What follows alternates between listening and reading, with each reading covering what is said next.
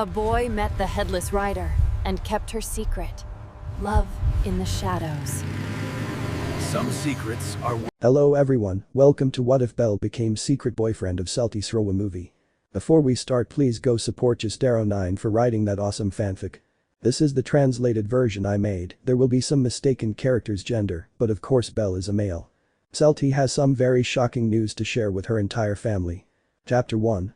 I have a boyfriend. Headquarters of the Estrie family. Through the corridors of the family that dedicated itself to bringing justice to all parts of the city of Arario, a certain elf with green hair and glasses walked back and forth along the same corridor with a nervous expression. She was Celty Srowa, a shy level 4 elf mage from the Justice family and the youngest of them all, being the only one who was still a minor. Come on, Celty, don't be nervous, you've been preparing for this for a week, the girl thought, trying to give herself courage, but it was difficult. Don't be afraid, they're your family. Celty was known for being the shyest and most innocent of the whole family, and for that very reason many in the family took care of her, mainly Rihanna and Kagaya, making sure that no person with bad intentions approached her. And given her shy personality, she got nervous easily, especially now that she had to tell everyone something very important, something she had kept to herself for a long time. Tomorrow I turn 17, I'm practically an adult. I don't have to be afraid anymore. She thought, clenching her fists with determination. They have to understand that it was my decision. I can take care of myself. Despite thinking all of that, he had not yet taken a single step towards the room where the rest of his family was. But it's so difficult, she whispered, leaning her back against the wall. I got the hardest part. It's not fair.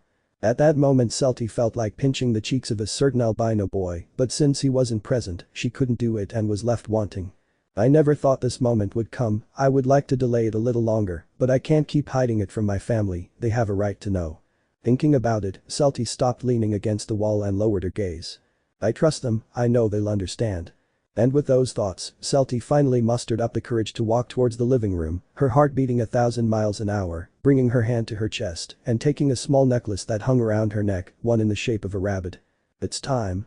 And when she arrived at the room, she opened the door with her slightly trembling hand and went in. The first thing she saw upon entering was all her friends sitting on the sofas scattered throughout the room, chatting animatedly. Even her goddess was there. The day was a day off for the family, and they almost always spent part of the day together in the living room. It was normal for them. Hey Celty, you've finally arrived, Iska greeted the elf.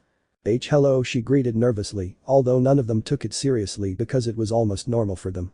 Hey Celty, Rihanna called, catching her attention. We were talking about your birthday cake tomorrow. What kind of cake would you like?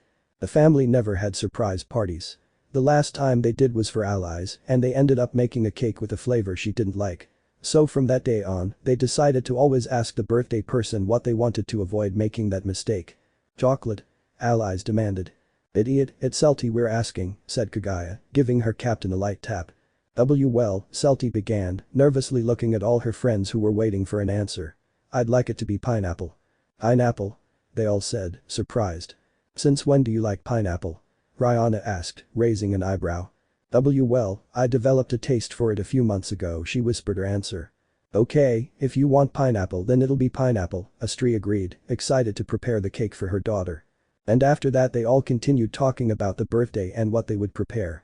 It was always the same with everyone, eager for each new birthday to celebrate. Celty just watched them chatting amongst themselves, unable to help feeling happy and touched. She would never regret joining that family. They were everything to her and someone else too. I have to tell them, he thought, preparing himself for what he was about to do. Family. Family. Family. Since Celty was speaking very quietly, no one could hear her because they were all focused on their conversations. But. Girls, Celty wants to talk. Fortunately, one of them noticed that Iska was calling them and quickly shouted so that they could hear her. What's wrong, Celty? Estrie asked, noticing the nervousness on her daughter's face. Is there anything you'd like to add to your birthday party? Nise asked. A pinata? Lyra asked. We can tie allies to the ceiling. Hey. Then no, it's nothing about the party, Celty denied, completely gaining everyone's attention. They knew that Celty wasn't one to attract attention to do something stupid like a certain redeed. If she was calling them, it was because she wanted to say something of utmost importance. And I wanted to tell you all something very important, she began, under the watchful gaze of everyone, which made her nervous. It's very important. Are you leaving the family? Rihanna asked, frightened. What? No. You're wrong, I quickly denied. So? Kagaya asked, feeling very curious about what the elf would say. Did something bad happen? Nguyen asked. Is someone bothering you? If so, I'll punch them in the face, Ni said, cracking his knuckles. Can you let Celty speak? Ryu asked when she saw that they weren't letting her friend speak. Go on. Thank you, Lion, the elf said gratefully. I have something very important to tell you, but first promise me you won't get upset. If I had their attention before, now I had it completely. Celty wasn't one to make that kind of drama, so now everyone was very curious to know what she would say. We promise we won't get upset, Astri promised, looking curiously at her daughter. All she hoped was that it wasn't anything bad. Celty turned her gaze to all her friends who were silently watching her, waiting for her to share this very important news. So, letting out a sigh, she prepared to say it, hoping that everything would go well. Me too. Me too. You? They all said at the same time. Me too. I have a boyfriend. And the words echoed throughout the room the moment the young elf shouted those words. And as was obvious, the place fell into total silence after hearing those words. Celty, seeing that no one was saying anything, slowly and nervously raised her gaze to see their faces. And as was obvious, they all had perplexed expressions, even their goddess. Q. 1. At. 2. Ah. And 3. What? The loud scream echoed throughout the headquarters, forcing the elf to cover her ears because she felt they might explode at any moment. I knew they would react like this, thought the nervous elf, mentally preparing herself for the barrage of questions. Do you have a boyfriend? The first to shout her question was Rihanna, who stood up with a perplexed expression, unable to believe it. Why yes, I just said it. Boyfriend? Celty has a boyfriend. Lyra shouted, unable to believe it. Of all the people, she was the least expected, hence her surprised reaction. Oh my god. Iska shouted, not knowing whether to shout with excitement, worry, or get angry. But how is this possible? Rihanna shouted, grabbing the frightened elf by the shoulders. How is it possible that you have a boyfriend? MMMMIC Kagaya whispered, her eyes squinting as she began to connect the dots in her mind. Is it true? Ryu asked, looking perplexed at her friend. In response, Celty nodded slightly, leaving everyone even more surprised. Her surprise was more than justified. Celty was the shyest and least sociable girl of all. If anyone in the family were to get a boyfriend, Celty would most likely be the last, and in the end she ended up being the first. She had never been seen interacting with a man. The only people she talked to were a few members of the Ganesha family with whom they occasionally went on family missions, but even then, the exchange of words between them was almost non-existent. That's why when she suddenly arrived saying she had a boyfriend, they were caught off guard and didn't expect it. Now the question is, who was that person? The girls couldn't help but worry, knowing how innocent and naive Celty sometimes was. They were afraid that she was being deceived or just played with. Please calm down, Celty pleaded, making an effort to speak properly. Do you really expect us to stay calm after that news? Nguyen asked, still reeling from the shock. I just can't believe it, Asta whispered. I knew this was going to happen, the elf thought, seeing how surprised her friends were. Celts. But then the soft voice of their goddess caught everyone's attention, seeing that she was sitting on the sofa calmly watching her daughter. Yes. How long have you had a boyfriend? Astri asked curiously, and the rest, upon hearing the question, turned to look at her with even more curiosity. Celty. Astri called again, seeing that the elf didn't say anything and only blushed. Since when do you have a boyfriend? From? In her mind, Celty was scolding herself for having hidden it for so long, but there was no other way. She had to tell them the truth. For 2.5 months. Little daring elf. And a second scream echoed through the headquarters, leaving more than one person deaf. Celty. How could you not tell us something so important? Rihanna shouted, grabbing her shoulders again. I'm sorry. I'm so sorry. Cried the elf, tears welling in her eyes from how frightened she was. But I was too scared to say anything, and all that time just slipped by unintentionally. Well, it doesn't seem strange to me, really.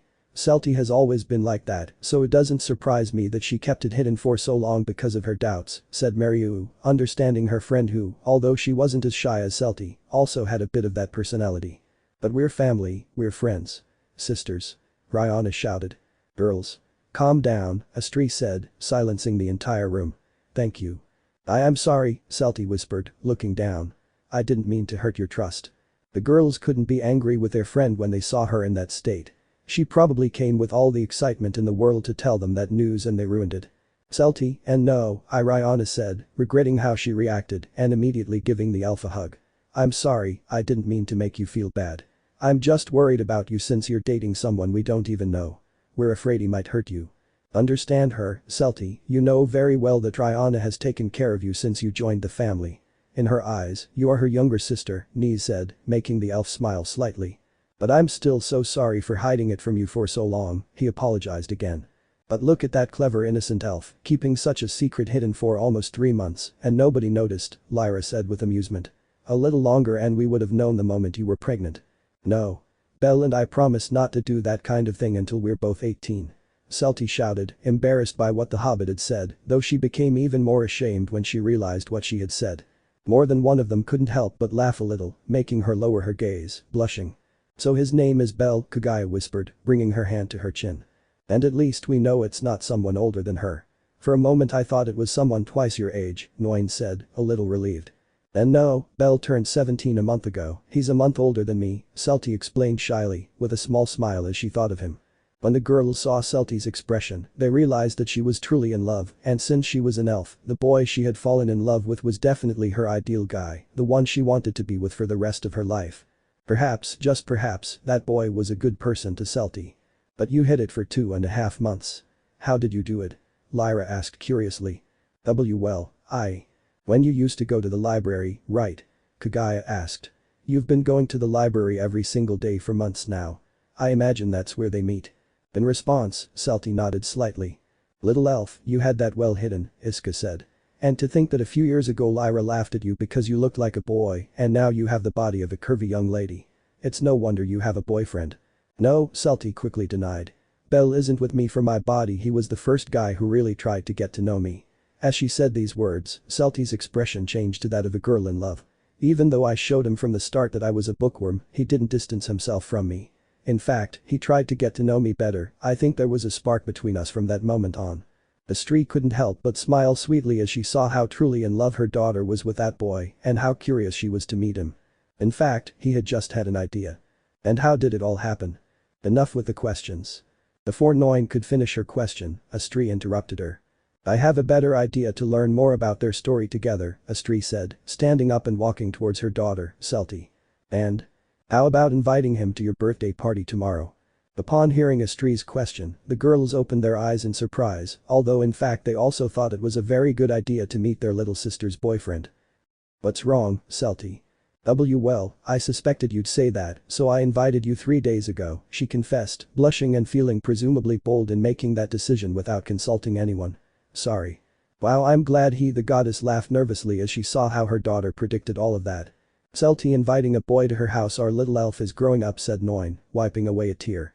And here I thought I was still that shy girl, Nese whispered with a slight smile. For some reason, I feel proud. Oh come on, they're acting like I'm a little girl taking her first steps, Celty said, embarrassed by how they were treating her. That's how older sisters feel, Ally said with a smile. Unfortunately, I can't have a boyfriend because I'm too perfect. Out of curiosity, Kagaya said, completely ignoring Ally's, how long have you known each other? Elle and I have known each other for a little over 9 months and have been in a relationship for almost 3 months. 9 months, I'm very surprised that we never noticed its existence, Nese said, puzzled. Hee. Perfect, they've had more than enough time to get to know each other, Astrid said. I trust you, Celty, so I think the boy you fell for is a good person. I hope to see him here tomorrow.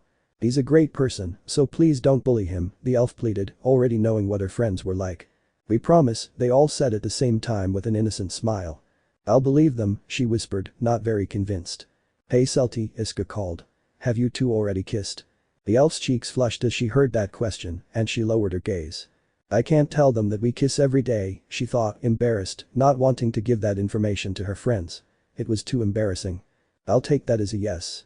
See Celty, that's so daring, Ryu said, embarrassed, not believing her friend had done all that. For a moment she thought they were just holding hands, but kissing? That's too much. First they had to get married and all that. And there goes the true pure and innocent elf of the family, Lyra mocked, seeing Ryu delirious. So there won't be any more questions? Celty asked, wishing they would stop there and continue tomorrow when she was with her boyfriend. When she was by his side she felt calmer and more confident. Just one more question, Astrid said, catching his attention. And? Do you truly love that boy? Yes, I love him, I have no doubt about the great love I have for him, and for the first time since the conversation began, Celty spoke without stuttering and with self-confidence, surprising her friends. Meanwhile, Astrid just smiled maternally when she saw that her daughter was speaking sincerely. She had truly fallen in love. She didn't know why, but it made her happy. Okay, that's enough. Celty let out a sigh of relief when she saw that the questions for that day were over.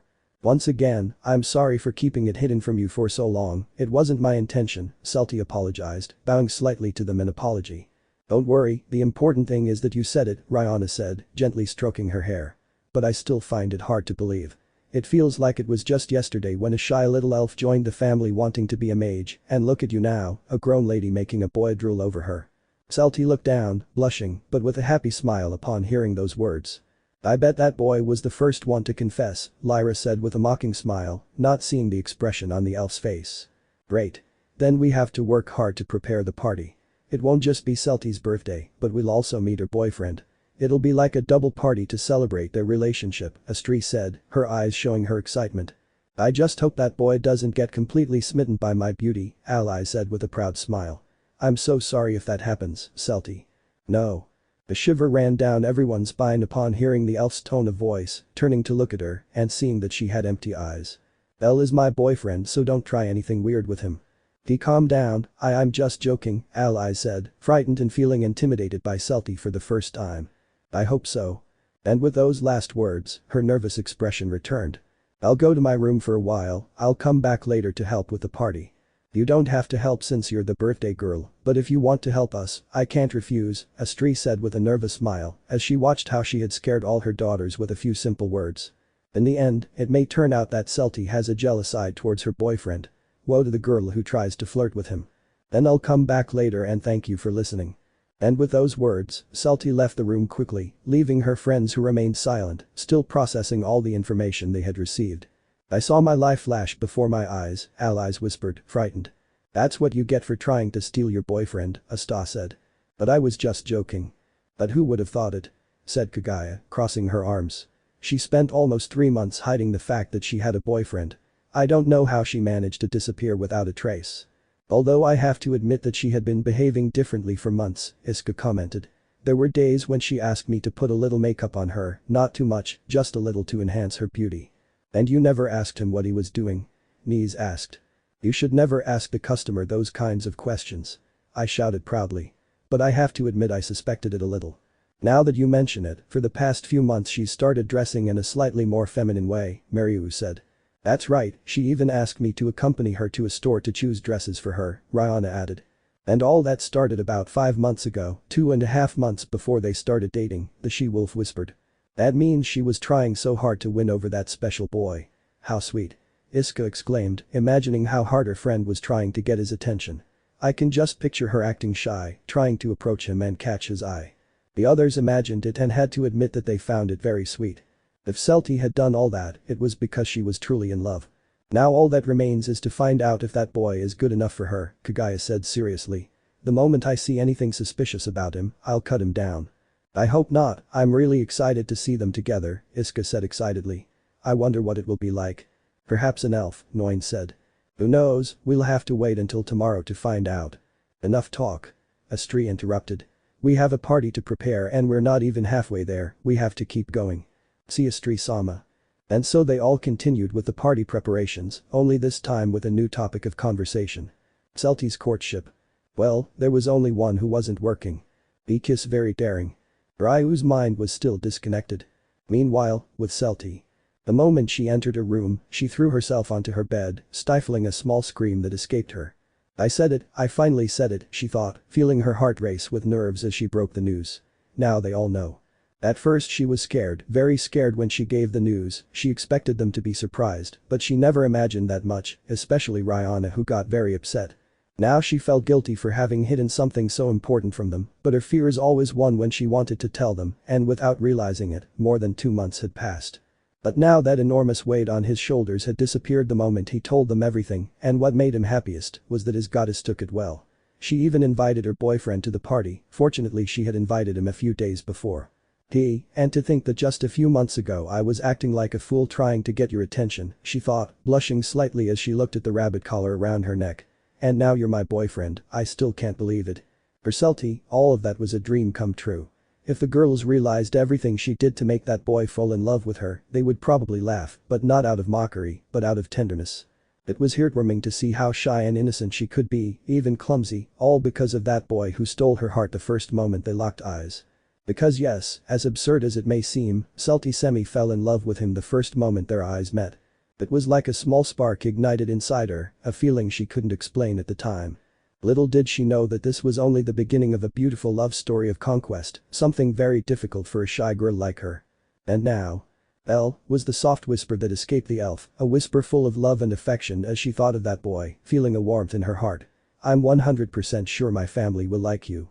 Just remembering how it all began filled her with joy. The story. A beautiful and tender love story that began in a library. End of chapter. Chapter 2. Where it all began. The city of Arario shone under the soft glow of the afternoon sun, its streets full of life and adventure. Among its bustling squares and shops was a place where voices turned into whispers. The central library. And seated in one of the many seats in that peaceful place was a certain green-haired elf with a shy smile of excitement, looking at the new book she was about to read. For Celty, that refuge of books was her home, and there she felt safer, surrounded by pages full of stories and knowledge. Ever since she was a little girl, Celty had been very shy and unsociable. She had always been like that. That was why she had spent a large part of her life reading books, to hide her sadness at not being able to socialize with others. Or so it was at the beginning, since now his love for books was genuine, having read more than 500 in his short current life. Yes, Celty was a big fan of books. And that doesn't change when I joined the Astri family, which by the way was purely by luck, since the goddess Astri saw her wandering the streets and invited her to join her family. If that hadn't happened, I don't know what would have happened to her.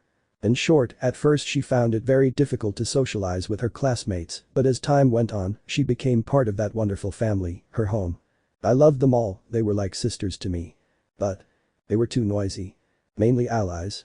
I couldn't read a book in peace because they were always making a racket everywhere. If it wasn't Lyra's bombs, it was Kagaya and Ryu's arguments.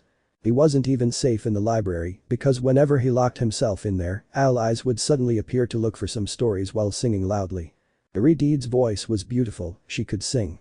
But the library was meant for quiet and peaceful reading, but that was impossible at that location. She loved them but couldn't do her hobby comfortably. So he made the decision to look for a library in the city where he could read quietly every afternoon. At least allies wouldn't be singing there, or so I hoped. And he found it, that library he was looking for, he finally found it. Her base, her new place of relaxation where she could read without anyone interrupting her, spending hours and hours there without getting bored. She had read so many books that after a long time she began to read a curious genre that she had always avoided. The romance genres. He hadn't read many, probably about 12, but he had liked them all. And after reading those books, he could draw his own conclusions about that feeling. If Celty had to describe love in one word, it would be complicated. Very complicated. She had never been in love in her life because her shyness prevented her from meeting boys, but her love of reading led her to read many romantic stories, bringing her to that conclusion. Love was one of the most complicated and problematic feelings that could exist. Just as it brought great happiness, it could also bring the greatest depression to that person. It was a very happy feeling, but also very sad. She didn't need to fall in love to realize that. After reading so many romance stories, she could understand it perfectly. Or so she thought. Although she believed that the whole topic of romance and love was very complicated, she enjoyed reading many romance stories. They were one of her favorites. The ones she liked the most were those love at first sight stories, where the protagonists showed interest in each other the moment their eyes met. Although she liked those kinds of stories, she also found them absurd, since she believed it was impossible for someone to fall in love at first sight or to be interested in a person without even knowing them. Although Celty didn't know that no matter how many books she read and how much knowledge she accumulated, she would never understand the feeling of love unless she truly felt it herself. Although, as was obvious, his shyness prevented him from getting to know more people than his family, and for obvious reasons, he never felt such a feeling for anyone. Or so it was until now. What she thought was absurd when she read the books, she began to feel too without realizing it. Interest in a person at first sight. The elf's eyes gleamed as she saw a certain direction. She was sitting at one of the many tables in the library reading a book, specifically at the tables in the back where she found her place of tranquility. Everything was peaceful for her at that moment until she decided to take her eyes off the book and look up to see her surroundings. And that's where she saw him. A few meters away from her, on one of the many shelves, a boy was softly humming a song while looking for a book. Seeing that aroused great curiosity in the young elf, whose eyes emitted a faint gleam without her realizing it. What intrigued him was her appearance. hair as white as snow and eyes as red as blood. His appearance was striking. "No, it's not here either." Thanks to his enhanced senses, he was able to hear her faint whisper, a little frustrated at not finding the book she was looking for. Who was he? Celty could unintentionally memorize all the people who used to visit the library, even if they only appeared once a month. But that boy was the first time I'd seen him there. Someone with that unique appearance would be impossible to forget. Celty quickly looked down nervously again to read the book just as that boy turned to look at her from his seat. Did he realize I was watching him? The nervous elf thought, not wanting him to think she was some kind of stalker. But she couldn't help it. His appearance was so striking that she simply remained in a trance watching him search for that book. She must have looked very strange. Has he already left? Celty thought, still nervous, looking up to see if the boy had already left. Sorry. But she got the fright of her life when she looked up and saw that boy in front of her, leaning slightly forward and looking at her curiously. Startled, Celty let out a loud scream, falling backward and off the chair. Shhhhhh. And immediately the other people who were in that library turned to look at her angrily, making that sound to make her be quiet. The elf's face turned bright red after the spectacle she had made in just a few seconds, seeing how she had disturbed the peace of her fellow readers, and she was filled with great shame. She hated people who made noise in the library, and now she had become one of them. "I'm sorry." Just then, the voice of the boy who had scared her was heard, making Celty look up to see him. There he was, with a nervous smile because of what he had unintentionally caused by lightly scratching his cheek. "Hey, are you okay?" I asked, hesitating whether to extend my hand to help her stand up or not. He knew about the customs of the elves and didn't want to make her any more uncomfortable than she already was. "Why yes, I'm fine." Nervous about the presence of that albino boy, Celty answered his question by slowly standing up, her gaze still downcast and blushing from what had just happened. I still didn't understand why she was behaving so shy and nervous. She acted that way with other people, but not as much as at that moment. "I didn't mean to scare you, I'm sorry," he apologized again as Celty stood up. "But I noticed you were looking at me." Sorry." Shhhh. Celty screamed, embarrassed by her actions, and the rest of the people again asked her to be quiet. "I don't know if you already know, but you have to be quiet in libraries," said the boy with an anime-style sweat drop. I already know that," whispered the elf, wanting the earth to swallow her up at that moment because of how ridiculous she was making herself by saying stupid over and over again in her mind. "What I mean is, I thought you wanted to help me find the book I'm looking for, no offense, but you seem like someone who spends a lot of time in the library." She laughed nervously at what she had said. Celty's blush and embarrassment only grew when she heard those words. In short, they had told her that she was a weirdo, a bookworm. Her ears drooped slightly upon hearing that. That was also one of the reasons why she felt embarrassed and afraid to approach other people, that they would distance themselves from her upon learning that her hobbies consisted of spending almost the entire day in the library reading. What book are you looking for?" the elf asked in a whisper, but it was loud enough for him to hear. "Well, I'm looking for the story of Epimetheus, but no matter how much I look, I can't find it," he explained, a little frustrated. "The librarian told me it's in the stories section, but it's not there." "Epimetheus," the elf whispered, beginning to remember. "I remember seeing him in the encyclopedia section." Why would a storybook be there?" the boy asked, puzzled. "Someone probably took it and was too lazy to put it back, so they left it there. I hate it when people do that," she said, a little annoyed. "I think I remember where on the shelf it was."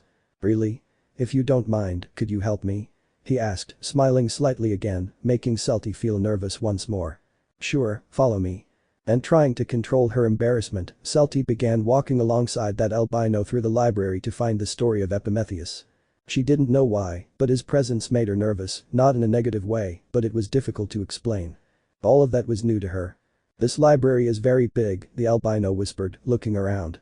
"It's a little bigger than the one in my house." As they were walking together, Celty couldn't help but compare her height to his, noticing that she came up to just below his shoulder. He was tall, probably taller than knees. He had a curious appearance. It was strange that I had never seen him despite the fact that he patrolled almost the entire city every day. He had probably arrived in Arario recently. "Is something wrong?" "Are you looking at me?" said the albino, smiling slightly. Celty's face had turned intensely red again. How many times had she blushed that day? It was the first time it had happened to her so many times. It's just that you have a curious appearance and I was wondering if you were new in town." And as best she could, Celty asked that question, trying not to stutter too much. "Of course not, I've lived here since I was a child," he replied, surprising Celty. "It's just that I don't go out much." "Wow, then that would explain everything." Without realizing it, Celty was having a conversation with a boy. It was the first time she had ever talked to someone for so long. They usually moved away from her when they saw that she stuttered a lot and things like that, but he was still there with a smile. That smile. Ugh, encyclopedias, the albino whispered as he entered the shelves where all those thick books were. Don't you like them? Celty asked, unable to help but smile with a touch of amusement at her reaction. They bring back bad memories of my childhood, she whispered again, a small shiver running down her spine. They're not my favorite types of books, but I read one every now and then, said the elf, starting to walk through the bookshelves looking for the story. Full. Wow, he let out a sound of surprise upon hearing that answer. I know, it's weird, whispered the elf sadly, seeing that she now seemed like a weirdo. Strange. I'd say it's admirable. Reading a book like that all the way through requires a great love of reading. That's incredible. Celty stopped looking for the book to look at Belle, who was smiling at her, that smile. Her heart raced and her eyes sparkled upon hearing that word. That was the first time they had praised her love of reading in that way.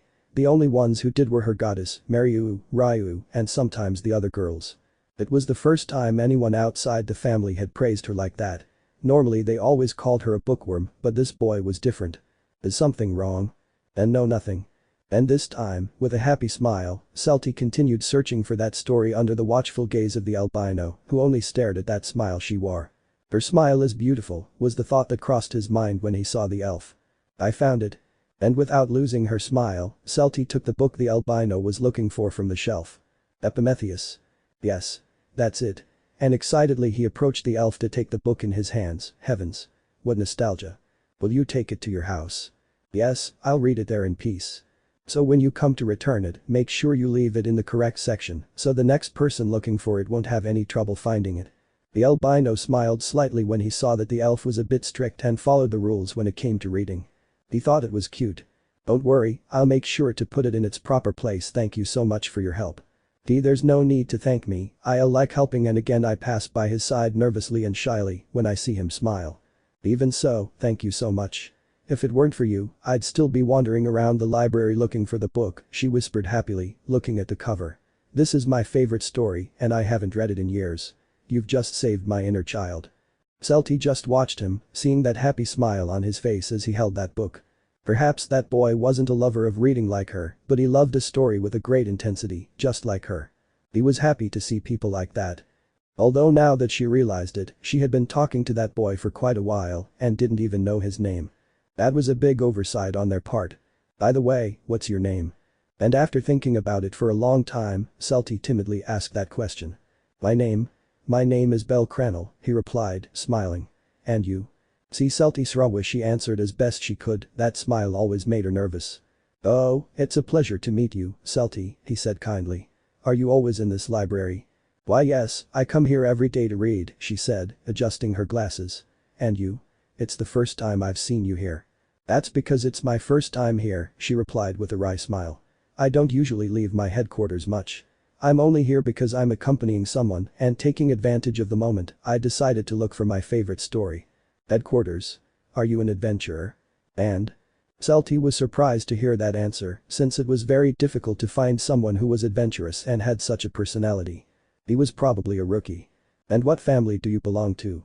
She asked, curious and a little embarrassed, feeling that she was being very nosy. My family? Well. I'm done, let's go, Belle. Before the albino finished answering, a male voice caught both of their attention, turning them to look at him. The elf went from embarrassment and shyness to fear and surprise when she saw who was standing about 2 meters away from them with an unfriendly expression causing chills down her spine. He was.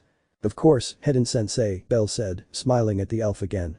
Hedon V, vice captain of the Freya family, the elf thought, unable to believe it. What? Belle asked, surprised to see Hedon looking at Celty. Nothing, just hurry up, said the elf, turning his back on them and walking away. He, as serious as ever, he whispered playfully, looking back at Celty, who was still in shock. What? Do you belong to the Freya family? I asked, unable to believe it. Of course. I've belonged to that family since I was a child, he replied happily. The elf was stunned to hear that answer. Familia Freya? How could someone who behaved in such a kind and warm manner be part of that family full of savages? It was hard to believe. Well, I have to go, or Hedon-sensei will get angry, she said, taking a step back. Thank you so much for helping me, Celty. It was a pleasure meeting you. Maybe I'll stop by more often so you can recommend a book since you know so much about them. I see.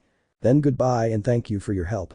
And with those last words, Belle turned around and walked away from the elf, who was still in shock, unable to believe what she had just seen. She had a kind smile. Eyes that conveyed kindness. A soft and relaxing voice for your ears. Did someone like that really belong to that family full of lunatics? I think I misjudged all the members of that family all this time, she whispered, nervously lowering her gaze. And the worst part of all. Even though I knew I belonged to that dangerous family. And that he could be dangerous. And that she could get into trouble. I wished I could see him again sometime in that library and see that smile. What am I thinking? She whispered, steam practically rising from her ears with embarrassment. Celty had had a very curious day. Meanwhile, in the streets of Arario.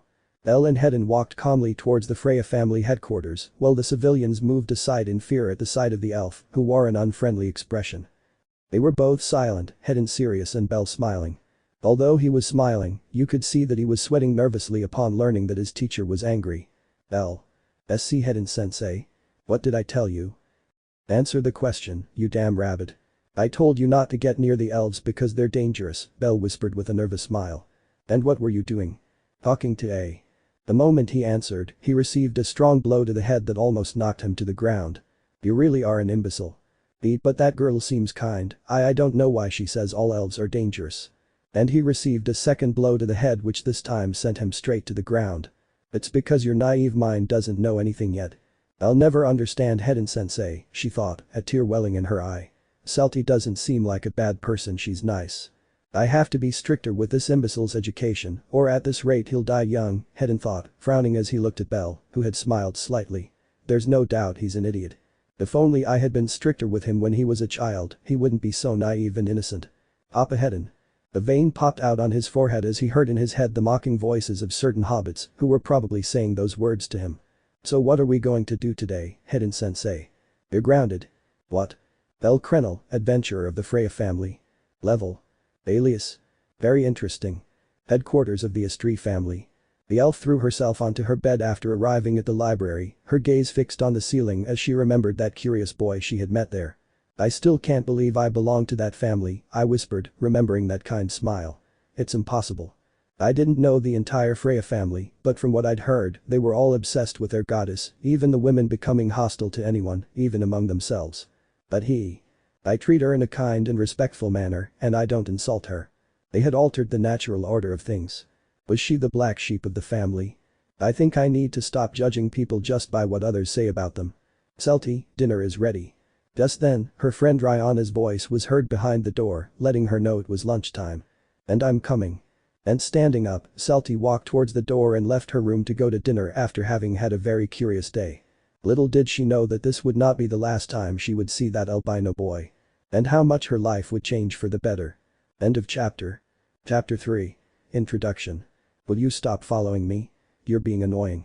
Outside Arario, in a remote city, a certain elf was walking along the wet streets of the place as it was raining lightly. It was Hedin, a member of the Freya family, who was in that city looking for his goddess since she had escaped again. Fortunately, one of them had already found her in a nearby town, so they were all preparing to go there.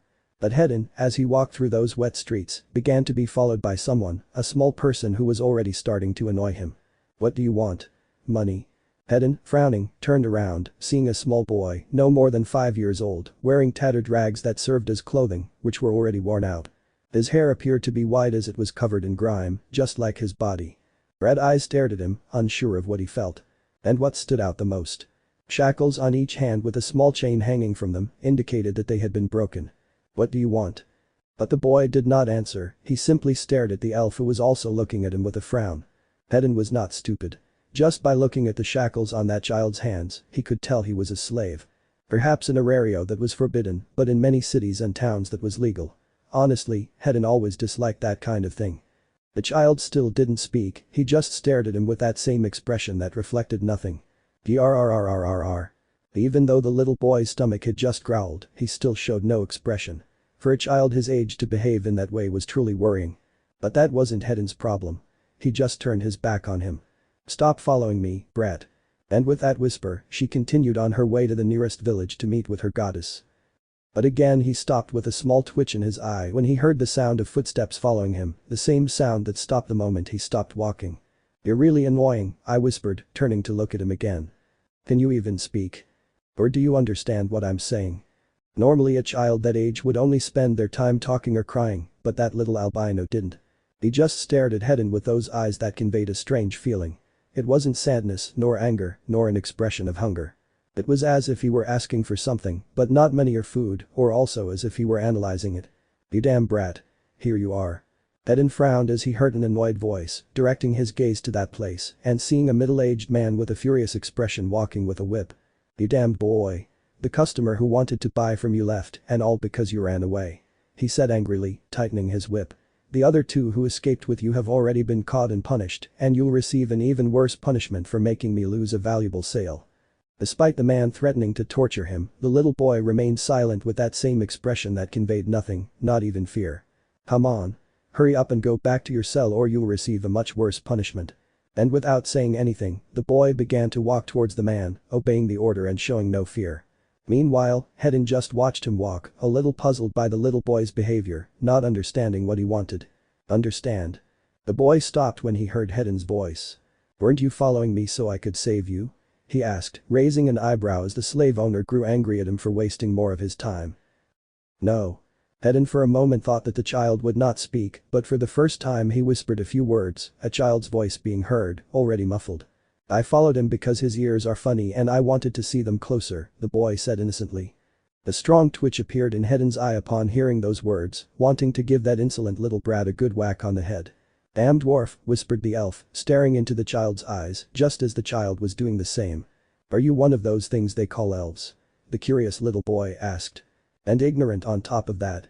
Meanwhile, the slave owner had gone from angry to puzzled by that strange conversation between the elf and the child, not knowing what to do. The first meeting between Hedin and Belle was very strange. Present.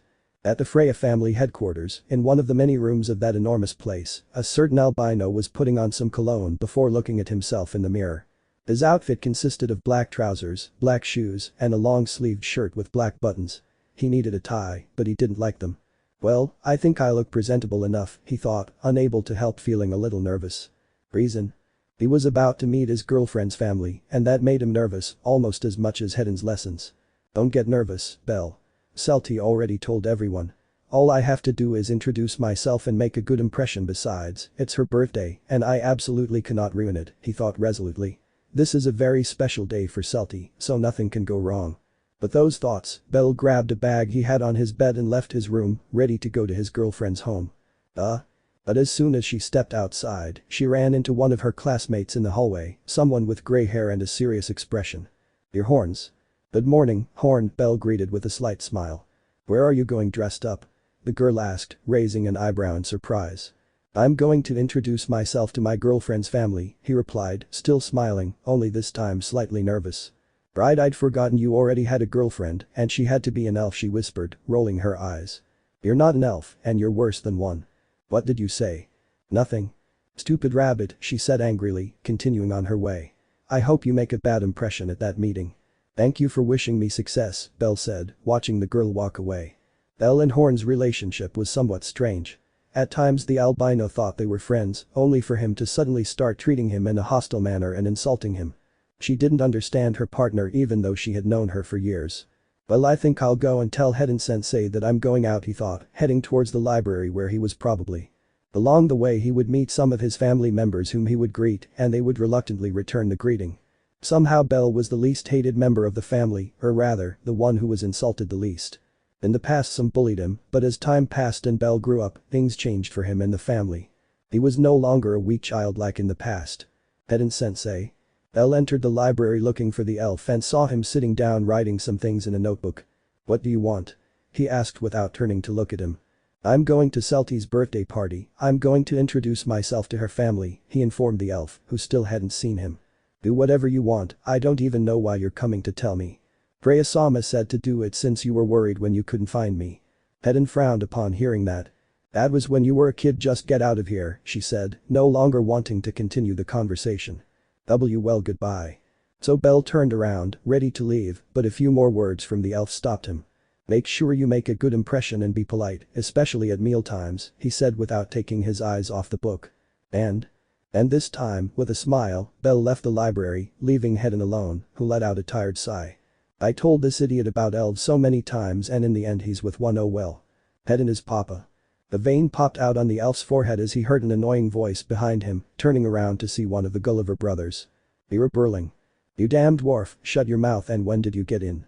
It's been a while, and the father is afraid that his little one will leave the nest. Poor thing, she whispered, still smiling mockingly. The little one who can beat you and your stupid brothers up.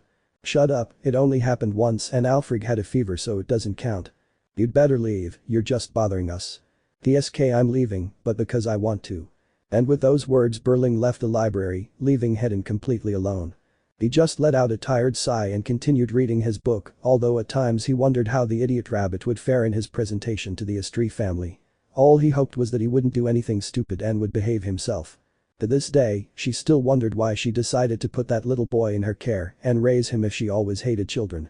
And what bothered him most was that if he somehow went back to that moment in the past. I would do it again. But the albino. He was walking through the city streets with a small smile, attracting the attention of some women who saw how well dressed he was. He was quite the heartthrob. Even Freya-sama is watching me, he thought with a nervous smile, as he felt a curious gaze turning around to see the top of the Tower of Babel and raised his hand in greeting. At the top of Babel. Estrie, your daughters had better treat my little one well, or I'll tear them all to pieces, Freya thought, clutching a stuffed rabbit in her hands.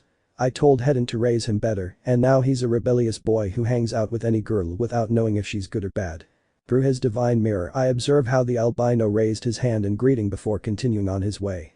Good luck, my little Belle, now let's watch the sports channel. And with those words Freya changed places to observe the interior of a house where a girl with light blue hair was beating a man with a hat to a pulp. Asfi, please, don't hit me anymore. I won't do it again. How could he spend my savings without my permission? You damn god.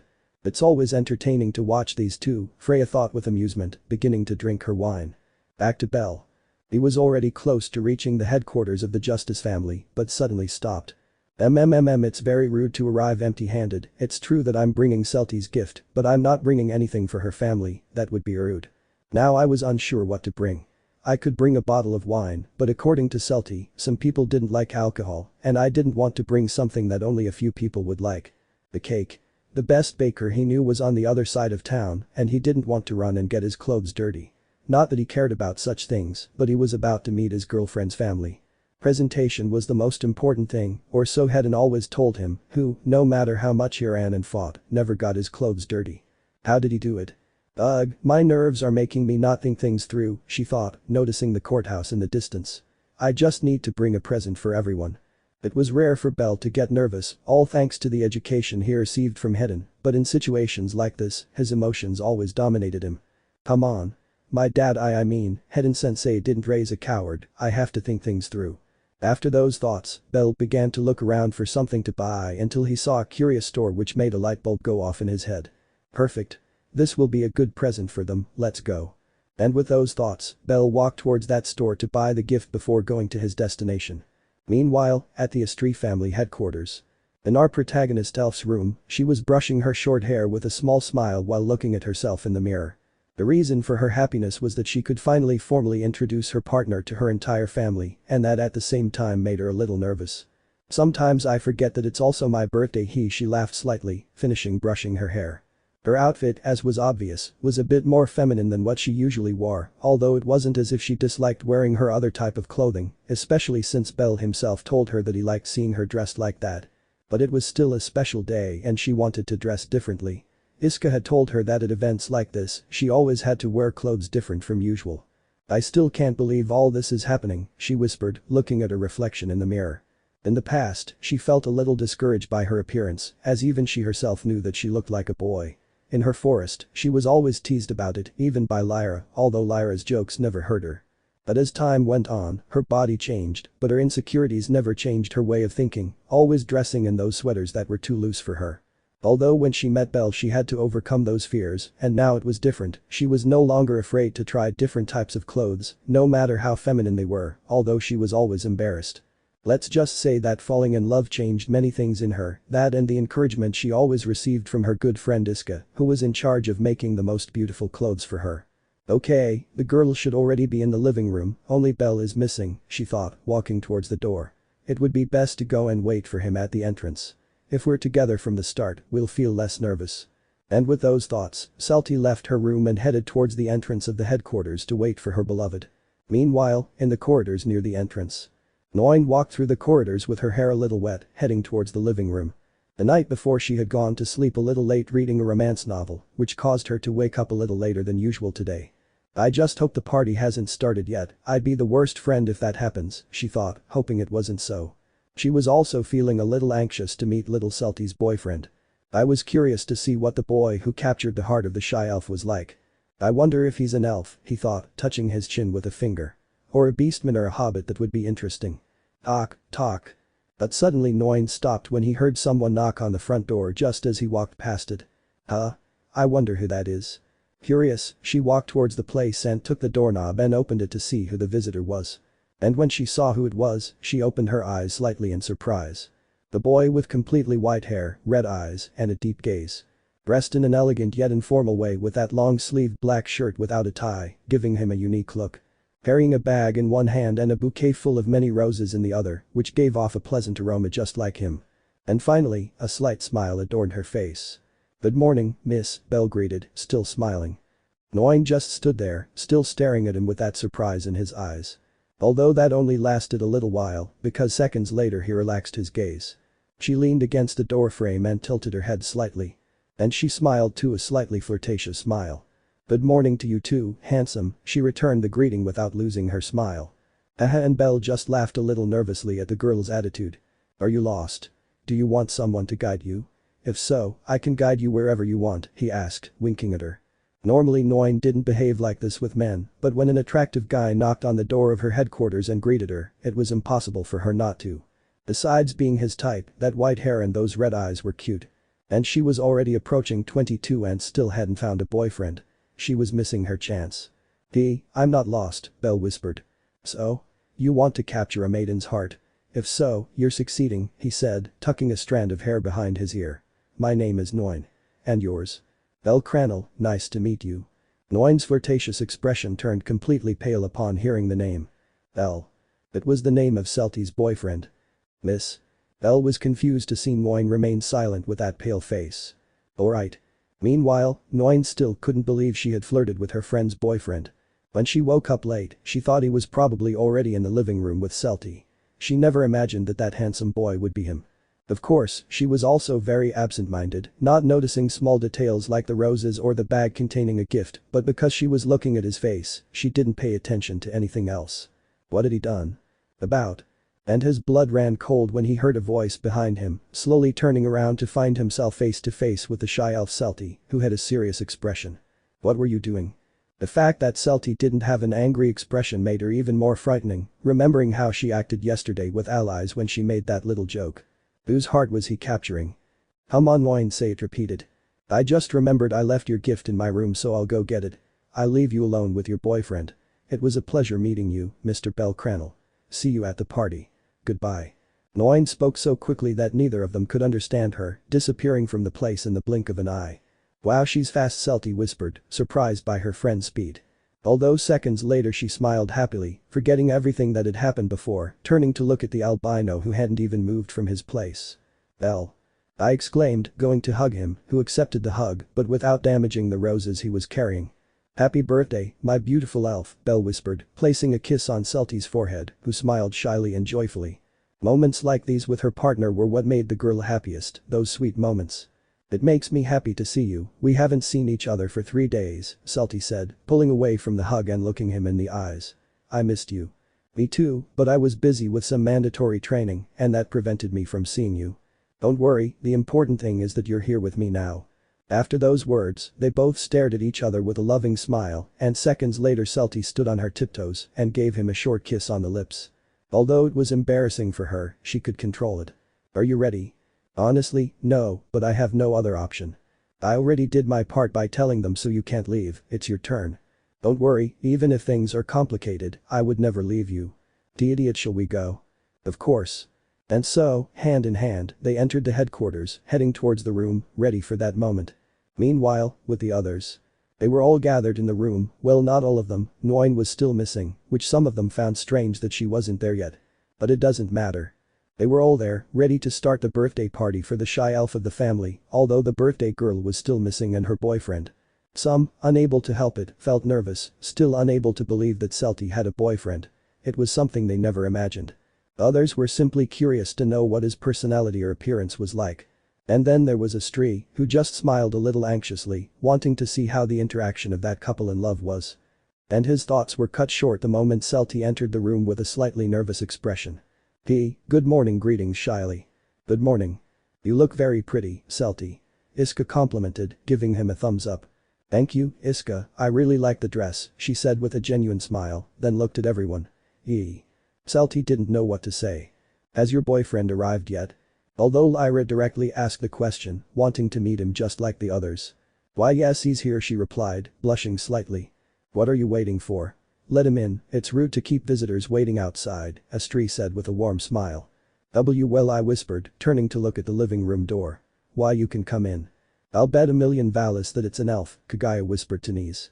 I bet $1,000,000 it's human, whispered the she-wolf. Slowly the door opened under the watchful gaze of everyone, giving way to that albino boy with a slight smile that was somewhere between nervous, shy and kind. Some opened their eyes in surprise at his attractive appearance, others like Kagaya wanted to tear out their hair when they saw that he didn't have elf ears, and others smiled proudly at the handsome boy their friend had caught. But even so, surprise struck each of them as they watched him stop beside Celty, who took his hand. Girls I present to you Bell my boyfriend. End of chapter. Chapter 4. Revelations. Girls I present to you Bell my boyfriend. Those were the words that echoed in the Astri family room from a nervous Celty, who took the albino's hand to feel less nervous. And obviously they all remained silent, watching the couple in love, mainly Belle, analyzing him with her eyes. Well the only one who wasn't seeing it was Ryu, since she was looking at their hands intertwined. They've only been dating for 2.5 months, and they're already holding hands, how indecent. Ryu thought, starting to feel embarrassed and lower her gaze. And the room remained silent, making the couple increasingly nervous. Say something Celty whispered to the rabbit, who remained motionless. See. Slowly, Belle let go of the elf's hand and took a step forward under the watchful gaze of all the girls. My name is bellcranel, I'm Celty's boyfriend, it's a pleasure to meet your family, he introduced himself, trying not to appear nervous. I'm 17 years old, I like to eat pineapple and read books occasionally, my favorite place in the city is the Auraria Wall, my birthday is. Wow dude, calm down, don't tell us your whole biography. But before he could continue speaking, Lyra stopped him when she saw that he was about to reveal too much. Astri couldn't help but let out a slight laugh when she saw that, as did Celty, who smiled slightly. Sorry, Belle apologized, a little embarrassed by what he had done. So that's Celty's boyfriend, was the thought that crossed the minds of almost all the girls, as they watched him turn to look at the elf and smile at her, who shyly returned the smile. He's cute, I'm proud of Celty, Iska thought, eager to know more about the two of them and how they fell in love. It's a rabbit, Nise whispered to Kagaya. No, he's a human who looks like a rabbit, he's barely introduced himself and he's already causing confusion, I already don't like him, the Asian woman whispered. What do I do now? Belle thought nervously, seeing that all the girls were still staring at him. If there was anything that scared him more than Hedon, it was definitely being the center of attention. He never liked that and for that reason he always avoided it. Although being the center of attention was now inevitable in front of so many women, all of whom were related to his girlfriend. Meanwhile, the door opened behind them and Nguyen slipped in, trying not to attract attention, although fortunately no one saw her, going to sit on another sofa and watch Belle. Ugh, I'm still surprised at how cute he is, the nervous human thought, remembering how she'd flirted with him just a few minutes earlier. First time I've flirted with a guy and it ends like this, I have bad luck. Well, it's a pleasure to meet you, Belle. The one who said those words was Astri, who stood up and approached the albino with a kind smile. Ever since Celty told us about you yesterday, I've been really looking forward to meeting you, although I imagined you differently, whispered the goddess, looking at Belle's white hair and red eyes. It is an honor to meet you, Goddess Astri, he said, bowing slightly before her. I greatly admire what you and your family do to keep the city safe. Thank you very much, but my daughters do all the work, not me. But all the values they follow were taught to them by you. If they distribute justice fairly, it is thanks to you, Goddess Astri. Wow, that was lovely, thank you so much, the goddess said, a little touched by those words. I also feel that Celty is a wonderful woman in part thanks to you and your teachings. The elf began to feel embarrassed upon hearing those words, lowering her gaze and unable to avoid smiling slightly with happiness as her friends watched her, seeing the joy in her eyes. Celty was a wonderful woman from the beginning, although not very sociable, Astri commented, recalling those times. Yes, I could tell from the day I met her. Can you stop talking about me? Celty asked, embarrassed, not wanting to hear about her dark past anymore. In fact, she was still a rather unsociable person. Poor thing, she doesn't even know we're going to be talking about her all day, Asta thought, knowing that the elf and his partner would be the main topic of conversation. Hey Rabbit, Lyra called. Don't call me Rabbit. Whatever. How much longer do you plan to keep those roses in your hand? Won't you give them to Celty? The hobbit asked, pointing to the bouquet of roses in her hand. Belle just turned to look at the flowers, then looked at all of them. In fact, they're not for Celty, they're for all of you. Hey? The girls were slightly surprised to hear what the albino said, except for Celty, who already knew about it since her boyfriend had told her on the way down the hallways, although she couldn't help feeling a little jealous about it. For us? Nese asked, raising an eyebrow. At least try to hide the fact that you want to flirt with all of us, Kagaya whispered, looking away. That's not it. Belle quickly interjected, not wanting to cause a misunderstanding with his gesture. The thing is, I wanted to bring you a gift since I didn't want to come empty-handed, and this was the only thing I could think of. It's a very nice gesture. Giving flowers doesn't always have to mean romantic things. Aphrodite has always said that, said the goddess Astri, knowing that all Belle wanted was to make a good impression by giving those roses. I'll try to find a better gift next time, Belle whispered, beginning to regret buying the roses as she took one out and gave it to the goddess. Thank you, I really like all kinds of flowers so it doesn't bother me at all, Astri said, taking the rose and looking at it with a smile. For the moment, she liked Belle. He was a good, polite and sincere boy, since he hadn't told a single lie. Celty had fallen in love with a good person, and that made her happy. Meanwhile, Belle, a little nervous, approached the other girls to give them their respective roses. Honestly, she was already regretting buying that. A bottle of low-alcohol wine would have been better. But since some girls seemed happy with the rose, there was no problem. The Gaia took the red rose in her hands, looked at it for a few seconds, and then turned to look at Belle. Hey. Yeah? If Celty were to make chocolates for all the men in your family, would you like that? The Asian woman asked, wanting to know what her response would be. The Gaia, it doesn't bother me, Celty thought, knowing that she was saying it because she thought she felt uncomfortable when she wasn't well, maybe a little, but she knew very well that Belle was doing it as a way of introducing her. For days she had told him that she didn't know what to give them, and in the end she decided on roses. Well. The albino let his imagination run wild, picturing a nervous Celty giving chocolates to Otter, Alan, Hedden, and others as a way of introducing herself. Well, that would be interesting to see, to be honest, Belle replied with a touch of humor, causing Kagaya to raise an eyebrow. Doesn't it make you jealous that your girlfriend gives chocolates to other men? She thought, puzzled, watching Nese take the rose and smell it. It smells nice, thank you, she said, smiling slightly. What a strange guy, and for some reason, the way he walks and the atmosphere around him are also strange. It's like he's always on guard, but at the same time, he's not, he thought, squinting. Who is this guy? As Belle approached Nguyen and smiled slightly, it made the girl nervous. It's a pleasure to meet you, Nguyen Sant, Belle said, handing him the rose. I hope you like it. Thank you, the girl whispered, taking the flower in her hands and smelling it, then looking at the albino who was still smiling at her. Ugh, first time I've received flowers from a guy and it turns out he already has a girlfriend, she thought, discouraged, though her discouragement turned to a shiver down her spine when she felt a certain penetrating gaze. She slowly turned her gaze to one side of the room, seeing Celty standing there, watching her with a calm expression, but for some reason, it frightened her. They're pretty, Nguyen whispered with a nervous smile, turning to look at Belle again. I'm glad to hear that, and with those words Belle walked away, making her let out a sigh of relief, because that smile she was wearing was something else entirely. And now, with all the roses delivered, Belle returned to Celty's side, letting out a sigh of relief at finally being finished. Don't think that a rose will win my approval. I haven't decided yet if you're a good boy for Celty, Rihanna said, crossing her arms, but without damaging the rose. Rihanna, the elf whispered. I'm sorry Celty, but your boyfriend still doesn't convince me. I won't give in easily. Sorry about that, Belle, but Celty is like everyone's little sister, Astri apologized with a slight smile. Don't worry, it makes me happy that you have a wonderful family who loves you very much, it reminds me of my family. Oh really? No, not really. Celty only smiled slightly upon hearing that, as she knew very well that Belle was just joking, but since no one knew which family he belonged to, they didn't understand. All Celty hoped for was that the girls wouldn't be upset when they found out which family she belonged to, and even more so when they found out who she was. She knew it would be surprising for them, but she was confident that everything would turn out alright. Ahem, there are many more things I'd like to talk about regarding your relationship, Ally said, standing up and drawing everyone's attention. But before all that, I'd like to remind you of something very important that we haven't done yet. What? Lyra asked. Allies just smiled with excitement and rushed towards the elf to hug her, taking her by surprise. Happy birthday, Celty! Exclaimed the Retid, slightly embarrassing the young elf, who couldn't help but smile happily. You're one step closer to being an adult. Hey, come on, don't exaggerate, she laughed, embarrassed. Now it's my turn, Nee said, snatching the elf from Allies and hugging her. Happy birthday, little elf. The wolf's smile was an older sister's smile, a very pleasant smile in Celty's eyes. My turn. Iska shouted, jumping up and landing on top of them both. Happy birthday, Celty. While that was happening, Belle just watched them with a small smile, seeing the happiness in the elf's eyes as she was hugged by all her friends. It made him happy to see her so content. I'm glad Celty is so loved by her family, Belle whispered as Astrid stood beside her. As I said, Celty is like the youngest sister to everyone, so they love her very much, the goddess said, looking at all her daughters with a motherly smile. I still remember when she first joined the family. She barely left her room because of her shyness.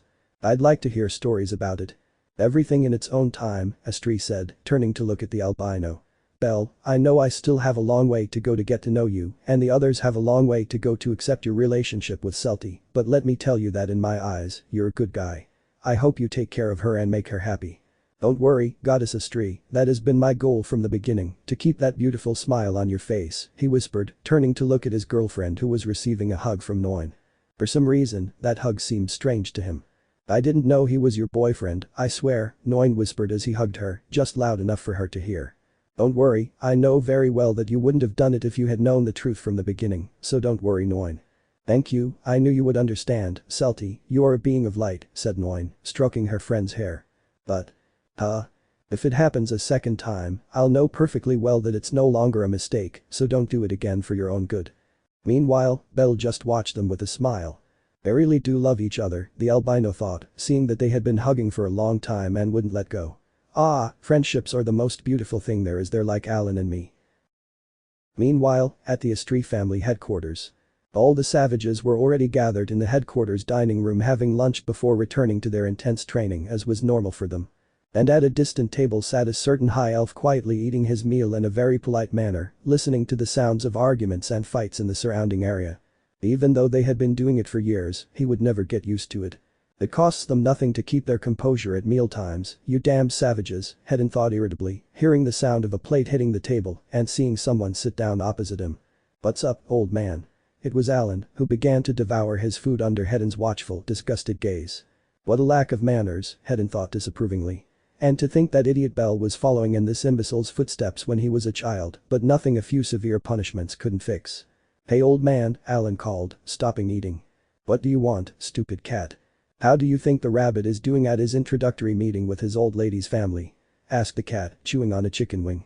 I don't know and I don't care, replied the elf, taking a sip of his wine and placing the glass on the table. Haha, you don't care? Alan asked playfully. I remember a few years ago when that idiot was still a kid, he said he was going to kill Goliath by himself to reach level 3, and you said you didn't care, but 3 minutes later you left the headquarters and headed for the dungeon. Hedin's eye twitched when he heard those words because they were true. He always hated Belle's stupidity when he was a child, since he was almost killed by Goliath, but because he was there it didn't happen, although the punishment the rabbit received was severe, which was to read an entire encyclopedia every day. They are completely different situations, the elf said, continuing with his meal. Belle is old enough to choose his partner wisely, so that's no longer my problem. You sound like a father. Yeah. These were the words of 2 Gulliver brothers, the 4 of whom were sitting at the table next to each other, mockingly observing the elf. Hedin simply sighed, not wanting to explode right there, although it was very difficult with the stupid companions he had. Belle and his girlfriend this and that. Is that all they ever talk about? The one who said those words was Horn, who was sitting at another table eating her lunch with an annoyed expression, and in front of her was a brown-haired catgirl with a smile, eating as if there were no tomorrow. They only talk about him, as if it were so important that that idiot has a girlfriend. Sniff sniff. Then one of the brothers began to sniff under the watchful eyes of his other brothers. Do you recognize that smell? I asked with a curious expression. Yes, but I can't remember it. It's very curious. And it stinks. It's a strong smell, Burling said, rising from his seat and approaching Horn. Sniff sniff, it's like a smell of jealousy. A twitch appeared in the girl's eye upon hearing those words. Oh, I understand now. The crazy woman is jealous because the rabbit hardly spends any time with her anymore since he started dating that elf. Poor ugly little thing. I'm going to play you a sad song with the smallest violin in the world. Shut your mouths, you damn dwarves. Horn yelled, magically pulling out knives and starting to throw them at us while they dodged them, laughing and mocking her. Yum, the cat just ate her food, watching the girl throw the knives. Do you like Belle, Naya? Shut up, Anya. He yelled, throwing a few knives at her as well. Naya. Eden just sighed, listening to all the commotion. Fortunately, she had already finished her lunch, so she could leave and not have to deal with all that noise. I still don't know why Freya-sama accepted a bunch of savages into her family, the elf thought, leaving the dining room and closing the door behind him, no longer hearing the noise. But whatever, she must have seen something in them. So the elf began to walk through the corridors towards the library, but stopped at one of the windows looking outside, precisely in the direction where the headquarters of the Astri family was located. I wonder how he's doing at that meeting. She thought, adjusting her glasses and continuing to walk. Well, he's a smart guy, so I'm sure he'll find a way to make a good impression on that family. Meanwhile, at the Astri family headquarters. Health. These were the words spoken by Justice's family and Belle as they clinked glasses. Everyone was gathered in the dining room eating the special lunch that Astri prepared for the elf's birthday. Some, like Kagaya, were drinking a little alcohol, and others, like Ryu, were drinking juice. I love birthdays. I can eat a lot and nobody judges me, Ally said happily, enjoying the food. When you're as fat as a cow, I don't want you complaining, the Asian woman whispered, taking a sip of her wine. Meanwhile, at the other end of the table, Belle and Celty were sitting together, also enjoying the delicious lunch. Your family is very lively, Belle whispered to his girlfriend. Yes, I know, they're the best, said the elf with a small smile, watching them all chat. She felt happy and relieved to see that for the moment everything was going well with the introduction of Belle as her boyfriend, although for obvious reasons, some still had a little distrust in him, but she was sure that would soon change. The hardest part, which was the presentation, was over. Well, it wasn't the hardest part. There was a small detail that they didn't know and that they would find very difficult to accept. I just hope that in the end they would accept it and understand it. Now that we're all here, I'd like to continue the conversation, Astri said, turning to look at the couple, specifically at Belle. Why don't you tell us something about yourself? I'd like to know more about the boy who stole Celty's heart. Astri-sama, Celty whispered, not wanting to be embarrassed at mealtime. Something about me, Belle said, putting on a thoughtful expression. Well, I don't know what to say. What do you want to know? Why don't you tell us what family you belong to? And the first to speak was Kagaya, looking curiously at the albino. From the way you walk and everything else, I can see that you are an experienced adventurer, so I would like to know what family you belong to, I'm curious. The rest of the girls nodded in agreement with Kagaya about knowing that about the rabbit. Belle just looked away, knowing that it would be difficult to talk about given his family's reputation and his own. I was sure they would all be hugely surprised to find out who he was. And Celty felt a little nervous knowing that her friends wouldn't take it well, she just hoped that in the end they would understand and accept Belle when they saw that he was a good guy and not like all those rumors said. Well, my family is rather complicated, Belle began, putting his fork down on his plate. Very complicated. Do you belong to the Apollo family? Rihanna asked. Or the Soma family? Asta asked. Well, no, I'm not from those families, she said, looking in another direction. Their reactions are probably worse than mine were back then, Celty thought, looking at her whole family, one of whom had probably already guessed from the surprised expression on her face. No, I highly doubt it, Nise whispered, catching the gaze of the others. The one you doubt? Ryu asked. It's impossible, her personality is that of a calm person, too much to belong to that family.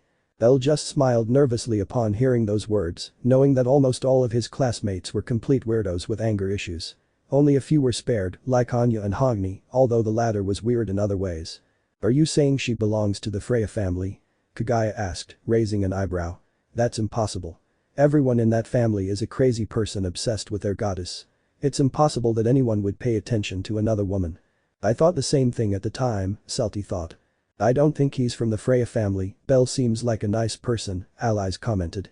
Ugh, I know everything they say is true, but it's still uncomfortable when people look at my family that way, even though they earned that reputation themselves, Belle thought. Meanwhile, Astri just glanced sideways at Belle, noticing his uncomfortable expressions as he listened to the girl's comments. Are you serious? Astri thought, surprised that someone with a kind and calm personality like the one Belle had shown could be Freya's son. It wasn't that he liked to judge, but his daughters were right. Almost all the men in that family had a strong obsession with Freya, but apparently not him. Why was he different from the rest? It's impossible for someone from that family to set their eyes on anyone other than their goddess, Rihanna said, confident in her words. Girls, it's very rude to criticize and talk about our visitor's family like that, Astri interrupted, knowing that all of this was making Belle uncomfortable. Hey? The girls were surprised to hear their goddess, then turned to look at Belle who had a nervous smile. I'm aware that my family is somewhat special, Belle said, lightly scratching his cheek. Yeah. And the exclamations of surprise and perplexed expressions were not long in coming when Belle confirmed that he belonged to that family full of wild people. Yes, their reaction was similar to mine, Celty thought, letting out a sigh. And they still don't know who he is. Are you from the Freya family? Allies asked, standing up, still unable to believe it. You? Yes, as surprising as it may seem, I am, she confirmed again without losing that nervous smile. Him? A cute boy with a nice personality. Nguyen asked, perplexed, while Celty pretended not to have heard that. How is this possible? Nese asked. It probably hasn't been corrupted yet, Iska suggested. That hurt, Belle whispered. Girls, everything you're saying is disrespectful to Belle. I know you're surprised, but keep those comments to yourselves, Astri scolded, though her voice remained soft and calm as always. We're sorry, we quickly apologized when we saw that they were surprised. Don't worry, I know very well that my family doesn't have the best reputation in the world, so I understand your astonishment, Belle said with a nervous smile. But I still can't believe you belong to the Freya family, Lyra whispered. It's astonishing. I had a similar reaction when I found out, Celty laughed, remembering the day she met Belle. I was also surprised that someone kind could be from the Freya family. You too, Celty? Belle asked, hurt. Sorry. Who would have thought it? I never imagined that Celty would ever have a boyfriend and that he would be from the Freya family. What a mischievous elf, she likes difficult and bad boys. Pagaya! Cried the elf, embarrassed by those words. The others just laughed at that. It was funny and kind of cute to see Celty embarrassed by it. They still didn't understand how someone so shy and unsociable got a boyfriend, especially someone from the Freya family. And what level are you? Nese asked curiously. He's probably a newcomer to the family. Newcomers to the Freya family are likely to be friendly, since they haven't yet fallen into obsession with their goddess, Asta theorized. Yeah, right, Belle thought, remembering how Freya asked him to give a little training to the new recruits of the family who were very arrogant and with little patience, believing that they could defeat anyone, even though they had received Felna less than a week ago. But Belle gave them a reality check with his training, and since then he's been respected a bit more than usual by most rookies, including level 2s. I don't think he's a level 2. The way he walks and acts suggests he already has experience, Kagaya commented, turning to look at the albino. Although an adventurer with your striking appearance would be quickly recognized in the city as a member of the Freya family, you go unnoticed. Even your name doesn't ring a bell, and that's strange. Do you have an alias? The moment Kagaya asked that question, Belle and Celty fell silent, turning to look at each other, a little hesitant about whether to tell them or not. Although it was more than obvious that they had to tell them. What's going on? Allies asked, surprised by their sudden silence. Is something wrong? Astri asked. You see, Belle's reputation as an adventurer is how to put it. I'm scary, Belle said directly. That's right, the elf said nervously. Although, as you can see, Belle is the complete opposite of what people say. He's a kind and good-hearted boy, and if he ever committed actions that now frighten many, it was to protect Aurario. Stop with all the drama and just say your alias, Kagaya asked, very curious. Well, to begin with, I'm not a novice like you think. I'm a family executive, somewhat inactive, but I still am. The girls opened their eyes again in surprise upon hearing those words. If he was an executive, then he absolutely had to be a first-class adventurer. In short, he was stronger than them. Executive? That's impossible, said Nese. The only executives are the king, the Gulliver brothers, Bonafreya, the two elves, and… When Nese was about to say the name of the last executive, she froze, as did the rest, who were in shock, including Astri. I understand your surprise, but Belle isn't like everyone else makes him out to be, Celty said nervously. Certain images from the past, specifically from the Dark Age, crossed the minds of all the girls. The image of a boy dressed in black and wearing a curious mask completely massacring members of Evilis, mainly two elf sisters. The grotesque way in which he murdered them under the watchful eyes of many civilians and the girls was something that many still remember to this day. What's your alias? Kagaya asked again. Gloomy level 6 executive of the Freya family, he replied, knowing that this day would be much longer than he expected, seeing everyone's expressions. I just hoped that everything would turn out alright in the end. Gloomy. End of chapter. Chapter 5. A look at the past.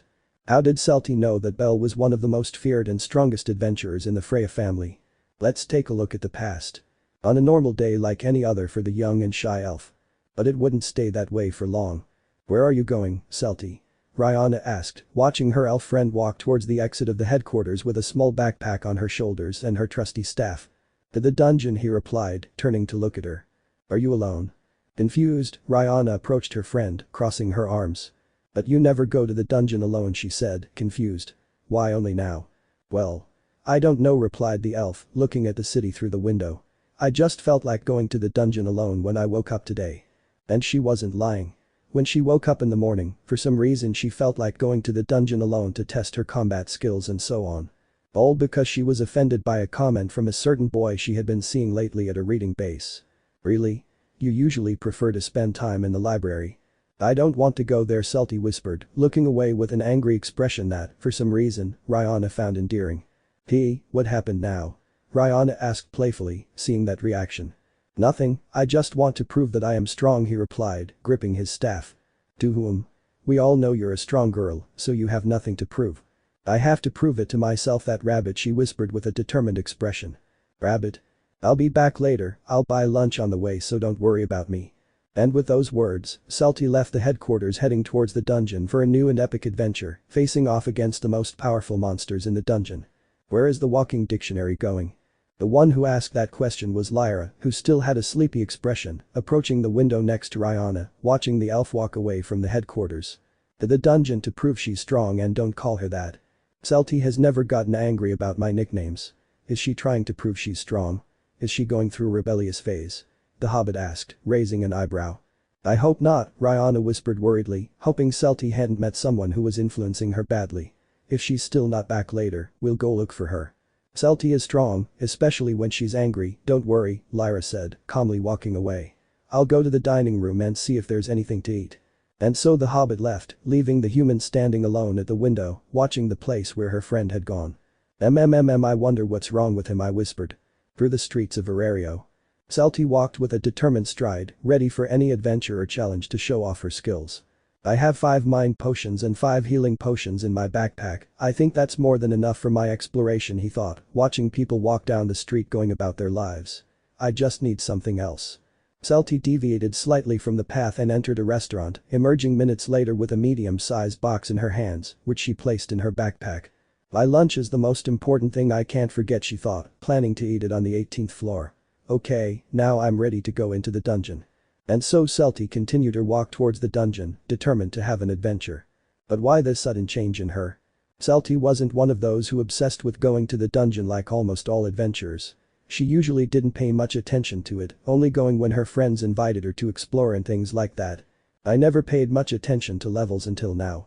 And all because of a rabbit she'd been unwittingly seeing in the library for the past 2 weeks. Yes, that boy from the Freya family that I had met some time ago, that kind and calm boy who came to alter all of reality with his personality. Even so, Celty still believed it was some kind of facade and that his true aggressive personality was hidden somewhere, so she hoped never to meet him again, since she didn't want to have any kind of relationship with any member of that family. They frightened him. But let's say that wish didn't come true because. "Good morning, Celty-san." The same albino appeared the next day in the library with that same friendly smile, greeting the nervous elf who just wanted to read a book in peace. And to make matters worse, that boy always ended up sitting at the same table as her to read, something that made her uncomfortable since it was the first time she had interacted with a boy, and even more so with one from the Freya family. She thought it would only happen once, but that lively albino kept showing up in the following days to read and sit at the same table as her, talking to her at times about the book she was reading. I didn't understand why he was doing that. There were many empty tables and he was going to sit at the one where she was sitting. Besides, she didn't understand why she was going to that library. From what she'd heard, the Freya family had a huge library. Why go there when she had her own? Perfect, coming to this library every day is working, I'm skipping punishments and heading sensei's classes, and when I return he's already calmed down, plus I come here to study so there's no problem. These were the rabbit's thoughts every time he entered that place. That's right, Bell went to the library every day to escape his strict teacher, and since he was going to a library, hadn't let him off the hook because he was studying on his own. He used to take the dungeon as an escape route, but all he got from that was a much more severe punishment, so he stopped doing it. The point is that Belle kept showing up in that place, much to Celty's discomfort and fear, who didn't know how to take it all, thinking he was going to do something to her. Although the days went by and little by little that fear in the elf disappeared and she gained a little more confidence to start conversations with him. She didn't know why, but Belle's company was starting to become pleasant for her and that fear was diminishing more and more the more she talked to him. During those days Celty realized that he wasn't faking his personality. He was truly that kind, which surprised her knowing what family he belonged to. But all that faded into the background and she began to talk about the books they were reading, conversations that were becoming very pleasant for the elf. Of course, even in that friendship that was just beginning, there were also arguments. Like what happened yesterday. What did you say? Celty asked with a twitch in her eye.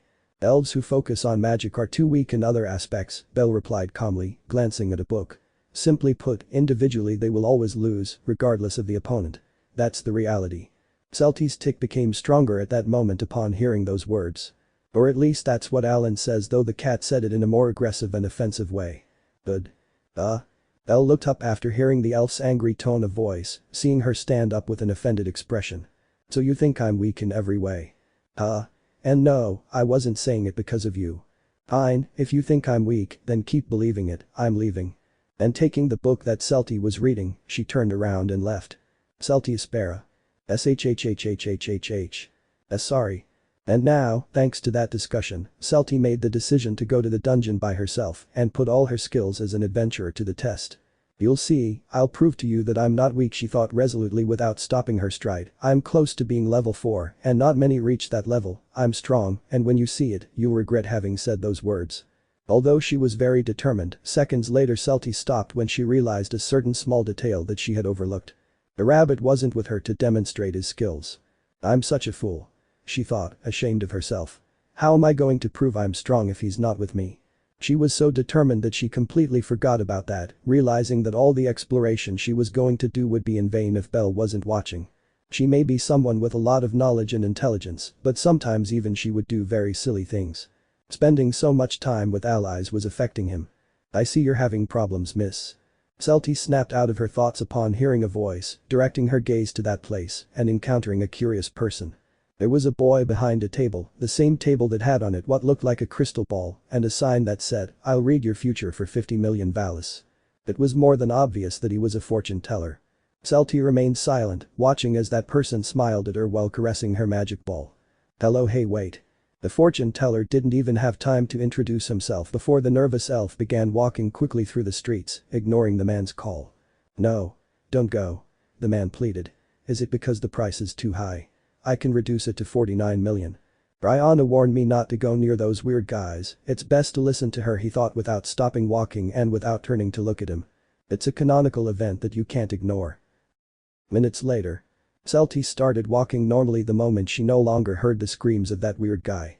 That was scary, she thought, letting out a sigh. However, the elf realized that she was already in front of the dungeon entrance, where some adventurers were going down to have their adventure. Now that she realized Belle wouldn't be there to see her feats, she was hesitant to go in alone, as it would be pointless. No. Although she quickly dismissed those thoughts by changing her expression to a determined one and gripping her staff. This won't be in vain. It's also a test for myself. I have to improve to become stronger for my family and for the city I swore to protect, she thought resolutely. Besides. Belle-san is right. What had hurt him most about the albino's comment was that he was right. She was weak, compared to the others in her family she was one of the weakest along with Mariu. It is true that her powerful magic could defeat Kagaya, allies or knees, but since she had to recite her chant, she would always lose. And in hand-to-hand combat, although she had practiced a little with a dagger and spear, she wasn't very good at it, only knowing the basics of it all. In short, Belle was right, if she didn't have magic she would be weak against many, even a level 1 could defeat her with a good strategy, although she was somewhat resistant, so that would work in her favor. I have to improve so I'm not a burden, she thought, replacing her sad gaze with a determined one. I'm not going to gain anything by just complaining.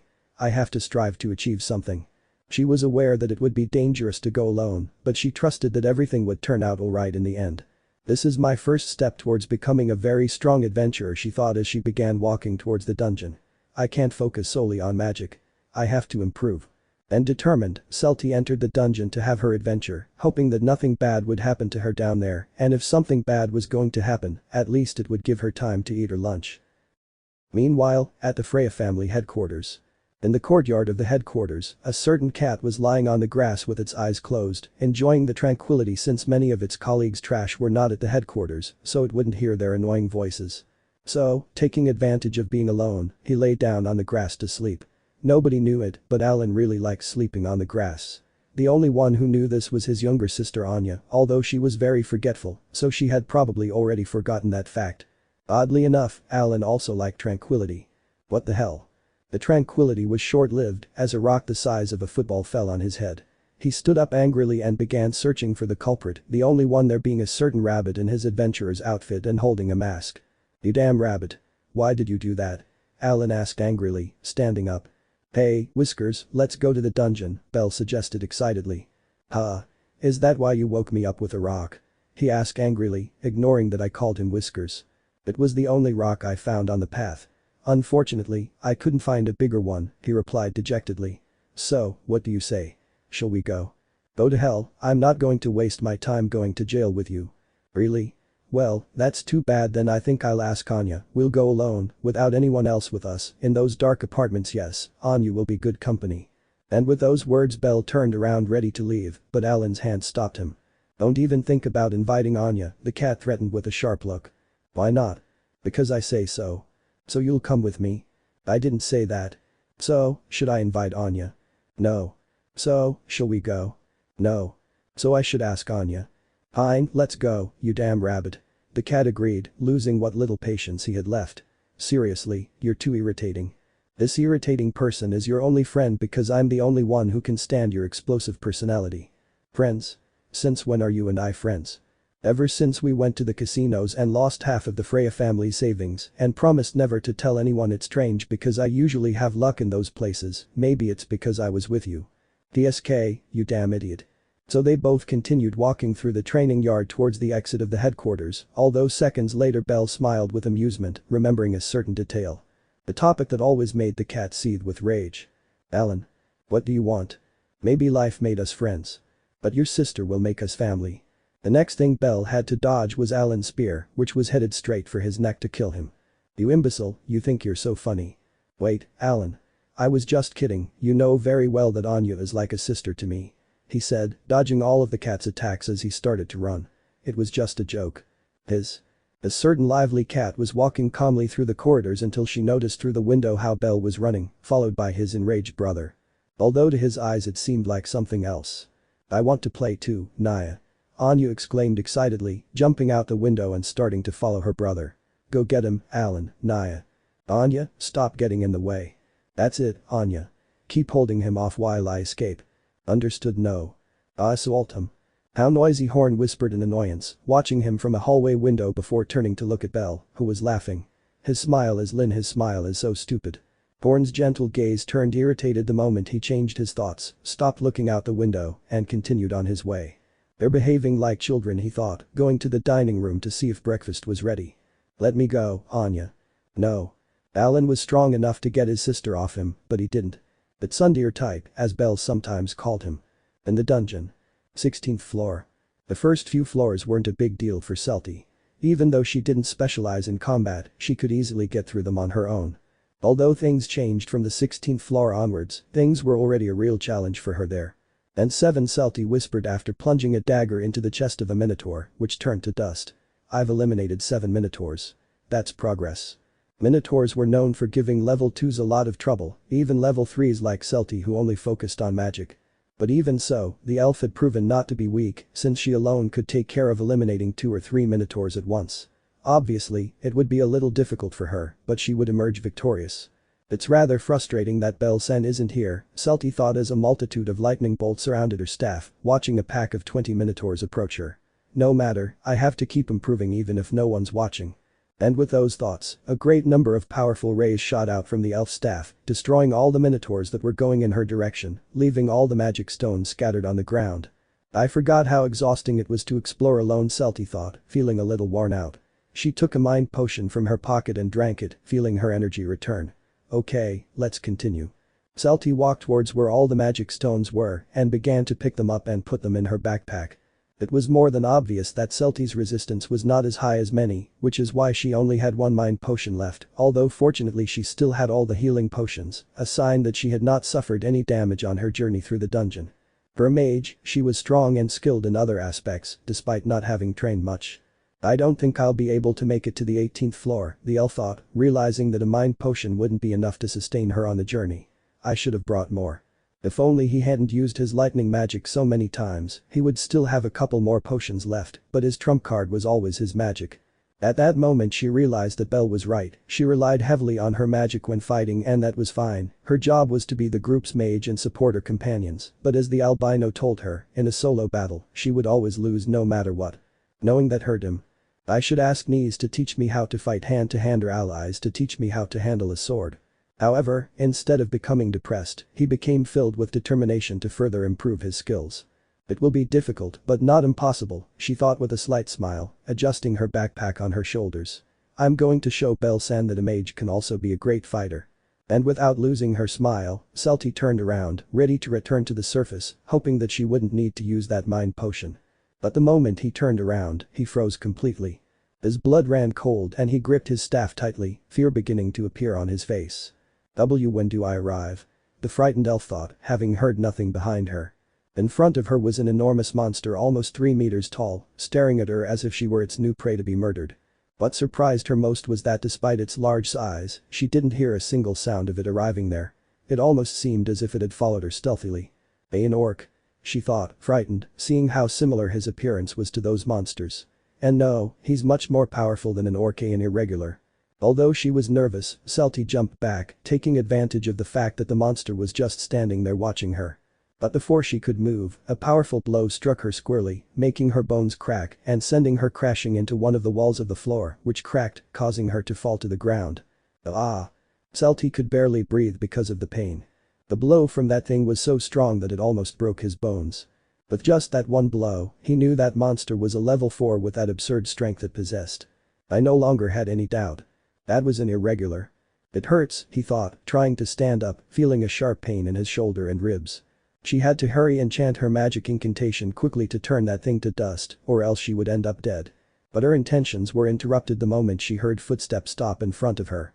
Slowly, she raised her gaze, seeing that the monster was there again, staring at her. Maybe it was a monster, but even they showed some expression on their face like anger, mockery, and things like that. But the monster's face reflected nothing, and that was what terrified Celty the most. And before she could do anything, a powerful kick lifted her off the ground, causing her to spit blood, followed by another strong blow which sent her flying a few meters, landing hard on the ground. This time he did feel the crack in his arm. He had broken it. Ah! Celty let out a stifled scream, struggling to hold back tears as she felt a liquid spill from her backpack. The potions she was carrying with her had been destroyed. Why? Why her? He had only gone to the dungeon to test his skills. I didn't want to die that way. Alone. Without any of her dear friends by her side. I didn't want that. I wanted to go home. Tears began to escape Celty's eyes as she realized the truth. She was weak. Very weak. Belle was right. She would always lose in a fight alone, and now she could confirm those words. You confirmed those words since he was close to death. Celty was confused when she felt that the monster hadn't attacked her again, which was strange, since they usually always launched themselves at the last second to finish her off. Lying on the ground, her body aching, she slowly raised her gaze, seeing that monster had turned its back on her and was beginning to walk away. Confusion gripped Celty at that moment. Wouldn't he kill her, as a monster normally would? Did I spare her life, or was she so weak that it wasn't worth killing her? Whatever the answer was, it no longer mattered. That thing had let her live. Celty let out a sigh of relief the moment that thing was no longer visible to her eyes. I didn't know what had happened, but I still had a chance to live. Although it was strange, that thing came out of nowhere just to hit her, break a few of her bones and leave. Without a doubt, it was the strangest monster she had ever encountered. But it doesn't matter. Please. Painfully, she took the backpack off her shoulders even though her body screamed in pain. Please. Desperate, she opened her backpack, hoping there was still an intact potion inside to give her the energy to escape. But their hopes were dashed when they saw that there were only smashed jars inside, none of them having withstood the blow of that thing. Even their lunch was turned into mush. I have bad luck," he whispered, relaxing his fractured arm so it wouldn't hurt too much. He had practically returned to the beginning. All he wanted was for no group of monsters or adventurers with bad intentions to appear. Meanwhile, he would try to stand up using his unfractured arm, although it would be difficult since one of his feet hurt a lot. Celty stopped the moment she heard heavy footsteps behind her, slowly turning around and hoping it wasn't what she was thinking. Unfortunately, it was. Her blood ran cold as she watched a group of 5 minotaurs walking towards her, ready to kill her. No, no, no, no, no. Desperate, the elf tried to stand up, but her desperation only made the pain stronger, making it harder for her to stand, and she fell to the ground again. Then no. The heavy footsteps grew closer, causing tears to well up in her eyes once more as she watched one of them stand before her, a mocking smile playing on her lips as she looked so vulnerable. The image of when she joined the Astri family flashed through the elf's memories, recalling how they all welcomed her with a warm smile. Everything would end there for her. "I am sorry," I whispered, watching as the monster raised a huge weapon that the dungeon had probably generated. But before the monster could kill her, a black blur flashed by, confusing Celty. And seconds later the minotaur that was about to kill her fell apart into pieces as if it were made of squares, not a single drop of blood falling from the bewildered elf, who did not know what had happened. Although her question was answered when she looked up and saw a man standing there dressed in black with a strange mask on his face, causing her to be shocked as she immediately recognized who it was. Obviously I knew who he was. He was that adventurer from the Freya family. One of the most ruthless, and there were many dark stories surrounding him. They were gloomy. Unable to stop it, fear appeared in her as she remembered the countless stories about him, stories that were anything but pleasant. Well, the guy, in the blink of an eye, decapitated the other 4 minotaurs before they left, leaving the floor empty of monsters. Now it was just the 2 of them left. The elf was terrified, not knowing what would happen to her now that she was with that guy. One of the stories that circulated about him was that he liked to murder any adventurer he found in the dungeon, regardless of their family. Obviously, no one could confirm those stories since no one had seen him do that, but so many people had said it that a large part of the city began to believe them, even though there was no proof of it. The masked man turned around, looking at Celty, and began walking towards her, making her fear grow even stronger. What would I do to him? Would she torture him in the worst possible ways? Not knowing what would happen to her terrified her. The man, now standing in front of her, knelt down, seeing the fearful expression on her face. "Are you okay, Celty?" The same fear disappeared completely when he heard the voice behind that mask, a voice that for some reason brought him great calm and warmth. "Elle?" I whispered, unable to believe it. Slowly the boy brought his hands to his face and removed his mask, revealing his identity to the elf. "Yes, it's me," he said with a nervous smile, seeing the girl's perplexed expression. Hello. That was definitely something the albino never wanted to happen. And this? It was the whisper Alan let out upon arriving at the scene, seeing Belle kneeling before a badly injured elf who was in shock. A curious scene. The next day. Library of Timetable. The sound of turning pages was the only thing that could be heard in that quiet place. Belle was sitting as usual at one of the many tables in the place reading a book, the only difference being that this time he was alone. The shy elf was not there as usual. Yesterday, after saving her and healing her wounds, nothing had happened. Celty hadn't said a word, just remaining silent as if she were processing something. He even offered to accompany her to the surface, which she accepted in a whisper with her eyes downcast. The journey was somewhat quiet, as Alan occasionally complained about accompanying her. Belle felt guilty because if he had been faster, perhaps Celty would not have suffered any harm, although she did not seem to be angry, she just walked with her head down, still processing the information.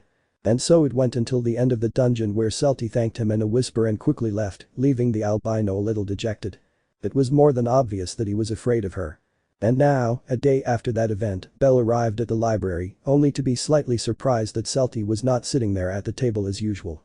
So, a little discouraged, Belle went to his usual place to sit and read a book. Every so often Belle would look up and observe the entrance to the library, then look down again at the book.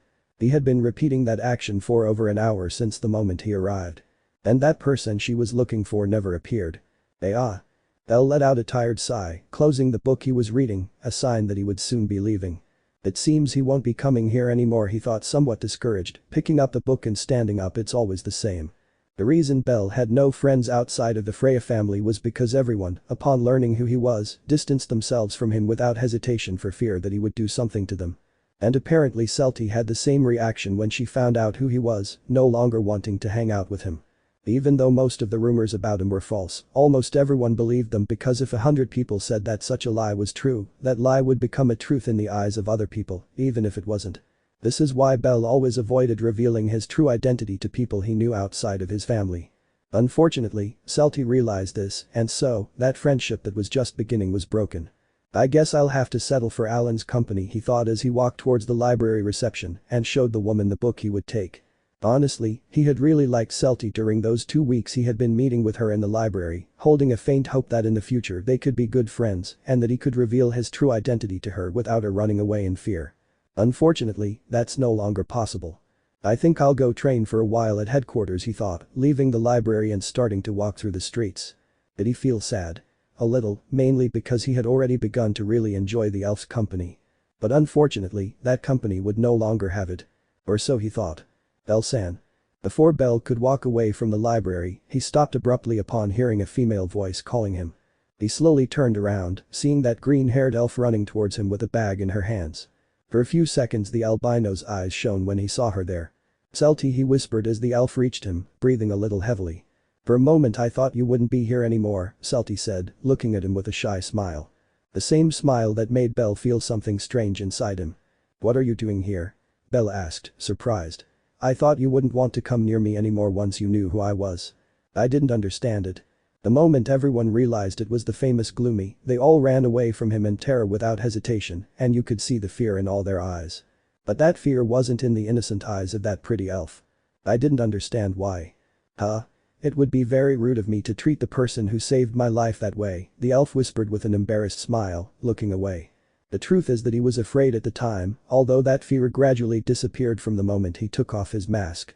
The moment she saw that the famous and ruthless Gloomy was Bell, all those rumors began to seem false to her, although first she had to process a lot of information, which is why she was silent the day before. So many rumors about him, a great cold-blooded killer who hurt everyone. Stories that many believed. But she had already decided what to believe. It's impossible that you're the way others portray you, the elf whispered, smiling slightly. Why? Why was she different? Bell-san. Celty blushed slightly as she lifted the bag she was carrying. I've prepared these sea cookies as a thank you for saving me. It might not be much, but it's the only thing I can do to show how grateful I am. Still blushing, Celty handed the bag to the albino, who took it in his hands, still surprised and feeling that they were still a little warm. Is that why you didn't come to the library? Because you were baking cookies? Celty was once again embarrassed upon hearing that question and looked away. It's my first time making cookies, so it's taking me a little while, she confessed shyly. I hope you like them. Bell's eyes shone again as he continued to stare at the elf, who was doing her best to maintain eye contact. And seconds later a happy smile appeared on Bell's face, making Celty's heart race as she watched him smile. Thank you so much, Celty. I really appreciate what you've done. The elf's eyes sparkled upon hearing those words, feeling a joy in her heart, knowing that her efforts to prepare those cookies were not in vain. It had been totally worth it to have done them secretly from her friends. But that's a lot of cookies for just me, said Bell, looking at the bag of cookies. Huh? Celty, do you want to go to a park to eat with me? Their eyes both shone as they looked at each other, one of them happy to know that finally someone wasn't afraid of him when they found out his identity. And she, embarrassed and shy, not knowing why the albino's presence made her feel this way. What are you saying, Celty? And? The only thing they both knew at that moment was that the person standing in front of them was someone very special. Without knowing that his fate was sealed from that moment on. End of chapter. Chapter 6. The Love of an Elf. The Stree family room. They were all gathered in that room in complete silence, scattered throughout the place. After the shocking news of who Bell was, the entire dining room erupted in surprise, unable to believe it. And before they all started their barrage of questions, a Stree stopped them, much to Celty and Bell's relief, saying that although it was a big surprise, it was lunchtime and they would respect it, leaving the questioning for later, and they all reluctantly agreed. It should be noted that the rest of the meal was very uncomfortable for everyone, especially for Bell, who felt like everyone was watching him, some with fear, like Mariu, and others with much more curiosity, like Kagai or Lyra. It had been by far the most awkward birthday party for Celty, but anything was necessary for her family to accept her boyfriend. And now that lunch hour was over, everyone was gathered again in the living room about to have that important talk with Bell and Celty sitting on the middle sofa so that they would be the center of attention. The Stree, who had prepared some tea, took a sip and then placed the cup on the small table next to her, preparing to speak. Good. Celty, stay away from that guy.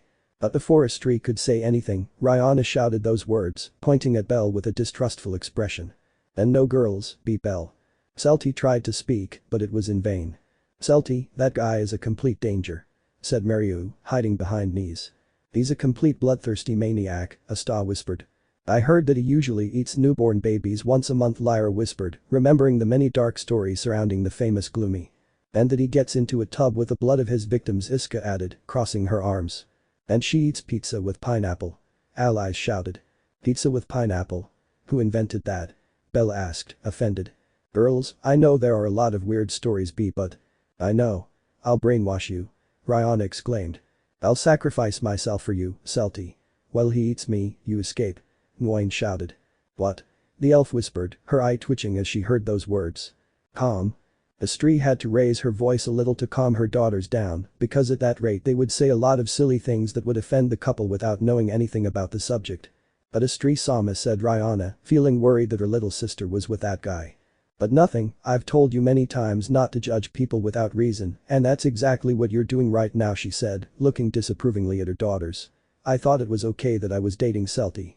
It's one thing for him to be a member of the Freya family, and quite another for him to be the bloodthirsty Gloomy." "I think I'd better go," Belle said, standing up. "I wouldn't want to make things any more awkward." "No." But before he could take a step, Celty took his hand and stood up as well, looking seriously at her family. "You're my boyfriend, Belle, and they have to understand that, even if they don't like it," she said, squeezing the albino's hand.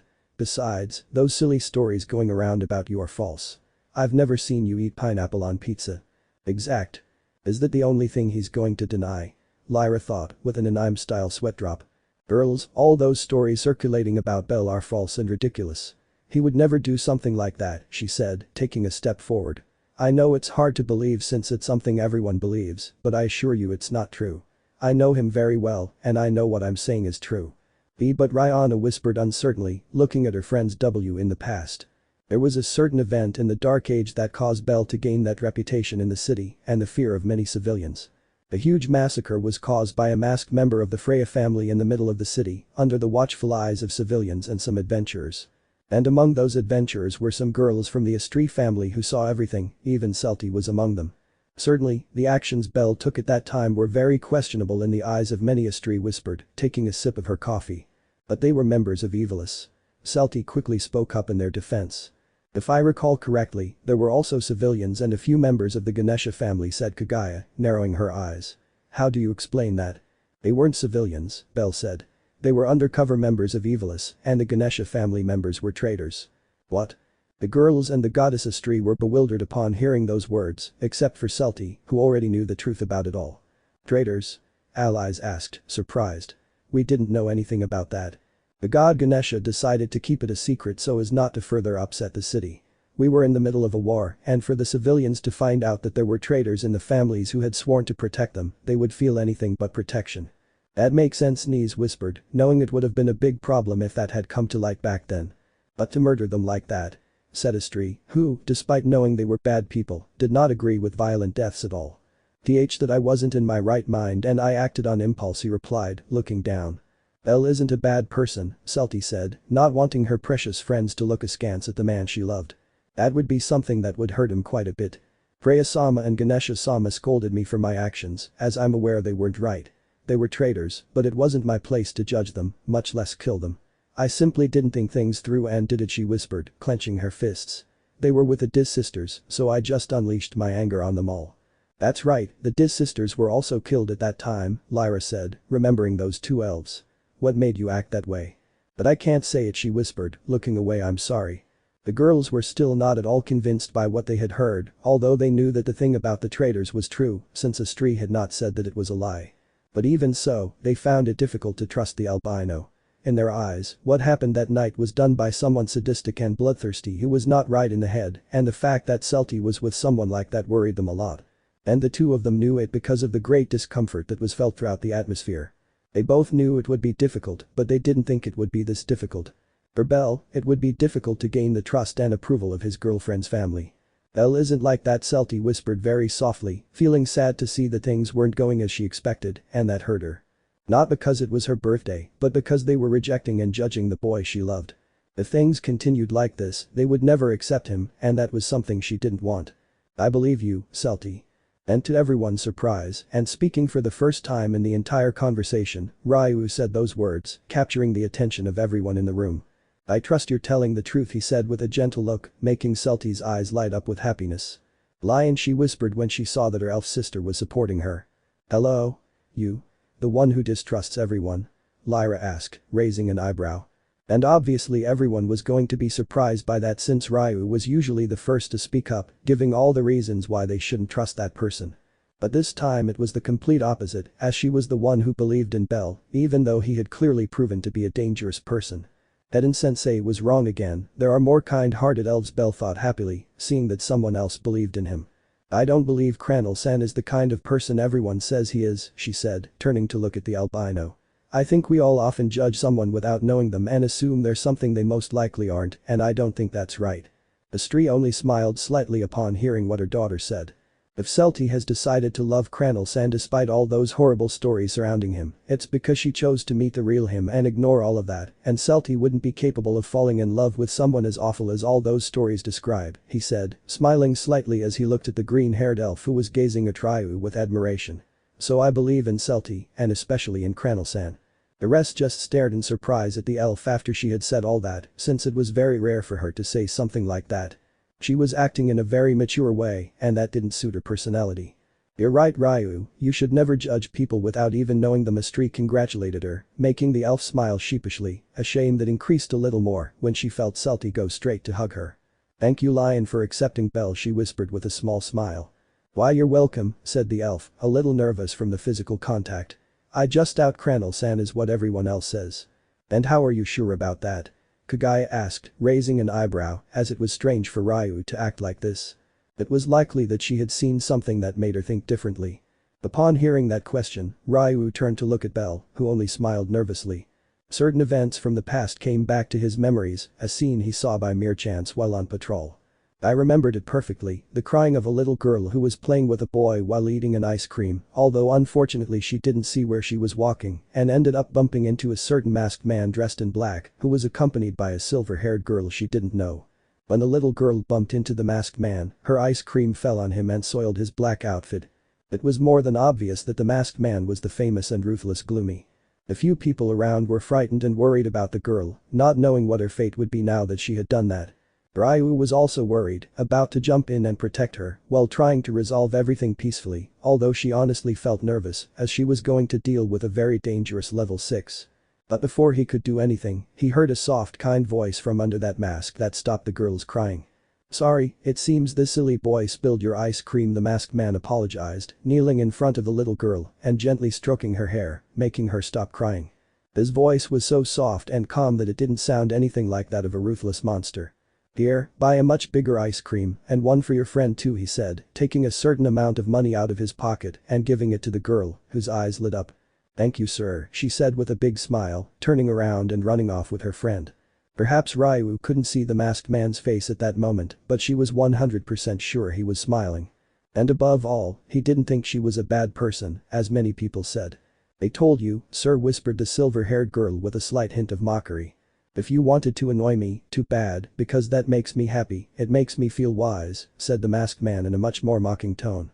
Shame on you, Horn. DSK, the annoyed girl clicked her tongue and walked away, followed by him as he walked away from Ryu. It was just a small act that he performed. To make a little girl stop crying by giving her money to buy another ice cream. But that small act made the elf look differently at that person whom everyone said was ruthless. I just feel like he's not a bad person, Ryu answered Kagaya's question, looking away from Bell. Even so, he was surprised that beneath that mask there was someone with such an appearance, since he always thought he was someone imposing, but it was quite the opposite. But Ryu didn't need to see his face to doubt whether those stories were true. If that small act made me doubt that the famous Gloomy was a bloodthirsty man, Celty knew him much better, to the point of loving him with all her heart. Besides, an elf wouldn't fall in love with someone who hurts innocent people, at least not a decent elf, and Celty was one. You should learn a little from Ryu and not judge someone without even knowing them, Astri advised, looking at her other daughters, causing some of them, like Kagaya, to look away with slight annoyance. Thank you so much, Ryu-san, people usually judge me, but you're one of the few who haven't, Bell said politely and gratefully. Don't worry Cranel-san, I'm just asking you to take care of Celty. Don't worry, that was my intention from the beginning. I'm not a child, Celty whispered, a little annoyed that everyone was always saying they had to take care of her and all that. But if Belle does it, then I don't complain. Even so, the rest of the family still had their doubts about whether to trust someone like that to be with the elf. But others didn't think about it much. It doesn't matter. I'm sure you and Celty love each other very much, and that's all that matters. You have my approval. Exclaimed the Amazon, raising her thumb. Iska, Celty whispered happily. Well, I always thought the stories were an exaggeration, but I still don't completely trust him. I accept it, but be careful, Celty the Hobbit warned seriously. Lara. You could say Celty mastered a demon, and only she can control it, so I imagine there's no problem, Asta said, tapping his chin with a finger. I don't like the way that sounded, Celty whispered as Belle smiled nervously. Well, let's just say I accepted, Noin said, looking away a little nervously, while Celty glanced at her out of the corner of her eye. Meanwhile, Astrid just smiled as she saw that little by little the others were accepting their relationship after what Ryu said. Although there were others who refused to give in, like Kagaya and Ryana. Others, like Nese, continued to analyze the albino with their eyes, hesitating whether to trust him or not. Ryu felt more fear than anything else towards him after hearing so many stories. And finally there was Allies who hadn't added much to the conversation, she seemed to be thinking about something. Astrid-sama the Retid spoke. What's wrong, Allies? I'm going to ask Mr. Rabbit a question, and you can tell me how sincere he is, Allies said, crossing her arms seriously. Don't call me Rabbit. Fine, do them, Astrid agreed, a little curious about what she would say. Upon receiving her goddess's approval, Allies stepped forward and looked directly at the albino. Bellcranel. And? Do you truly love Celty? He asked, narrowing his eyes under everyone's watchful gaze as Celty blushed. And Belle answered without hesitation. Love? I think that word falls far short of describing what I feel for Celty, he said, turning to look at the elf with a smile that made her blush. Celty is the best thing that's ever happened to me, and you have no idea how grateful I am for the day I met her in that library. I love her so much, and if what you want to hear is my sincerity, then I promise by my goddess Freya that I will make her happy no matter what, until the last day of my life. And even beyond if that's possible. The room fell silent after what the albino said, causing Celty to lower her gaze, very embarrassed after such beautiful words spoken by the man she loved. While Allies continued with her eyes squinting at Belle, seconds later she looked at Astrid who had a cheerful smile. I don't think I need to confirm that what he said was completely from his heart, said the goddess, feeling great happiness for both of them. Upon hearing those words, Allies' serious expression changed to a cheerful one. Great. You truly love Celty, and that's all that matters. I'm a fan of your relationship. She exclaimed with a big smile, giving a thumbs up. Take care of her and protect her. She's still so little. Alice. Don't worry, I'll protect the little elf with my life. Belle. The rest of the room couldn't help but chuckle at the scene, even Nese and Mariu laughed slightly at their friend's embarrassment. The only ones who remained steadfast were Kagaya and Ryana, implying that it wouldn't be easy to get them both to trust him. Well, I was planning to ask the same question Allies did, but it's not necessary anymore, Astrid said, standing up and looking at the couple. Belle, Celty, let me tell you that I support your relationship. I hope you both are very happy together. I know very well that I don't give them any trust because of what I did in the past, and I understand them, they were wrong decisions that I made, but I am not like all those stories portray me. I still don't trust you, but I let that go just because it's Celty's birthday today, Ryana said, crossing her arms seriously. But I'm warning you, if you hurt Celty, you'll have me to deal with. No offense, but I doubt you can do anything to me. What did you say? DSK, I hate to admit it, but she's right, Kagaya thought in frustration. Come on, don't fight, Celty pleaded when she saw Ryana glaring at her boyfriend. I had to find something to lighten the mood or things would get worse. Now let's cut the cake. Allies exclaimed excitedly, magically producing a knife. Luckily, Allies was completely unaware of that hostile environment, shouting those words while her stomach growled. Some were excited about it since the cake part was their favorite, putting aside the fight that was about to happen. Belle sighed in relief when he saw that the attention was now on the cake. Don't think this is over, Ryana whispered, narrowing her eyes as she turned away and went to sit somewhere else, making Belle smile nervously. Cake. Allies shouted again when she saw that no one was going to bring it. Iska and Asta went to the kitchen to get the cake, while Mariu and Ryu prepared the dishes they would use, while the rest waited. You could say I was more or less accepted by your family, Belle whispered to Celty, who smiled slightly. It could have been worse, the elf whispered, relieved that things hadn't escalated regarding Belle's true identity. You haven't won everyone's trust yet, but at least they're not opposing our relationship. From the beginning, they both knew that this would be difficult, but it was more difficult than they thought. Belle's reputation was truly bad. In the future they would figure out how to disprove all those things. By the way, Freya-sama wants to meet you personally and will be having lunch with a few family members. You are cordially invited. Celty's face turned pale upon hearing those words. Knowing that she was going to have lunch with the goddess Freya and her dangerous children made her fears skyrocket. But don't worry, you'll probably do better than me, Belle whispered, seeing the fear in his girlfriend's eyes. So relax. It's easy for you to say. Come on, my family isn't that bad. Okay, that's fine, but you'll be with me, so nothing bad will happen to you, I promise, he said, gently taking Celty's hand. It'll just be lunch, right? Relax, it's not like they're going to put you through some Spartan training, I think. Belle. While they were talking, Astri watched them with a slight smile, seeing how much they loved each other. Celty, you really are a wonderful girl, the goddess thought, watching the girls arrive in the room with the cake, making the others excited and at the same time, unlucky. When Astri found out that Celty had a boyfriend, she immediately accepted him without even knowing him. She knew Celty perfectly and knew that she would never fall in love with a bad person, just as Ryu said. Even so, she was surprised to see that he belonged to the Freya family and that he was the famous Gloomy, but she never really believed all those stories that circulated about him. But the only thing that mattered was that Celty loved him and that Belle loved her, that was the most important thing. A slightly sad smile appeared on Astri's face as she watched allies hand the knife to Celty to cut the cake. There was a certain part of all that which made Astri sad. Celty, she was already prepared to live more than half of her life without the person she had sworn to love forever. Pineapple. Belle whispered as she tasted her favorite fruit in the cake. The elf laughed sheepishly as she served cake on the other plates. You're a strong girl, Celty, Astri thought. The moment Astri saw that her boyfriend was a human, she fully accepted their relationship. It was more than obvious that a human's life was very short compared to that of an elf. A human would reach 80 years old and would already be an old man, whereas an elf would continue to have that same youthful appearance, showing no signs of aging. As long as nothing bad happened, a human would die decades earlier than an elf due to old age because of their short lifespan. The human race was the least long-lived of all races. That was the reason why some elves who did not feel rejection towards humans decided not to fall in love with one, because they knew how difficult it would be. But if despite all that they decided to swear to love someone for the rest of their life, it was because they were prepared to live more than half of their life without the person they loved, to suffer for many decades for not having them by their side.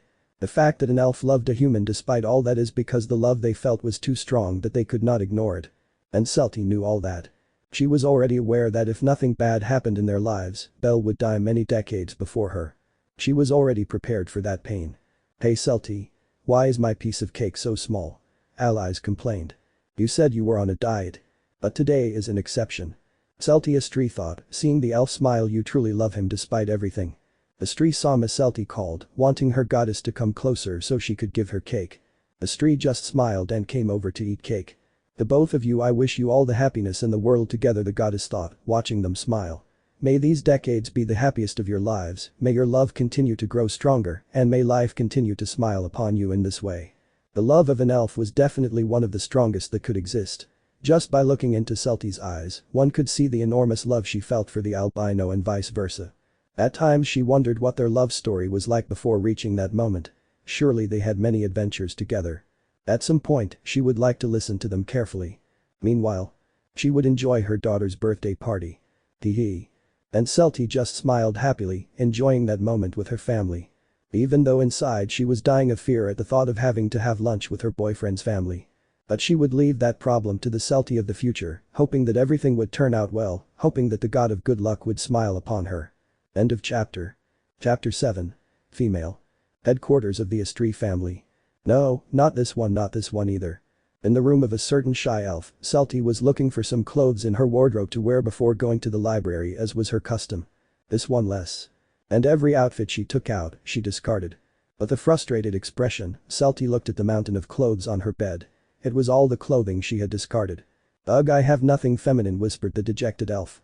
All of Celty's clothes consisted of sweaters or baggy shirts, no feminine clothing or anything. The reason was simple, she was embarrassed to dress that way. For much of her life, she had been told that she looked like a boy who unintentionally began to have many insecurities by only buying that type of clothing. For some strange reason, she felt safe under those sweaters and loose shirts that she always wore. And he liked it. As time went on, he grew to like that way of dressing, and it was also comfortable when going to jail. although it was difficult at first, he gradually learned to ignore the comments made by some people around town. Thanks to her friends, she managed to overcome some of that insecurity. But now it was different. She still didn't feel very confident about dressing in a more feminine way, but she wanted to. Reason? Well. I wonder what Belle would think when he saw me dressed like this, she whispered, looking down. Yes, the reason for Celty's sudden change was because of that curious albino from the Freya family. The boy she had been meeting with several times a week at the library since he saved her from the dungeon. Since then their friendship had grown stronger, so much so that they would unintentionally arrive at the library at the same time, meeting each other at the entrance.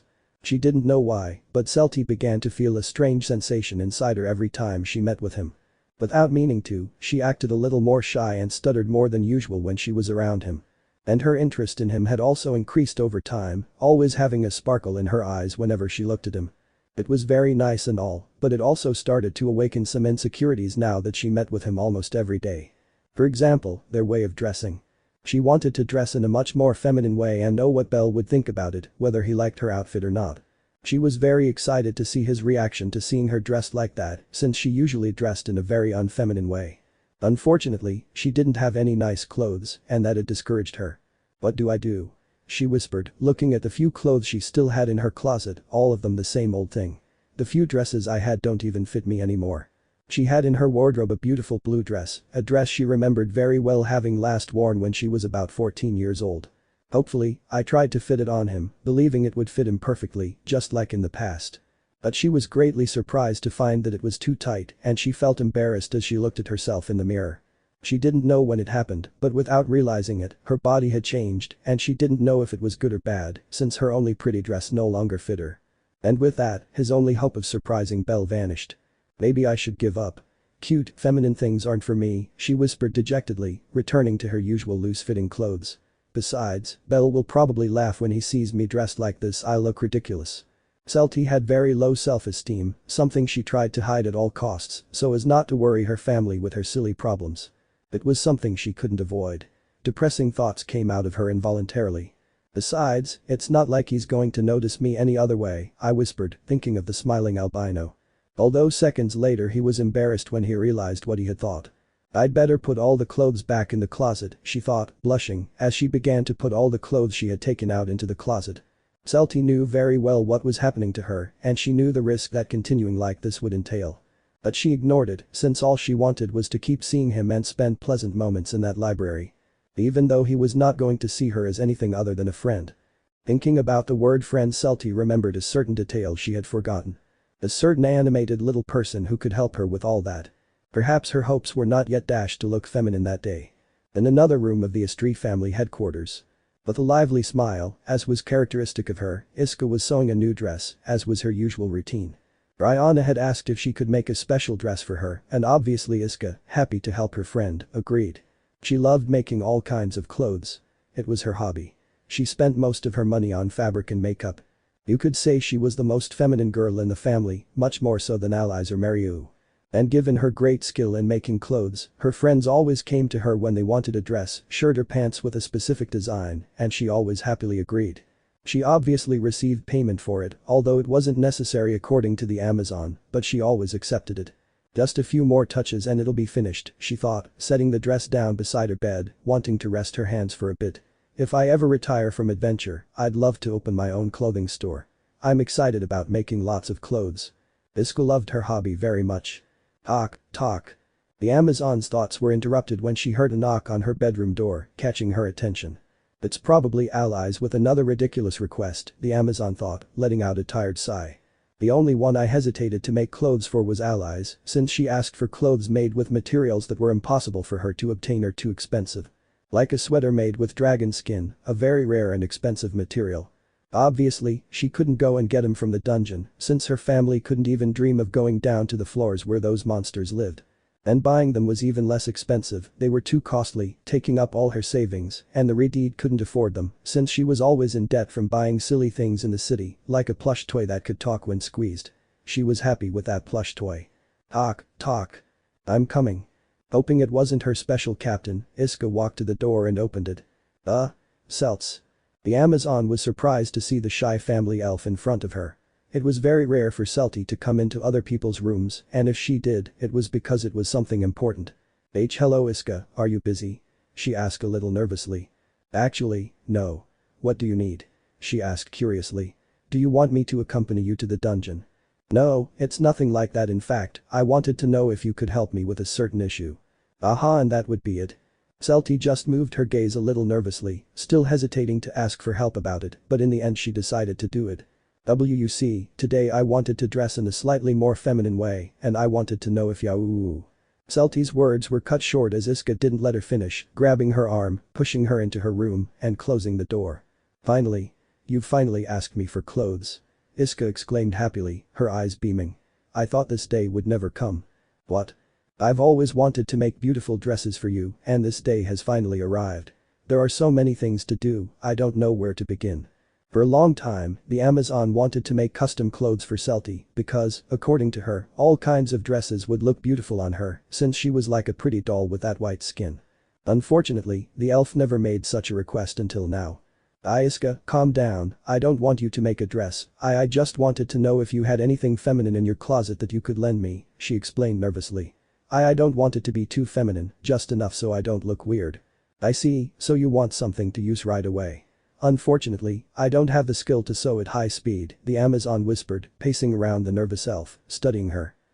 Why the sudden change to wanting to wear more feminine clothes? And don't tell me. It's rude to ask the customer those kinds of questions, I'm going to respect your privacy. Internally, Celty was grateful for that, as she would be very embarrassed to explain that she was doing it to find out what a boy would think. I'd probably scream with excitement and bombard her with questions. So, can you help me? The elf asked hopefully, hoping they weren't broken. Iska continued to analyze her friend with her eyes, looking her up and down, starting to work her mind to remember if she had something perfect for her. Seconds later I happily snapped my fingers as I remembered something. I have the perfect dress for you, and I think it's tailor-made, she said, walking towards her desk. Really? See, can I borrow it? None of that, I'm going to give it to you, she said, turning around with a tape measure in her hands. But first, let me take your measurements. I'm not going to let this opportunity pass me by. Now that you're finally interested in women's clothing, I'll make all kinds of dresses for you. And you can't refuse. She ordered, eager to sew clothes for the elf. Is it necessary? Celty, you're a very pretty girl, and you'll be even prettier if you start dressing in a way that highlights your beauty. Let go of your insecurities and unleash those beautiful wings you have hidden, he said, picturing Celty in different kinds of dresses. You'll make many elves drool over you. You'll become an unattainable girl. I just want to know Belle's opinion, the elf thought, not wanting to feel uncomfortable under the gaze of other men. So, will you let me take your measurements? Iska asked with an innocent smile, showing the tape measure.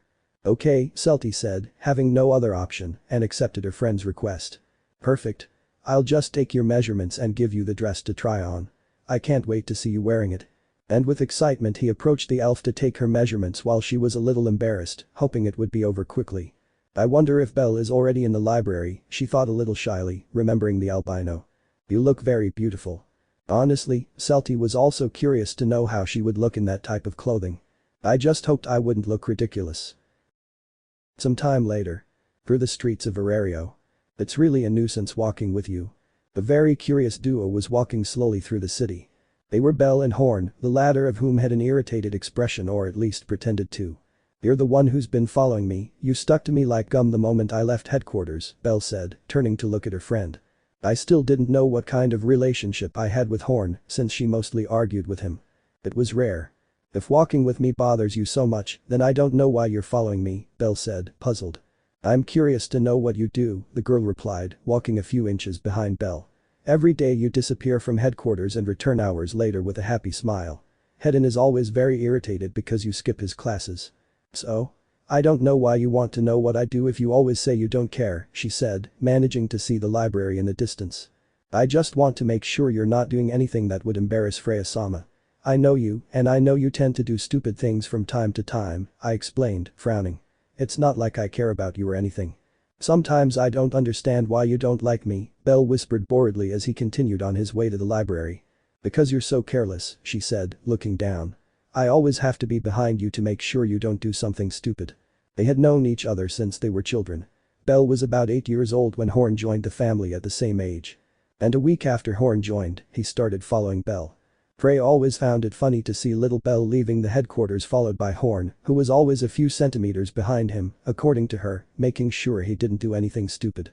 And minutes later an angry Hedon left the headquarters to look for Belle, since he had skipped his classes. And that remained the case for a long time until years later some girls in the family started laughing at Horn, saying that she was very interested in Belle, since she was always following him around. From then on, she stopped following him and also stopped talking to Belle for a while, something that the albino missed, since he always avoided her when he wanted to talk to her. And when Horn stopped following him, Belle started getting into trouble, like spending half of the Freya family's savings with Alana casinos. Getting into trouble with the Loki family because the family goddess saw her favorite daughter Ace eating Jack American with him at a food stall, believing that Belle was trying something with Ace when in reality they were both just sharing a seat to eat. Mistaking a regular wine for a Soma wine, becoming a flirt unintentionally on the streets of Aurario, that day arrived with the mark of a slap on his face, finding out that he had thrown a few compliments at the elf princess Riveria, being slapped by one of her students, although Riveria only thanked him for the praise. That day he also received a beating from Hedon for being an idiot and was forbidden from drinking alcohol again.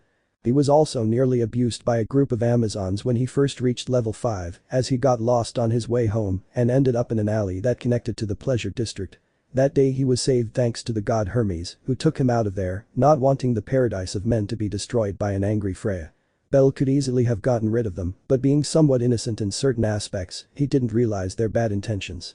And so there were multiple problems which ended up irritating Horn, who decided to follow Belle again, making sure she didn't get into trouble again, or at least that was the excuse she always gave. "Well, mystery solved, we've arrived," said Belle, stopping next to Horn in front of a place. "The library?" the girl whispered, raising an eyebrow. "Seriously? You leave headquarters every day just to come to the library? We have a library at headquarters, you idiot." "I know, but the big difference is that Hedon-sensei isn't here," she said with a nervous smile. "You're an idiot, even though you read a lot of books you're still an idiot," the human sighed wearily. Yes, whatever you say." And downplaying it, Belle entered the library, as did Horn, and the smell of new and old books quickly reached both of them. "Ah, how I love this place," Belle whispered with a smile. "If only I had found this library sooner." As she whispered those words, Belle began to look around as if she were searching for someone. "Who are you looking for?" Horn asked curiously from behind him. Weren't you going to return to headquarters now that you know I come to the library every day?" "Of course not, I feel that at the slightest carelessness you will get into another problem that will worry Freya-sama, and I don't intend to allow that," she replied, crossing her arms. "You have so little faith in me," Belle whispered, offended, eyeing a book on a table and picking it up. "Here, since you're going to be here, read this book. I'm sure it will be very useful to you." Horn curiously took the book in her hands and read the title. "How to socialize effectively with others and not die trying." "I hate you," he said, glaring angrily at Belle, who just smiled happily before receiving a blow to the face with the book. Sorry, it was just a little joke." Having said those words, Belle began to walk through the library looking for someone in each aisle full of bookshelves, wondering a little why he wasn't there yet. "Didn't you come here to read a book?" Horn asked, seeing that his companion was just wandering around the place. "Yes, I'm just looking for someone," I whispered, reaching the last place which had shelves full of romance stories and tales. "Whom?" Belle was about to answer but stopped the moment he saw the person he was looking for at the end of that hallway, that unmistakable green hair. Her eyes shone with joy as she spotted that person, a fact quickly noticed by Horn, who was confused and wondered about the sudden change in mood. And leaving his companion Belle behind, he approached the elf who was at the end of that corridor looking for a book. "Hey Celty, for a moment I thought you weren't coming today," Belle called cheerfully as he was now closer to her. But before getting any closer, he stopped abruptly upon noticing a certain different detail, which gave him a strange feeling. Upon hearing the albino's voice, Celty became nervous and her heart began to beat rapidly. But gathering her courage and letting out a sigh, she turned around to look at the albino, who froze when he saw her. "Hello Belle," I greeted shyly. Celty wore a beautiful white dress which accentuated her figure that she always hid under her baggy sweaters.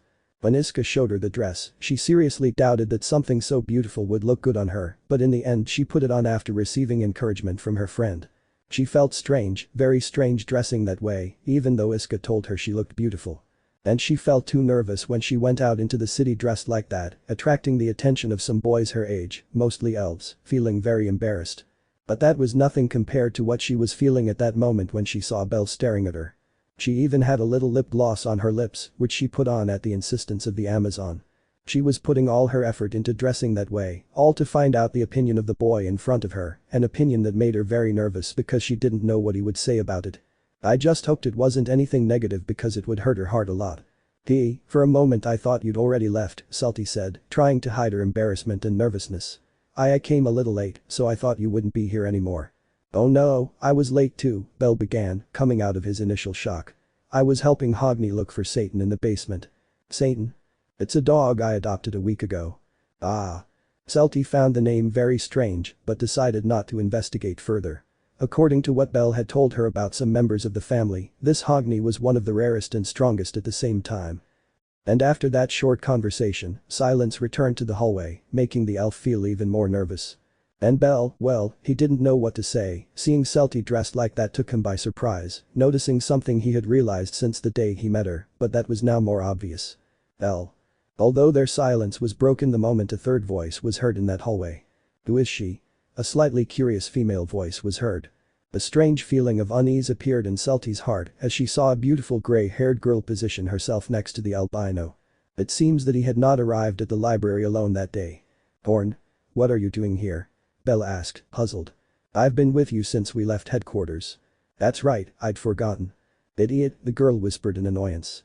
So, who is she? Upon hearing that question again, Bell smiled excitedly, positioning himself between them. Well, this is my friend Celty, she's my reading partner in this library. Bell introduced the elf, who just nervously looked at the serious expression that the girl carried. Celty, this is Horn. She's a member of my family and also my friend. I've known her since we were children, the albino finished introducing. It's a pleasure to meet you, Horn-san. Celty greeted shyly, bowing slightly, still a little surprised by the girl's beauty. Nice to meet you, elf, Horn whispered dryly, giving Celty a look that made her a little nervous. Sorry if talking to her makes you uncomfortable. Yes, she's a bit special, Bell said to Celty, before receiving a blow to the shoulder that he barely felt. TSK, I'm leaving, the girl whispered in annoyance, turning away. Huh?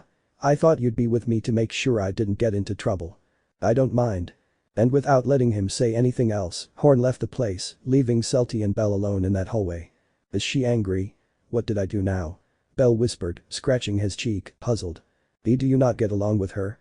Celty asked, a little nervous and surprised by the girl's attitude. For a moment his heart ached to see her with Bell thinking about other things, but those thoughts disappeared the moment the albino introduced her as his friend and when she treated him aggressively. She's like that with everyone, she has little patience, Bell replied with a touch of amusement. But behind that personality is someone who cares about the people she cares about. I've always said she has trouble showing her true feelings, although I feel like she doesn't like me. While outside the library, Horn opened the door and left the place, taking a few steps and stopping, looking down. It was always the same with her. I slowly brought my hand to his chest and squeezed his shirt, feeling discomfort and pain inside. He could see Bell's eyes light up the moment he saw that elf in the distance. He could see how that girl's eyes lit up when she saw him too. And I present it to you with great joy. Seeing that hurt him. Let him do what he wants. And with that whisper, Horn continued walking, ignoring those feelings of annoyance and sadness that he harbored in his heart. Horn was a girl who found it difficult to show what she truly felt. The great flaw in the eyes of his goddess. Returning inside the library. They were both still standing in that hallway, looking towards the place where Horn had gone. Your family is very weird, I know, Bell said with a sigh. I was going to say curious, Celty said with a nervous smile. I still don't understand why everyone doesn't get along. Not all of them are like that, but the vast majority are, Bell whispered with a hint of regret. Why? Because they seek Freya-sama's love and approval, it's always been that way, she said, randomly picking up a book from a shelf. They all believe that if they become stronger, Freya-sama will love them more, and while I don't deny that she'll be proud to see her children growing up, she doesn't approve of the way they're doing it. She wants everyone to get along, although it's difficult to achieve. They're all savages, starting with Alan, she said, remembering her feline friend. Although he's wild by nature. But there's something I don't understand, Celty whispered, lowering her gaze. Why are you different from all of them? What do you mean? He asked curiously, putting the book back on the shelf after giving it a quick glance. What I mean is, why aren't you obsessed with the love of your goddess? She asked nervously, hoping she hadn't sounded offensive. I love Freya-sama, confessed the albino without a trace of falsehood on his face. The pain appeared in Celty's heart upon hearing those words. He too loved his goddess like all of them. He was already in love with that goddess of beauty. Unable to avoid it, a great disappointment came to the elf, reflected in her eyes, as if she had received the worst news of her life. As if a bucket of cold water had been poured over him. Although it was more than obvious, he belonged to the Freya family, a family where everyone loved their goddess and had eyes for no one else. But it was still painful for her. I love Freya-sama, but not in the way that others love her. Huh?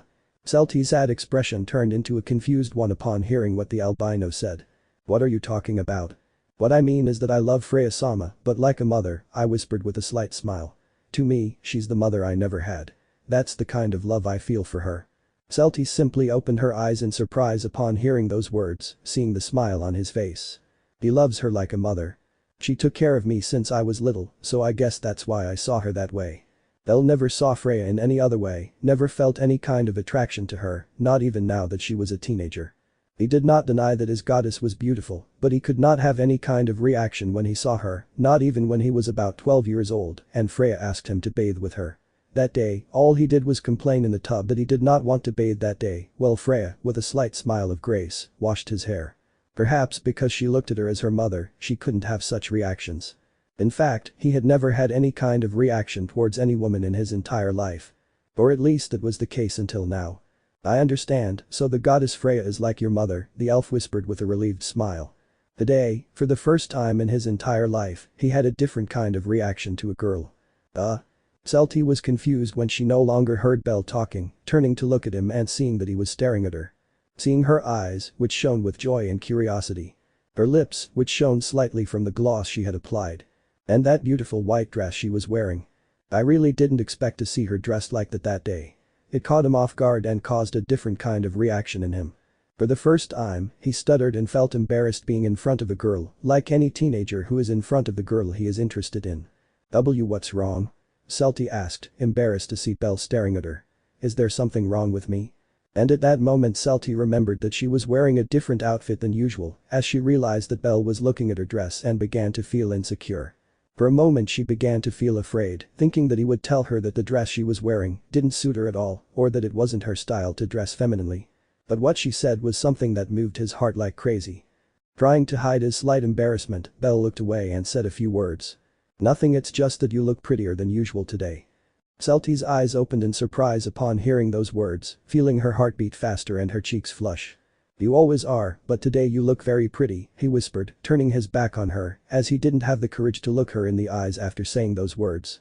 But personally, I'd say you'd look good in a green dress since it would match your hair, but that dress also suits you, and never mind, you look beautiful today, that's all I wanted to say. Elle was doing everything he could to avoid running away at that moment because of the embarrassment he felt. Elle was somewhat idiotic when it came to feelings and how to compliment a woman, for the simple reason that he didn't learn much about it. Eden's upbringing wasn't based much on love. He was simply told not to get close to dangerous girls. As an example, he would always use Horn as an example, telling him that she was the type of girl he shouldn't get involved with if he didn't want to wake up with 40 stab wounds in his back the next day. He still didn't understand why he said that. He doubted Horn would do something like that, or so he thought. The point is that he didn't know much about those topics, and everything he said was what he thought was right, since when he was a child and went to sleep in Freya's room, he would always take one of the books she had on the shelf to read, which always turned out to be romantic with many phrases that he put into practice at that moment. I also use one of those phrases when I flirt with the elf princess, although I don't quite remember what I said to her. I hope I haven't made her uncomfortable, Belle thought nervously, still with his back to her, believing that the silence that had occurred was because he had made her uncomfortable. Although it was very far from reality. Celty's eyes shone as she looked at the albino's back. He praised her, he had praised her. And it wasn't just any compliment, he told her she was pretty, that she was beautiful. It was the first time she had received praise from a boy who simply didn't know how to react. All she could do was smile, a smile of genuine happiness mixed with embarrassment that she couldn't hide, no matter how hard she tried. That would be like trying to hide the sun with a finger. Her heart was racing as a feeling inside her grew stronger. Celts. Elle was surprised to see that the elf hadn't said a single word, so having no other option, he turned around to look at her, and when he saw her face, he felt something strange inside him. Her face shone so brightly, it was so dazzling with that beautiful smile that she was also embarrassed. For the first time in his entire life, Belle felt embarrassed and nervous in front of a girl. Not even when he entered Horn's room without knocking and she was changing her clothes did he feel this way. Tomorrow, Celty whispered. Huh? Belle said, puzzled, as he didn't understand what she meant by that. "I'll bring a green dress tomorrow," she said, taking a step back. And thank you for the compliment." "You're welcome." Bye-bye."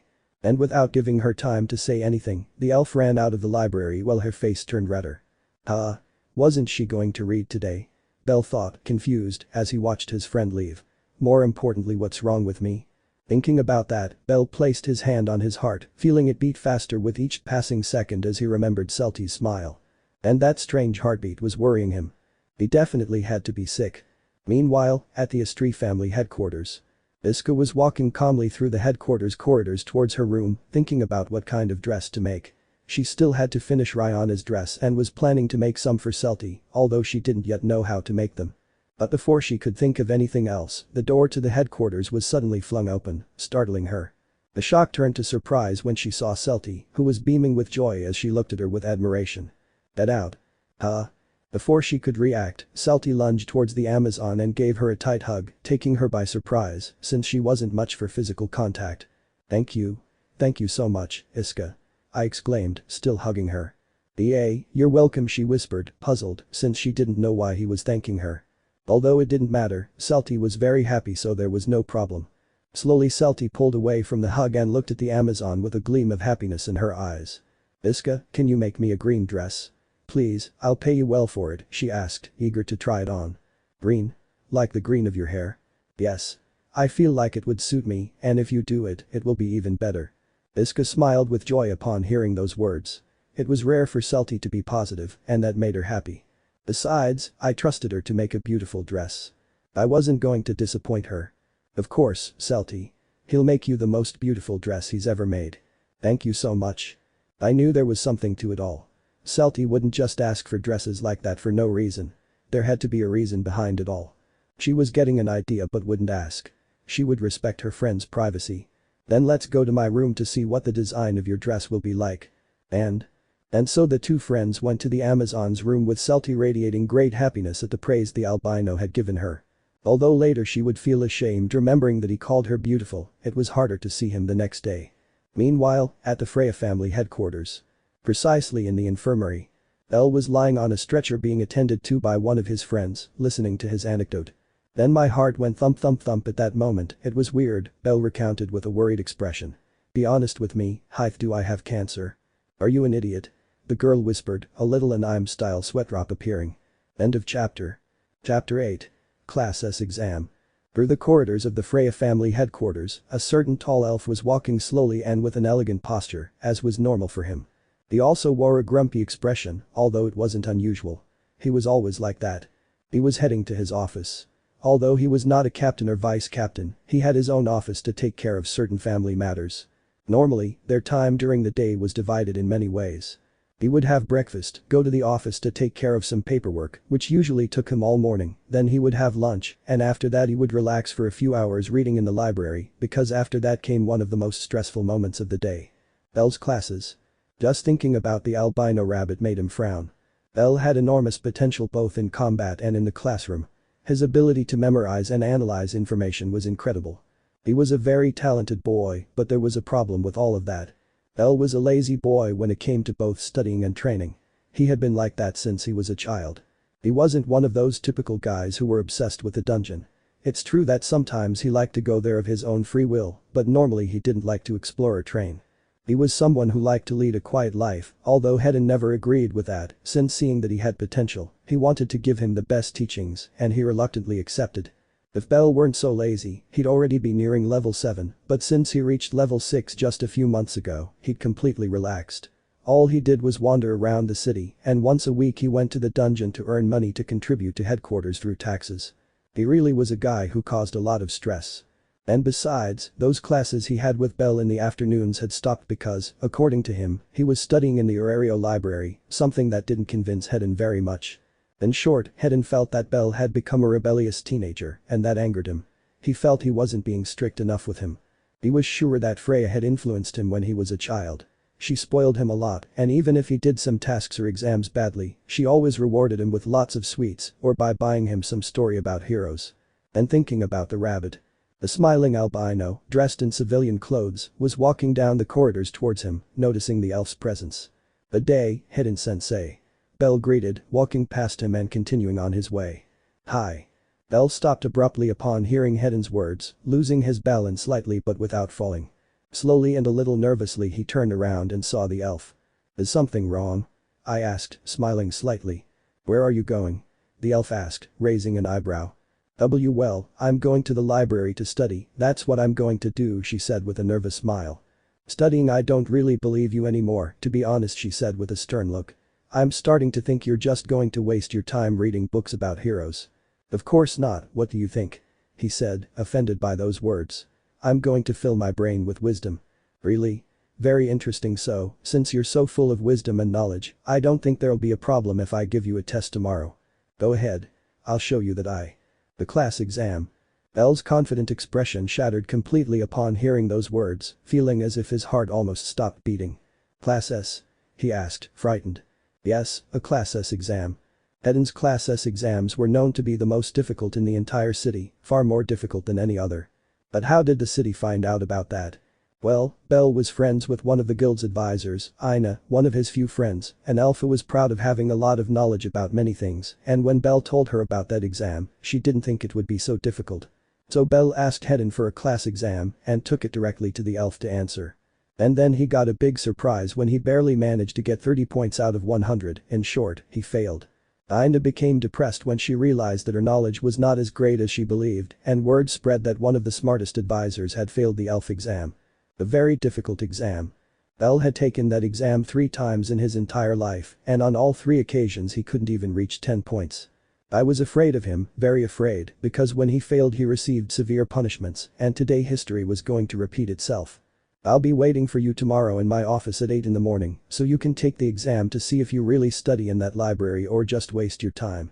The minimum grade has to be 50 points or there will be serious consequences. And with those words, Hedon turned around and walked away from the place, leaving a frozen and scared Belle in the hallway after such horrendous news. He had definitely gotten himself into serious trouble. Please Celty, help me study. And now we find ourselves in the library where Belle and Celty were at their usual table where they used to read every day. Celty was wearing a pretty blue dress with flowers at that moment. A few weeks had passed since the elf dressed in feminine attire for the first time in a long time, and thanks to Belle's praise, she regained much of her self-esteem, starting to wear dresses every day, each one more beautiful than the last in Belle's opinion. They had both become much closer since that day. They had become very good friends. But certain feelings also grew within them as the days went by, a warm and pleasant feeling.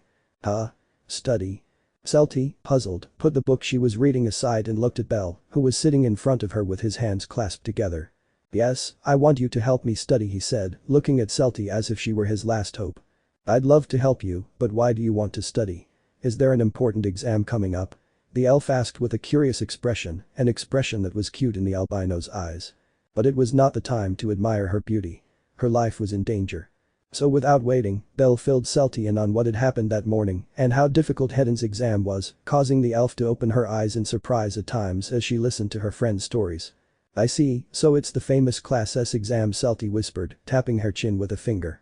Obviously, as an elf who was very proud of her knowledge, she was aware of that famous exam that would make even the most intelligent person tremble. Yes, the exam is tomorrow, so I'm in serious trouble, Belle said, sounding scared. Problems? I don't think so, you come here to study every day so you know a lot of things, the elf said innocently. Why yes, study, Belle stammered, looking away. You're here to study, right? Celty asked, narrowing her eyes. Bellcranel answers. When Celty sat down to read with Belle, she concentrated on her book, so she didn't pay much attention to the books he was reading, even though she thought he was always studying since that's what he always said. Slowly, Belle took a book out of the small backpack he was carrying and showed it to his friend, who read the title. The Adventures of the Great Siam and Belle. This is a tale of heroes. I know, but it's very interesting. I really enjoyed the first book and then I started reading the other volumes, Belle whispered sheepishly. It's become one of my favorite stories, along with Argonaut and Epimetheus. But now because of that you're in serious trouble since you haven't studied at all for the exams. Even though Celty wouldn't be taking the exam, she felt nervous because she didn't know how difficult it would be and how much it would cost Belle. That's why I want you to help me study. But the exam is tomorrow, you can't study in such a short time. But you're the smartest girl I know. I know that with you I can overcome this challenge, that's why I want you to be with me until the start of the exam, you're my only hope, Celty. The elf's cheeks flushed slightly upon hearing those words. Belle saying that to her made her feel very happy. If you help me, you can ask me for anything. Celty's eyes sparkled when she heard that. Anything. Anything, so please help me overcome the final boss and defeat Hedon-sensei together. His health bar is too long for me to beat him alone. I need you. Okay, I understand, but stop, she asked nervously, seeing how the few people in the library were looking at them strangely. So you'll help me? She asked, her eyes sparkling. Why yes, I'll help you. Celty, thank you. Without pausing to think, Belle walked around the table and hugged the elf, who opened her eyes as wide as possible when she felt Belle touching her. And as he suspected, he didn't dislike her touch one bit. But even so, her face turned a very intense red from the embarrassment she felt at being touched by the boy she was interested in, and because she was wearing a dress and not a sweater, her arms were exposed, and his touch on her skin was direct. It was so warm. Seconds later Belle realized what he was doing and returned to his seat at the speed of light with a nervous expression. Sorry Celty, it wasn't my intention to make you uncomfortable like that, Belle stammered, knowing how elves felt about being touched by someone without their permission. Celty was the only person who made him stutter, well, Hedon too, but out of fear. But Celty, it was shame, a strange shame that made him behave in a foolish way. And no worries, there's no problem, Celty whispered, looking away, blushing. Just let me know next time. That. And nothing. I didn't say anything. Trying to calm down, Celty let out a long sigh and returned to the initial topic. Do you have any idea what might be on the exam? She asked curiously. I have no idea, Hedon-sensei wants me to be full of knowledge, so he asks all kinds of questions, Belle replied, not knowing what to do. Do you remember what came up on the last exam? I got 6 points out of 100. What do you think? Belle was intelligent, but even those exams were a huge wall he couldn't overcome. It seemed like Hedon was doing it on purpose so he would never pass. Then we'll have to improvise. Celty stood up under Belle's watchful gaze as she walked towards the bookshelves to look for some books, so she just waited patiently to see what she would come up with. Although his face turned pale when he saw her return with 3 enormous encyclopedias in her hands, dropping them on the table with a loud noise. These encyclopedias have information on everything. These 3 cover a lot of information, so they'll be very useful for getting started. Belle swallowed hard when he saw what awaited him. Luckily, this library is open 24/7, so we can study until late at night. Won't your family worry if you're late? Belle asked, puzzled. Not at all, they know very well that I get lost in reading. Once I get here it's midnight so we can study without any problem. We won't leave here until you're the wisest man in Aurario, Celty said, determined that Belle would pass that exam. She would do anything for her friend. Belle simply resigned himself and accepted his fate, knowing it would be a very long day. I'll be of help to Belle, the elf thought with motivation. Hours later. 11 o'clock at night. The library was almost completely empty, obviously because it was late at night. The only ones there were 2 employees who were on the night shift, one was a girl who was at the counter and the other a boy who was arranging the books on the shelves. And besides those 2, there were 2 more boys sitting at one of the many tables, obviously Celty and Belle. Belle's eyes were red as he finished reading the last encyclopedia, closing the book and putting it aside. And that would be it, Celty whispered, letting out a sigh. Heavens, this was quite a challenge. They spent almost the entire day reading, stopping only at lunch and dinner, and also to take a short 15-minute break. Even though Celty felt tired, she gave it her all until the end because Belle trusted her and she didn't want to disappoint him. And Belle also gave it his all because he didn't want to fail the exam and he didn't want Celty's efforts to be in vain. I even learned things I didn't know, this was helpful to me too, the elf said contentedly. And how do you feel, Belle? Belle? The albino did not respond, he just remained seated until seconds later his head suddenly fell to the table with his eyes closed. He had fallen asleep due to mental exhaustion. Did he fall asleep? The elf whispered, surprised to see him fall asleep in less than a minute. She also felt tired but could stay awake for another 2 hours because she read a lot, she wasn't too fatigued. Unlike Belle, who read his least favorite type of books. Encyclopedias. Slowly Celty stood up and walked around the table to see the albino sleeping peacefully. He looked like a little boy with that peaceful expression. A slight smile formed on Celty's face when she saw him. He's cute, she thought, a little embarrassed. I still couldn't believe that the famous Gloomy was him, someone so calm, kind and smiling, even getting scared by an exam. If she hadn't taken the time to get to know him, she probably would have judged him the moment she learned his identity. Fortunately, that wasn't the case, and she was able to form that friendship, a friendship that had become very valuable to her. Even though you've shown me so much of yourself, I feel like I still don't know you well enough, Celty whispered, feeling that there was still so much she didn't know about Belle. But from what little I do know, I know you're a wonderful person. I'm so glad I met you." Slowly, Celty reached out and stroked Belle's hair a little, feeling shy. "It's soft," she thought as she felt the softness of the hair. "This. Ah." Celty screamed in fright when she heard a voice behind her, quickly turning around to see that it was one of the employees who had grabbed a broom, scared by the elf's reaction. Sorry," she apologized, embarrassed by the way she reacted. Don't worry, it was my fault for speaking suddenly," the boy apologized, putting the broom aside. "I'm still sorry," she whispered, adjusting her glasses. "Do you need anything? Apparently your friend fell asleep." "Why yes, don't worry, I'll wake him up so we can leave." "It's not necessary," the boy denied, much to the elf's confusion.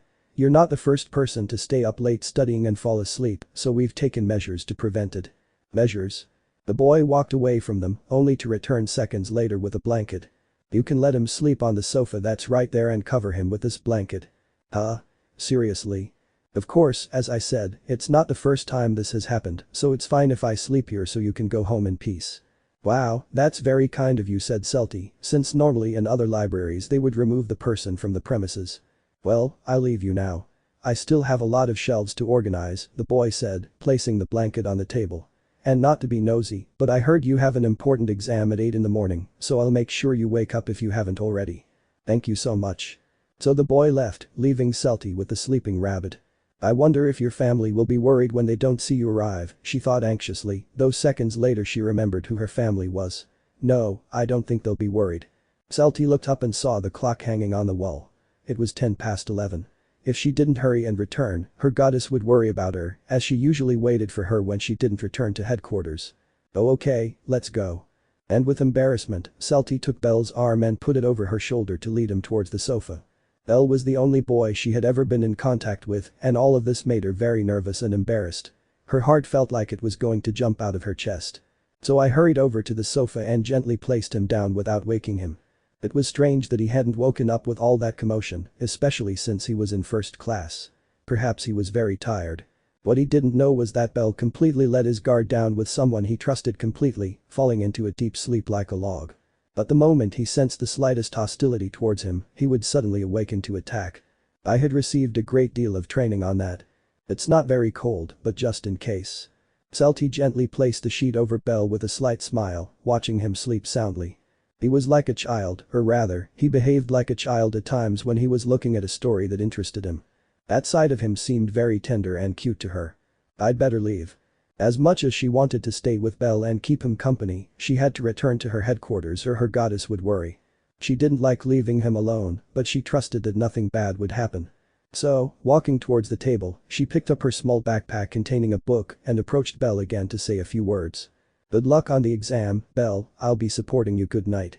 And with that whisper, Celty left the library, leaving behind a deeply asleep rabbit who would face a great challenge in the morning. "It's very cold out here," Celty thought as she left the library. The streets were completely dark with absolutely no one around, except for a few bars that were open.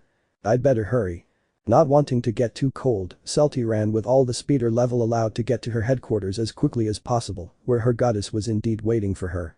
He had to give her a vague explanation for his lateness, telling her that he lost track of time reading something, which the goddess didn't believe when she noticed his lie. But I knew very well that the elf wasn't one to do anything bad, so I let it go. It probably had something to do with reading and the library, I knew her very well. So the elf went to her room and changed into her pajamas before throwing herself onto her bed to sleep. Although it would be a little difficult for her since she felt nervous not knowing how the albino would do tomorrow with that exam. I just hoped it would succeed and not fail. The next morning. Headquarters of the Freya family. Hedon's office. The high elf was sitting at his desk, seriously observing the entrance to his office, then looking at the clock on the wall. "It's 1 minute to 8, if that idiot doesn't show up he'll be in serious trouble," he thought, frowning. He realized that Belle hadn't arrived the night before and hadn't slept very well, because he was wondering where that idiot was, since he didn't sleep outside the headquarters, unless he slept in Freya's room, although he stopped doing that when he turned 13. It wasn't that he was worried, since he knew how strong he was. All he thought was that he had gotten himself into some trouble. For a moment I was thinking of going to look for him, but I dismissed that idea the moment the door to his office was opened. It was Belle who wore an expression full of determination. "You arrived 10 seconds early. For a moment I thought you were going to chicken out," Hedon whispered, narrowing his eyes. "Hedon-sensei, today is the day I will defeat you and your exam," said the albino, clenching his fists. Oh, I see you have a lot of confidence in yourself, interesting. Belle slowly walked to the chair in front of the elf and sat down, still maintaining his serious expression. I hope that confidence doesn't fall apart when you receive the exam. I'm not afraid of you or your exam, she said, standing firm. Well, if you say so. Hedin knew Belle perfectly and knew that he wasn't one to be overconfident without reason, so if he came confident it was because he was very well prepared. He couldn't help but feel a little proud. He just hoped that pride wouldn't vanish with a bad grade. You have 1 hour to answer the exam, not a minute more or less, Hedin said, taking out 4 sheets of paper and placing them in front of Belle. You'd better not be caught making any suspicious movements that suggest you're cheating. Don't worry, Hedin-sensei, copying isn't my thing, I don't have any notes or anything like that. Belle felt nervous, he wasn't going to deny it, he was going to face his nemesis for the 4th time, the S-class exam. He couldn't lose again, not now that he had tried so hard and Celty had helped him. So, gathering his courage, he took the pencil and began to answer the questions under the watchful eye of the elf, who was watching to make sure he didn't do anything suspicious, although he knew he wouldn't. That would be the longest hour for the albino. 1 hour later. Belle remained seated in that seat, nervously observing Hedin, who was grading his exam with a pencil, reading each answer carefully. At times his gaze relaxed, and at others he frowned angrily, making Belle feel more nervous as he didn't know if he had passed or failed. That was one of the most nervous moments of his life. Many said that the elf princess Riveria was ruthless with the punishments she gave Ace, having heard some of them, and after hearing them he realized that they were nothing compared to the punishments of the elf who was in front of him. He was ruthless. Belle tensed up as he saw Hedin put his pencil down on the desk, a sign that he had finished grading the exam. Her heart was pounding with fear, not knowing what the outcome would be. Did I pass? Belle asked fearfully.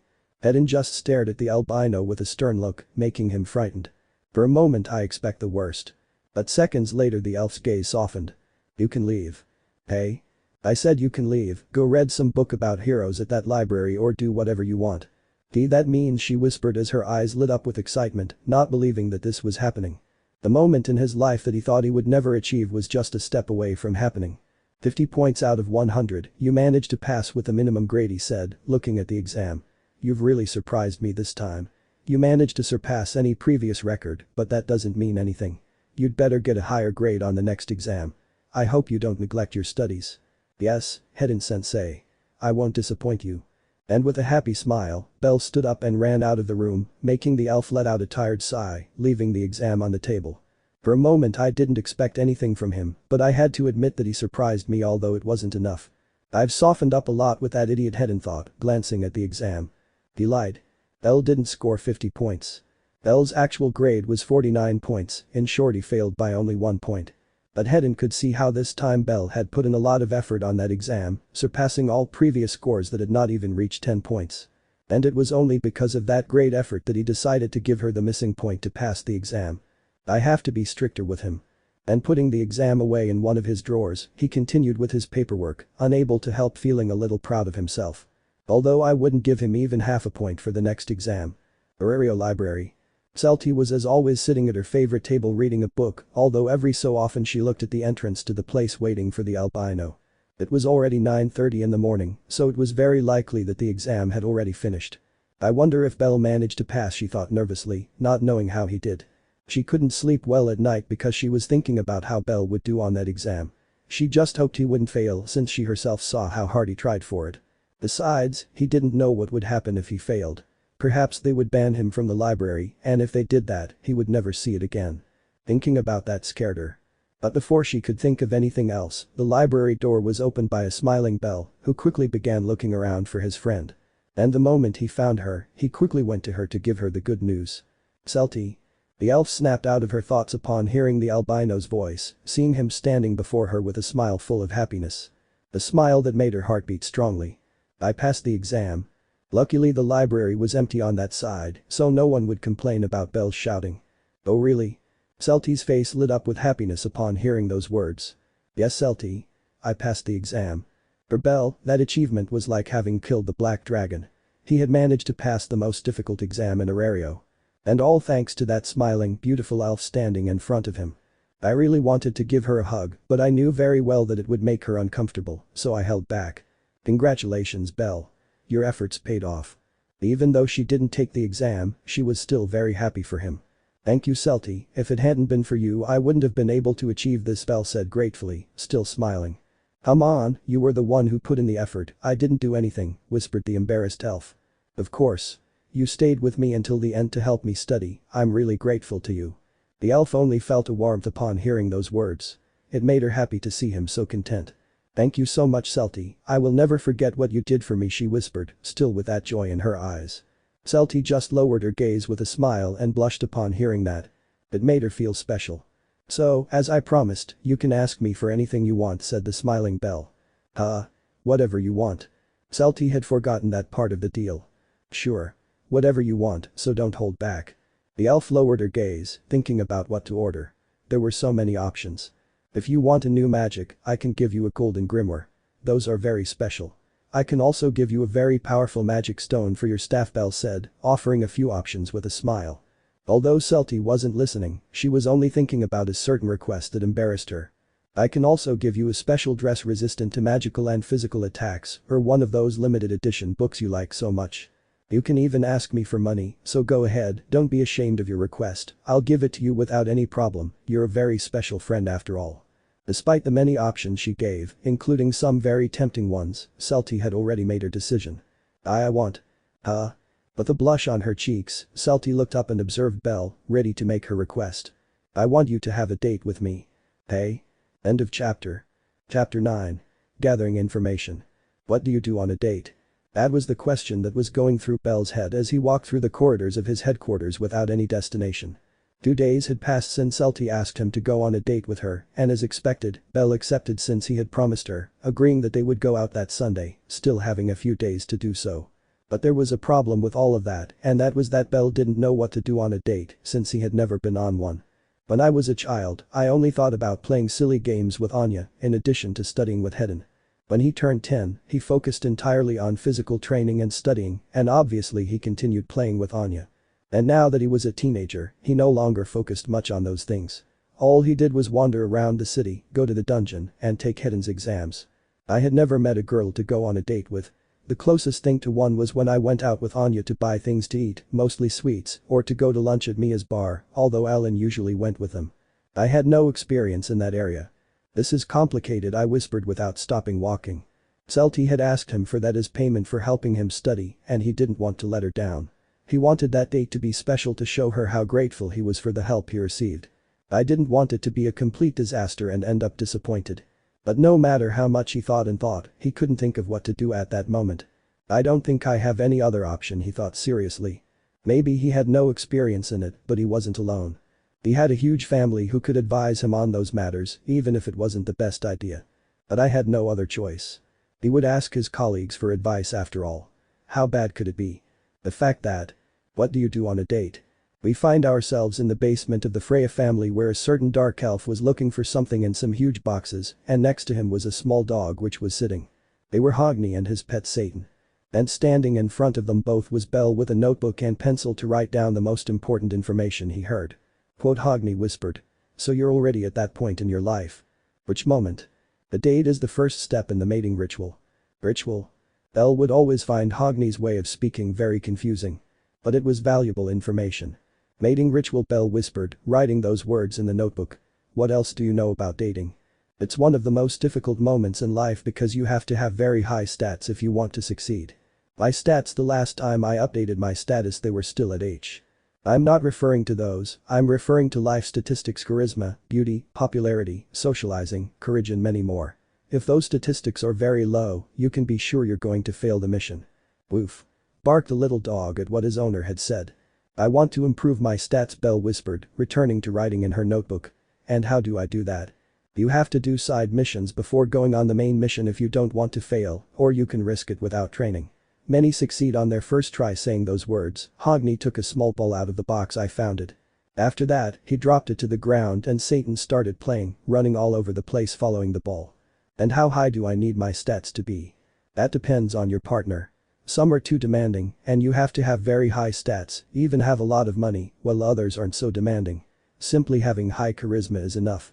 I understand, she whispered as she wrote in her notebook. You need to equip items that increase your stats, for example a cape that gives you 2 more courage and 3 more charisma, or a shirt that gives you 5 more beauty. you need to equip what you think is most convenient. I recommend you wear shoes that have 4 more luck. They can be useful. Even though Bell didn't understand anything, he still continued writing down every last detail in his notebook. Very interesting and all, but what do you do on a date? Bell repeated the initial question. I don't know, my stats aren't high enough to complete that mission, so I don't know what to do, the elf replied with a depressed aura. It's not usually one of my main missions, so I'll leave it aside. That's too bad, Bell whispered, disappointed. Although he hadn't received any important information, he was grateful to Hogni because now he knew he had to improve his stats. And who are you going out with? Horn? If so, I recommend you skip that mission and take the one to defeat the Black Dragon. It'll be easier. What? Of course not, it's with someone else, Bell replied, surprised that they mentioned the human. I understand, then good luck with that, and if you fail you can always come here to replenish your HP and mana before going back to try again. Of course. Thank you Hogni, goodbye Satan. Wow. And with that said, Bell left the basement, leaving the elf alone with his pet. But heavens, Bell's crazy to take on a dangerous mission. I hope it goes well for him, she whispered before continuing with what she was doing. Back to Bell. He was walking through the corridors reading the data he had just written. It's a bit confusing, but I think I'm starting to understand, she thought, marking the most important information. But it's still not enough information. I need to investigate further. If I wanted that day to be perfect for Celty, it had to be full of information. I couldn't let her down. And I knew very well who to ask this time. What about you? We find ourselves in the enormous dining room of the Freya family headquarters where Bell was sitting in one of the many seats and sitting in front of him were 4 hobbits who looked at the albino with surprise. What do you do on a date? She asked, hoping they would clear up her doubt. The 4 brothers fell silent upon hearing that, turning to look at each other with perplexed expressions. Also that seconds later. Ahahahahaha. Their laughter echoed through the dining room, making Bell frown. What's so funny? Bell asked angrily. That idiot doesn't know what to do on a date. How stupid. Hasn't that information reached Papa Hedon so he could have shown it to you? How pathetic. Bell frowned angrily at the brothers' taunts, although he had expected something like this to happen. They always took every opportunity to make fun of someone. She even began to wonder why she had gone to them for advice if she already knew what they were like. It seems you need to read a lot more books, Rabbit. Those silly books about heroes have fried their brain cells. She wants to compete with Anya. Ha ha ha. Are you going to answer my question? Yes or no? He asked, frowning and starting to get angry. Upon hearing those words, the brothers stopped laughing and turned to look at each other with confused expressions. Do you know what to do on a date? Burling asked his other brothers. No. Bell just slapped his face upon hearing that answer. He didn't even know why he expected anything from them if that quartet of dwarves only left headquarters to create disasters out there. I would say go to the dungeon and have a competition to see who can kill the most monsters. Or maybe go to a who can eat the most contest. Or have a fight to the death. Upon hearing those options, Bell quickly took out his notebook and began to write them down. Any idea was valuable at that time. Alfred only shook his head slightly upon hearing his younger brother's comments. Obviously, as the eldest, he had a little more knowledge. A date isn't something to be taken lightly, Bell. I think it would be best if you did what you and your date think is best instead of taking someone else's advice, the older hobbit advised, looking at the albino. Good idea, but the problem is I don't know what to do, so that's why I'm looking for opinions. Well, you're asking the wrong people for advice. I just realized, Bell whispered, making the other brothers angry. And who are you going out with? Alfred asked curiously. That crazy woman Horn. If so, consider your date a failure, because I doubt that woman will be happy with anything you do. Horn? Of course not, Bell replied, surprised that they were mentioning the human again. Well, that's something now, get out of here, we want to eat. Get out, mutant rabbit. Go ask for mating advice somewhere else. Rabbit in heat. Bell, sighing at the hobbit's comments, left the dining room a little disappointed at not having obtained any information. Well, in the end I didn't expect anything from them, she whispered, walking back down the halls of headquarters. Then he looked at the advice he had been given, and it didn't seem like the best advice. He seriously doubted that Celty would like a date in the dungeon to see who could kill more monsters. Ah, this is proving more complicated than I thought, Bell sighed wearily. He never thought that on his first date he would have to do so much research. In fact, he thought it was just a matter of walking, but he realized it was more than that. It was a special time in which many things were done throughout the day to make his companion happy. They were more complex than he thought. Hogni and those silly brothers couldn't help me much, Bell thought, looking at his notebook. I had already asked some of the boys in the family for help, but it didn't work out well. So she thought it was time to ask for a female opinion on all of this. Perhaps they would be more helpful. And I already know who can help me, and with those thoughts, Bell continued walking towards his new destination. The day for gathering information was just beginning. Sita. These were the words whispered by a group of girls upon hearing what the albino had said. The place where we find ourselves now was in the headquarters infirmary, where Bell was sitting on a stretcher, and scattered throughout the place were 5 healers who looked perplexed at Bell. Among them was Hythe. Yes, I was wondering if you knew what I have to do on a date to make it special, he asked again, hoping to receive even a little useful information. The 5 girls turned to look at each other in surprise, still unable to believe that the family's lazy idle rabbit was going on a date. Although seconds later Hythe erased his surprise, replacing it with a cheerful smile. So you and Horn finally decided to go on a formal date, Hythe said with a happy smile. And there you go again. Huh? Aren't you going on a date with Horn? Asked a curious blue-haired elf. Of course not. Why does everyone think I'm going on a date with Horn? Bell asked, increasingly confused. Well, you and she are always together and we think you know what, forget it, Hythe said, shaking his head slightly and sitting down on a bed. Can you repeat your question? What do you do on a date to make it special? He repeated his question hopefully. The girls, feeling a bit excited about it, approached the albino and sat down near him. Many would think that all members of the Freya family were completely bitter and only thought about training and their goddess, but they were completely wrong. For some years now, things had changed at headquarters, becoming a little calmer. No longer were arguments heard everywhere over every little thing, and this was something that some people from outside had noticed, wondering why things had changed so much, unaware that Freya had a lot to do with that change, since a certain little rabbit arrived in the family.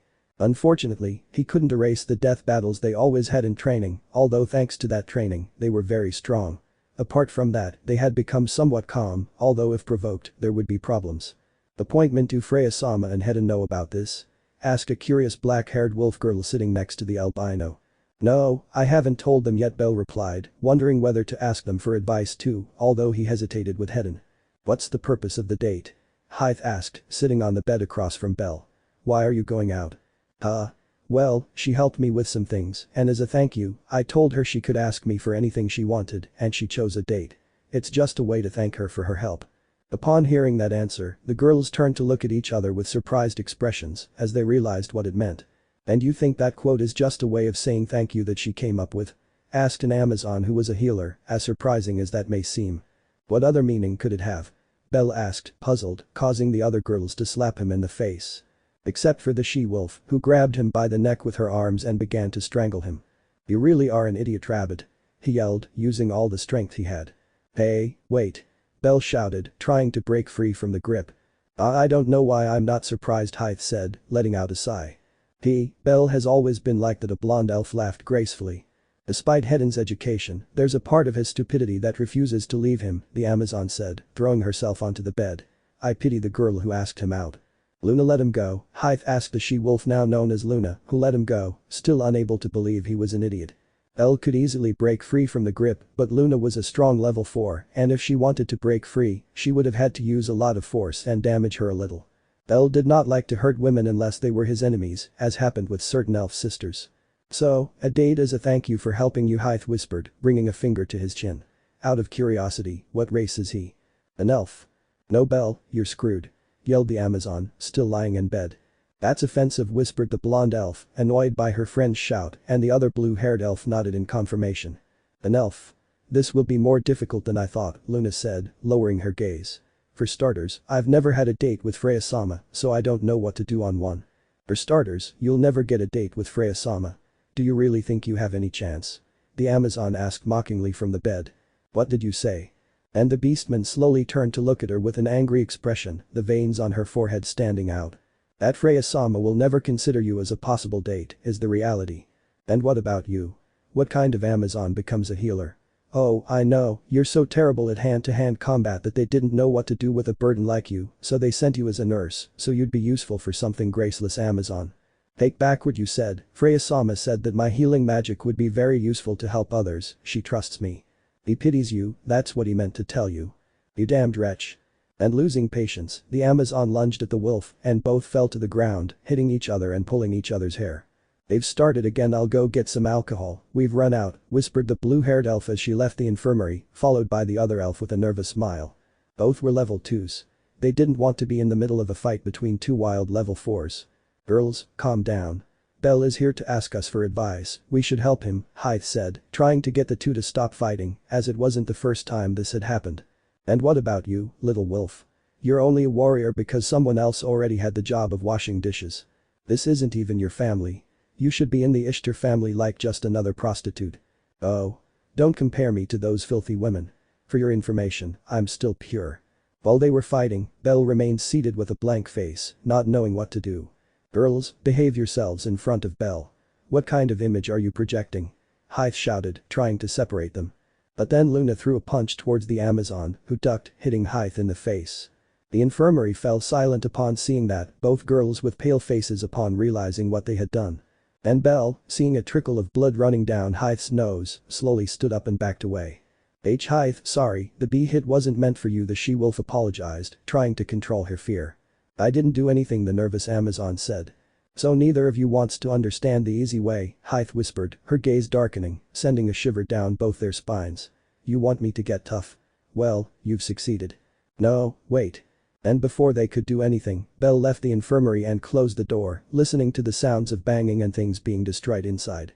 Ugh, it was worse here, I didn't even get any advice, Belle thought, moving away from the door and starting to walk, completely ignoring the sounds of banging inside.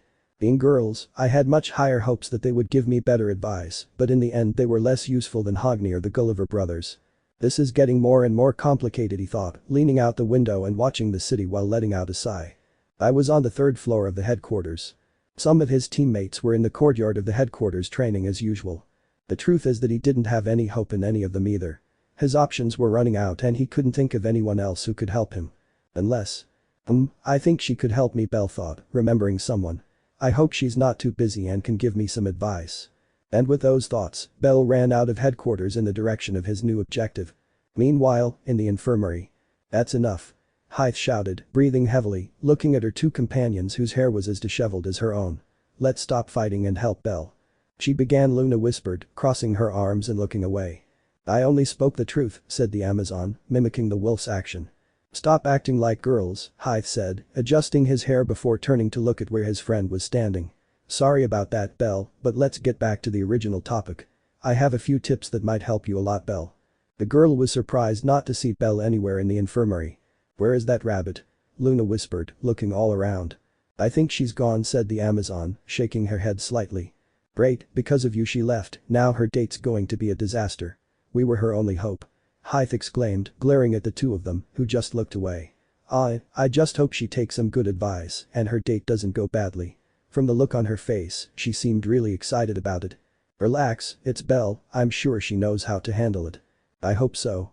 Back to the albino. This is the life. Exclaimed the happy rabbit, drinking a huge jar of pineapple juice before eating his spaghetti and meatballs. The food here is always the best. Ahaha, obviously Shorty, it was about time you came back here, it's been a few weeks since you last came to eat. The one who said those words was a dwarf who wasn't dwarf at all. She was Mia, former captain of the Freya family and now owner of the Fertility Hostess Bar. Or the way Belle looked at her, like her aunt. Sorry, it's just that I've been going to the library every day and I keep forgetting to say hello, the rabbit apologized before devouring a meatball. Well, the important thing is that you're here eating, whose tab did you put what you ate on? On Alan's tab, he replied, taking a sip of his pineapple juice. Mia just smiled amusedly upon hearing that. She liked doing that because it was always fun to see a furious cat come to complain to her because a large food bill had arrived for him without him knowing why, and on top of everything, it had already been deducted from his bank account. They were little jokes that Belle made with Alan or even with the Gulliver brothers. He did it once with Hedden to see what would happen and then he regretted it. Mia never found out what happened, but Belle was traumatized for a long time. I'm glad to see you're still as cheerful as ever. Since the bar was somewhat empty, Mia decided to chat with her former student.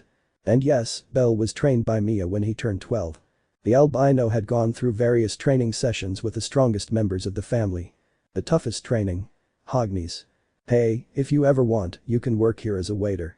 I'm sure you'll attract a lot of customers, or rather, female customers, said Mia, seeing a gold mine in Belle. I'll think about it, although for now I'm fine, she said, finishing the last bite of her food. This was delicious, I missed this. Hey, what did you want with all this? Mia asked curiously. When you came in you said you wanted to ask me something important but then you started ordering food. What was it you wanted to ask me? Oh right, I'd forgotten, she whispered, remembering the main reason she'd come there. What do you do on a date? Mia was a little surprised to hear those words, as it was rare for the albino to talk about such things. Unless. Elle or you and Horn together. No. Elle didn't even understand why they brought Horn into it every time she asked that question. What did she have to do with all of it? I see, so it's not Horn, that girl missed her chance because she was slow. Huh? What do you mean? Nothing, little rabbit, he said, picking up the plate and jar Belle had eaten from. And as for your question, I can't help you. I've never paid attention to such things. Elle was discouraged to hear that. His Aunt Mia was a wise person, so he hoped she could give him some advice, but apparently she couldn't. What I do know is that you have to bring your companion to eat, he said, turning to look at him with a smile. So don't hesitate to come and eat here. I'd like to meet that girl. I'll give you both a special discount. Really? Thank you so much. Belle exclaimed, happy to receive help from the dwarf. It seemed that things were already improving. Naya. Although Belle snapped out of his excitement when he felt someone rush to hug him, seeing that the person was the lively cat Anya. I didn't know you were here, Naya, said the happy cat. Anya, what are you doing here? Belle asked, confused, upon seeing the cat dressed as a waitress. A stupid girl broke a few plates when she came to eat, so she's working here as punishment, Mia explained, carrying the dirty dishes into the kitchen. Haha, I've been here a week already, Naya, said the cat with a cheerful smile, letting go of the albino and sitting down beside him. So sorry, Naya, we won't be able to go buy sweets for a while. That's too bad, and thanks to you we had the discount since the lady likes you. I'm sure she'll give you the discount too, she said, wagging her tail. By the way, what are you doing here, Naya? I heard you were asking Mamma Mia a question. Oh, that, I was just asking for advice on what to do on a date. The cat opened her eyes in surprise upon hearing those words. Horn. I don't think so. Naya the cat stopped her question when she saw Belle's blank face, her answer being more than clear. Hey Anya, do you know what I'm supposed to do on a date? Ahaha. Of course not, Naya, I've never been on a date to know that. The only guys I go out with are you and Alan, Naya, she replied honestly with a lively smile. Yes, you're right, sorry for asking you that. But I once heard that girls like to go shopping on dates, Naya, maybe that'll be of some use to you. Upon hearing that, Belle took out his notebook and wrote it down, as it was very important information. And that they also hug and kiss. And they sleep together. I understand, Belle whispered, writing everything down in his notebook. Where did you hear that?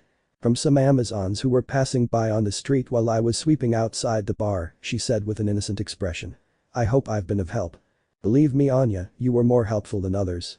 Anya, go clean the toilets that are clogged. I want it. Do it, you lazy cat. I'm sorry, I have to go, Naya. And with a dejected aura, the cat stood up and walked towards the bathrooms, straight to her cruel fate. Belle looked at his notebook and saw that he now had much more important information than at the beginning. I was already making progress. But it still wasn't enough.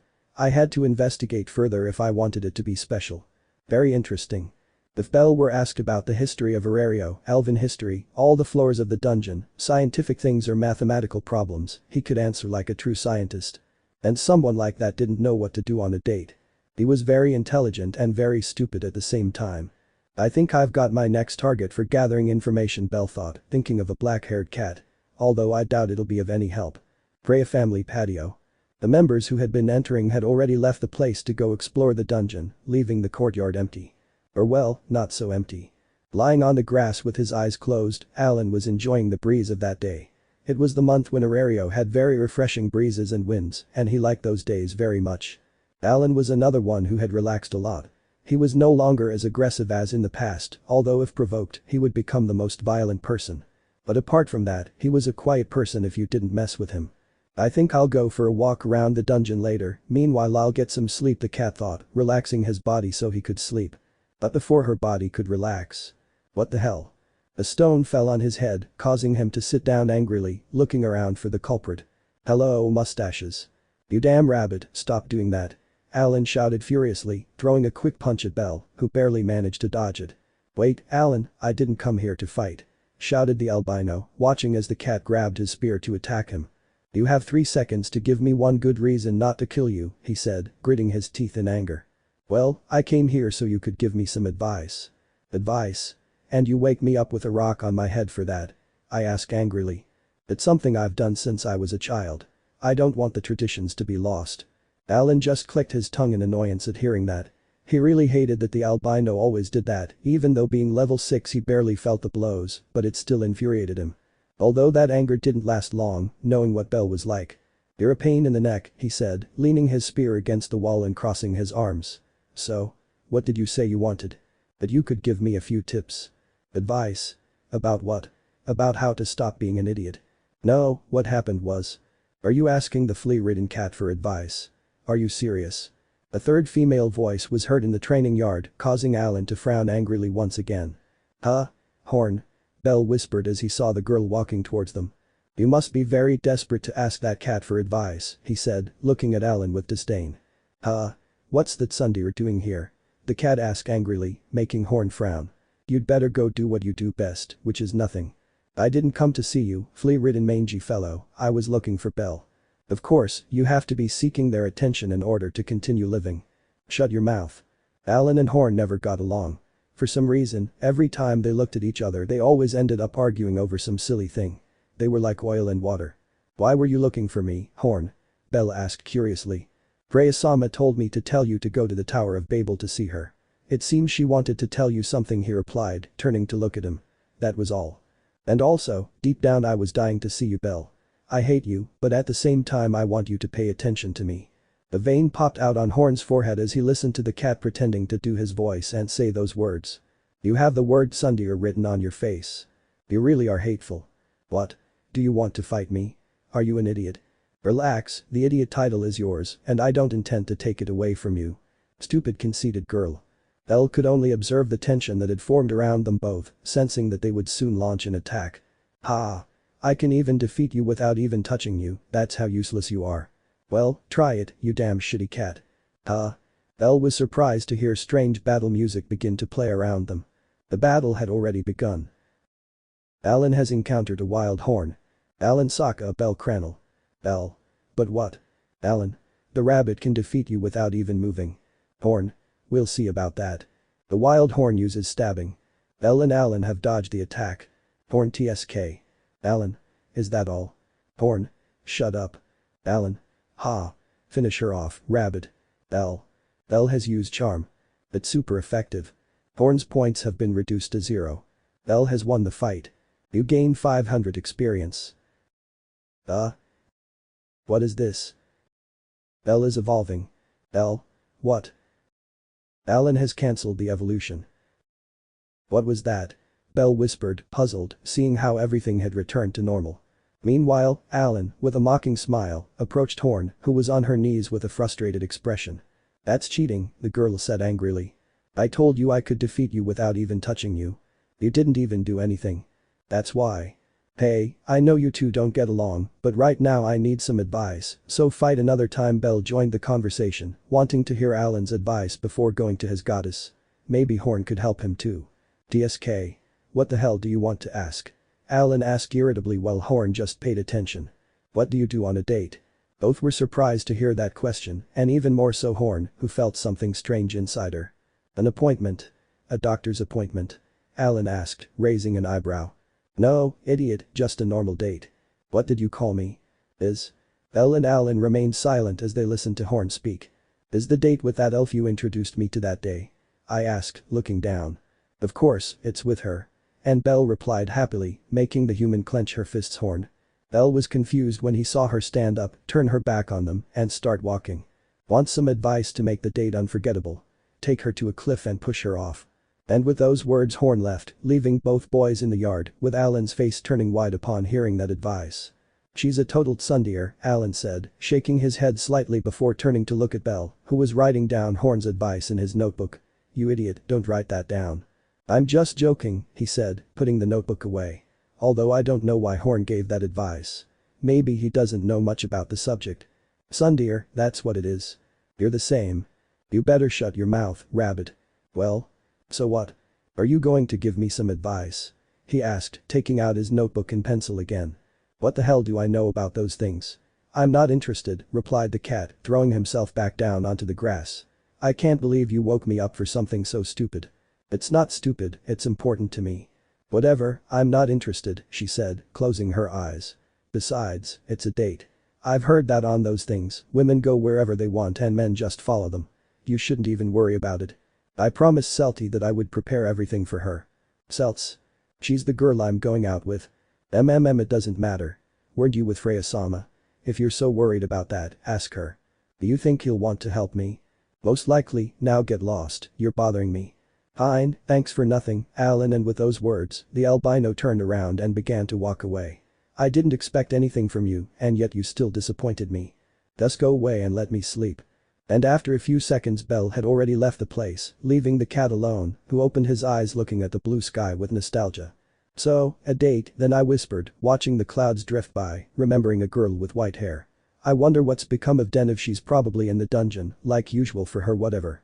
And with those thoughts he closed his eyes again to try to sleep, although a large amount of water fell on him, causing him to wake up suddenly. What the hell? Ah ha ha. Filled with anger, Alan looked up and saw 4 hobbits on the 3rd floor, mocking him with an empty bucket in their hands. The place where you should be sleeping is in your room, not in the yard, you flea-ridden cat.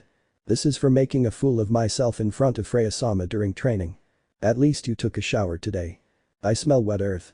You damned pieces of shit. Alan shouted, exploding with anger, grabbing his spear and charging to kill the 4 hobbits who continued to mock him. Yes, things in the Freya family were always lively no matter the day. A while later. At the top of the Tower of Babel.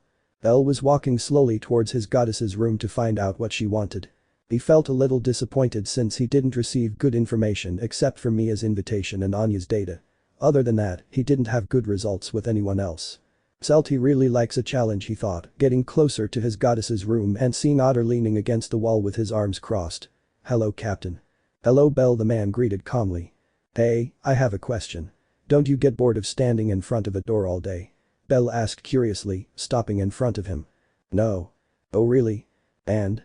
Bell just shrugged, not understanding why Otter wasn't bored of being like this. Is something wrong? Otter asked, catching the rabbit's attention. You seem disappointed. Bell just watched the man, hesitating whether to ask him to or not. Well, at that time any information was welcome. What do you do on a date? Bell asked curiously, making the big guy raise an eyebrow. Are you going out with Horn? No. Do you know what's done in one? Otter looked up at the ceiling of the hallway, thinking about what to answer. I don't really know much about that subject, I whispered. Yes, I expected it. You could compliment their outfit once you see that person. Upon hearing those words, Bell quickly took out his notebook and began to write it down. In the past I knew a girl I used to group up with when I was level 2 to go to the dungeon. She was someone who liked to be complimented on her clothing, so I imagine you should do that. Finally, some good information, Bell whispered, taking notes. Anything else? I ran out of consciousness. Well, something's better than nothing, Bell thought, putting the notebook away. Thanks, Captain. You were more helpful than Alan or those dim-witted brothers. I don't know why you expected anything from them, now go inside, Freya-sama is waiting for you. Of course. Thank you. Bell quickly left, causing Otter to sigh. I hope Freya-sama doesn't get jealous. Freya-sama, I'm here. Bell opened the door without even knocking and entered his goddess's room, seeing her calmly sitting on one of her comfortable sofas. Bell, it's so good to see you. With a cheerful smile, the goddess stood up and went to hug him. You haven't been coming to visit me much lately, little rabbit, he said, pulling back slightly from the hug and looking at him with a scolding expression. Can you tell me why you don't come around much anymore, little boy? Sorry, it's just that I've been busy with a few things. Well, it doesn't matter, Freya said, smiling again as she pulled away from the hug and sat back down on the sofa. Come on in, sit down. You know very well this is your room too. You can sleep with me whenever you want. I'm not a child anymore, he whispered, sitting down next to his goddess. I'm 16 now. Really? In my eyes you're still that little rabbit. Freya-sama. Sorry, it's just a joke. Freya leaned forward slightly and took a plate of cookies from the table. Want some? Of course. With a smile, Bell took a few cookies, making the goddess smile fondly. He liked seeing him so happy. He still remembered that dirty, malnourished little Bell that Hedin had introduced him to, a soul that was once shattered, a soul that had been beautiful, as evidenced by the small white fragments that still floated around him. And now? Her soul was a very beautiful one, full of joy and innocence, although there were still some black stains there, stains that appeared since she killed the Diz sisters and have not disappeared since. But it didn't matter, Freya didn't just care about Bell's soul, she cared about him too. It made her happy to have him close and to hug him and see how with each hug his soul shone slightly. Although lately she had noticed how her soul had shone in that way and not with her. He was curious to know what had caused it. And why did Freya-sama summon me? Belle asked curiously, chewing a cookie. Well, because I wanted to see you, as I said, it had been a while since you'd visited me, and I started to miss you. Ugh, sorry about that. Relax, the important thing is that you're here now. I promised to come and visit her more often. After that, they both remained silent, enjoying the cookies, until Freya remembered a certain detail. By the way, today while I was observing the city with my divine mirror I saw you walking back and forth. What were you doing? If I may ask, Freya asked, picking up the empty plate and preparing to go and get more cookies. Oh, that, I was looking for information on what I should do on a date. The same plate that shattered the moment Belle said those words. What? Freya asked with a fake smile. A date? With the doctor? No, with a girl, and be careful with a broken plate, you might hurt yourself. Belle removed both pieces of the plate from his goddess and took them to a distant table so that she wouldn't get hurt. I understand, so a date, whispered the goddess, lowering her gaze. Freya-sama. When did it happen? When Belle started dating a girl to the point of going on a date. For a moment he thought it was Horn, but ruled it out since she would have told him before, so it had to be someone else. Someone was taking her child away and she didn't know who it was. I was gathering information, but I didn't manage to find out anything important, just a few tips, he said, sounding a little discouraged. I understand. Freya-sama. The goddess looked up and saw her favorite son with a smile. Who is he? What's his name? How old is he? What race is he? What family does he belong to? Where did you meet? How long have you known each other? Has he done anything strange to you? Why are you going on a date? Do you like him? Are you going to leave your family? Are you going to leave me alone? Freya-sama, stop. Belle called out when he saw that she had started talking non-stop. One question at a time. Freya let out a long sigh, trying to calm herself as she squinted at Belle. I see, that's why his soul was shining a little brighter than usual, because he was meeting with a girl, she thought, unable to help feeling jealous. Has he calmed down now? Which family does that girl belong to? Is she an adventurer or a civilian?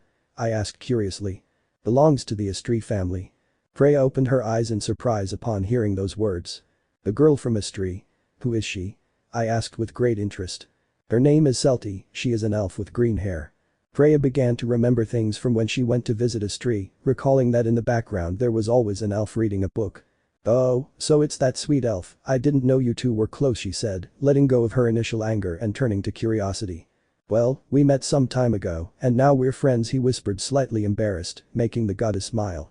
And why are you going on a date? Are you two? No. It's a date as a thank you for your help. Aid? El quickly informed his goddess of everything so that she would understand the situation. And that's it, now I'm gathering information to make it a good date. Freya only shook her head slightly when she saw how clueless the albino was. It was more than obvious that that elf was in love with him. She could have asked for so many things as a reward, but she asked for a date. She liked Belle. Although she didn't blame her either. Her child was very cute, it was impossible not to fall in love with him. And did you gather information? Yes, but they're not good ideas, Belle whispered, pulling out his notebook. Did you write down the tips there? And? Can I read them? Of course. Elle handed the notebook to Freya and she took it, beginning to read with curiosity to find out what her other children had advised her. And it only took reading the first few paragraphs too. Ah ha ha. Freya will burst into laughter, much to Belle's confusion. Ha ha ha. Statistics. I bet this was Hogni's idea, he laughed, trying to control his laughter, though it was difficult. Going to the dungeon to compete. Ha ha ha, this had to be Berling's idea. Aren't these good ideas? They're not good at all, ha ha ha. Freya couldn't help but feel a little tenderness when she saw all the advice her children gave her, trying to contribute something even if it was bad. She was truly happy that her family had changed so much over the years. Ah, this is very difficult, Belle whispered dejectedly, making Freya smile. That side of her son was new. Normally he was carefree, but there he was, worried about a date. Sometimes I forgot that I was no longer a child. Belle. And? Why do you want this date to be special? Normally you'd look up the information in a book or just let the other person decide what to do. Why worry so much about it now? Belle just lowered his gaze upon hearing that question. Is that girl Celty special to you? Perhaps Freya felt very jealous that another girl was capturing Belle's attention, but if she could help him, then she would do it without hesitation. She didn't judge me, she whispered. Celty never judged me, I said with a gentle look. Your advisor Ina never did. She's known me since before I became the famous Gloomy. All I ever got from her was a stern scolding for my actions, he said sadly. Outside of my family, I have no friends. Once they learn my true identity, they distance themselves from me and judge me. They never give me a single chance. Freya became angry when she saw how Belle's soul was covered by a slight sadness, wanting to have those people in front of her and teach them a lesson. It was always the same, as soon as they realized it was gloomy they would look at me horrified and the next day I wouldn't hear from them anymore. It seemed that the friendship we were forming meant nothing. Celty wasn't the first friend Belle made outside of his family. Before her, he had met many more who unfortunately ended up drifting away from him. He would occasionally run into them around town, but they ignored him as if they had never met him. Although Belle pretended not to care, the truth was that it saddened him. But Celty wasn't like that, she stayed by my side even knowing who I was, and she wasn't afraid of me. She smiled at me in a genuine way without fear in her eyes. That day, the day after Belle revealed his identity to Celty, he felt immense happiness when he saw that she had returned to give him some cookies as a thank you. That smile I gave her at that moment was etched in her mind. She is special to me, and that's why I want to see her smile on that date. I want to thank her and show her how happy I am to have met her. I want it to be a very special day for her, he finished speaking with a smile. While Freya only observed her son, precisely his soul. And all she could do was smile. He hasn't realized what he feels yet, she thought tenderly, seeing the slight embarrassment on her son's face. It's new to see him like this. I wonder what Hedon thinks of all this. All I want is to see her smile. She's helped me so much, and now I want to repay her for everything she's done for me. I want her to smile. I understand. Freya-sama. The goddess of beauty placed a notebook on a table and turned to look at him with a smile. But those tips you won't make her smile, at least not most of the time. So? Well, here I am, I'll tell you everything you need to know to make it the best date ever. After all, I'm a goddess with a lot of wisdom. Are you really going to help me? Belle asked excitedly. Yes, but you have to promise me that you will respect that girl and not let her down on that date. If you fail, I will be angry with you. I promise. Belle exclaimed, his eyes filled with determination. Perfect, now relax on the sofa because this is going to be a very long talk. You're a very intelligent boy, so I know you'll understand everything. Belle obeyed and relaxed while Freya told him everything he needed to know to have a good date. He was jealous, very jealous that a girl was stealing his rabbit, but at the same time he felt happy to see how that girl had become someone special to Belle. Sometimes, with his divine mirror, he would observe Belle walking through the streets with a dejected expression. But now every time she looked at him it was with a smile as she walked towards the Aurario library. Who would have thought that all of that was because of that elf? His soul shone much brighter than before, so it was more than obvious that he felt happy by her side. So for that reason I would help him to continue seeing him so happy. My little one is falling in love, who would have thought?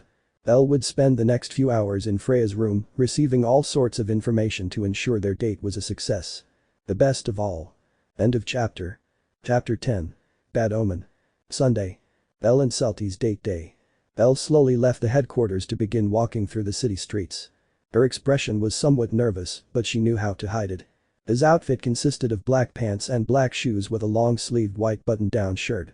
He had planned to wear a jacket but realized they weren't comfortable, so he just wore that. On the recommendation of his goddess Freya, he had to dress that way because she told him that since it was a special event, he had to dress as formally as possible. It's awkward, but if it's to make the date perfect, then I'll do it, thought Belle as he walked through the streets, attracting the attention of one or two girls who passed by. Who is that cute boy? I don't know, but he's handsome. I think I've seen him go to the Aurario library every day. Wow, he seems to be very studious. Be careful, I've also seen him walking with some members of the Freya family, maybe he belongs to that family. They were one of the few comments that could be heard from some people, although Belle did not hear them. He was more focused on something else. I think I left very early, but Freya-sama recommended that I arrive at the meeting place earlier so as not to keep my companion waiting, he thought, having left his headquarters half an hour early. For some reason he felt nervous, very nervous, but in a different way than when he was going to take a Hedon exam. The nerves this time were different. By the way, that cologne smells nice, he thought, smelling his shirt. When he turned 16, Hedon gave him a very good quality cologne as a gift, although Belle never used it. He preferred to use a cheap perfume that Anya gave him, which had a pleasant smell. But it turned out that she had already run out of that perfume, so she had no other option than to use the one her teacher gave her, and she was surprised to find that it smelled good. It was a very good idea to use it for that day. There are still 20 minutes until the appointment, Celty is probably still at home. The place where they were going to meet was in the Plaza de Babel, right in front of the fountain in the middle. It was the perfect place to meet. Do I have my money? Yes. Belle, after making sure he had his bag full of valise behind him, continued on his way. He didn't plan to use Alan's account since it would be rude, or at least that's what his goddess told him. As she walked, she remembered all the advice Freya had given her. She spent almost 4 hours in her room listening attentively to everything she had to do if she wanted her date to be perfect, although she didn't manage to learn everything, but she did memorize the most important things. Now all he had to do was not fail on that day. It had to be a special day for Celty, and he wouldn't let her down. Now that I remember, I forgot to tell Hedon-sensei about this. Oh well, he thought, downplaying it. And so Belle arrived at the Square of Babel where, as usual, it was full of people, mostly adventurers and some vendors. Yes, it was better to have come earlier, otherwise Celty would have felt nervous being alone. Well, I'll go to the fountain and wait for her, he thought, starting to walk and trying to control his nerves.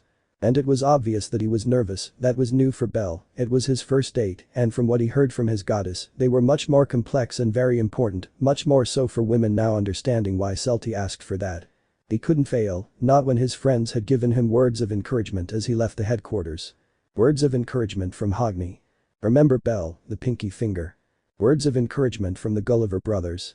When you're done with your date, stop by and buy some bread. Words of encouragement from Anya. I'm not going to work today, Naya. Words of encouragement from Alan. Go to hell. Words of encouragement from Otter. Don't worry, you'll be fine. Words of encouragement from Hythe. That's right, you had a date. Words of encouragement from Horn. If something goes wrong you can talk to me about it.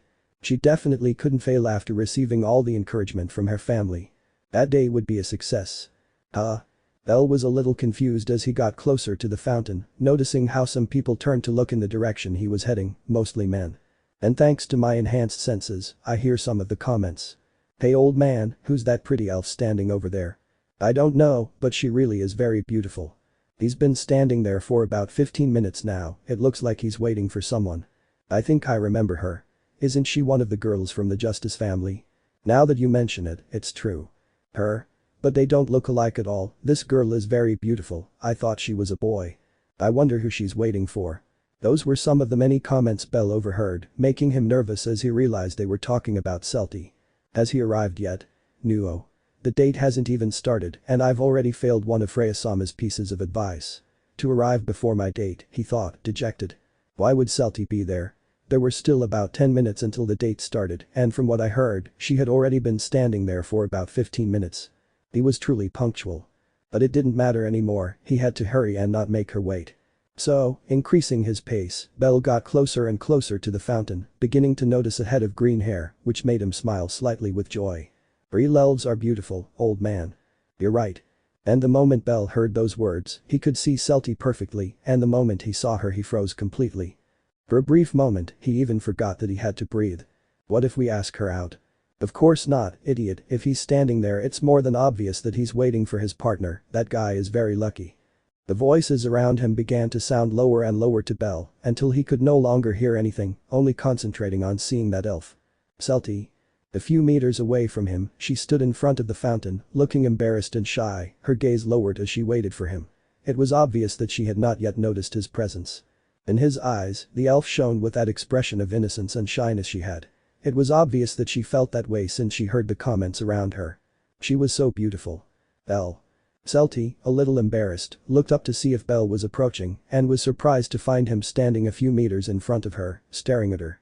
The elf, seeing the albino there, smiled with joy, raising her hand in greeting.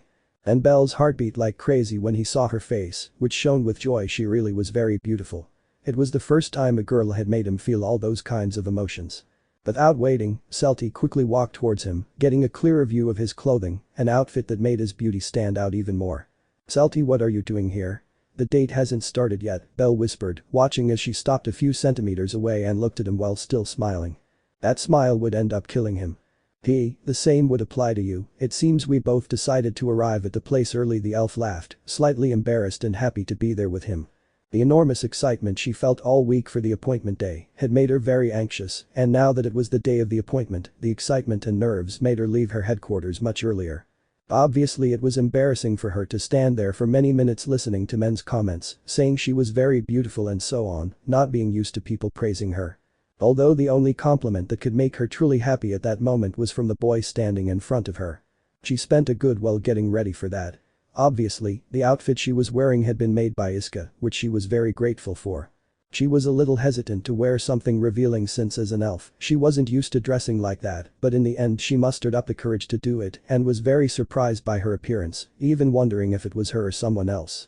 And for some reason she felt a little more confident. As always, she applied a little lip gloss again. According to the Amazon, it was necessary for special events.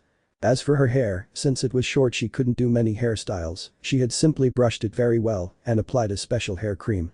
If it wasn't bad, it was the first time in her entire life that she had dressed up so much, and also for the first time she didn't feel insecure about her appearance.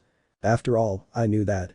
You look very beautiful today, Celty, you shine so brightly that I'm starting to regret not bringing my sunglasses. Belle would like that outfit.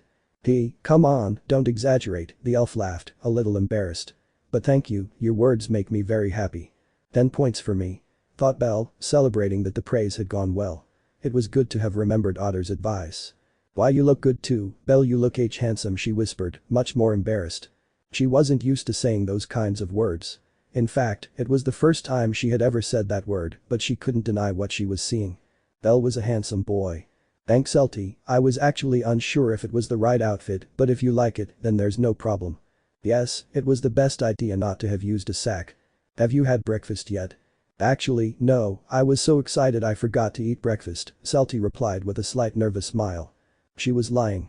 The truth is that she didn't go to breakfast because she didn't want her friends to see her dressed like that, as they would most likely ask her where she was going and things like that. So, how about we go for breakfast at a cafe? I know a really nice place nearby. Lies, the only place Belle knew was Mia's bar, she knew the cafe because of Freya's recommendation that it was the perfect place to have breakfast. That sounds good to me she thought the last part, not wanting Belle to spend a lot of money on her.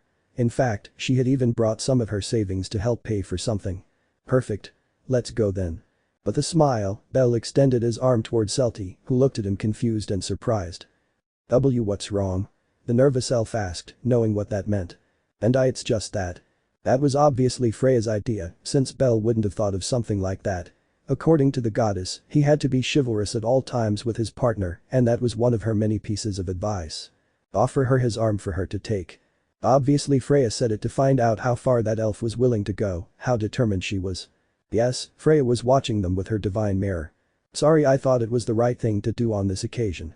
Belle was about to pull his arm away, but Celty quickly hugged him, preventing him from removing it, and a large blush was noticeable on his face. Then no problem, I'd love to go like that she whispered, looking down shyly, not believing that this was happening. Walking through the streets of Verario with Belle's arm around her was something she wasn't prepared for, but she swallowed her embarrassment and took that step. I wouldn't miss that opportunity. Shall we go? Yes. And so they both began to walk, beginning their date, while some people looked at them curiously because of this unusual couple and the aura of flowers that surrounded the elf. Meanwhile, at the very top of the Tower of Babel. Ah, my eyes. Freya screamed, falling out of her seat and covering her face. They burn. What's wrong, Freya-sama? Otter asked, entering the room worried after hearing his goddess scream. This can't be true, said the goddess, still with her eyes closed. How is it possible that Belle's soul shines so brightly? I've never seen it shine so brightly as it does now. Wait, are you spying on them? More importantly, the soul of that elfit is so pure and bright. So beautiful. Freya-sama. And now that their souls are together they create a massive light bomb that my eyes didn't expect at all. It's beautiful. Freya-sama. I told Belle that to see how determined that elf was, how in love she was, or if she would back down, but she grabbed Belle's arm without hesitation, creating that massive light bomb. My eyes couldn't take it. Freya-sama, it's rude to spy on Belle on his date. He needs his privacy. Don't you understand, Otter? Don't you understand the importance of this matter? No. That elf is determined to steal Belle away from me with her cuteness and charm. I don't see it that way, they're just two teenagers enjoying a nice date, leave Belle alone. No. Just look at them. Freya activated her divine mirror again, now seeing herself as Belle and Celty were sitting in a rather elegant cafe, drinking coffee and eating a small dessert. They both laughed and chatted about various things, their eyes sparkling as they looked at each other. Just look at that elf's evil expression. Full of dark desires. Otter just watched Celty, seeing a shy and innocent expression without a hint of malice. But I can't be angry with her when she has such a pure and beautiful soul. But she wants to take Belle away from me. If he's so scared, then why am I helping Belle by giving him advice to make that date a success? Because there was so much hope in his eyes that my heart begged me to help him, but I'm afraid. I know. I'll declare war on Astri, and when I win, I'll bring that elf into my family. That way, they'll both be together and Belle won't leave my side and I'll also have another beautiful soul in my wonderful family. How clever of me. I think Belle would be very angry with you if you did that, Otter whispered. Besides, isn't the goddess Astri supposed to be your friend? You're right. Freya sat down again and watched in her divine mirror as the two teenagers laughed while finishing their dessert. She was particularly focused on Belle and his smile. This is the first time I've seen him so happy, the goddess whispered. He seems to find the company of that elf very pleasant. Freya only slightly puffed out her cheeks as she watched them interact. Stop being jealous and let Belle enjoy his youth. For the first time, he's focused on things other than joking around with Anya or bothering Alan. I think that girl is what Belle needs to mature and take a clear path in his life. I'm not jealous, the goddess whispered, crossing her arms. I just want to be sure that girl really loves Belle and isn't just playing with him. Otter just let out a tired sigh at Freya's childish attitude. When it came to Belle, she could be somewhat possessive. But he was sure that she would soon get over it since it was more than obvious that that elf really loved the albino. Otter. Yeah? Do you think my children's souls would shine brighter if they weren't obsessed with me? She whispered, her gaze melancholic as she watched Belle laugh. Do you think my charm as a goddess holds back everyone's happiness? Otter opened his eyes in surprise upon hearing his goddess's question, not believing she would say something like that. Do you think that if they met someone else instead of being obsessed with me like Belle they would truly be happy? Freya was clearly aware of all that. In the past, she even used her charm intensely to get her children to follow her or to join her family. But for some years now I've stopped doing that, erasing that intense charm I always released. Unfortunately, being a goddess of beauty, she couldn't completely erase it, keeping it always active, the same charm that continued to enchant all her children, even if a little less than before, wondering if they were free like Belle, who was immune to it and met more people and found someone, and were truly happy.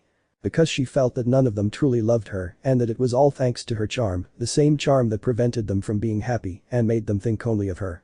Sometimes she wondered if she weren't a goddess of beauty and were just an ordinary goddess without charm or anything, how many of her children would have followed her willingly? How many would have been truly happy to have been with her? Probably a question that would never have an answer. She loved all her children, she loved each one of them very much, but the love she felt for Belle was enormous because he, for some strange reason, was always immune to her charm. In short, he truly loved her. He was by her side because he loved her, not influenced by any charm. She didn't need her charm for him to love her. I wish everyone's soul could shine like Belle's, she whispered, a slight sadness appearing in her eyes. Freya-sama Otter tried to deny all of that, to tell her that everyone was happy to be with her, but he felt that anything he said would not cheer up his goddess. It was the first time he had looked at her like that. But. And no. Freya-sama. No. I don't want Belle to keep growing up. I want him to be a child again and depend on me. She shouted, grabbing a stuffed rabbit she had with her and hugging it tightly. I want it to be like it was before, when he would come to me for cuddles, for me to read him stories, to sleep with me. I don't want him to get all that from that elf now. That role is mine. Otter just rolled his eyes as he watched his goddess's depression vanish, replaced by her jealousy. I really didn't want Belle to fall in love. But I'm putting up with it only because she looks happy, but I won't give up. That elf has to prove she truly loves him or I'll never give her my blessing. They're not even dating. Otter.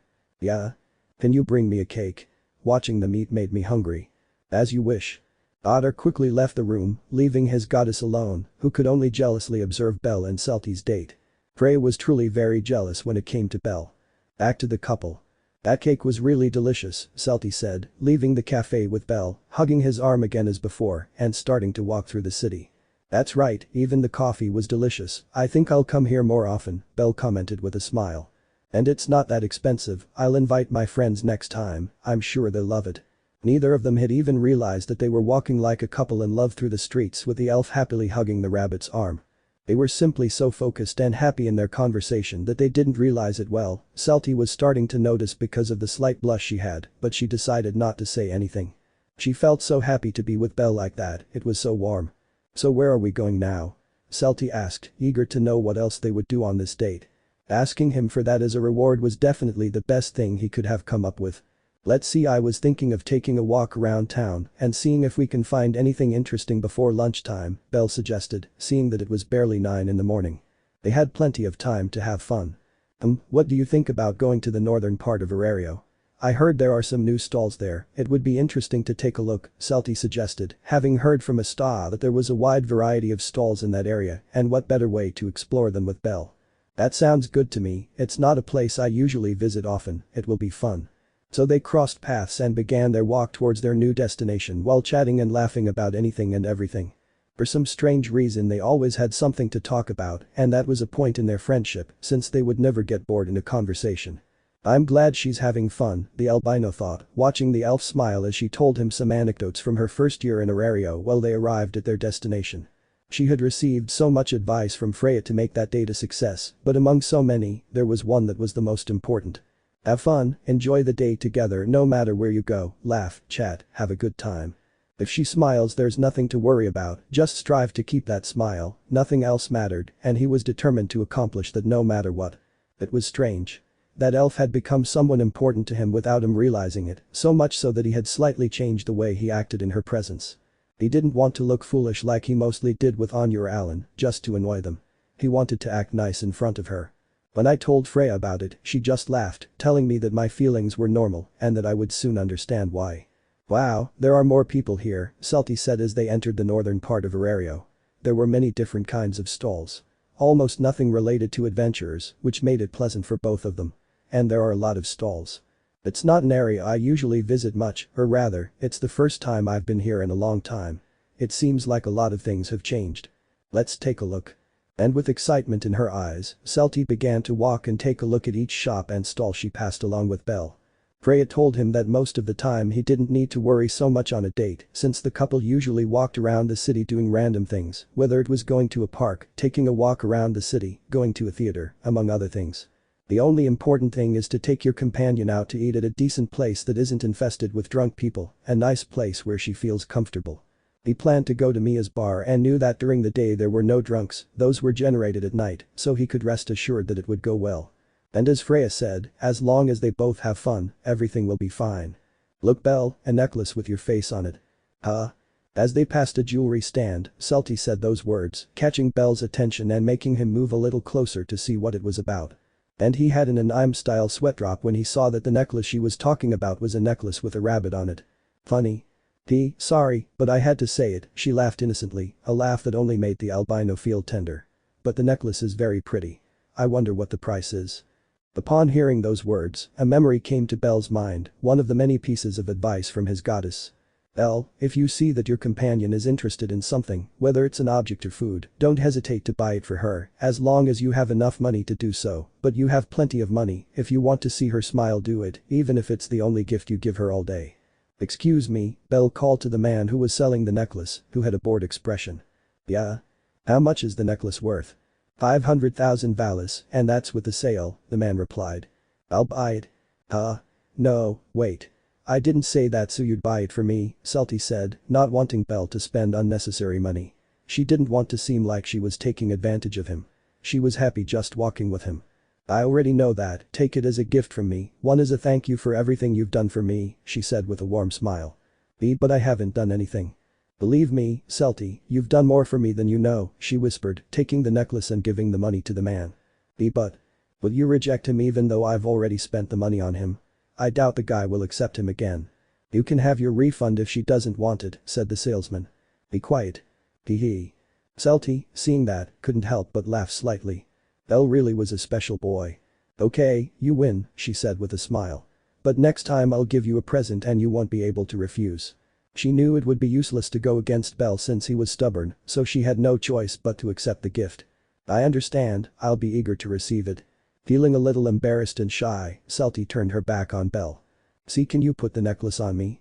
I'd like to wear it during the date, I asked, embarrassed. She never thought she'd be so bold. It seemed that with Belle she was discovering sides of her personality she didn't even know existed. Clear.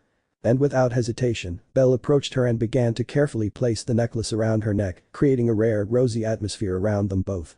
All of this in front of the seller. I hate my life, the guy thought. Done. It's all set. As she said those words, Celty lowered her gaze and looked at the necklace with a smile. The first gift she received from Belle, she felt very happy about it. You could say I'm carrying a picture of you with me now, she joked, resuming her walk with Belle, though this time she wasn't holding his arm, as she was focused on the necklace. Thank you, Belle, thank you so much.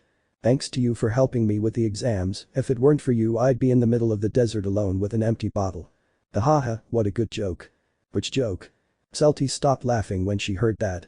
Eden wouldn't be capable of doing something like that, would he? Well, I was talking about the Freya family, so I was looking at it as a possibility. You're welcome, I'm glad you liked my picture, Belle joined in the joke, making them both laugh. And get ready because I'm going to shower you with gifts, maybe a new dress or earrings, there are lots of things to give you. It's not fair, I don't know what to give you, Celty whispered dejectedly. Your company is already the best gift I could have. Advice from Freya's phrases. A huge blush appeared on the elf's face upon hearing those words, which she had not expected at all. Although seconds later she smiled happily and shyly, lowering her gaze and feeling a pleasant warmth in her heart. Thank you, Belle whispered. That was definitely one of the happiest days of her life. The great comfort and tranquility she felt when she was near him was extraordinary. Everything was magical. With a beautiful smile, she gazed at the necklace Belle had given her. It would most likely become one of her most treasured possessions. After all, he gave it to her as a gift. It's very quiet around here, Belle whispered. The streets of that place were not so crowded since the time of day when they were most crowded was in the afternoon, and since it was morning they could walk more peacefully without so many people around. Although there were some odd vendors. Okay, so where are you going now? Come closer, strangers. I can read your future. Belle and Celty stopped when they heard a man screaming and saw a man in front of a table on the street with a magic ball on it, making strange movements. And there was also a sign that said, only for 100,000 valis, very cheap, take advantage. Celty immediately recognized that man. He was the same strange fellow she had seen that time she was going to the dungeon. For a moment he wanted to leave, but Belle seemed very interested in that. Can you really read the future? Belle asked curiously, walking towards him, with Celty following a little behind him. Indeed, Belle. That? What about what? How do you know my name? I asked, raising an eyebrow. Because I'm a fortune teller. They call me the Nostradamus of Aurario. He replied proudly. My predictions are 100% accurate. Oh. Belle exclaimed, interested in it, while Celty showed only a little bit of interest. In some places, people fight just to find out their future through me. I'm very famous, he said, adjusting his shirt. And what's your name? Belle asked curiously. I had read so much about stories from various cities outside of Aurario that it's likely I had seen his name around there if he was so famous. Since you're a star client, I think I'll give you my name. It's a great privilege, he said, starting to make strange movements. I am the great Aureus. As he shouted those words, confetti fell all around him. Aureus, Celty whispered, bringing a finger to her chin. I feel like I've read that name somewhere. Really? Belle and the fortune teller said in surprise. Yes. I remember now. I read that name in an old history book about black magic, he said, recalling what he had read. I think Aureus was the demon of divination or something like that. He was one of the demons under the command of Belphegor, the prince of hell.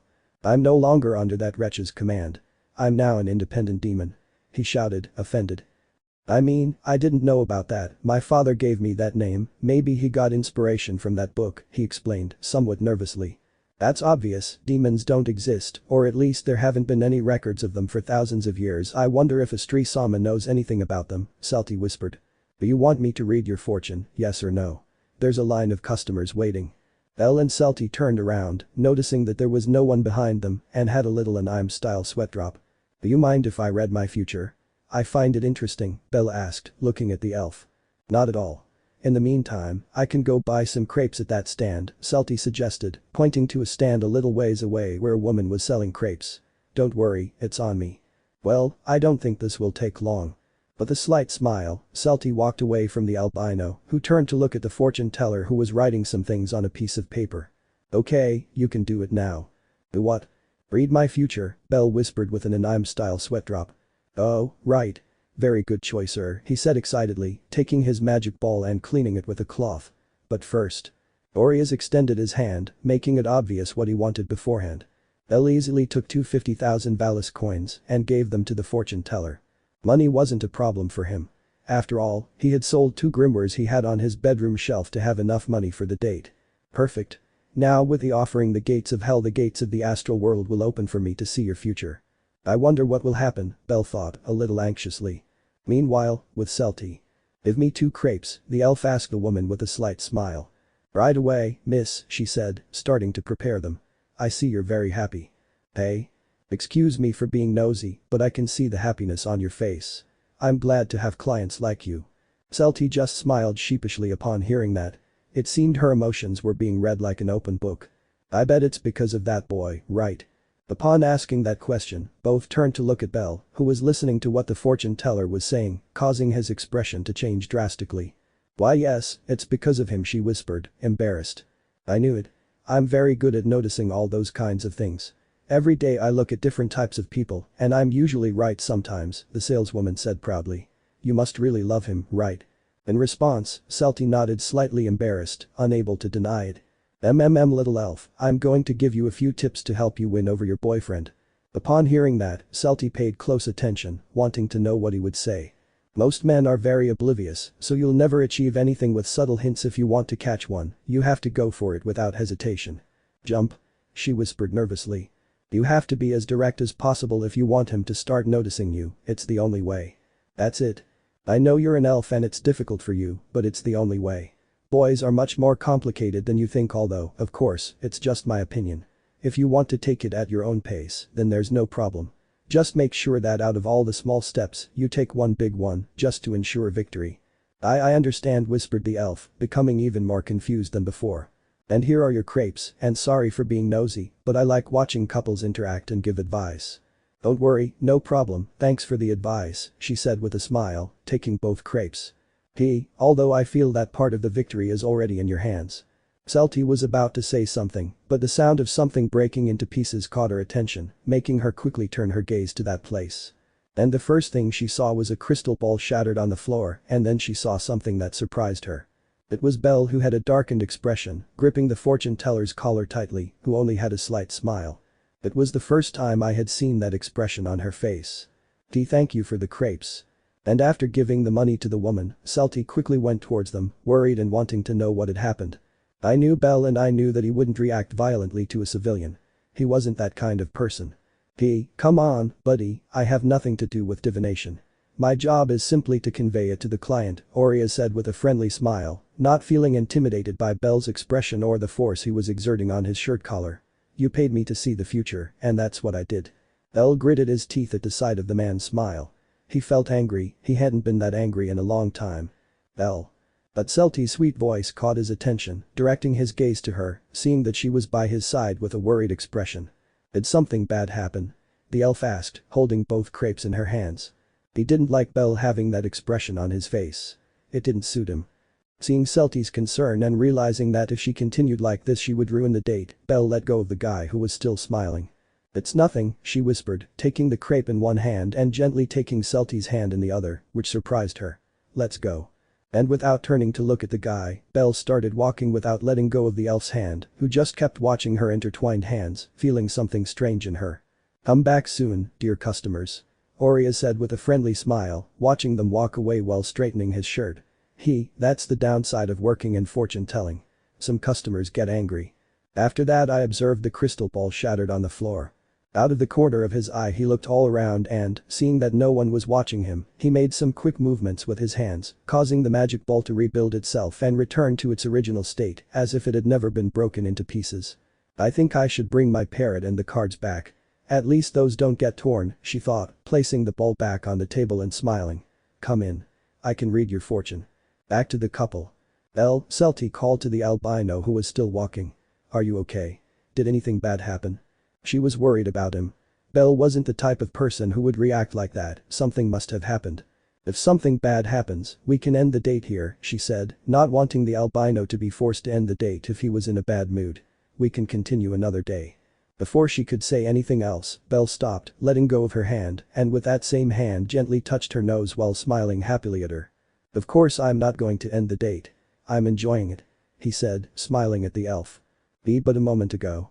It's just one of those stupid things that man is doing, nothing bad is happening, I'm fine, I whispered with a gentle look. But I would feel bad if this date ended, I don't want that to happen. If you keep making that face, I'm going to eat your crepe. No.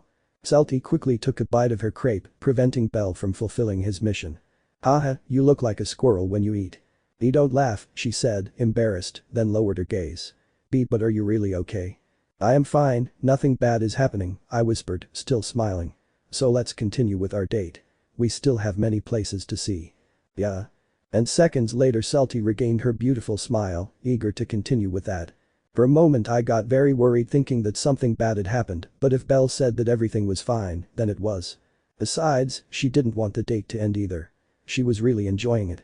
I heard they were going to put on a little play about the Argonaut hero nearby. Would you like to go see it? Celty asked, taking another bite of her crepe. Argonaut? Of course. Belle agreed excitedly. It'll be exciting. Great. I'll guide you, it's this way, Celty said, smiling as she started walking while enjoying her crepe. As Belle followed her and watched her with a smile, it made him happy to see her so cheerful. But seconds later her smile faded as she remembered the words that man had said. Yeah, it's just nonsense like that, she thought, taking a bite of her crepe and listening to what Celty was saying. Just nonsense. So? What did you see? Belle asked curiously the moment the fortune teller stopped making those strange movements. Ugh, that dance is tiring, but it's necessary, she said, taking a swig of water from her bottle. Well kid, I've discovered a very curious future. And what is it? He asked again. Your girlfriend, he said, pointing at Celty, making Belle blush. She's not my girlfriend, he stammered nervously. Really? They looked really close, the guy said, surprised. Is this what friendships are like now? Because I'd like to have a friendship like that. Just tell me what you saw in my future and what Celty has to do with it. Hardy pooper, she whispered, looking at her magic ball. Well, it's simple. He's going to die. End of chapter. Chapter 11. A bad start. Present. With a groan, Celty slowly opened her eyes, waking up from a comfortable and pleasant sleep. Sunlight streamed through her window, illuminating her room, although it was still a bit chilly. It was the same every morning that month. A small smile appeared on the elf's face as she dreamed about her first date with Belle, a date which was wonderful and which increased her feelings for him, although of course, now that he was her boyfriend she loved him more and more. But I was still curious about what happened with that fortune teller at that time. A few months had passed and he never told me what happened. But it didn't matter, maybe it wasn't important at all, like he said. After thinking about it, Celty looked at the clock hanging on the wall and saw that it was 8 in the morning, a little late, but honestly she didn't want to get up, the morning was so fresh that she wanted to keep sleeping and dream about that rabbit she loved so much. What's more, I was going to do it. Slowly, Celty settled into her bed and pulled her sheet over her head to sleep a little longer, smiling slightly as she hugged a stuffed rabbit that her boyfriend had given her. Perhaps later he would go with Belle to explore the dungeon together and also invite Rihanna to stop being so hostile towards him. Meanwhile, I would sleep. Although seconds later he suddenly stood up with an altered expression upon remembering a certain very important detail. The day's lunch with the goddess Belle. I shouted, having completely forgotten about that. I'm such a fool. While outside the room, Lyra was walking calmly through the corridors towards the elf's room. Celty hasn't woken up yet, I highly doubt she's forgotten such an important event, the hobbit thought with her arms in her pockets. Obviously, Celty told them about the invitation from the goddess Freya to her headquarters, something that some of them did not agree with, being afraid that something bad would happen to their little elf in that family full of savages. Although some had accepted Belle, they still had a slight fear of the rest of the family. But as always, Astrid calmed the waters, saying that nothing bad would happen. She knew Freya well and knew that she wouldn't hurt Celty, and besides, Belle would be with her, so there was nothing to worry about. I'll go wake her up, since it's likely she'll take a long time to get ready, thanks to Iska, who treats her like her doll, dressing her up and putting makeup on her. And with those thoughts Lyra reached the door, and when she was about to knock it open suddenly, hitting her squarely in the face and knocking her to the ground with her face red. Good morning Lyra, the elf called, closing the door again. I'm going to take a shower. By the way, your face is red. And with those words the elf ran off towards the showers at headquarters, leaving the hobbit lying on the floor staring at the ceiling. That's what happens to me for trying to be a good person, she whispered, feeling the burning sensation on her face. The morning before lunch had started very busy for Celty.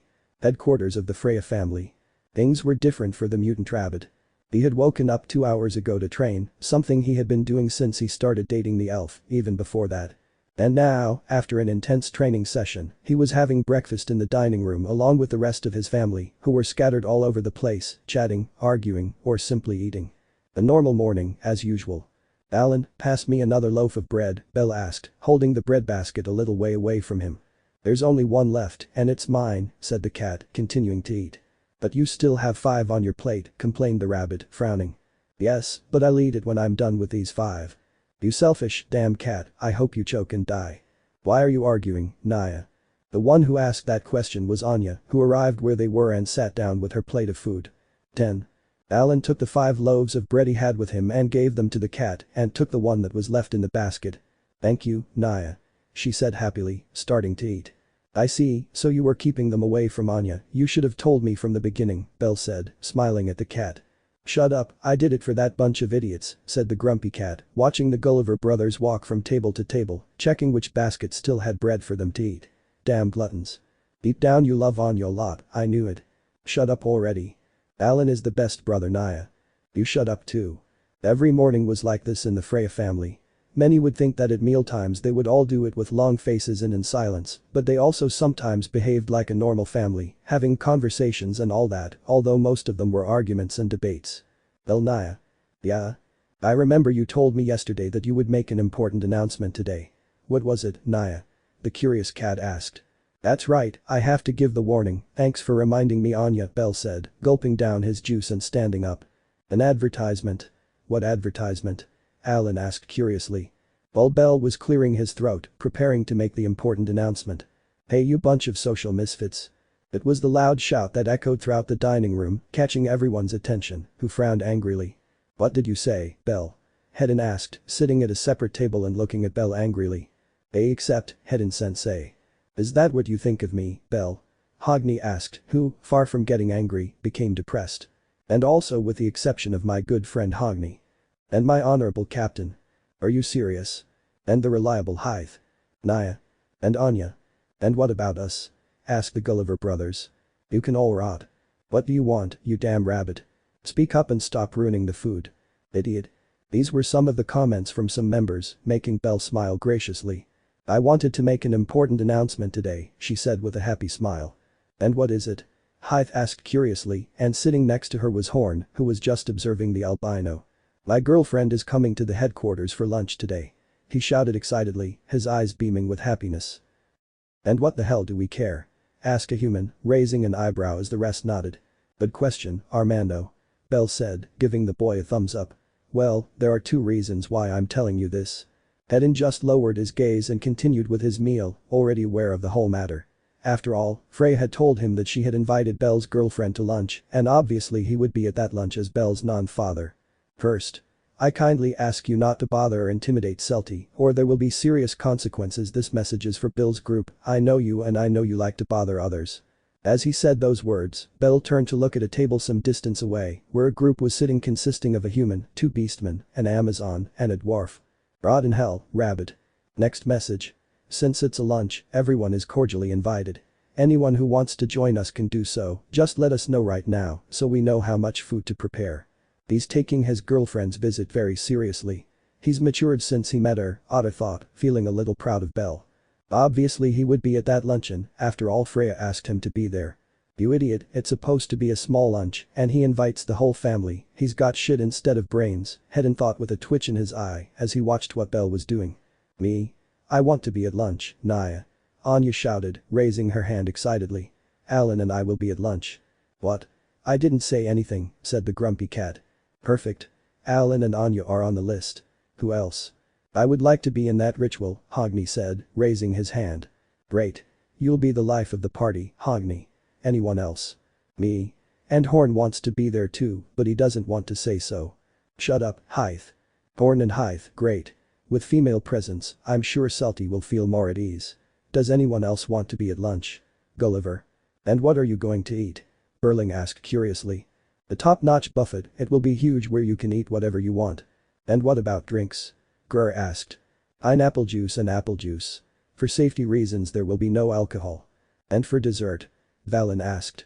"Arrow's chicken." "Then we go in." "Great. Anyone else?" The rest of the family just stared at Belle with boredom. It seemed none of them were interested in that lunch. Although others knew that the lunch was private and that they had no business being there, Belle, being a bit of an idiot, invited them all.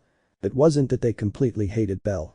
In fact, he had a good relationship with the vast majority of them, but that vast majority also felt jealous of him for being Freya's favorite, and they were aware that none of them could ever take that place. "Then I guess it'll just be us. It'll be a lively lunch," Belle said with a big smile. He was truly happy. It was clear in his eyes.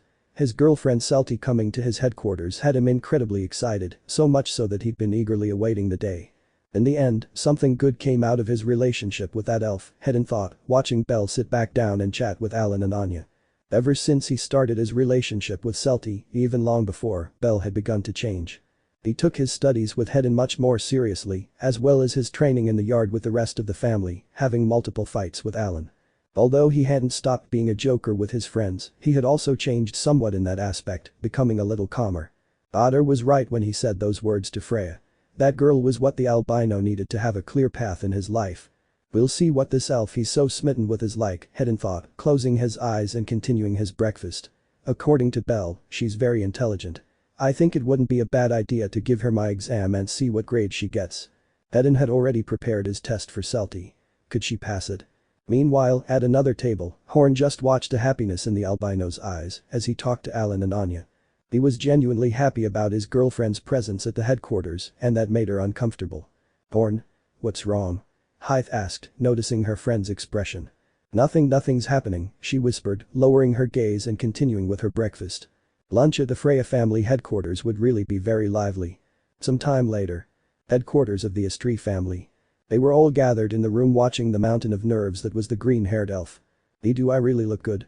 She asked nervously, wearing a white dress with a rose in the middle. It had taken her a long time to choose the dress she would wear for that occasion. Yes, Celty, you look cute, you look beautiful, you look gorgeous, so stop feeling nervous and relax, Iska said, patting her on the back. Celty was waiting for Belle to arrive at headquarters since he told her he would come to pick her up so they could go together. Well, it's not her fault. She's about to walk into a family full of savages, Lyra said, sprawled on the sofa. It's like a kitten walking into an area full of wild animals. I wouldn't be surprised if she came out of there torn to pieces. Celty's nerves only increased upon hearing what the hobbit said. Idiot, you scared her. Said Noin, hitting Lyra on the head. Are you sure you're not taking your staff, Celty? For self-defense? Rihanna asked, worried. She hadn't even said the first word of her song when she was already murdered in 20 different ways. Lyra? Yes, sorry. I hope everything goes well, whispered the frightened elf. Celty, just calm down, Estrie said with a motherly smile. Nothing bad is going to happen. I know Freya and I know she wouldn't harm someone precious to one of her children. Besides, Belle will be with you and he'll protect you from anything. He promised, after all. Celty just lowered her gaze upon hearing that. It wasn't that she was afraid of Belle's family. She knew very well that he would protect her from anything, he would never allow anything bad to happen to her. What truly terrified him was making a fool of himself in front of them all and causing a bad impression. That was definitely his biggest fear, not receiving Freya and Hedin's approval. She was intelligent, Celty was aware that she was, but when she got very nervous she could become somewhat silly and say things out of place, and that's what terrified her. I didn't want to make a fool of myself in front of them. Celty. But then Mariu approached her and put her hand on her shoulder, smiling at her with that older sister smile that characterized her. Everything will be fine, so don't worry, she said, stroking her hair. I still can't believe that shy elf from the past already has a boyfriend and is about to meet his family. I didn't even realize when you grew up. And don't treat me like I'm a little girl. You're the youngest of them all, Kagaya said, cleaning her katana. Besides, you joined the family when you were only 10 years old, you were the smallest of all. We've watched you grow up. Yes. I still remember when Estrie Sama returned to headquarters with a miniature elf by her side, Ally said gracefully. And since we thought it was a boy, Nese whispered with a hint of amusement. And how he cried on his first day in the dungeon because he killed a goblin, Rihanna said, letting out a small laugh. The only one who didn't say anything was Ryu, since she joined some time after Celty joined the family. Meanwhile, Celty just lowered her gaze sadly, remembering those shameful moments in her life. And now she's here waiting for her boyfriend to come for her, the years have passed so quickly, said Estrie with nostalgia and affection. Estrie felt like a true mother to all of them and felt proud to see them grow up with good values and achieve their goals. And Celty shared the same feeling. For her, Estrie was her mother and all the others were her sisters. She loved them so much, feeling like the luckiest girl to belong to that family. Knock, knock. It's Belle. It's Belle.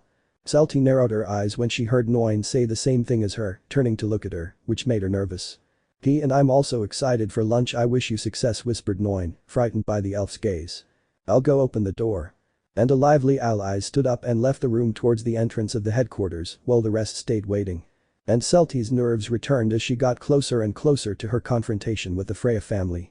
It looks like a scared kitten. Yeah. Lyra and Asta whispered, amused by their friends' expressions. Seconds later Allies entered the room with a large object in her hands. Haha, sorry, but it wasn't Belle, it was the delivery guy with my new mirror that I bought, said the retard with a happy smile. Allies, you already have like 20 mirrors in your room, Kagaya said wearily. But I don't have a full body one, that was the one I was missing in my collection. Doesn't it scare you that the first thing you see when you wake up is your reflection? Nies asked, raising an eyebrow. Yes. It scares me a lot that such a beautiful woman is in my room, but then it passes when I realize it's me. Being so beautiful should be a sin. The rest just rolled their eyes at their captain's humility. Sometimes she was too humble. There's still an hour until lunch, Belle will be here soon, the elf thought, trying to control her nerves. I hope everything goes well and I make a good impression besides, it'll only be the goddess Freya and Hedden-san, I can handle it.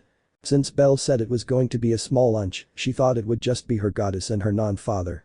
Without knowing that her boyfriend had already invited half the town. Knock, knock. I think this time he really is your boyfriend, Astri said, standing up and going herself to open the door. I still don't trust you to go out with that guy, Rihanna whispered. I already told you Belle is a good person, give him a chance, the elf pleaded, not wanting her friend to feel distrust towards him. You'll see they'll get along well. I'm not convinced, to be honest. Don't worry Celty, I know Rihanna is playing hard to get, but she'll accept it soon, I'm sure of it, said Iska, already knowing how Rihanna was when it came to Celty. Very overprotective. At that moment the doors to the room were opened, Astri entered, and this time the albino was with her, who smiled with joy upon seeing the elf, as did she. Hello, he greeted, raising his hand. Sorry for intruding. Belle's attire was moderately formal. It wasn't anything too elegant, but it was sufficient for a special event. Are you ready, Celty? Belle asked, noticing how nervous she still looked. And no, but what can you do? He replied sincerely. Relax, don't be nervous, you'll see that everything will be fine. Well? In that family full of sick people? Rihanna asked. Rihanna, that was very rude of you, Astri scolded upon hearing that.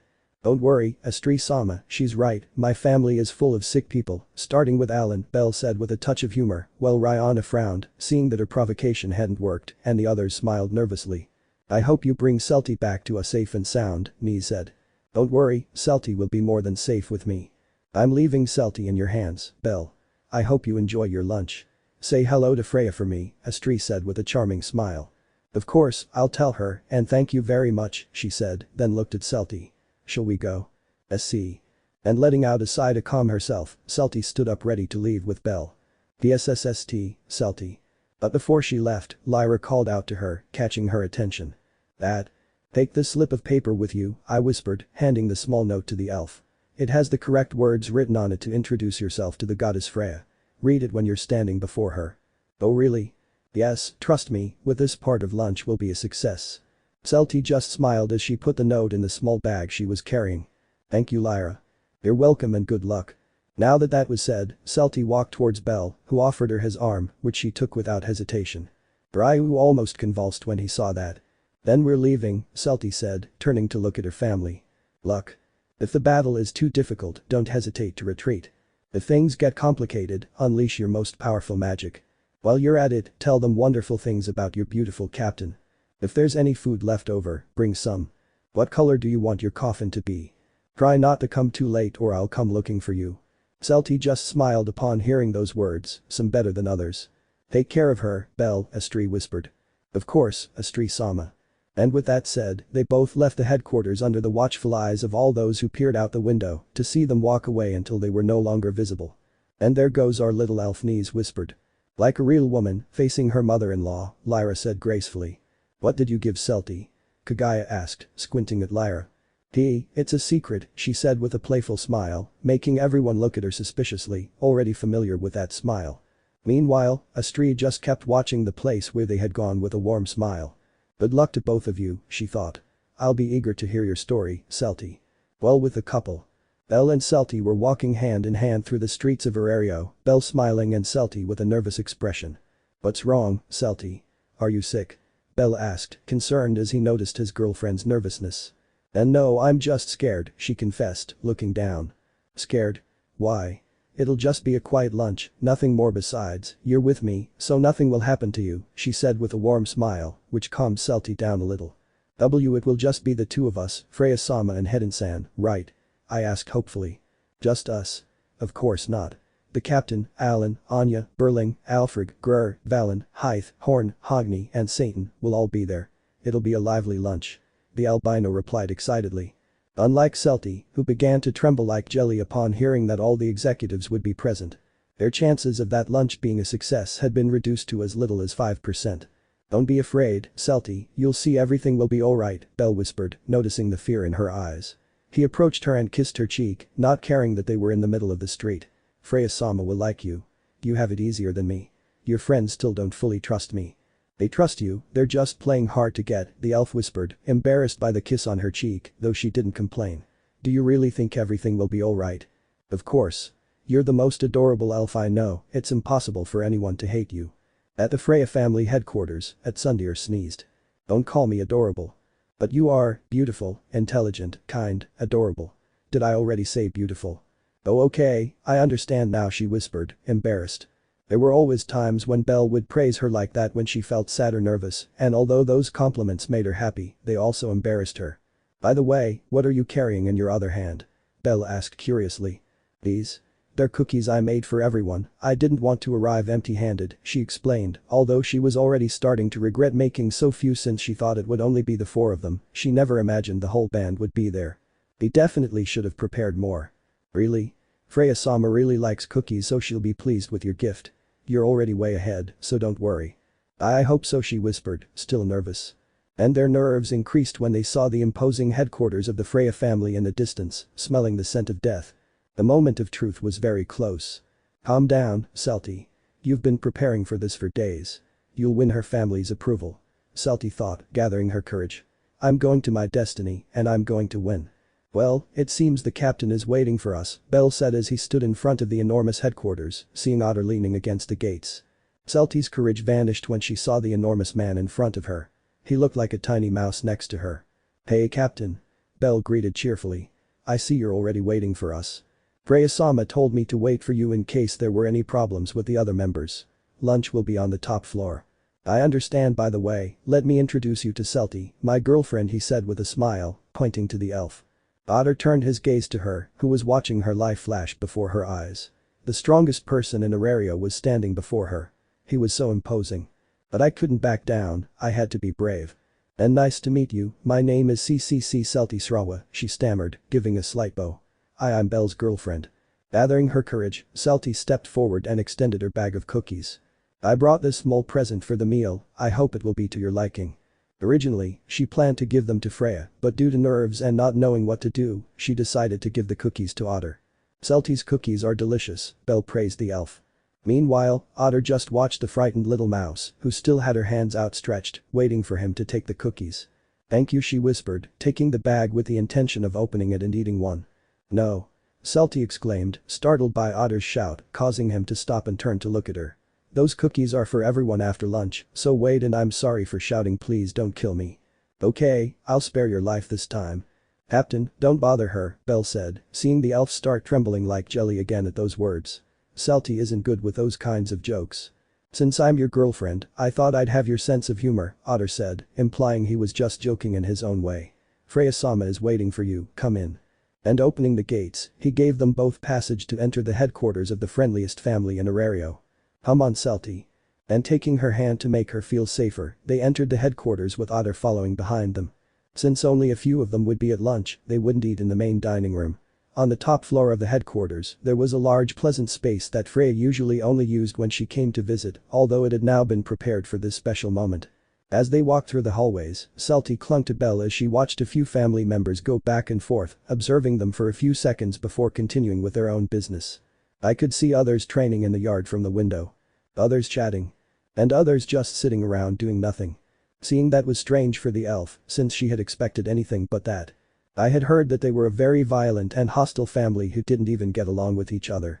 But there she was, walking through the corridors, seeing how everyone had calm attitudes, even though the training seemed very violent in her opinion. Apart from that, they seemed like a normal family like any other. It's different from what I'd heard, she thought, a little surprised by what she was seeing. It seems the rumors about Belle weren't the only false ones. Why are they so calm? Belle wondered, watching everyone behave like civilized people. Even for him, having lived there for years, it was strange to see them act this way. Could Freya-sama have something to do with this? Well, it didn't matter, Celty was calming down, and that was all that mattered. I think I can do it, she thought, feeling a little more motivated. I can make that lunch a success and get Freya-sama to accept me. I can do it. We're here, Belle announced, stopping in front of a door. She was so lost in her thoughts that she didn't realize when they reached the top floor. Is Celty ready? SC. And with that said, Belle opened the door and entered the place along with the elf, and behind them came Otter, who was silent as always. And the moment they entered the place, Celty immediately remembered why she was so scared the moment she saw that goddess standing with a slight smile, and behind her all her executives and other important members. As was obvious, the charm emanating from the goddess had a slight effect on her, making her nervousness increase even more, not knowing what to do.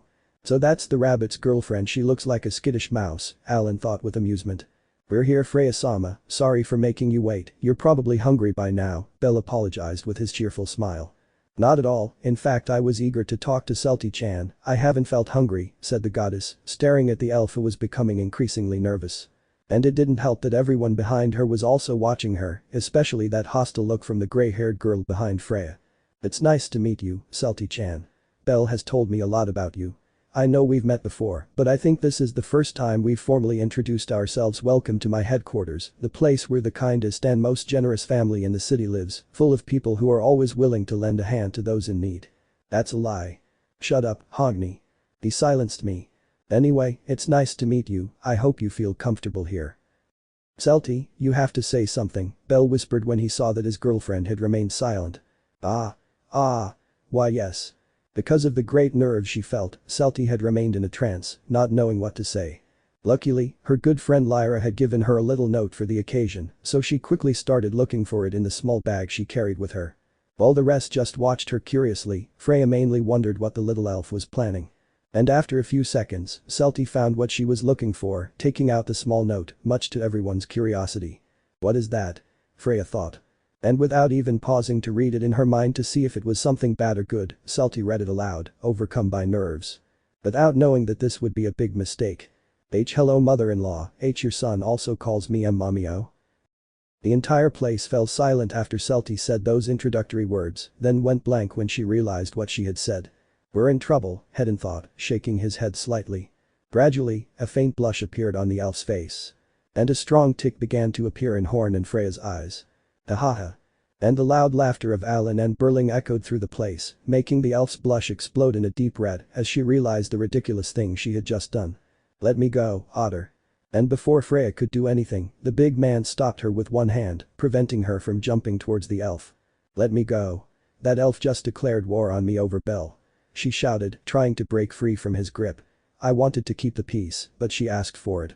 I didn't understand, Naya Anya whispered, not understanding why her goddess was angry, others were laughing, and Celty was embarrassed. But in the end he decided to join his brother and Burling and start laughing. I wish the earth would swallow me up, the elf thought, tears welling in her eyes from the immense shame she felt. I'll get my revenge on you, Lyra, I swear. Mommy? I've never called Celty mommy, not even Freya-sama, Belle thought, puzzled, not understanding why his girlfriend had said that. Conceited, Horn thought angrily as Hythe tried to stifle his laughter beside him. Celty's first impression of the Freya family didn't go as well as she had hoped. But they come back in the final minutes. End of chapter. Chapter 12. The Heart of a Maiden. Sitting in a solitary place away from the other members of the Freya family was a small Horn who ate her breakfast in silence with her eyes downcast. With a bit of nervousness, I looked up and saw some members arguing violently, to the point of almost coming to blows. Seeing that frightened her somewhat, since being an orphan, she had lived her life on the streets, in the poor neighborhoods of the city, witnessing scenes like that very often. A life from which she had recently emerged thanks to her goddess. She had only been part of the Freya family for 2 days, and although she was happy to belong to the family of the woman she admired so much, she also felt fear and sadness at not fitting in with anyone there. Furthermore, living on the streets had caused her to have a somewhat questionable attitude for the simple reason that she learned the hard way not to trust anyone in those circumstances, and that was now working against her, since she couldn't relate to anyone in her new family. Although it wasn't like he wanted to, they were all violent and impulsive savages. She was very surprised that her goddess had accepted such people into her family, but she couldn't complain. After all, she had accepted her, a dirty orphan. I'll finish my breakfast and see if I can train alone, the girl thought, seeing that this was the sole objective of all the family members. Perhaps the only reason she wanted to be in that place was because she didn't want to feel alone again like on the streets, even though she didn't get along with anyone, at least she had a very small part of her goddess's love, and that was enough to keep going. However, Horn stopped eating when she saw someone sit down at the same table in front of her. When he looked up, he saw a boy his age with white hair and red eyes who was smiling happily at him. For some reason, she felt strange seeing that smile. "Is this seat taken?" asked the smiling albino boy. And no, and as best he could, Horn gave his answer in a whisper. That took her by surprise, not knowing how to act since it was the first time she had interacted with someone in a long time, not counting Freya. In short, Horn had no experience relating to people. All he had seen in his short life was people on the streets treating each other in a hostile manner and with insults. He didn't know how to act in moments like these. "Great, today's menu is fried chicken, it's one of my favorite foods," the boy said excitedly, starting to eat. Horn just looked at him curiously. For a moment she thought that in that family there were only bitter adults, but apparently there was also a child her age. "Hey," he said, pulling her from her thoughts. "This is the first time I've seen you around here. Are you new to the family?" "Why yes, I joined 2 days ago," she replied in a slightly nervous whisper. "2? I understand now, that's why I hadn't met you. 2 days ago I was stuck in a hole 200 meters deep. Hedon-sensei threw me in there and told me to manage to get out without any weapons and to use my ingenuity." Horn merely raised an eyebrow upon hearing that. He had found it horrible, yet the child smiled as if nothing was wrong. "What's your name?" the albino asked, still smiling. That smile was already starting to make her more nervous. "H. Horn." "Horn? Well, it's a pleasure, Horn. My name is bellcranel, honorable student of the ruthless and cruel Hedon-sensei."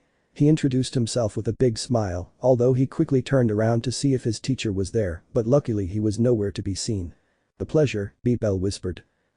I'm glad there's someone else my age besides Anya," the albino murmured, still smiling as he continued eating. Horn, curious, just watched him, thinking he was a strange child. He acted very animatedly, caring little about the arguments of his classmates around him. "Didn't you feel uncomfortable about it?" "Then no." "Huh? Don't you feel uncomfortable with the atmosphere?" Horn asked nervously, looking down. Bell was a little confused by the question since he didn't understand it, but when he looked around he knew that it referred to his violent classmates. "Does this environment make you uncomfortable?" Bell asked, and Horn just nodded as he finished the last bit of food on his plate. "Not you." No, this is my home after all," I whispered with a smile. "I prefer living like this to being in chains and whipped every day." "Huh?" Horn was confused by what the albino said, seeing how he lost his smile for a few seconds. But she immediately smiled again. "Would you like some sweets?" he asked, reaching into his pocket, pulling out a small bag and placing it on the table. "Here, they're your welcome gift." I can't accept it." "Don't worry. We'll ask Freya-sama for more sweets later." Horn, a little embarrassed, took the small bag in her hands and whispered her thanks. "Hey, what are you going to do after lunch?" From the short time she had known him, she could see that Bell was very talkative, although it wasn't bothering her. "The entrainer? Training? That's so boring," she said, putting aside her plate, which was now empty. But I have to do it." "No. I have a better idea. Come play with me," I invited excitedly. "Play?" "Yes. Anya and I were going to play hide and seek, but just the two of us is really boring since Alan, the spoilsport, doesn't want to join in. It'll be fun with you." I don't know, and I. "Come on. Anya must be in the yard." Without asking, Belle took Horn by the hand and led her away, while the girl, both nervous and embarrassed, followed him, letting herself be guided by him. "You'll see it will be fun." Seeing that smile made the little girl feel something strange, since it was the first time besides Freya that someone had treated her kindly. Perhaps she wouldn't be so alone in that family. "Thank you," he whispered softly, unable to prevent a small smile from appearing on his almost expressionless face. That was the first time she had ever smiled in her entire life, thanks to that lively albino boy. Current events. "I hate her. I hate her. I really hate her. I hate her." These were the thoughts that crossed Horn's mind as she sat at a table, just like the rest, looking with disdain at a certain elf who had her head down, showing enormous shame on her face. Lunch had definitely not started in the best way possible, making the human feel much more contempt for the elf than she already did. Arriving at the headquarters and saying such words in front of their goddess was a great lack of respect. She was nothing more than a presumptuous and arrogant elf. Or at least that's what Horn thought as she continued to glare at her with hatred. Things were really awkward at that table, and after Freya calmed down everyone went to sit down. Although it wasn't uncomfortable for everyone, since some didn't care, they were simply there to have lunch and then leave. After all, it was for Freya and Celty to get to know each other, they had no business being there. This is definitely not what I had in mind, thought Bell, unable to help feeling nervous about the atmosphere as he glanced sideways at his goddess, who had been looking down since they sat down at the table. The albino didn't like the way things were going. It was supposed to be a happy day where his girlfriend would get along with her goddess, it didn't have to be this way. Celty was the one who was in the worst shape of all, her gaze lowered since she sat down, making every effort not to cry. She only had one job, just one, which was to make a good impression on her beloved boyfriend's family, and she failed completely, even though she could see how happy he was about it all, and she ruined it. It really hurt her not wanting to cry in front of them all, and make an even worse impression than she already had. It is true that Lyra was largely to blame, but it was also his own fault for trusting her knowing how much of a prankster she was, and for not reading that note before reading it aloud. She was definitely finished, as it now seemed that the goddess Freya hated her. Sorry Belle, I ruined lunch, he thought, glancing sideways at the albino who was looking at Alan, and Alan was looking at him too. It seemed like they were exchanging messages with their eyes, but I couldn't decipher what they were saying. Ahem, Freya said, coughing falsely to draw everyone's attention. So, Celty. Why yes. She said nervously at the sudden call, hoping it wasn't anything bad. Sorry for my reaction a few moments ago, the goddess apologized, blushing with embarrassment, a fake embarrassment. Even though I could see that what you said was a lie, I couldn't help reacting that way. Sometimes I lose control when it comes to Belle. Even if it's a lie or a joke, for an elf it was very vulgar of you, Hedon said with a stern look, frightening Celty. Hedon-sensei, don't call Celty vulgar, she's not that kind of girl, Belle said seriously. Then I should think twice before making those kinds of jokes, he said, adjusting his glasses. No. I wouldn't do something like that. Celty said quickly, wanting to erase her mistake and fix things. This was all a misunderstanding. Misunderstanding? Freya asked. Why yes, a friend of mine did it with that note, she whispered, not wanting to reveal her identity. The note? You mean the one the Hobbit gave you? Belle asked, since he couldn't remember her name. Why yes, it's her, she said softly, no longer able to hide her identity. Aha, she knows what she's doing, the Gulliver brothers whispered to each other. So a hobbit, I'd like to meet her sometime to return the favor since she likes them, Freya said with a kind smile. At the headquarters of the goddess's tree, Lyra felt a chill without knowing why. Well, I'm glad it was all a misunderstanding. For a moment I thought you were a bad girl for Belle, but for now we're doing well, Freya said, smiling kindly again. At that moment Celty knew it was time to fix her mistake and introduce herself properly, so without hesitation but a little nervously, she stood up. Nice to meet you. My name is Celty Srowa and I'm Belle's girlfriend. It's an honor to meet you, Goddess Freya, the elf introduced herself, bowing slightly. Much better, you speak better when you're calmer. It seems that being nervous makes you act a little silly, Freya said, letting out a slight laugh, and Celty blushed. Freya-sama, don't call her that.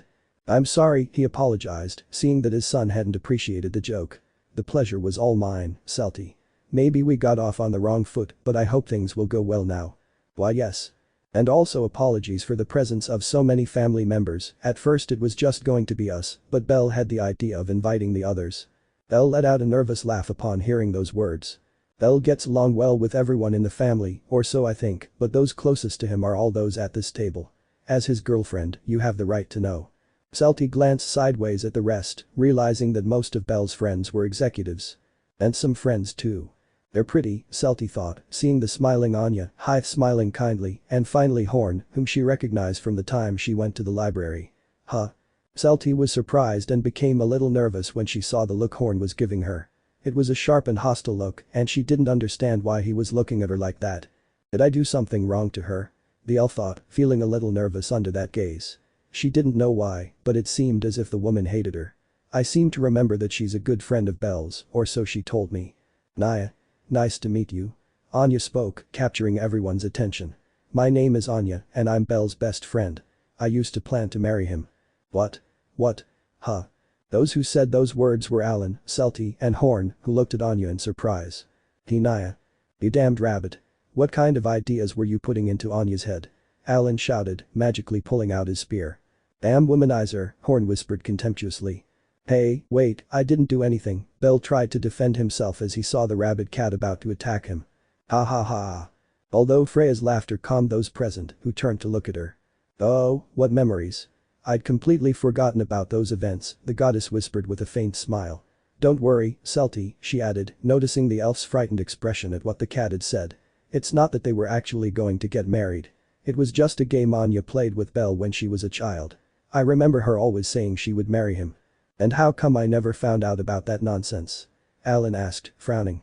Because you never wanted to play with us and you'd leave, Nya, Anya replied, crossing her arms.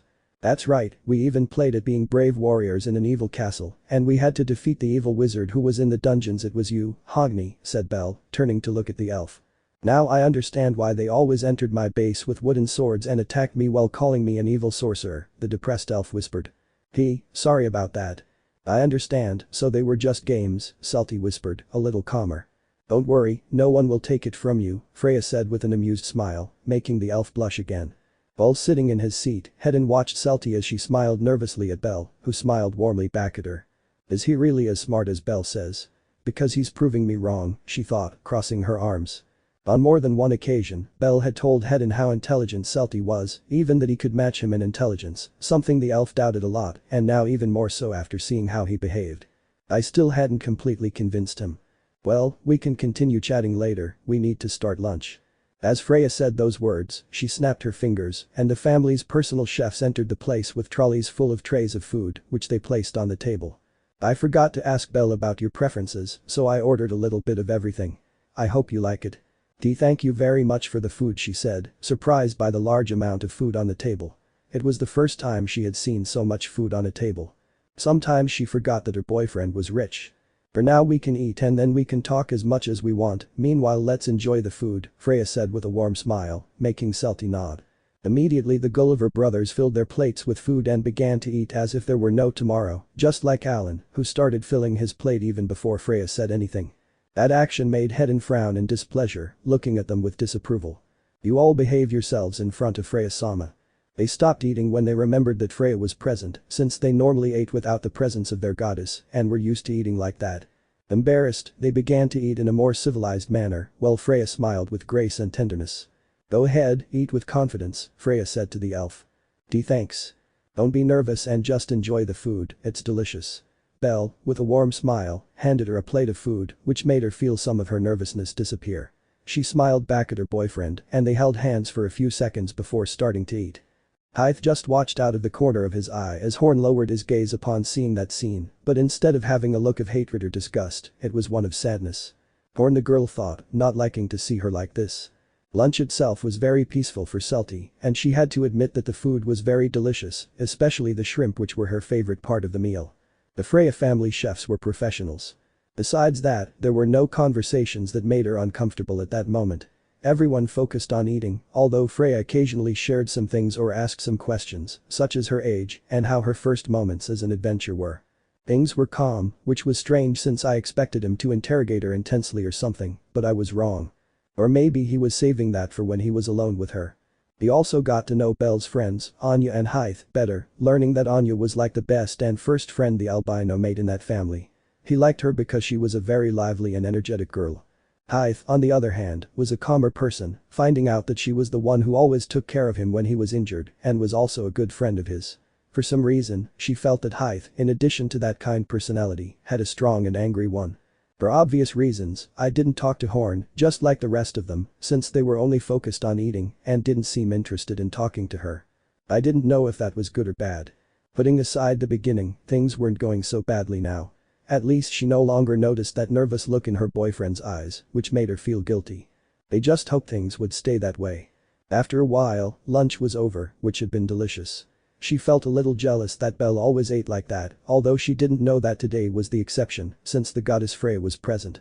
Normally, they didn't put so much effort into the dishes, although she was also happy with the delicious dishes full of love that Astrid prepared. Now that lunch was over, Celty felt that the real challenge was about to come, since the goddess Freya had been very calm, which was unusual. The truth is she was still nervous. She needed to clear her mind for a short time before continuing with all of that, perhaps refresh herself a little. Excuse me, Celty called nervously. Yes? Freya asked. Excuse me for the sudden question, but I'd like to use the restroom, she said, embarrassed by what she'd said. See, could you tell me where it is? Sure, Hythe, can you show him the way? The Freya-sama. The human stood up and turned to look at Celty with a smile, which calmed her down. Come with me. Why yes, Celty said, turning to look at Belle, who was smiling at her, before leaving.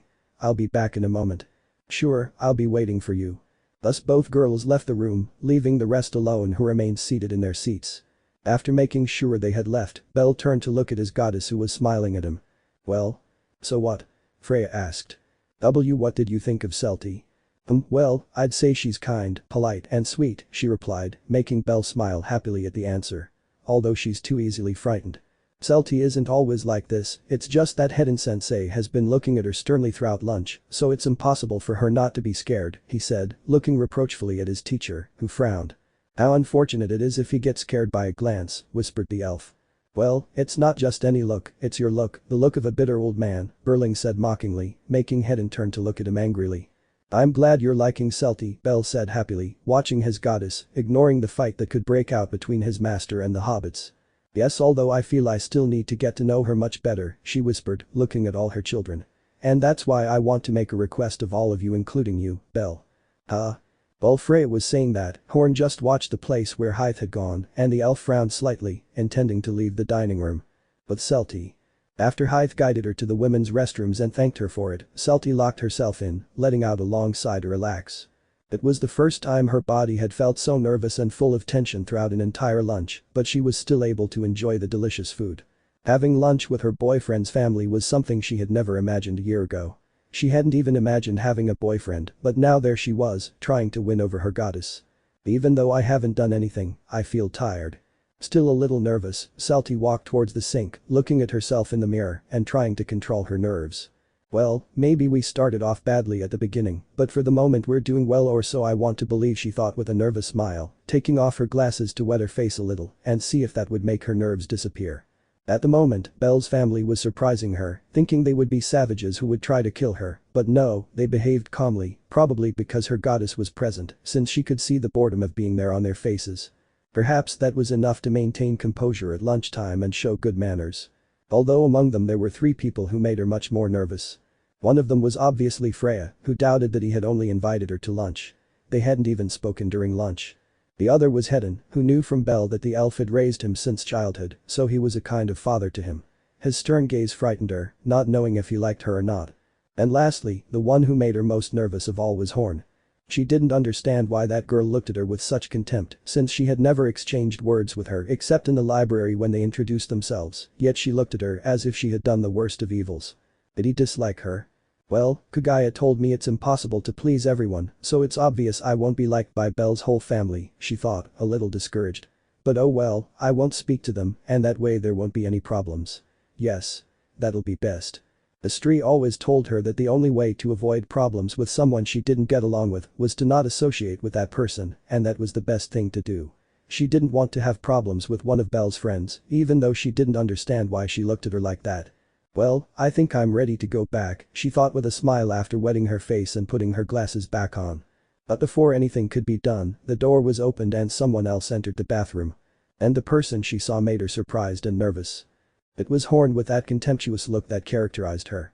Ugh, of all times she had to appear, thought the elf, quickly looking away so as not to meet her eyes and pretending to continue washing her hands. Horn just stood in the doorway watching the elf for a few seconds before walking towards the sink and standing next to her. That made Celty feel even more nervous, as her mere presence created a tension in the air. "It's best if I leave here quickly and go back to the dining room," she thought, turning off the tap, ready to leave. But as she started walking towards the door, Horn's voice stopped her. "What did Belle see in you?" "That." Upon hearing those words, the elf stopped walking and turned to look at her with a puzzled expression. Horn's gaze remained one of contempt towards her, but also of frustration. "Are you deaf?" I asked with distaste. "Despite having those long ears, you don't hear well." Celty's nervous expression gradually changed as Horn spoke more words. "As far as I remember, I haven't done anything wrong to you for you to speak to me like that," the elf whispered, her expression hesitant, unsure whether to continue the conversation or simply leave. "Do you have a problem with me?" The sound of the dripping faucet in the sink was the only thing that could be heard in the bathroom at that moment. Horn's hostile gaze.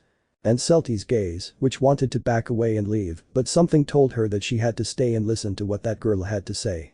While Horn simply wanted to shut his mouth and leave all that aside, his feelings always came out strongly. That was something he could never control. "You don't even know Belle, you know nothing about him," he whispered, lowering his gaze and clenching his fists. "And yet TSK." Celty felt a little hurt upon hearing those words because they were true. She knew very little about her boyfriend since he had told her almost nothing about his life other than Hiden's punishments and things like that. However, as the conversation continued, Celty began to understand the reason for Horn's hostility. She was. I'm surprised you didn't leave Bell when you found out who he was, since elves tend to be very delicate. Bell hasn't told me why he killed that day in the Dark Age, but I'm sure he had his reasons, she whispered. I love him even knowing that, so please don't judge our relationship. As you wish, elf. Celty, just by exchanging those words with Horn, quickly understood what was happening. She's in love with Bell, he thought, looking into the girl's eyes. Throughout lunch, he noticed that in addition to hostility, he could see a certain sadness in them. At first he didn't understand why, but now he did. That was the reason for so much hostility towards her. Horn was practically at lunch with the boy she loved, who was already in a relationship with someone else. If Celty were in her shoes, it would hurt her a lot. But even so, that didn't give him the right to treat her in such a pedantic way when she never disrespected him. It seemed that this was the only way he could find to vent his frustration and sadness. That was something very sad. Why are you looking at me like that? Horn asked, annoyed, noticing Celty's gaze and seeing how those eyes held pity for her. She hated being looked at that way, especially by that elf. You asked what Bell saw in me. What does that have to do with anything now? I don't know what Bell saw in me, I'm just a bookworm, weird and with low self-esteem, but despite that he was interested in me. Horn clenched his fists upon hearing those words. Sometimes I feel like I don't deserve it, but I quickly erased those thoughts. Certain memories came back to the elf's mind, memories she remembered fondly. Maybe. A very special memory that happened on the 18th floor. Perhaps. Belle standing in front of her with a waterfall in the background. And with a bouquet of freshly cut flowers in her hands. And with a nervous and embarrassed expression, he said those words that made her very happy. Do you want to be my girlfriend, Celty? Thinking about it, the elf looked up again and stared directly into Horn's eyes, determined to say those words to him. Perhaps he saw something in me that he didn't see in you. Although she did not regret saying those words, Celty felt a little pity and sadness when she saw the expression Horn made upon hearing that. But it was something I absolutely had to say. The best thing would be to leave there quickly. Bye-bye. And with those words the elf turned around and left the baths, leaving Horn alone, who said nothing after hearing those words. She just looked down, clenching her fists and trying to hold back a tear from her eye, feeling frustrated and sad. I already know, she whispered, her voice trembling. I already know. You're being too hostile towards him. That way you'll never get his attention. Small tears began to run down her cheeks as she remembered those words from her goddess, tears she had been holding back since lunch when she saw Belle and Celty together. Her heart ached, and it was a pain she could not stop. Why, you're not the weird one and I am, she whispered softly, letting the tears fall down her cheeks. There, little one, don't cry. And a memory of her crying in the arms of her goddess after learning some happy news that the albino had given to everyone in the past. Horn quickly turned on the water tap to wet his face and calm down, but his tears did not stop, tears that, although they carried sadness, carried more frustration. I don't like that fool. And a memory of her yelling those words at the girls in the family who laughed at her. Although those words were a big lie. Since she. Why did I have to fall in love with you? She whispered, looking at her reflection in the mirror as her tears fell. Why? The maiden's heart was broken. End of chapter. Chapter 13. A success. Celty walked through the corridors of the Freya family headquarters with her head down towards the dining room where the others were. A certain sadness could be seen on her face, which she tried to hide. I shouldn't have said that to him, she thought, remembering what she had said to Horn in the bathroom. Perhaps he saw something in me that he didn't see in you. It is true that he wanted to tell her that, but when he saw her expression he felt sad for her. Horn was just a girl in love and with a broken heart, and most likely hearing those words made her even sadder. If she saw Belle dating someone else and not her, her sadness would probably be enormous, so she could imagine the sadness Horn was feeling. But even so, she couldn't allow him to continue talking to her that way and judging her relationship with the albino. Although she felt sad for her, what she did was the right thing. In fact, she was relieved that she hadn't magically pulled out a knife. I still don't understand how Belle never realized what that girl felt for him, Celty thought, confused. Her boyfriend had always referred to her as a good friend with mental problems. She never noticed that he knew about her feelings, although it was understandable knowing how oblivious he could be sometimes with things around him. In fact, it took him a while to realize how much she loved him. He was very distracted on many occasions. I just hope this doesn't cause any problems. The last thing she wanted was to have problems with his family, although technically she already had a problem with Horn.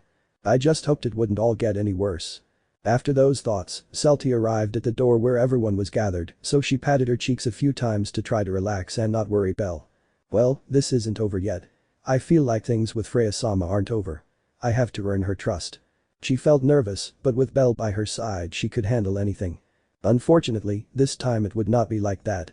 Upon opening the door, Celty noticed that the dining room, which had been filled with Belle's friends, was now empty, with the table completely clean and without any glasses or plates on it. That took her by surprise since she expected to find them all, but that wasn't the case. Although that place wasn't that empty.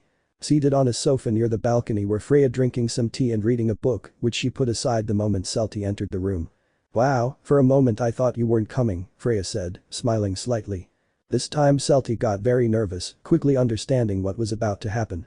Freya had asked everyone to leave the dining room so she could talk to her alone. Even Belle had left.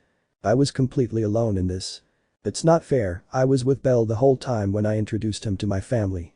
Why me? She thought, trying to control her fears, but it was difficult. Fears that were noticed by Freya. "Don't be afraid, you child-stealing elf, come closer," she said with a kind smile, beckoning her to approach. "And no, here I'm fine. I said come closer." And in the blink of an eye, Celty was already standing in front of Freya, standing firm, waiting for an order as if she were Otter. What do you want me to do?" she asked, her heart racing. Good. Freya stood up and pointed to the fence outside the mansion that protected a small garden. "First, I want you to paint that entire fence, top and bottom." "Understood." Celty was about to run to do her job, but Freya's laughter stopped her, making her turn around and look at her, confused. "I'm just kidding, I don't want you to paint anything," she said, wiping away a tear that had escaped her eye from laughing. "Just take a seat, I want to have a quiet chat with you." As she said those words, Freya pointed to a second sofa that was opposite hers. Both sofas had a small table next to them. Celty, a little embarrassed for having fallen for the joke, went to sit down, noticing that the sofa was very comfortable, much more so than her own bed. "Would you like some tea?" Freya asked with a slight smile. In response, she only nodded slightly, afraid of saying something stupid. After a few seconds, Freya served Celty a cup of tea and sat back down on her sofa, facing the elf. "Wow, it's delicious," the elf thought with surprise the moment she tasted it. While Freya just sat watching her with a smile, she was like a scared little mouse, and that made her feel cute and endearing. "So, Belle's girlfriend?" he said in his calm, elegant tone. "I must admit, it's something that still surprises me to this day." "Why?" Celty asked, trying to put her nerves aside by taking another sip of her tea. "Belle is your boyfriend, so you know what I mean," she said, letting out a sweet laugh. "Ever since he was little, he's shown himself to be intelligent, but also a bit clueless when it comes to matters of the heart. I always thought it was really cute when he didn't pick up on some girl's hints." "Why yes, I could tell from that," she whispered, remembering that she was almost always the one who took the initiative. "And obviously, Belle is attractive to many women. There have been many girls who have been in love with him throughout his life in the family, even girls from my own family," she said, turning to look out the window. "For example, there's a beastman healer in the family named Luna, and for a while she was in love with Belle. I know because she told me herself, almost as if asking for my approval to try something with him." "And what happened?" "Haha, that kid never noticed her hints, not a single one. Obviously, Luna got bored and put her feelings aside, deciding to just be his friend." All Celty could do was laugh nervously, unable to believe how clueless he could be. In fact, if she hadn't started being so direct, they would probably still be friends. And that's not the only case, there were a few more like that in the family. "This kid really was a heartbreaker," she said with a laugh, taking another sip of her tea. "Why yes, I could tell," she whispered, remembering Horn. "That's why Belle suddenly showing interest in a girl took me by surprise. I never expected it," she said, resting her arm on the right side of the sofa. "Celty, you achieved what many girls wanted. You managed to win the heart of my clueless boy. I must admit I'm jealous of it." The elf just smiled sheepishly upon hearing that and at the same time felt special. Many girls had been interested in him throughout his life, however he never noticed any of them. It means that she was special to him, she caught his attention and he even fell in love. With each passing day he loved that rabbit more. "And even though I feel jealous, I can clearly see that you truly love him, you love him very much, and as the goddess of love, that makes me very happy," she said, making her blush. "I can be sure that my son has fallen in love with a good woman, and that relieves me, although, of course, I've heard from Hedon that elves are what they call yandirs. I hope you don't fall into that category." "I can assure you that I will never hurt Belle," he promised seriously, proving that he wasn't lying. "And what about the girls who are interested in him?" "Neither." "Haha, you little liar," she laughed playfully, making Celty blush. "It's normal to be jealous. It shows you love that person, but don't take it to extremes. Being obsessive is bad. As she said those words, Freya bit her tongue, letting out a small groan of pain. Alright. Relax, don't worry, she said, hoping the pain would subside. What I'm trying to say is that it makes me happy you're his partner. I can see he's very happy with you. His soul shines so brightly. It's beautiful. Be so significa. Yes, I approve of their relationship, Freya smiled affectionately. In fact, I approved of their relationship the moment he told me about their engagement. Thank you so much. I promise I'll make Belle happy. Celty exclaimed, overjoyed to have received Freya's approval. I hope so, though I'm not worried. You're an elf, after all. I know you love him very much, she whispered, already knowing how elves were when it came to love. Now all that's left is for you to win Hedon's approval.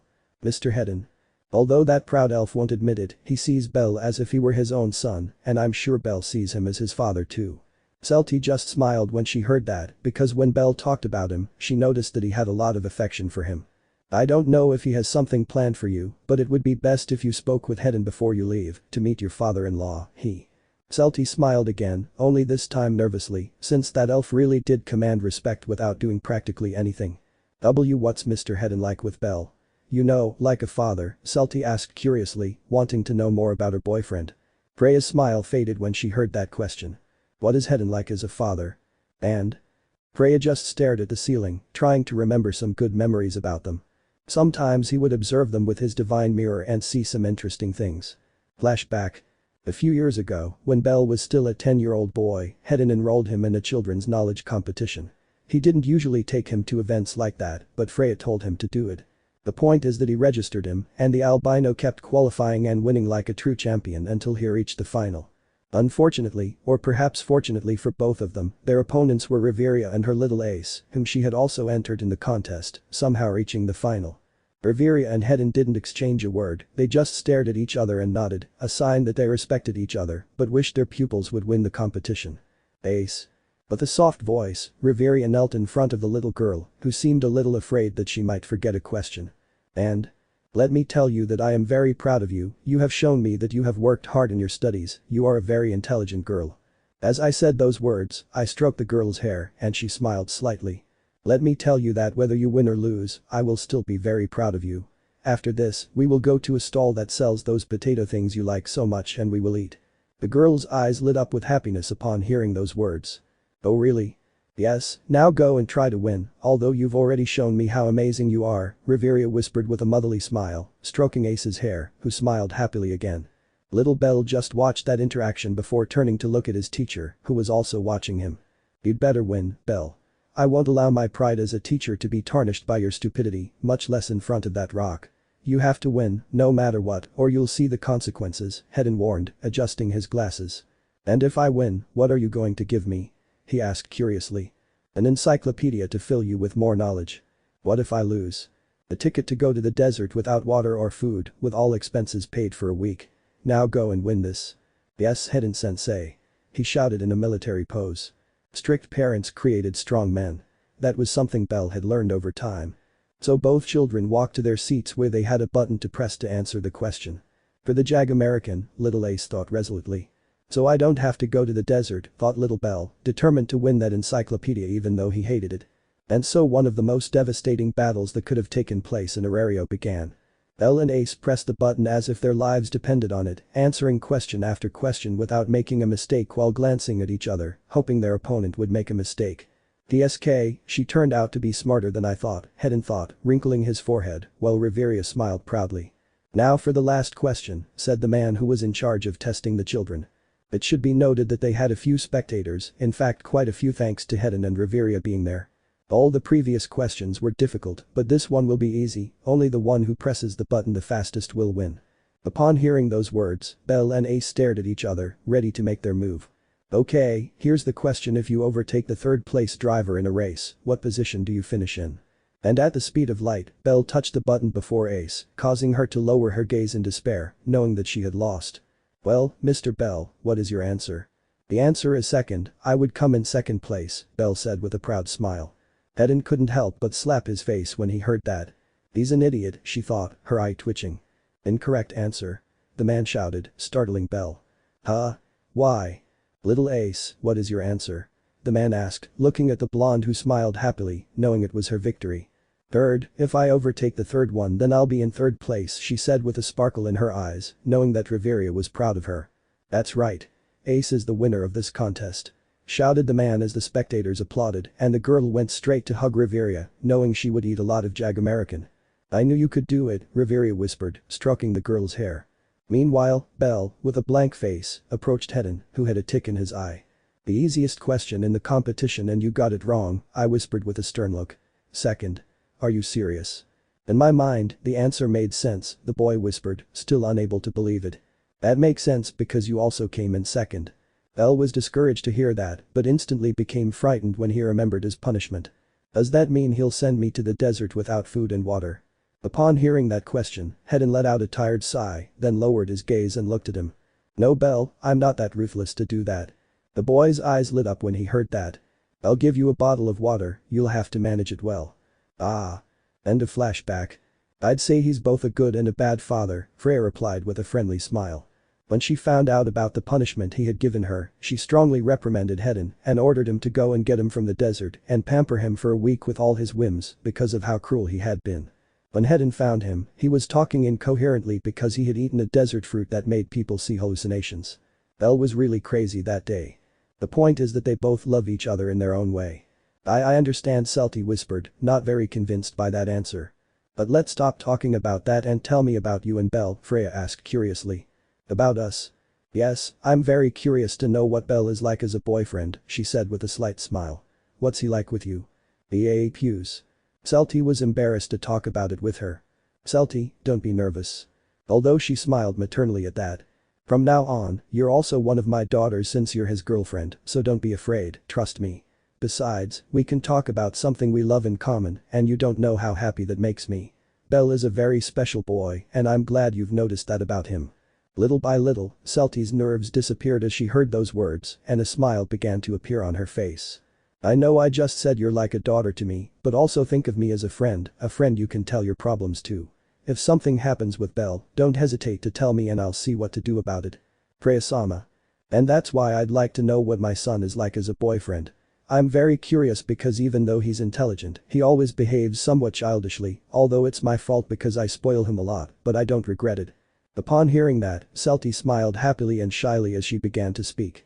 Well, he's very thoughtful with me. Oh really? Why yes, he always finds a way to make me smile, I love that side of him, I whispered with a beautiful smile. Since I met him, he's changed so much I didn't even notice. Freya just smiled as she listened to the elf speak. Sometimes he tries to do silly things just to make me laugh and other times he behaves like a true gentleman when we go out to eat somewhere. And which side of him do you like more? She asked curiously. Well, I like everything about him, Celty said, having forgotten her embarrassment and speaking with a beautiful smile. But I especially enjoy the moments when he's just being himself, when we sit in the library and he tells me about those hero books he loves so much. I love his expression when he talks about them. I understand, Freya whispered with a smile, imagining that. What else do you have to tell me? Well, there are so many things. That beautiful smile remained on Celty's face throughout the entire conversation. Some time later. With a happy expression, Celty walked through the hallways after saying goodbye to Freya with a hug after that conversation. She felt happy, very happy about everything that had happened. His relationship with Freya started as a disaster and went up many levels all at once. It made him happy that she had accepted their relationship. And that happiness was evident in the conversation they had a few moments ago, where he was able to tell her everything he loved about Belle, and she listened attentively, telling him stories about when he was a child. Although for some strange reason, when I asked her what it was like raising Belle as a baby, she always avoided the question with another question about their relationship. It seemed strange to him, but he decided not to dwell on it too much. No one could take away the happiness she felt. She had received her mother-in-law's blessing and had even been called daughter. Things simply couldn't get any better. I had misjudged the goddess Freya all that time. I even feel bad for Belle. He didn't get along well with my family, she thought with a nervous smile. But it's okay, I know they'll all accept him sooner or later. I'm sure of it. Her friends probably expected her to arrive with a discouraged expression because the lunch hadn't been a success, but they would be surprised to see her arrive with a radiant face full of joy. Now to find Belle, he thought as he continued walking. When the conversation ended, Freya told Celty that her boyfriend was waiting for her in a room, giving her directions on how to get there. Celty easily memorized what the goddess had said and went in search of that room to see her rabbit. That was a bit suspicious, but that way I could get to know the headquarters. Who knows, maybe that won't be the last time I visit that place. Now I have to make this crossing, he thought, perfectly remembering the goddess's instructions. And upon reaching that intersection, I finally arrived at the blessed room, the first thing I noticed being a sign hanging on the door, making me feel a little nervous because of what it said. Heden's office. She had forgotten that she had to go through her father. She just hoped he wouldn't put her through some difficult test and ruin the happiness she felt. Perhaps, just perhaps, things would turn out well, as they did with Freya. Positive above all, she thought, smiling again and approaching the door.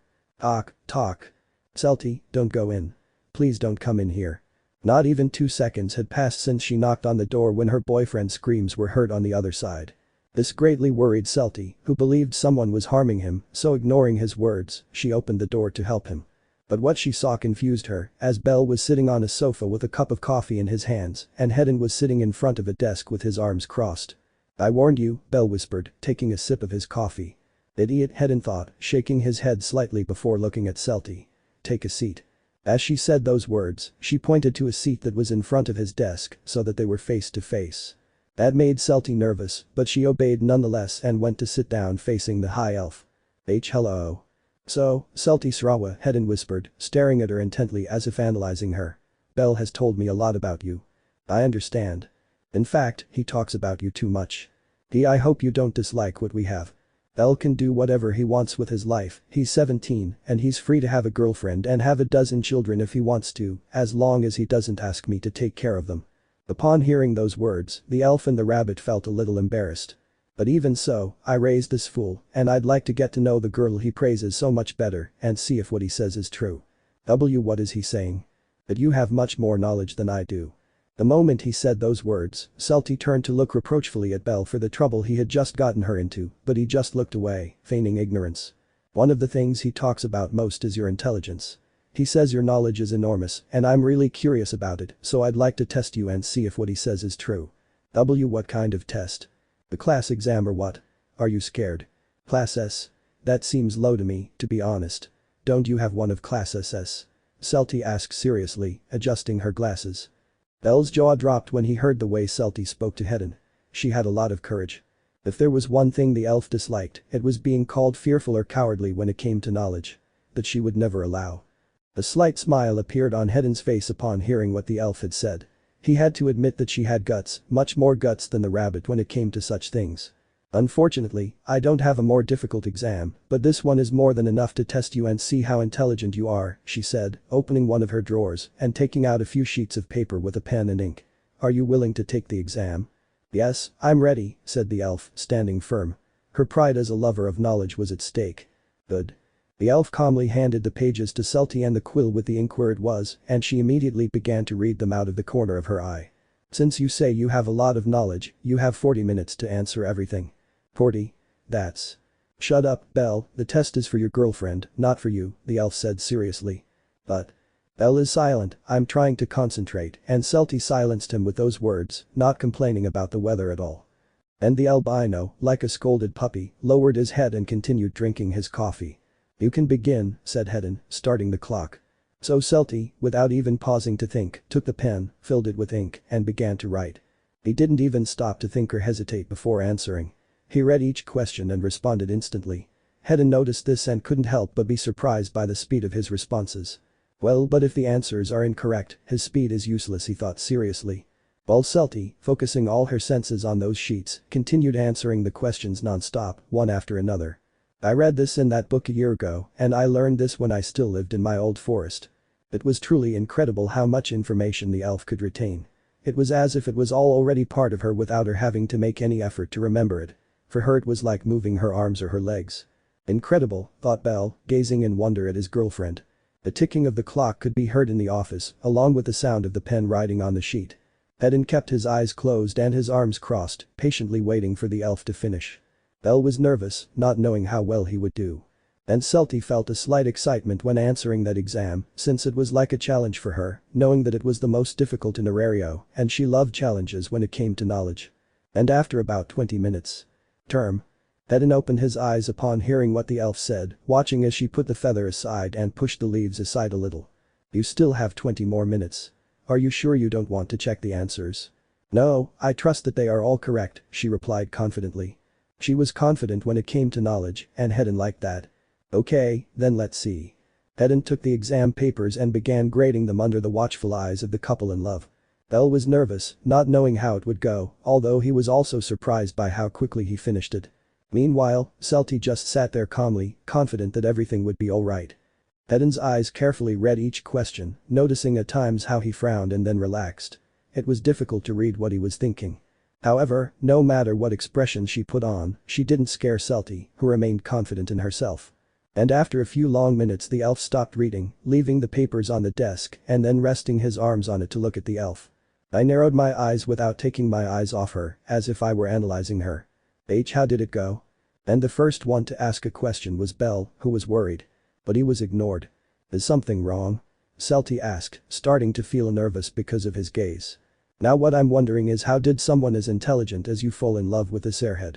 Hedden asked, glancing sideways at Bell. Hey. Bell isn't a blockhead, he's intelligent, he's just very lazy when it comes to studying. Celty laughed at what she said. I know that, I know him better than anyone. But even if he were the dumbest person in the world, I would love him with the same intensity as I love him right now, she whispered, her eyes gleaming, showing she was serious. Celty, Bell thought, moved. I understand, Hedden said, seeing the certainty in the elf's eyes. It seems you've already fallen completely in love with him. As an elf, and him being a human, you know what that means, right? We're both young, we have a long life together, a long life in which I can give her all my love, I whispered with a loving and embarrassed smile. I'm not afraid of the distant future. Bell just watched them talking, not knowing what they were referring to. I had my doubts, but now they're completely cleared up, Hedden said, smiling slightly, which was unusual for him. I'm leaving Bell in your hands. I hope you'll help him not to neglect his studies. I don't know why, but I feel he'll learn more from you than he did from me. Don't worry, I'll take care of Bell and make sure he answers all his exams correctly. I won't let him down. He promised firmly. I don't understand. What's Celty's grade? Bell asked, curious and frustrated at not understanding. The grade you should have always had, a perfect 100 out of 100. What? Bell couldn't help but shout in surprise upon hearing that. I knew Celty was intelligent, but I didn't know she was intelligent enough to answer that impossible exam. His girlfriend was in a different league. I was sure of it, Celty whispered happily. I see you're very confident when it comes to knowledge. I hope you'll be just as confident when it comes to making decisions. That will show how intelligent you are, she said, adjusting her glasses. Make this fool of someone as smart as you. Yes. She smiled happily at the praise. Celty didn't know it, but she had earned Hedden's respect simply by answering that exam well, a respect that not many achieved, being able to be counted on the fingers of one hand.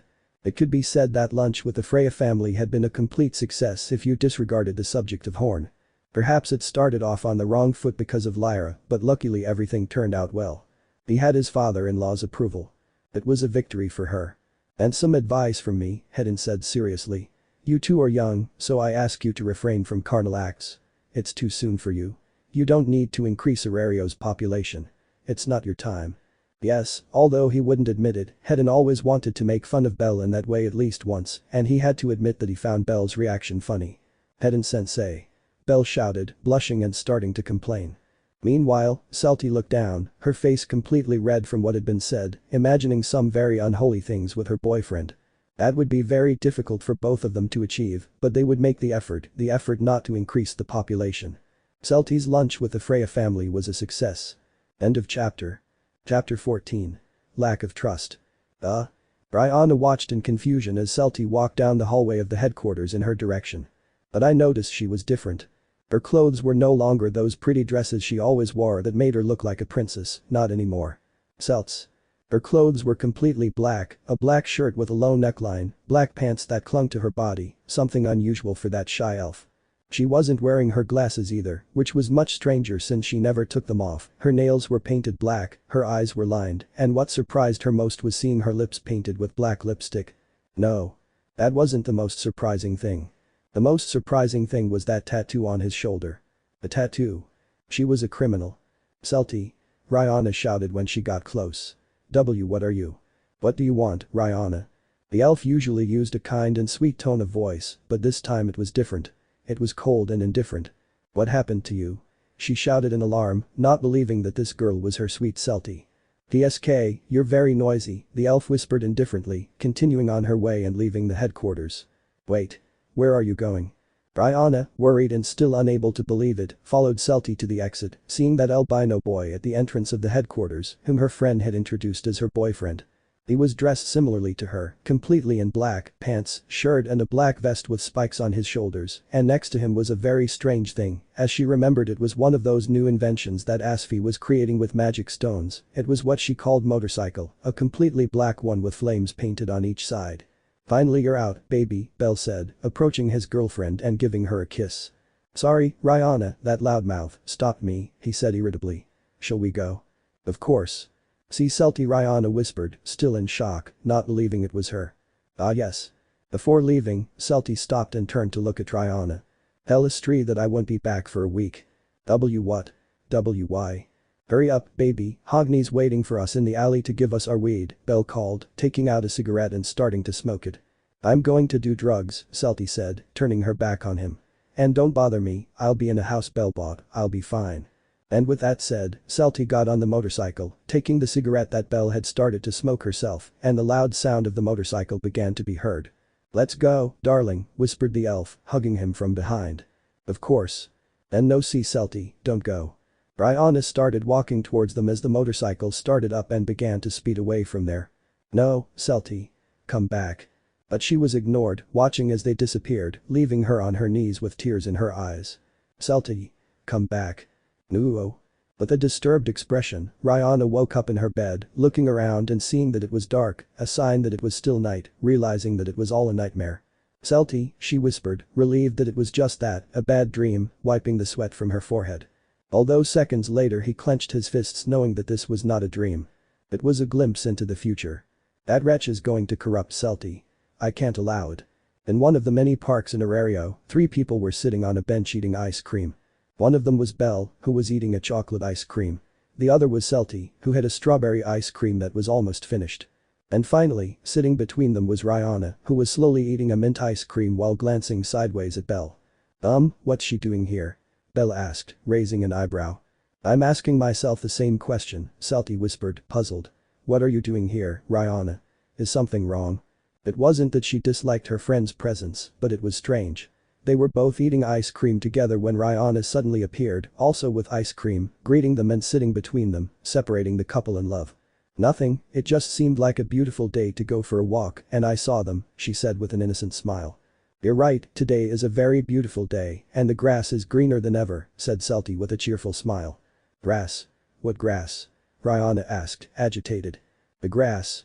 Well, the lawn," he replied, pointing to the ground and seeing that it was indeed very green, probably because of the rain a few days ago. "Ah, that herb," the girl laughed nervously. "Which other herb were you referring to?" Belle asked curiously. "Which you consume, you damn drug addict." "What?" Celty said with a nervous smile, taking Rihanna's hand. "Give us a moment, Belle, we'll be right back." "Of course." So Celty took her friend away, leaving Belle alone, who continued enjoying his ice cream, turning off his sense of hearing so as not to hear their conversation. "Can I ask what you're doing?" Celty asked, frowning as she was now somewhat away from Belle. "What are you talking about?" "You know what I'm talking about, you suddenly appeared interrupting my date with Belle, and now you're insulting him. What's wrong with you, Rihanna? I don't like how you're treating him." The girl just looked away, a little embarrassed, knowing that she was letting her feelings control her. "You still don't trust Belle, do you?" the elf asked, sounding a little sad. "I'm sorry," she apologized in a whisper. "It's hard for me to trust him. I already told you that Belle isn't a bad boy, even his family accepted me despite how they are. Why can't you accept us?" she asked, somewhat hurt, since she really wanted her best friend to accept their relationship. "It's not that easy, you know," she whispered, turning to look at Belle, who was calmly eating his ice cream. "I feel like he's going to influence you badly, he's going to corrupt you." "Corrupt? Are you sick?" Celty asked, confused. "That's impossible." "Ugh. You're being very paranoid, Rihanna. Since you're here, try to get to know Belle better and you'll see he's the best," she said with a happy smile, confident that this would happen. "Although his reputation is somewhat bad, he's the complete opposite of what they say. He's cute, sweet, tender, loving, funny, and intelligent." "I understand now, don't continue," he said, seeing how the elf was lost in her love-struck world. "Sorry, but that's just how I am. I love him, and you'll understand how I feel when you fall in love too, when everyone judges that boy and you're the only one who believes in him. That's love. Don't try to teach me lessons, I'm older than you. I'm younger but I have much more experience in many things, like having a boyfriend. Ugh. An arrow pierced Ryanna's heart when she heard those words. I knew it, that guy is influencing you badly, you weren't always so harsh with your words. Well, I admit it, I learned that from Belle, thanks to him I'm a little more direct, if you could call it that. I knew it. She knew that Celty had changed a lot since she met Belle. She was more feminine, she no longer stuttered in every conversation, she was more self-confident. Since meeting him, her personality had changed, and that scared Ryanna. She felt that she was drifting further and further away from her, that before she knew it they wouldn't be friends anymore. Ryanna. No matter how much I change, I whispered, taking the girl's hands. You'll always be my best friend, and I'll never abandon you. You're my older sister, after all, my friend and sister. Celty, she whispered, moved by those words. And as my sister, you have to accept your brother-in-law. And dragging her along, they went back to where Belle was, who had already finished his ice cream. Did something bad happen? Belle asked curiously. Not at all. Replied the smiling Celty under Ryanna's watchful gaze. She had truly changed a lot. She looked so radiant when she was with him. It was more than obvious that the love she felt was immense. The love of the elves was unique, which is why Ryu, who was the most distrustful, did not judge their relationship. In fact, she was the first to accept them. Why couldn't she do the same? Simply because she found it hard to accept that the little elf who needed her to take care of her at all times was now growing up and now someone else was taking care of her, someone who would probably take better care of her than she could. They were stealing from his little sister. So what do we do now? Belle asked curiously. Will Ryanna be with us? Well. Deep down, Ryanna didn't hate Belle. She knew he was a good guy despite all the rumors surrounding him. She simply felt jealous, and her overprotective side always came out. Of course. Ryanna will be with us for a while, I hope you don't mind. Of course not, Belle agreed with a smile, taking Celty's hand. Let's go for a walk and see what we can do. Celty simply nodded with a smile and turned to look at Ryanna, who nodded slightly to follow them. Even though she had crashed her date, she now felt nervous, like she was getting in the way, but apparently her friend didn't mind. As they walked away, a catboy accompanied by someone watched them from afar. Look at that idiot, acting like a civilized and polite person in front of his girlfriend, when he's nothing more than an immature kid who only thinks about bothering others, Alan said with a mocking smile. Why are you criticizing him? You're the same way. The one who said those words was a white-haired girl who was looking disapprovingly at the cat. That girl was Denev. Same? Ha. I don't look like that idiot, he said arrogantly. I thought you had changed. Huh? Besides, why did you ask me to take you for a walk around the city after so many years? What do you want? Well. If it's nothing, then I'm leaving. Now that I'm an executive of the Ganesha family, I have many responsibilities. I can't waste my time with a critical and arrogant cat. And with those words the girl turned around to leave. Fine. Get out. You're supposed to hold my hand and stop me from leaving. All these years and you're still an idiot who doesn't understand anything. What? Or forget that. Without a doubt, a very strange pair of friends. Back to the couple and Ryanna. Incredible. The one who said those words was Belle, who was looking with a gleam in his eyes at one of Asfi's new inventions that was being shown by some members of the Hermes family. The transport so that civilians who did not have a fauna could go to other places without taking too long, it was even faster than carts. It was a motorcycle. His new invention moved using magic stones and could be recharged with ease when the previous ones lost their energy. Without a doubt, it was the invention of the decade. She's beautiful, Belle whispered, looking at her as if she were a toy. I have to admit it's incredible. I'm amazed at what Asfi can create, Celty said with a slight smile, looking at her. I wonder what it feels like to travel in one of these. Shall I buy it if you want? Oh really? Meanwhile, Ryanna watched them from behind with a blank expression. I knew it, my nightmare is coming true, Ryanna thought fearfully, imagining the rebellious Celty from her dream. She's going to lead her down the wrong path. I'm sorry, friend, but it's not for sale, said one of the boys who were looking after the motorcycle. Miss Asfi has it on display for people to admire. It's the only one in existence right now, so she won't sell it. You'll have to wait about 2 years until she has a few more before she starts selling them. I see, that's too bad, Belle whispered, since she really wanted to buy it and see what it would be like to travel in it. Ryanna just let out a sigh of relief upon hearing that. It had only been a false alarm. Let me know when it's on sale, I want to buy one, said the smiling Celty. Huh? Why? Ryanna asked, surprised. "It will be fun to try something new, and I'm sure allies will be excited about it," she replied, knowing it would be something that would entertain the whole family. "It makes sense." Celty had truly become freer with her feelings. Now she was no longer bothered or nervous about saying what she wanted or felt. And all of that is thanks to him. Rihanna just watched out of the corner of her eye as Belle talked to the boys and asked them for details about those inventions. He had truly changed Celty, he had changed her for the better, he had given her the security she so desperately needed. Instead of keeping her enclosed in a bubble to protect her as she did, he burst that bubble so that she could spread her wings and see everything around her and be herself. And his change was much more noticeable since he went to the Freya family headquarters. What did he do there to change? And don't get too excited, Miss Asfi is also planning to invent an air transport, something with which many can fly in the air in the same transport. Really? Celty and Bella asked, their eyes sparkling with excitement. Celty for the knowledge and Belle because he found it fun. Rihanna just smiled when she saw that. They do look somewhat alike, he thought, watching as they both excitedly asked the boy for details. Now he was beginning to understand why Celty loved him so much. A little while later. Now we find ourselves in another part of the city, specifically at a stall selling old books where reading enthusiasts could go and read as many as they wanted. And that was what Celty and Belle were doing, looking for an interesting book to read. Since they were old books, perhaps there was one they hadn't read. Great. A book about the ancient elven peoples. Celty exclaimed excitedly. An old volume of Grey Siamon. Belle shouted, his eyes gleaming. As they both immersed themselves in the large number of books with excitement, Rihanna just watched them, confused. They had been walking for about an hour, going from one place to another, observing stalls that caught the couple's attention, watching their expressions of excitement for each thing. I could see that when Belle spoke to a salesman his voice was deeper, but when he spoke to Celty it was much softer. For some reason, that seemed sweet to her. It was more than obvious that she received very special treatment from the ruthless Gloomy. But even so, as time went on, a question began to linger in his mind. Is this a date? She thought, puzzled. She always thought the dates were about going to a restaurant for a romantic meal, holding hands and saying loving things to each other, sitting under the shade of a tree in the park, secretly kissing in an alley, and much more. But their date wasn't like that. They were just walking around doing random things that didn't seem romantic. It was weird. Perhaps it was because she was present, since she highly doubted that they didn't have their romantic moments on their dates. Celty, who had noticed Rihanna's confused expression, got an idea of what she was thinking, making her smile gracefully. So I left Belle alone, who was excitedly reading the book, and approached his friend. For me, this is a date, the elf whispered as she stood close to Rihanna. Huh? I said that for me this is a date, she continued, turning to look at Belle.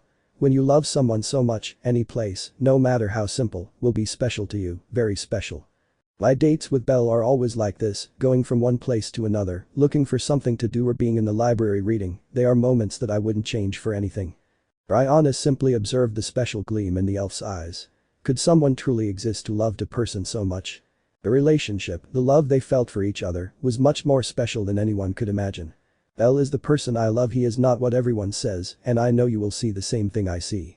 And with those words, Celty approached her boyfriend again and looked at the large number of books at the stand while they excitedly discussed the interesting books they found. Rihanna just watched them talking, especially Belle and his happy smile, the smile of a boy who is next to the person he loves most. She was beginning to understand why Celty had invited her to spend the day with them. He wanted her to see that part that she refused to see. The powerful level 6 monster who is the sweetest and most loving boy when he is with a girl he loves, a low smile appeared on his face. I didn't know Belle at all, I didn't know how he was with other people, but I was sure that he only showed that vulnerable side to Celty. I think I acted immaturely. I'm going to get some crepes. Do you want some? After walking around the city for a while and seeing different things, the three decided to go sit in a park to rest, where Celty asked them both that question. They had fun, even Rihanna, after passing through some interesting places, being able to see firsthand how the couple in love behaved, getting to know that curious albino better. Yes, this whole journey has made me hungry, Belle confessed, touching his stomach. I'm fine, don't worry, Rihanna refused. Are you sure? Completely. Great. There's a crepe stand nearby, I'll go buy one, I won't be long, she said, starting to walk. And don't argue. Belle and Rihanna just smiled slightly at what she said, shaking their heads, knowing she was referring to what happened that day at her birthday party. And so, with a smile, Celty walked away from them, leaving them alone. She looked so happy, Rihanna thought, not remembering ever seeing her so radiant. Love changes people for better or for worse, and in this case, it was for the better. Ahem, if you want I'll move away a little. At that moment, Belle spoke, catching Rihanna's attention. It was more than obvious why he was saying that. Belle knew Rihanna didn't like him, and the last thing he wanted was to make her uncomfortable with his presence and make everything more tense. Although she had other plans. No, stay. I want to talk to you, he whispered calmly, observing the trees that were there. Belle, somewhat puzzled, decided to listen to her and stay there. He just hoped she wouldn't start accusing him of being a bad man to Celty. I'd say you and I got off on the wrong foot, she began, a little embarrassed. Yes, and it's all your fault. Shame turned to anger when I heard that. Why is it my fault? Are you still asking? You treated me badly from the start. I just wanted to get along with Celty's family. Even Alan turned out to be more civil. The vein popped out on Rihanna's forehead when she heard that. She felt like saying a few things, but no, she wasn't there to argue, so she let out a long sigh to calm herself down. I don't want to fight, I just want to talk to you calmly. For my own good, Belle agreed, curious about what she was going to say. If she wasn't wrong, she was the one who most opposed their relationship out of all of Celty's family.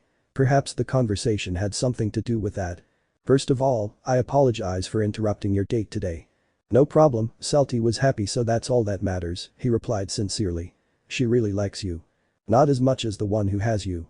But he's known you for a long time, you're more important. No, that's you. No, you. I said you. You. You are.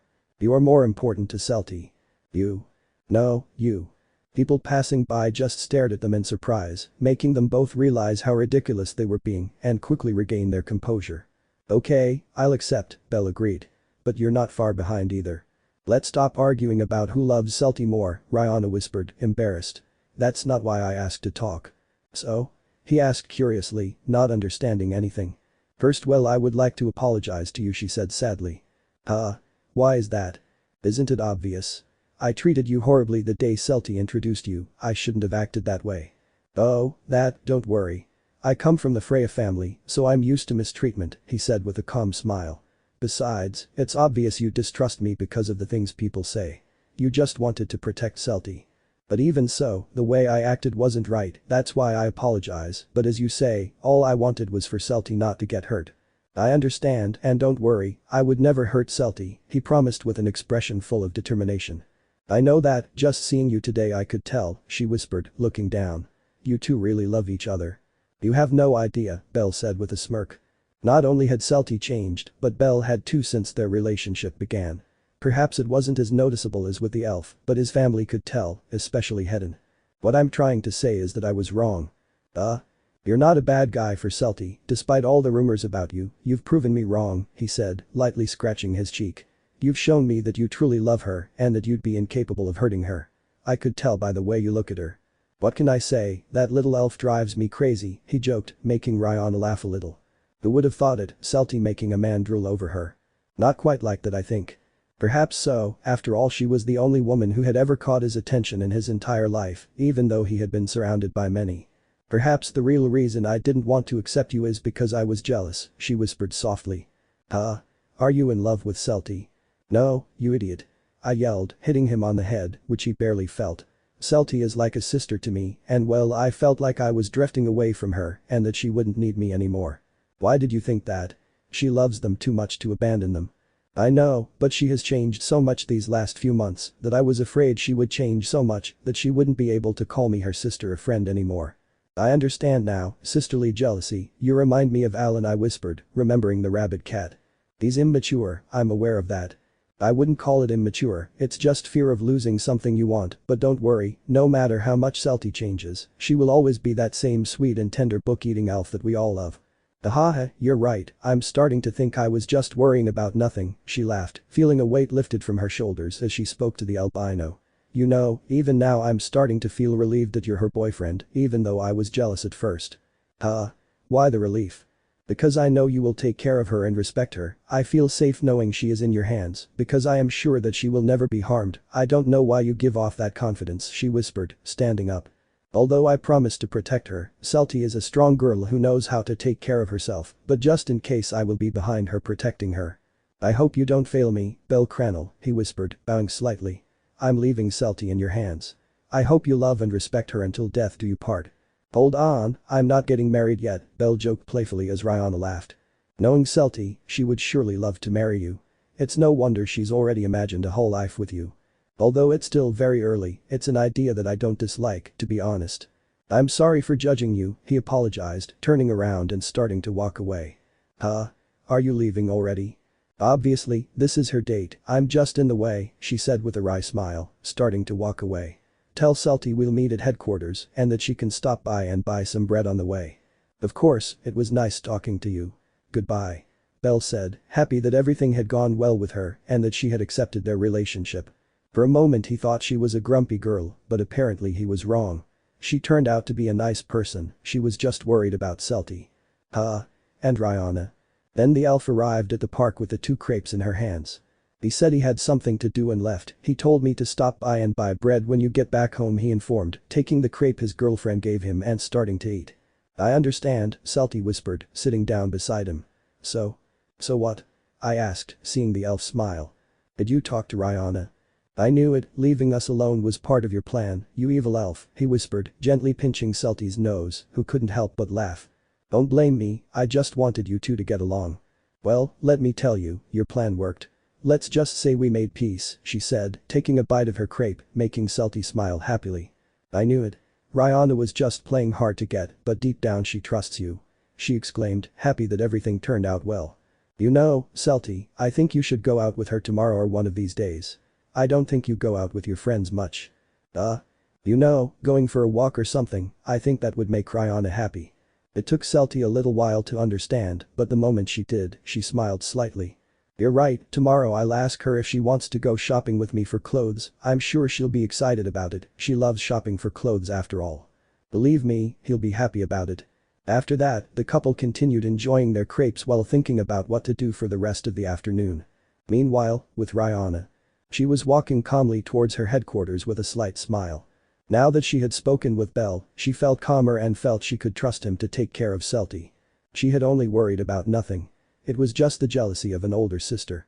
It took me a while to accept that Celty has a boyfriend, I didn't even realize when she grew up so much.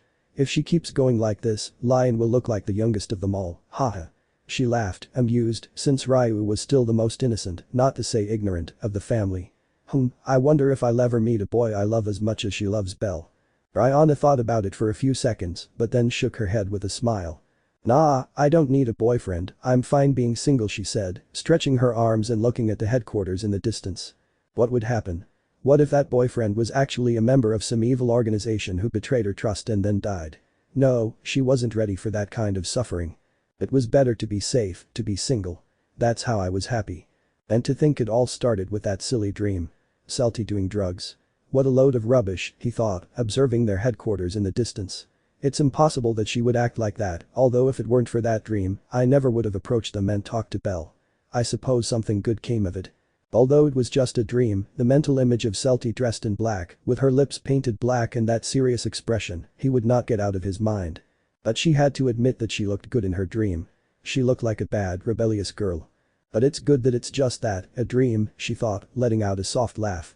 The next day. Rihanna was walking through the corridors after having taken a shower. She was heading to the dining room for breakfast and then going on patrol before going shopping with Celty, something she was excited about. And in that same hallway she saw her green-haired friend with her back turned, making her smile. Hey Celty. He shouted happily, approaching her with the intention of giving her a hug. But all action stopped as her eyes widened in horror at what she was seeing. Black lips. Celty had painted her lips with black lipstick. Oh, Rihanna, Celty greeted her with a smile, walking towards her. Hey, I need your help. Iska put this lipstick on me and it's hard to take off, so I wanted to know Rihanna. The elf was confused by her friend's shocked expression. It was as if she had seen a ghost. What's happening? Criminal. That wretch turned you into a criminal. I knew it. The RRRRR. And a curious sound was heard outside the headquarters, causing Rihanna and Celty to look out. It was Belle at the entrance, riding on that motorcycle from yesterday. Hey Celty. Look what the god Hermes lent me for a day.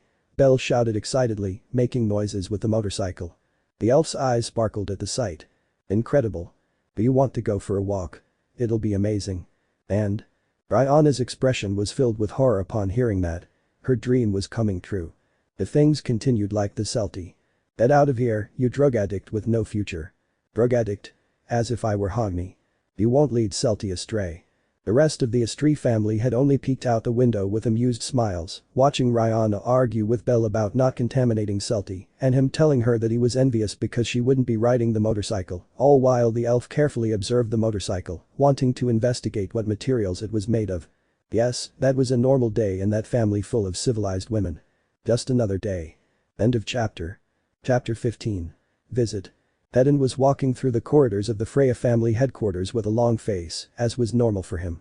He had just given a severe reprimand to some rookies for bringing shame upon Freya's name by having a fight in the middle of the city. The beating Hedin gave them was so severe that they would learn their lesson not to do it again. Sometimes I thought it was pointless to give the vice captain position to Alan, since in the end he always took that role. The mangy cat didn't do anything productive other than fight, and lately he'd been wagging his tail over that girl from the Ganesha family, even though he wouldn't admit it. Agni didn't help either. That elf just spent his time in his own world with his little dog Satan, whom he cared for more than he cared about helping the family. The Gullivers were beyond words. They were childish in mind because of how immature they were. Otter was just for show, serving only to intimidate the other families, wash Freya's clothes, prepare her food, and clean her room, all while wearing an apron. Belle was too young to take on such a position. In short, if that family was still standing it was thanks to him and obviously to his goddess who prevented those apes from killing each other. But putting his goddess aside, he did everything for the family. Sometimes he thought he needed a break from so much stress. At least Belle has been quiet these last few weeks, she thought, remembering that her adopted son hadn't given her any trouble since she introduced him to Celty. In fact, he scored 70 points on his last S-class exam, which was already a great improvement. I just hoped things would stay that way and he wouldn't come up with some last-minute blunder. Terrara.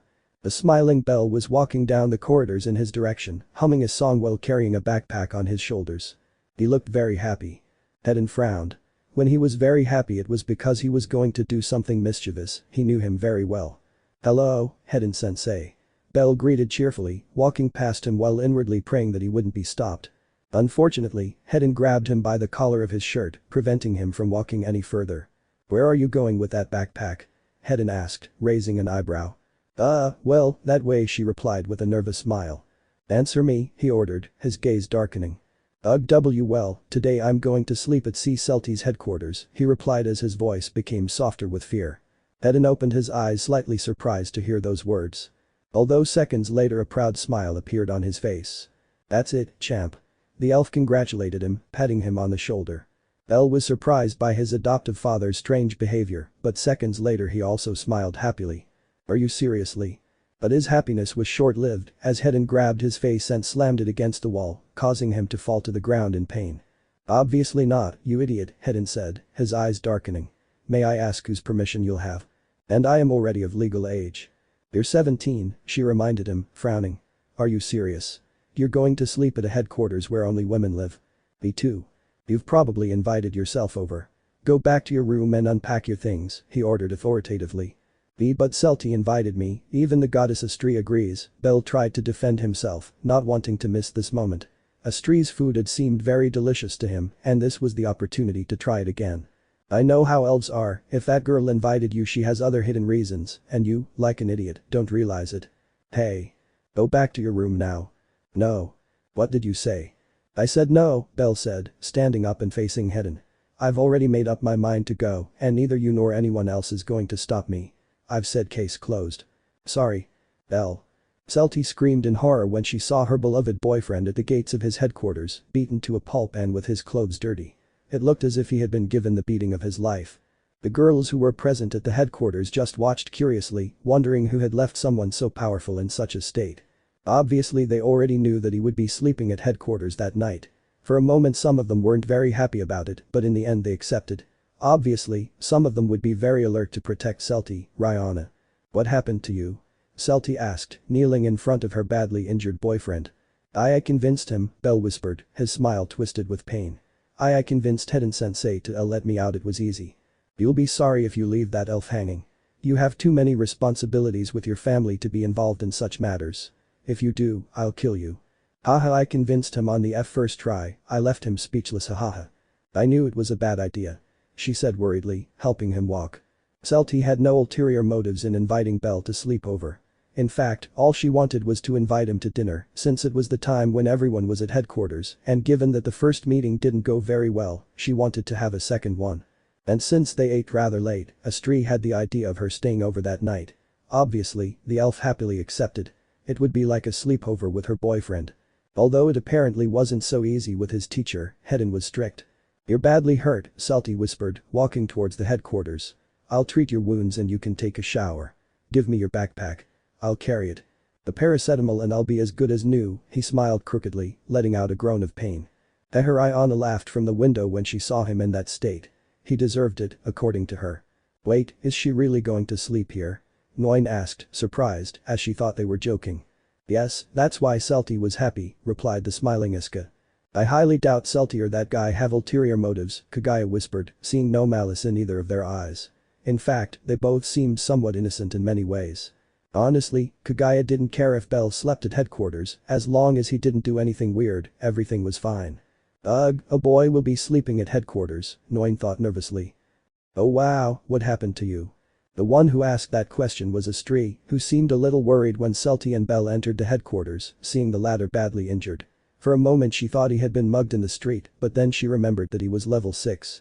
Mr. Hedin left him in this state because he wanted to defy him by sleeping here, Celty explained with a sigh. "Oh, I'm sorry, it was my fault for inviting you," Astrid apologized regretfully. "Don't worry, Goddess Astrid, it was my fault since I tripped and fell into Hedin-sensei's fists," the albino explained with a nervous smile. "I'll take him to the infirmary to treat his wounds and then he'll have a bath, so when the other girls return from patrol, tell them he's inside," Celty requested, not wanting that typical cliché scene from the books she read to happen, much less with her boyfriend and one of her friends. "Don't worry, I let them know. Dinner will be in a few hours, so they'll go to the dining room later." "Of course." Thus the elf and the badly injured rabbit walked through the corridors under the watchful gaze of Astrid, who smiled. It touched him to see Celty carrying her boyfriend's backpack and helping him walk. It was obvious from miles away that she loved him very much. "Well, it's best to prepare something special. This time the meal will be more relaxed since everyone knows him, or so I hope," she thought, walking towards the kitchen. "With your partner?" "Oh. Don't move, you idiot." Celty carefully disinfected her boyfriend's wounds with a cotton ball soaked in alcohol. "Can you tell me why you're healing me like this when there's a shelf of potions right in front of us?" Bella asked, raising an eyebrow. "Well, I want to learn to heal the traditional way, and since you're hurt, I want to take advantage of the situation to practice," she replied with an innocent smile, pouring the alcohol onto her boyfriend's wound, who winced in pain. "You'll be as good as new." "Well, I'm in your hands, my beautiful nurse." "Ha. Happy with the praise, Celty dropped a large amount of alcohol on Belle's wound, who screamed in pain. He could withstand punches from Goliath and many monsters, but not a few drops of alcohol. He really was a powerful level 6. "Remember that after this you'll be taking a shower, so lock the door just in case." "Yes, miss." "By the way, what do you have in your backpack?" Celty asked curiously. "Sleepwear and the clothes I'm going to wear tomorrow." "I understand. I thought you'd forget, so I bought you some clothes just in case," she said, remembering that she'd gone shopping that morning. "Well, I'll leave them in my room for the next time you decide to come over. Will there be another opportunity?" "Obviously, of course, if you don't mind," she whispered shyly. Of course not," she said, giving him a kiss. "You can come sleep at my headquarters too if you want." "Not at the moment." For the moment she didn't want to go sleep at her boyfriend's headquarters, not knowing that Horn was roaming the halls at night, it would be best if her boyfriend slept at her headquarters. Sleeping together, she still couldn't believe it, causing a blush to adorn her cheeks, along with a happy smile. She already assumed they were going to sleep together. It was the most obvious thing, although one of her friends was already secretly preparing the guest room. "I wouldn't let those two sleep in the same room for anything." "And that's it," Celty whispered, finishing tending to Belle's wounds. "Good as new." "The potion or your magic would have been easier," Belle said, still feeling the burn from the alcohol. "Don't be a crybaby, you're old enough to know better," I scolded, putting away all the things I'd used. "Good. It would be best if you went and took a bath. There are some drawers with clean towels in the corner, take one for yourself." "Yes, Mom," Belle whispered, starting to walk, guided by Celty. Along the way, the elf showed him the door to her room so he could memorize the path, and he just nodded, hoping he didn't make a mistake and end up in another room like Nguyen's. After a few seconds they arrived at the bathroom. "And you'll stay here. I'll go put my things in my room. After that, we'll go to dinner. You'll see, it'll be lively." "Understood." And with that said, the elf left, but not before giving him a kiss on the cheek and walking away with a smile. I was truly happy that he was there. Wow, Belle whispered in surprise as he entered the bathroom. It was pretty and had a very feminine feel, as it was used only by women. Probably some other man was fantasizing about taking a bath in a bathroom where only beautiful women showered. But that was not the case for Belle, who had something else to worry about. Please, she whispered, turning on the shower faucet and touching the water. Come on. You have hot water. That was a privilege he couldn't afford at his headquarters because, with so many people, there was never any hot water left. In fact, he almost thought there was no hot water at his headquarters, it was always very cold. So, excited to take my first hot shower, I let the water run and began to enjoy that relaxing bath. 10 minutes later. Ah, that was nice, whispered Belle after showering, taking the towel and putting it around his waist. It was the first time he had taken a bath in peace and quiet. At his headquarters he only heard arguments and shouts demanding that he hurry up. Although the headquarters had 4 bathrooms to prevent such problems, everyone decided to take a shower at the same time, which is why these problems occurred. As Belle finished tying the towel around her waist, she noticed a certain detail that she had overlooked. He hadn't taken his clothes out of his backpack to bring them with him to the bathroom. Damn, does that mean I have to walk around the hallways half naked? He complained, frowning. It wasn't that he was ashamed to show his body, but he was in a place where only women lived and he was sure that more than one of them would feel uncomfortable and he didn't want that. I'll have to be quick and get to Celty's room. Fortunately, he had memorized the way to his girlfriend's room so he wouldn't get lost, or at least that's what he hoped. This is what happens to me for being careless, luckily Hedon-sensei won't find out about this. If the elf realized that he was walking around half naked in someone else's house and that there were only women there, he would give him a terrible beating. And to his misfortune, at the moment he opened the door to leave the bathroom, a person was walking down the hallways, coming face to face with him. That person was about. Ugh, I hope I'm not making her uncomfortable, Belle thought nervously, hoping she wouldn't run away and tell the others that he was indecent exposure in the hallways. But it wasn't like that. Nguyen just stood there looking at him in surprise, watching his wet hair and how some drops slowly trickled down. After that, he lowered his gaze, specifically to his bare stomach and chest, seeing how toned he was. He didn't have exaggerated muscles like some others. It was simply the ideal body a boy his age should have, noticing the occasional scar here and there. Unable to stop himself, Nguyen bit his lower lip as he looked at it closely. I feel weird, Belle thought as he saw how she wouldn't take her eyes off him. Why, you have a beautiful body, Nguyen whispered, blushing. Thank you. He said, closing the door behind him, ready to go to Celty's room. I forgot to bring my clothes, so I'll go get them. I'm so sorry for showing up like this. I didn't mean to make anyone uncomfortable. Don't worry, you're not making anyone uncomfortable, she said nervously, making every effort not to move her hand and touch his well-toned stomach and chest. But hey, if you looked up the word perfection in the dictionary, your name would most likely be there. Nguyen kept yelling at herself in her mind to shut her mouth and get out of there, but she couldn't. Thanks, Belle laughed nervously, it being the first time he had been praised in that curious way. Yes, also the word cute or attractive, shut up already. Nguyen shouted mentally, unable to control himself. Her hormones had gone wild when she saw a boy's bare upper body for the first time. Well, some adventurers were topless, but they didn't give her any feeling, unlike Belle. Also, if you look up the word dismembered in the dictionary, your name comes up, along with your photo. No wait, that wouldn't be the dictionary, it would be the newspaper. The human felt a huge chill down her spine upon hearing the elf's voice behind her, quickly turning around to find Celty's serious expression, who had some rags in her hands. Celty. Belle greeted with a smile upon seeing his girlfriend. And I Nguyen stammered, unsure what to say, watching as the elf narrowed her eyes, feeling her gaze pierce right through her. It's not what it looks like and I. What about you? You were flirting with her. They were just compliments, nothing more. Compliments? Biting your lips and fidgeting with your hands, are those compliments? Nguyen felt crucified when she realized that she could see that too. So in his desperation, all he could do was flee from there as fast as his level allowed, leaving only a small gust of wind that moved the elf's hair. The moment they were both alone, Celty just let out a tired sigh upon seeing that her friend was beyond help. He knew she wouldn't have the courage to do anything beyond words and that Belle wouldn't even pay attention to her, but it still bothered him. Nguyen seemed interested in her boyfriend. She wasn't in love, but she could see that she was physically attracted to him and she didn't blame her. Her boyfriend was a hot guy. But I would still need to have a serious talk with her about that. Nguyen is a curious person, Belle whispered as he left. She's just someone who desperately needs a boyfriend, Celty thought, remembering that Nguyen was the one who always brought up those kinds of topics when they went to a bar. In the end, she was the one who ended up with a boyfriend, not Nguyen. I noticed you didn't have any clothes in the bathroom, so I brought them for you, Celty said, handing the clothes to the albino, who smiled gratefully. Thank you, for a moment I thought I would have to walk half naked through the halls of your headquarters. The moment she said that, Celty finally realized that her boyfriend's torso was bare, looking at the same thing Noin was looking at. The elf's eyes sparkled and her cheeks flushed slightly with embarrassment. You'd better get in the bathroom quickly and change before someone else comes in, Celty said, approaching him and touching his stomach and chest with her hands, pushing him back towards the bathroom. This is something you won't be able to do, Noin, he thought triumphantly, embarrassed by what he was doing. Belle really had a very toned body, it was almost never noticeable because of the simple shirts he always wore. Thank you, Celty, Belle said, entering the bathroom to get dressed in peace, while the elf sighed at the warmth she had just received. I think I'm starting to understand Noin's reaction, but that doesn't give him the right to see him that way. I definitely need to have a serious talk with her about not staring at her boyfriend. And he was also surprised that Belle didn't react at all with his gaze.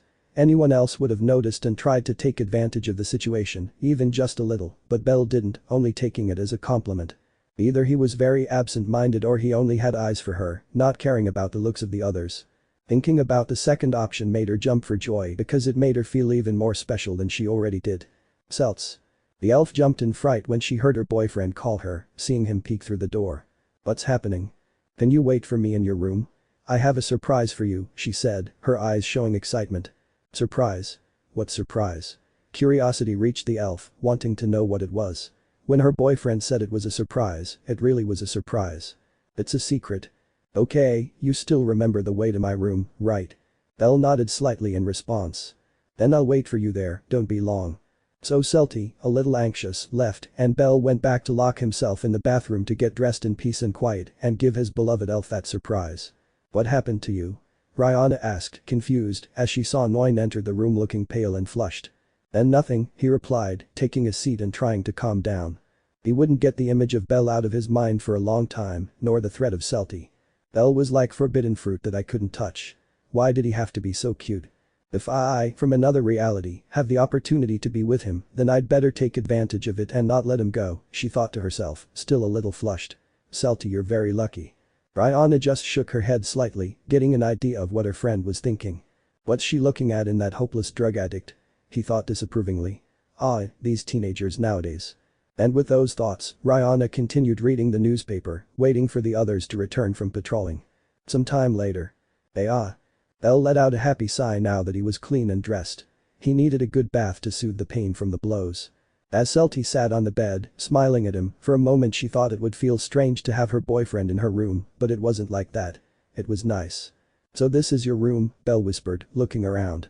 There were a couple of bookshelves attached to the wall full of books and a balcony that gave a good view of the training yard. She also had a dressing table and a desk where she kept all kinds of pens and ink for writing.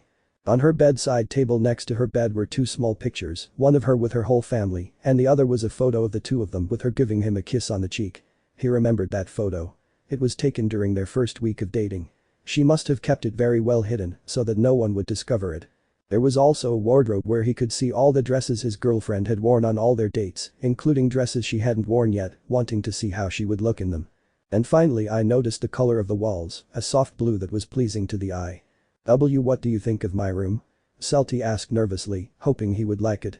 I must admit I was surprised, I expected it to be full of books, I even expected your bed to be a huge book. Understand? Belle started laughing as Celty threw one of her pillows at his face.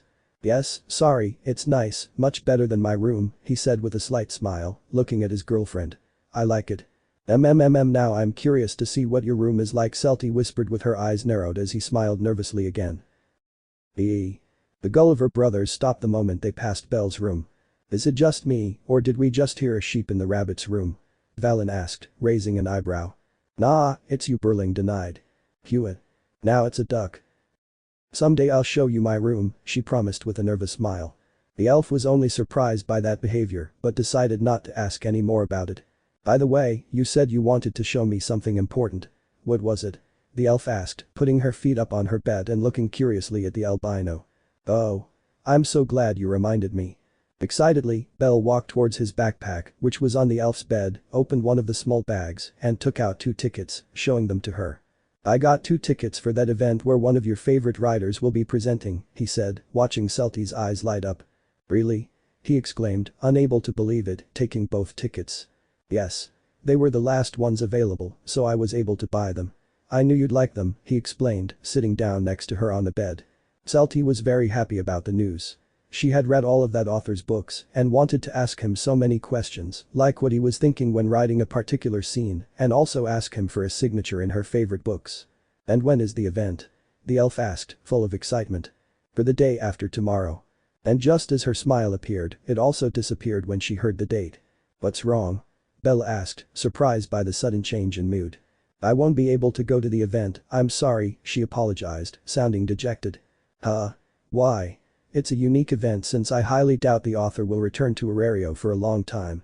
The thing is, my family and I have an important mission that day, so I can't attend no matter how much I want to. Mission? What kind of mission?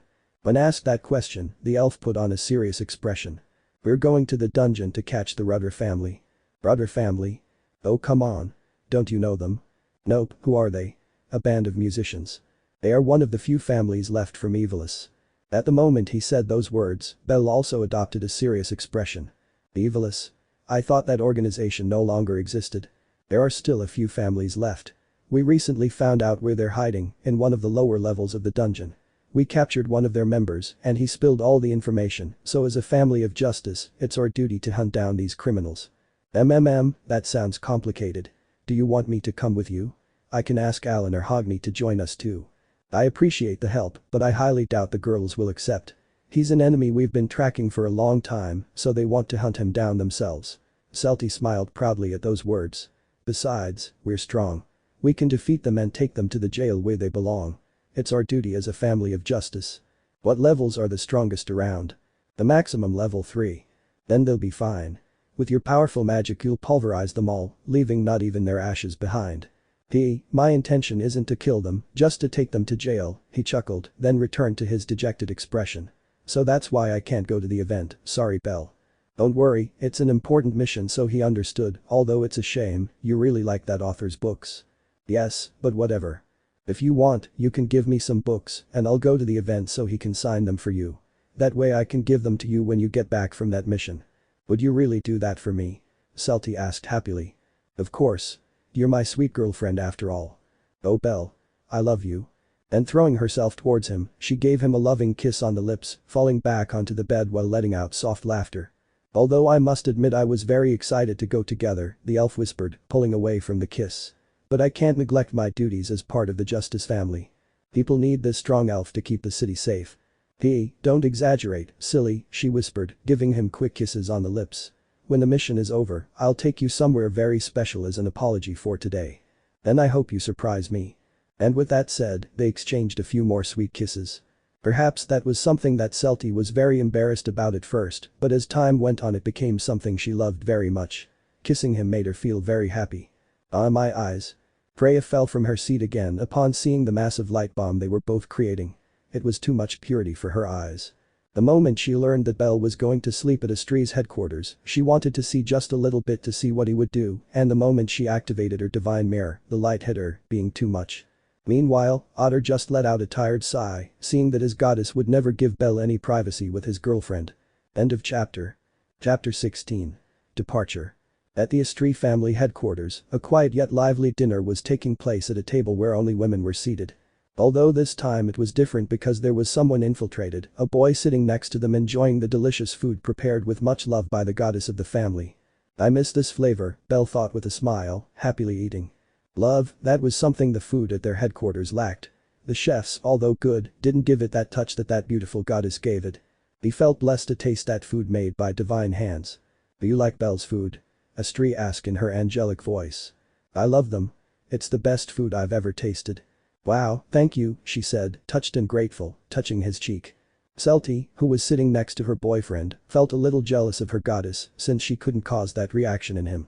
Obviously Celty could cook, but she couldn't even come close to having the culinary skills of her goddess. She was in a divine league. Later on, I would ask her to give me cooking lessons. I wanted to learn how to prepare all kinds of dishes. The food is delicious today, Astri Sama really outdid herself, Asta said with a happy smile, enjoying the feast. Right, Noin. Yes, delicious, whispered the human, staring blankly at her plate of food, her mind seemingly elsewhere. I never thought a boy would eat at the same table as us, much less that that boy would be our little elf's boyfriend, Nese commented with a slight smile. At first, Nese didn't have much confidence in the albino when Celty introduced him, but as time went on and she saw how happy her friend was and how she had even changed her personality for the better, she knew he was a good guy for her, despite everything that was said about him. And that was something they all thought, even Rihanna, although she treated him in a hostile and distrustful way, had already accepted it. If things continued this way, he would become the unofficial member of the family. For some reason, they felt they would see him more often at their headquarters. They would prefer that to Celty visiting him. Although they trusted him, they did not trust his family. By the way, Celty told me they have an important mission in 2 days, Belle began, capturing everyone's attention. So what? Kagaya asked boredly as she ate slowly. More than boredom, I was sleepy. I hadn't slept very well the night before. Well, I asked Celty and she refused, but I still wanted to ask again with everyone here. Would you like some help? Even though the Rudder family doesn't seem very strong, it would still be best not to be overconfident. I can go myself if you want, and… No. And Kagaya didn't let him finish, refusing instantly. If Celty refused, I imagine she must have given you her reasons, and we all think the same. We don't need your help to beat the crap out of those idiots. Ahaha, although your help would be good, we can handle them. We're strong. And much stronger thanks to being led by this beautiful captain, Ally said proudly, then took a sip of her juice. I think it would be overkill to bring a level 6 with us. The Rudder family isn't very strong, so we're enough anyway, thank you, Nese said with a slight smile. I told you they would say that, Celty whispered to her boyfriend when she saw that they were all refusing without hesitation. It wasn't that the girls thought they were invincible, but the Rudder family was an enemy they had been pursuing for a long time, and they wanted to hunt them down themselves. They had spoken with the Ganesha family, who would take care of the problem themselves, and so it would be. If Belle or any other member of the Freya family were to go, they would probably tear that family to pieces without giving the girls a chance to help. We know there might be a trap out there, but we're not stupid. Those idiots will fall for it like the rats they are, the Asian woman whispered, continuing with her meal. I appreciate the help, Belle, but I trust my daughters. I know they'll complete this mission, Astri said with a motherly smile. Although I can understand why you want to accompany them. As I said those words, I turned to look at Celty, who was eating peacefully. Astri had noticed that the reason Belle wanted to go was because of Celty. He wanted to be with her to protect her and make sure nothing happened to her, although he wouldn't say it directly, since he didn't want Celty to think he didn't trust her strength. Okay, Belle agreed in a whisper, continuing with his meal. He would have no choice but to endure his worry until his girlfriend returned, but if she came back even with a single wound on her body, he himself would take care of tearing apart all the members of that organization who were on the surface. For the good of that organization, it would be better not to awaken the demon it had kept hidden since massacring the Dis sisters. How sweet, Iska whispered, seeing the clear concern in Belle's eyes for his girlfriend. I hope to have a beautiful relationship like theirs someday. Hey Belle, Ally said, catching the albino's attention. What? He asked, turning to look at her. Can I ask you a question? Of course. Why do you wear a mask? The Redid asked curiously. I've always wondered about that. Upon hearing that question, Celty stopped eating, realizing that she had never asked her about it. Some of the family members paid attention, while others did not, such as Kagaya, who was not interested, or Noin, who remained in his own world. As I understand it, you use the mask every time you do missions or go to the dungeon. Why? Is there a particular reason why you hide your identity? Sometimes Allies was very curious and asked questions without stopping to think if she might make the person uncomfortable, although that wasn't the case with Belle. Well, there's not much mystery to it, really. It was never my intention to hide my identity from others, although I feel I did my best. At least this way I can walk peacefully through the streets without them knowing I'm Gloomy, the most ridiculous name the gods ever gave me. I don't even know why Freya-sama accepted that nickname. Freya thought it was nice and accepted it. And how did you get the mask? Rihanna asked this time. I found a mask in Hogni's dungeon when I was a child, so I asked him if he could give it to me since I liked it, but it was too big for me. So Hogni bought one for me and gave it to me, he explained, reminiscing about those times. From then on, I always used it to go to the dungeon and such. Once I grew up, Hogni gave me that mask I wanted as a child, and that's it. It's just a gift from him that I really liked. He could clearly remember how he used to run around the headquarters, playing with Anya in that mask, saying that he was now the dark sorcerer chosen by the evil entities. Hedin was angry with Hogni, accusing him of letting his dark boy stupidity rub off on him by hanging around him. It had taken him so much effort to erase Alan's attitude from himself, and now he wanted to copy Hogni's. Those were good times from his childhood. Oh, so a family gift, I was expecting anything but that, Allies whispered. Were you expecting a profound story with a brutal origin? That's true. Ha ha ha. I have a question, Asta said, raising his hand. Forward. Why don't you like your nickname Gloomy? Many say it's one of the most decent nicknames in Arario, the dwarf asked, puzzled. I'm sorry, ridiculous. I was hoping for a nickname related to my mask, but no. The only one who was happy was Hogni, saying it was a fitting name for someone from the dark side. Hidden Sensei got very angry because he was expecting something different, he replied dejectedly. I have a question, Maryu said, a little shyly, hoping not to sound intrusive. And? Is it true that there's a magical goblin hidden somewhere in the Freya family headquarters? The curious human asked. The moment she asked that question, everyone turned to look at her in surprise, making Maryu blush with embarrassment. Sorry, but I heard rumors about it a while ago, she whispered shyly. Actually, I heard that rumor at headquarters too, Belle said, making Maryu's eyes light up. For a while, Anya and I searched everywhere for that goblin, but we never found him. But I think he exists. Sometimes strange things happen at headquarters that have no explanation. Alan says that sometimes he hears little footsteps in his room, and when he turns on the light, there's no one there. It's weird. Incredible. Exclaimed Maryu, amazed by the story, as lately she had been very attracted to those unexplained magical and paranormal themes. I'm already scared, Asta whispered. Is it true that you eat babies once a month? Lyra asked, raising an eyebrow. Only on nights of a full moon is its flesh softer. What? Ryu screamed, horrified by what had been said. Seconds later Lyra and Belle started laughing, making the elf blush, knowing it was just a joke. So the girls continued asking Belle questions and he answered each one enthusiastically. Meanwhile, Celty just ate slowly beside him, watching her boyfriend talk to his friends. Seeing that made her smile happily, realizing that this dinner had gone much better than her birthday dinner. Her family could get along with her boyfriend. I knew everything would turn out alright, the relieved elf thought, listening to some crazy stories her boyfriend was telling. Then he turned to look at his goddess, who simply raised her thumb, also happy that everything had gone well. In the end, that dinner had turned out to be a good idea. She felt happy to have invited him again, perhaps it would become a recurring thing. Hey, is Celty good at kissing? Kagaya asked curiously, joining the conversation for the first time. You have no idea, sometimes I just want a nice kiss and she always turns up the heat. Belle. Celty shouted, red-faced to the ears, while the others laughed, all except Ryu, who was just as bad or worse than Celty, whispering that they were indecent things and so on. And so that lively dinner unfolded at the headquarters of the Justice family, a very lively dinner. A while later. After finishing dinner, washing the dishes, and chatting a little longer in the living room, they all decided to go to sleep. Although at that point a question came to the minds of some. By the way, where is he going to sleep? Nies asked curiously, pointing at Belle. Where? It's obvious that it's in the guest room. Before Celty could say anything else, Rihanna interrupted her, saying those words. Guest room? Belle whispered, and Celty's face went blank. It's a good idea for her to sleep in the guest room, but if I remember correctly, that room was used as a storage room by allies, Astri said, sounding unsure. Exactly. That's where I keep all my mirrors and other things, the Redeed confirmed.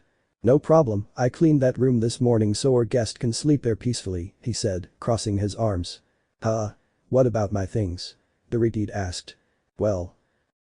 Wow, what a beautiful mirror, said a woman looking at a large number of mirrors across the street in front of the Astri family headquarters. When they leave things like that on the street, it's so people will just take them, another woman commented. Then I think I'll get one. These mirrors look very nice and of good quality. I'll take one too. Ooh. Alice's horrified scream was heard at headquarters the moment Rihanna explained where her things were, running out hoping they were still on the other side of the street. Wow, so you're preparing a room for your brother-in-law, you're very thoughtful, too thoughtful, I'd say, whispered the Asian woman. Rihanna. The human turned to look at Celty, who approached the albino and hugged him, looking at her with distrust. Wow, many men would love to have such an attentive sister-in-law. Are you going to keep her warm at night? Lyra asked, making Celty look at her with even more suspicion. No. I'm not doing it with those intentions. Rihanna shouted, red with embarrassment. I'm only doing it so they don't sleep together. They're still young. But that was a big lie. In the short time Rihanna knew Belle, she slowly fell in love with him, finding him attractive. But there was a big problem. He was already in a relationship with her little sister, and to make matters worse, Nguyen was also after him. She had to find a way to get close to him and make him forget about Celty, so he would notice her. It would be very difficult, but she wouldn't rest until she got her carrot. So that night, she devised a plan. She would sneak into the guest room to sleep with him. But she hadn't counted on Celty and Noin doing the same. It was then that they decided to make a truce and all three of them would sleep with him. But as the night progressed, the heat rose among the four of them and they felt the need to do more than just sleep. That night was one of the wildest for them, filled with the sounds of moans. "What the hell is that?" Rihanna shouted, filled with rage and shame, looking at the hobbit who had abandoned her serious expression to look at her. "What are you talking about, you stupid hobbit?" "I'm simply narrating what might happen," Lyra replied innocently. "How is it? Am I good at narrating?" "You'd better go to sleep. The children shouldn't be awake at this hour." "Hey." Noin, no longer wanting any more trouble, left the room ashamed, remembering what Lyra had narrated. That hobbit was crazy. Ryu was delirious about it, unable to bear his innocent mind. Pagaya just laughed gracefully and left, not caring whether that rabbit slept alone or with Celty, as long as they didn't make any noise. "I think it would be best if Belle slept in the guest room, Celty," said the goddess, looking at her daughter. But Rihanna went to the trouble of cleaning the room for him. It would be impolite to refuse. "She's right," Belle agreed, looking at his girlfriend. "I think it would be best if she slept in the guest room." "Exactly. It's the best," Rihanna said, smiling confidently and trying to control the blush caused by the earlier embarrassment. Okay, you win," Rihanna Celty whispered, accepting defeat, and the human smiled happily, seeing that her efforts to clean the room had been worth it. "It seems that the things I had planned with Belle at the sleepover would have to wait for another time." But that was a big mistake for Celty, leaving her boyfriend alone in a room. Rihanna wouldn't let this opportunity pass her by. It was her moment. "Shut up," she yelled, trying to grab the hobbit's hair, who started laughing as she ran away, Rihanna following her, both of them leaving the room and running through the hallways. The moment they both left, the rest also began to leave the room, including Belle and Celty, where the latter would show her the guest room. It wasn't actually a guest room. It was a room for when someone else joined the family. But Astri had no intention of adding anyone else to the family, so she left it as a guest room, which RD used to use when she came to visit. But since she didn't do that anymore because of her family responsibilities, Allies decided to transform it into her temporary storage room while she looked into how to make her own room bigger. "And here it is," Celty whispered, stopping in front of the door. "Wow, it's the last room," Belle remarked, seeing that it was at the very end of the corridor. "Yes, the last one." Celty's eyes showed discouragement because she really wanted to sleep with him, she wanted to hug him all night long, because it would surely be a very pleasant experience. "Oh, come on, don't be discouraged," Belle tried to cheer her up, touching the elf's cheek. "You said so yourself, that I'd sleep here again in the future, so another time will be fine, but don't get mad at Rihanna." "I'm not mad at her, but she ruined our special moment," I whispered, crossing my arms. "Tomorrow I'll put salt in her coffee as revenge." "Good heavens, how vengeful," she said gracefully, opening the room and entering with Celty. It really was clean. Celty remembered that the last time it was full of Allies' mirrors, but there wasn't a trace of any of them. Rihanna took the job of cleaning the room seriously. If I didn't know her, I'd say she had other intentions. "The bed is comfortable," said the albino, sitting down. "And it smells nice." "You're right, for a moment I thought it would smell like dust." "I'll thank Rihanna for this tomorrow," Belle said, standing up and placing her backpack on the table, a backpack she had taken from Celty's room on their way there. It was around 11 o'clock at night, so most likely everyone was getting ready for bed or was already asleep. The only one who slept a little late was Astri, who stayed in the living room reading one of her favorite books with a cup of coffee. It was the quietest time to read because, although she loved her daughters very much, sometimes she couldn't concentrate on her reading because of the noise they made. "Then I think I'll go," the elf whispered shyly. "I'm glad dinner went well." "Me too, for a moment I thought things would be just as tense as last time," he said, relieved, as he found the dinner amusing with the various questions the girls asked. "Okay, then I'll see you tomorrow at breakfast." Celty approached her boyfriend and placed a sweet kiss on his lips, which he gladly accepted. "Good night." "Good evening, Celty." The elf slowly left the room, closing the door and leaving Belle alone. For a few seconds she had a calm expression, although seconds later a happy smile appeared on her face and she walked somewhat quickly through the hallways and checked that all her friends were already in their rooms. Meanwhile, with Belle being alone, he decided to do a few stretches before going to sleep. He had already eaten, he had already brushed his teeth and was in his temporary room. For some reason, even though it was his first time sleeping at that location, he felt at home, perhaps because of the atmosphere that surrounded him. Although he had to admit that he felt a little disappointed about not sleeping with Celty, he wanted to see what it felt like to sleep hugging his beloved elf, but oh well, it will have to wait for another time. After doing a few stretches, he began to get dressed in his sleepwear, which consisted of black shorts and a white sleeveless shirt. It was comfortable to sleep in. I wonder what time they wake up here, well, just in case I'll get up at 6. Normally Belle woke up at 7 in the morning, but being in a family that protected the city, he assumed they got up much earlier to patrol. I should have asked Celty before I left. Well, if I wake up earlier I'll go for a walk around the training yard, he thought, remembering that it was quite large and had a garden. It would be nice to go for a walk. Okay, time for bed. And without waiting, he threw himself onto the bed to begin resting. But before she could even grab the sheet, there was a knock at the bedroom door. Belle was confused by this, since it was already past 11 at night. Who could it be? About. Confused, he stood up again and walked towards the door and opened it a little to see who his visitor was, only to be surprised to find his girlfriend standing in the dark hallways in her pajamas with a pillow, smiling at him a little embarrassed. "Celty? I thought you were already asleep," he asked, confused.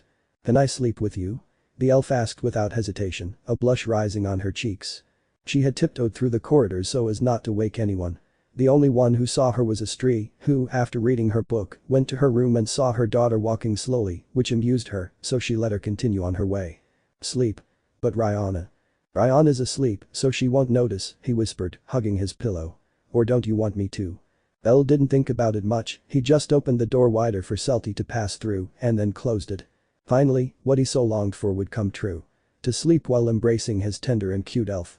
While Celty felt like a bad person, someone who was playing a trick behind the backs of all her friends, she couldn't help it. She really wanted to sleep with him that night even though she was very embarrassed, she was still an elf after all.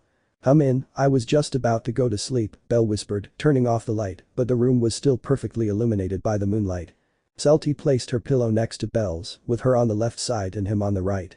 The night was rather cold and they only had one sheet, but most likely neither of them would be cold that night. They both lay down on the bed and covered themselves with the same sheet, and Celty didn't hesitate to hug her boyfriend with a smile. He was so warm. "Are you sure there won't be any problems tomorrow?" Belle asked, stroking Celty's hair as she rested her head on his chest, listening to the soft beating of his heart. It was like a soothing symphony for her, a lullaby. "Don't worry, Ryanna gets up at 7 in the morning, so we have time." 7. What time do they wake up? They all wake up at different times, the one who wakes up earliest is Nees a little before 6, but I highly doubt she's a blabbermouth. "I understand." After that, they both lay in silence, embraced. It was so warm and pleasant to sleep together. Celty felt happy that she had escaped from her room to sleep with him. "Oh Celts. And? Are you sure you don't want me to go with you on that mission?" I whispered. Slowly the elf pulled away from the hug, then gave him a short kiss on the lips and looked at him with a smile. "I didn't know you had that overprotective side. Do you have so little faith in my strength?" "It's not that, I know you're a strong girl," he whispered, caressing her soft cheek. "But I still feel the mission would be much easier if I went with you. Those evilous guys are sneaky rats, and they could have any trap set. We already know that. We've fought against Evilus for many years, so we know how they operate and how cunning they are," he said with a slight smile. "We've been investigating their movements a bit more and we know they're beyond the 18th floor.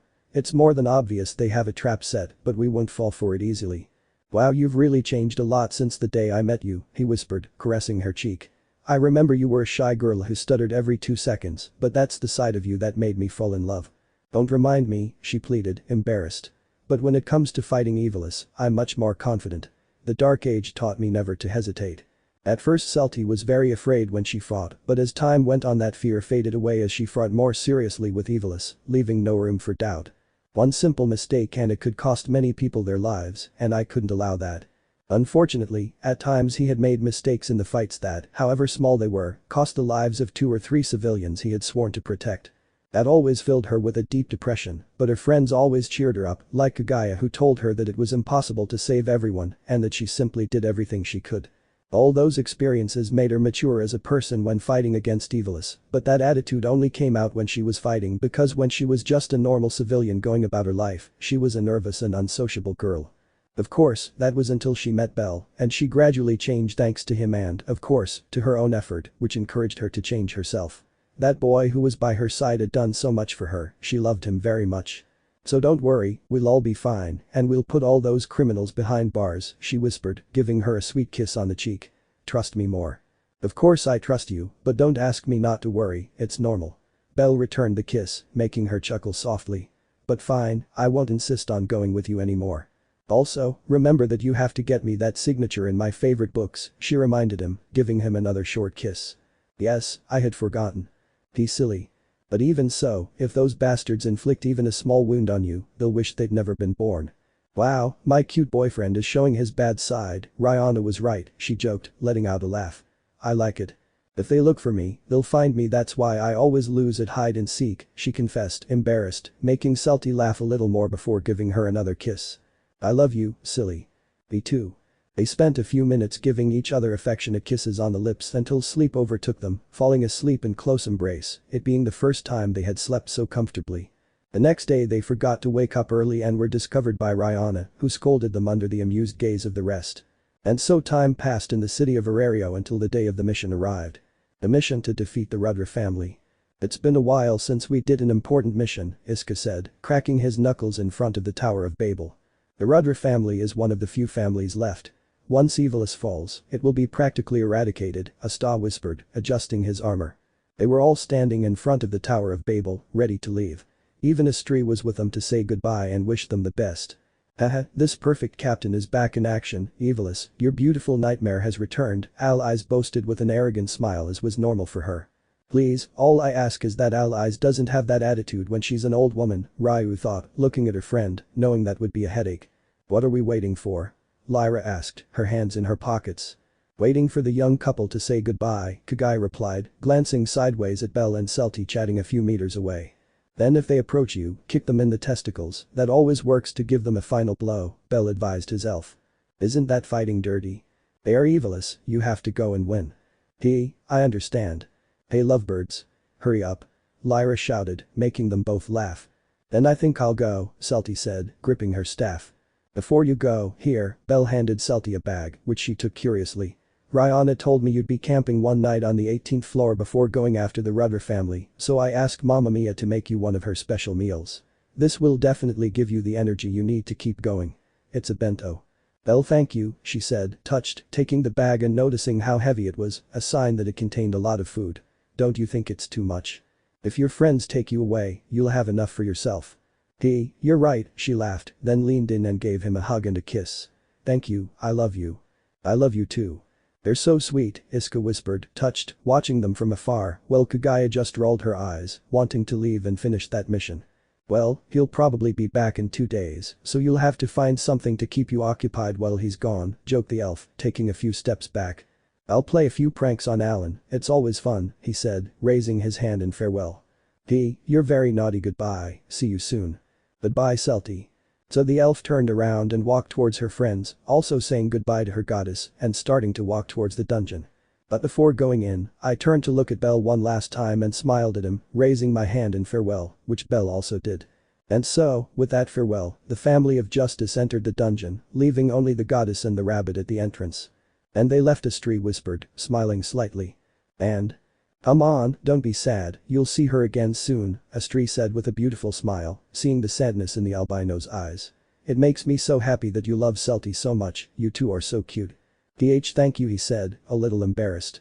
And don't worry, my daughters are strong so they will complete this mission. I know that, I know they'll succeed, he whispered, still looking at the entrance to the dungeon and the darkness. And what will you do now? I have to get ready to go to that event and get the signature on those books that Celty asked me for, he replied, remembering that promise. I understand, I have to go shopping for food even though I'm the only one here now. Don't you feel lonely when they all leave? A little, but I get distracted by my books in the garden, she said with a slight smile. If you'd like, you can tell Freya to come visit me at my headquarters, either for dinner or lunch. There are many things we can discuss and you're welcome to come as well. I'll tell him, although he'll probably say yes. Getting out of that tower is what he likes most. It was likely that Freya had been watching him, so she is probably already getting ready to go and visit Astri.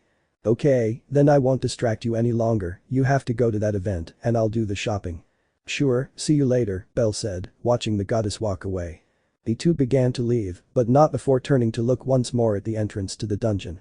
For a moment he thought about secretly following them, but he immediately dismissed that idea because that would be betraying Celty and telling her that he didn't trust her, and the last thing he wanted was to hurt her. So she had no choice but to swallow her worry and wait for him to return. After the event I'll go throw that stink bomb Lyra gave me at Alan, it'll be fun.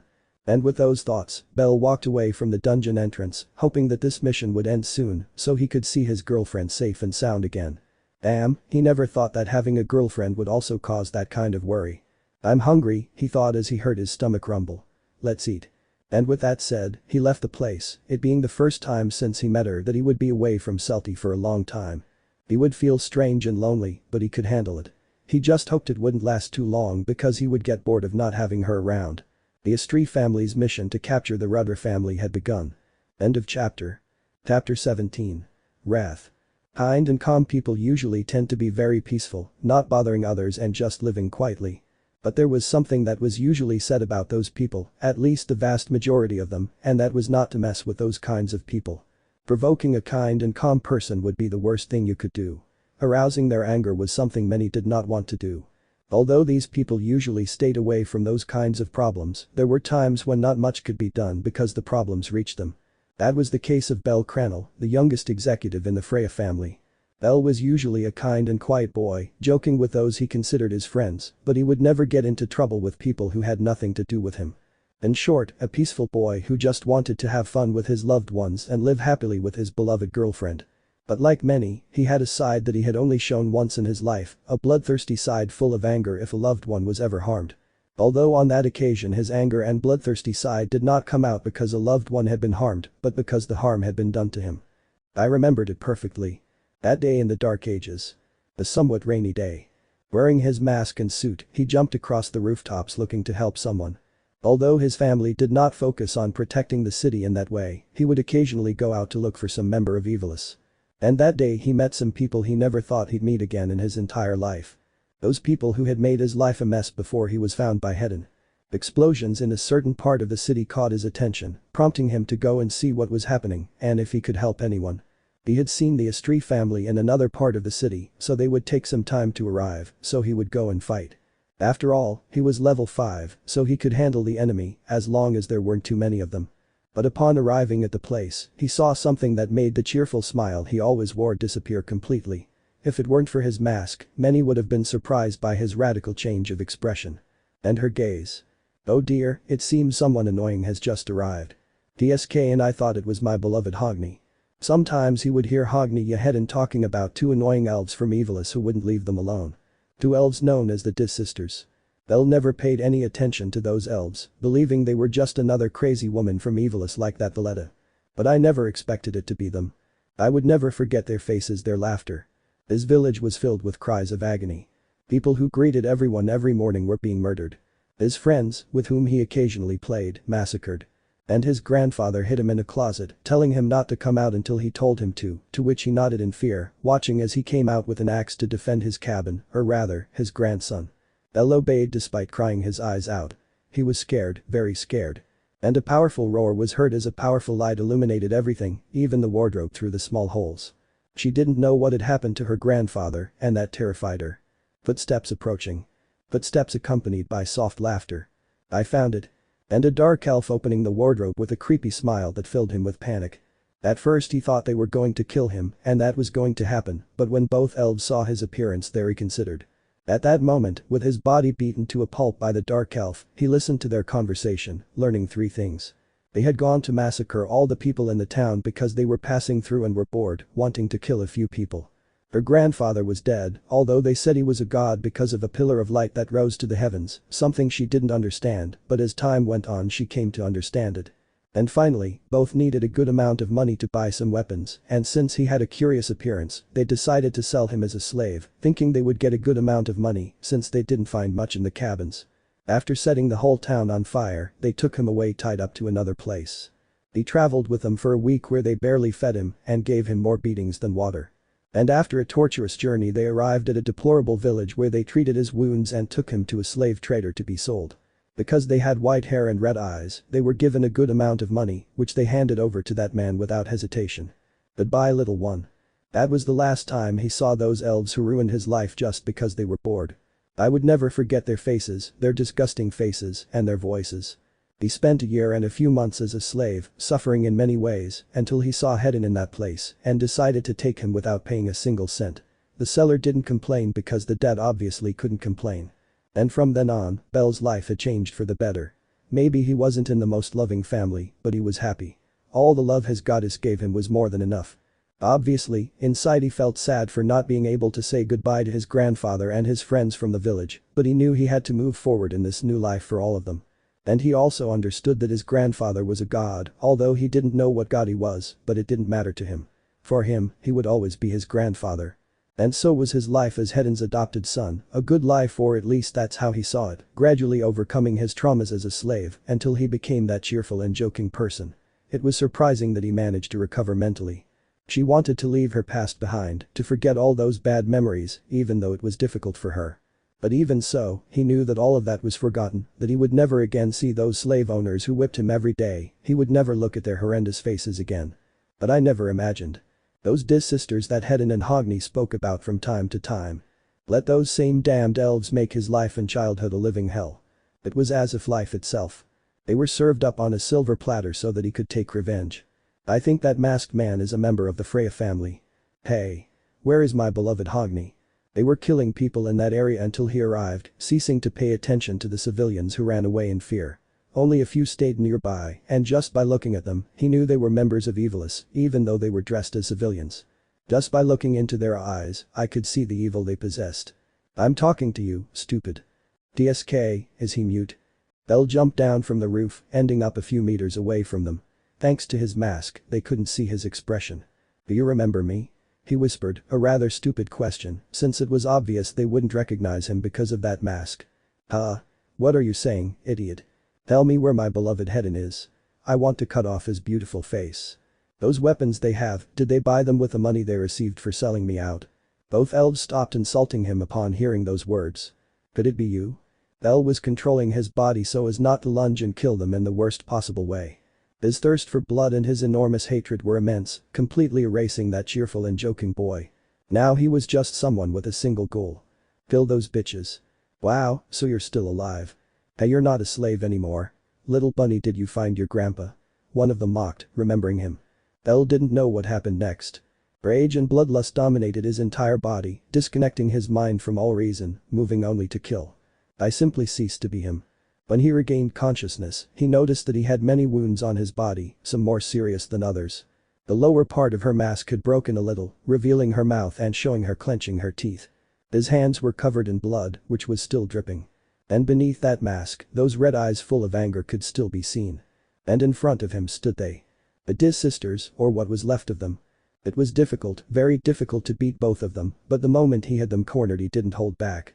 Vina was lying on the ground, she didn't even have a head, there were only shattered pieces. Bell had destroyed it with just his fists. Vina was similar to her sister. Her jaw was torn off by brute force, and horror was evident in her expression before she died. In addition to that, both had multiple wounds on their bodies from the fight that took place. And not only them. There were about 10 decapitated civilians on the ground, although Bell knew they were not civilians. He could sense their bloodlust and their intention to pull out a weapon, but before they could do anything, he would decapitate them. The massacre had taken place there, perpetrated by someone who was crazy, or at least that's how everyone else saw it. When Bell regained his senses, he realized what he had done and looked around. Many civilians watched him with fear, as in their eyes, it seemed that in addition to the Diz sisters, he had murdered innocent civilians. And there were also a few adventurers, including some girls from the Estrie family who had come to help and stumbled upon that scene. At that moment, Bell felt a surge of panic, and all he could do was flee at full speed under everyone's watchful eyes. He had taken his revenge. He had murdered those elves who had ruined his life. That desire for revenge that he had always felt but had hidden was finally unleashed. However, I felt no joy or relief from what I had just done.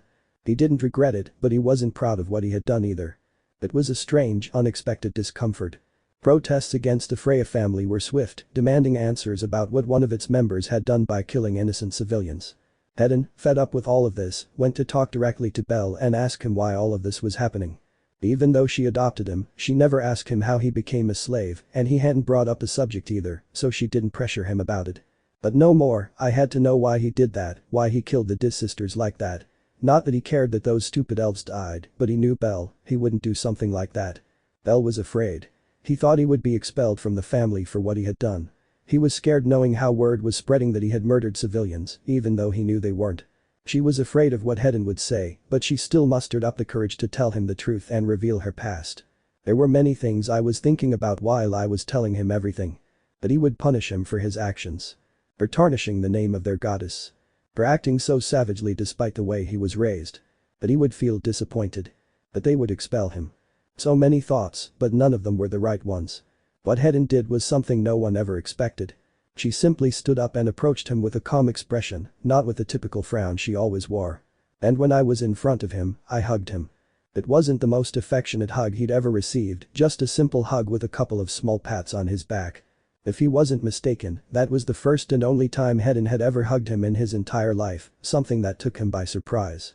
And after the hug, he pulled away and whispered a few words to her. Go to your room and rest, and don't think about it. Belle felt enormous relief upon hearing that, knowing that he wasn't angry with him. He even hugged him, a historic moment. From that day on, Hedin never brought up the subject of his past again. It seemed he wanted her to forget those times. People's complaints against him also stopped. He didn't know what Hedin had done, but people stopped insulting him and demanding justice. It was as if people had forgotten, although it was more than clear that they were still whispering about it in secret. Thus, Belle's issue with the Diz sisters was forgotten at headquarters. No one in the family brought it up, not even Freya ever asked him about it, and for some reason she felt that Hedin had something to do with it. It had remained only as something distant from Belle's past, something that no longer bothered him in the present, but that he still didn't like to talk about. Just another bitter memory from his past, a memory he would keep tucked away in a corner. The memory of when he lost control just to take revenge. I just hoped I wouldn't act like that again in the future. Present. On the 18th floor of the dungeon. Night had already fallen, or rather, the lights in the windows had already gone out, giving way to darkness on that floor. And in a certain part of the enormous forest there was a campfire which had not long ago been lit, and around that campfire, there was a group of girls enjoying a meal. They were the Astri family who decided to sleep on the 18th floor before going further down to confront the Rudder family.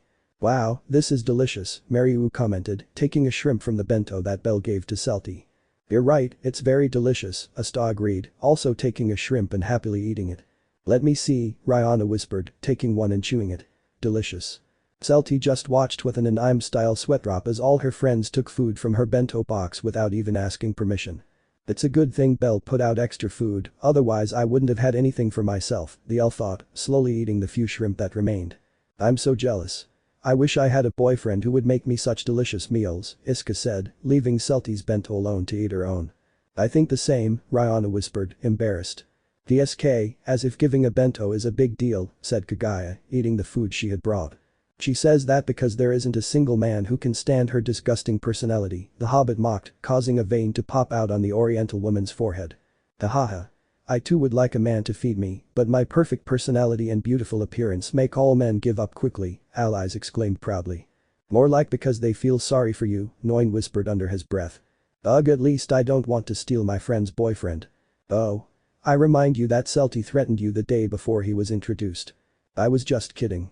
The elf slowly ate her bento, watching her two friends argue about their boyfriends. It was strange, but she wasn't angry. She knew they were just bringing up any topic to ease their nerves about the mission. After all, it had been quite a while since they had faced Evilus, and they didn't know how much they had changed. Belle must be missing you a lot, Nice whispered to Celty, watching her friends argue. It makes me happy to see that you both love each other so much. Thank you, she said sheepishly, offering Nice some food, which she gladly accepted. Are you scared? The she-wolf asked, noticing a slight nervousness in her friend's eyes. A little, he admitted, looking down. It's been so long since we've been in a real battle that we've probably gotten rusty and made some mistakes. Maybe, but I'm not worried. The flames of the campfire were reflected in Nisa's eyes, as well as in Celty's glasses, who was almost finished with her bento. In the background, Noin and allies continued arguing, an argument in which Rihanna also joined. Gagai and Lyra continued to insult each other, while Ryu tried to calm things down between them. Mariu, Asta, and Iska just watched everything with amusement, continuing to eat and chatting amongst themselves. That part of the forest was truly lively. I'm sure they're all nervous, some more than others, but they're trying not to think about it, the she-wolf whispered, her tail twitching. Deep down, they know this mission will go well. Besides, we have to win after refusing your boyfriend's help.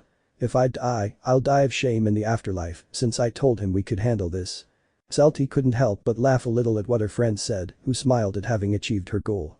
Making the elf laugh. The Rudder family are a bunch of cowards. They're practically weak, so they just cheat. We'll crush them like the cockroaches they are, so you can get back to your boyfriend's arms as quickly as possible. As she said this, Nice winked at the elf, who blushed slightly. Hahaha, to this day I'm still surprised you have a boyfriend. Why do you think that? You were always shy and not very sociable outside of your family, that's why it was surprising that you suddenly started dating someone. If I had continued with that attitude, Belle would never have noticed me. I had to make myself known if I wanted something more, she whispered, embarrassed, while Niamh smiled. Huh? Was it love at first sight that you felt? Something like that. Haha, sweetie, she laughed, stroking the elf's hair. I'm so glad, I'm really happy for you. Thank you, Niamh.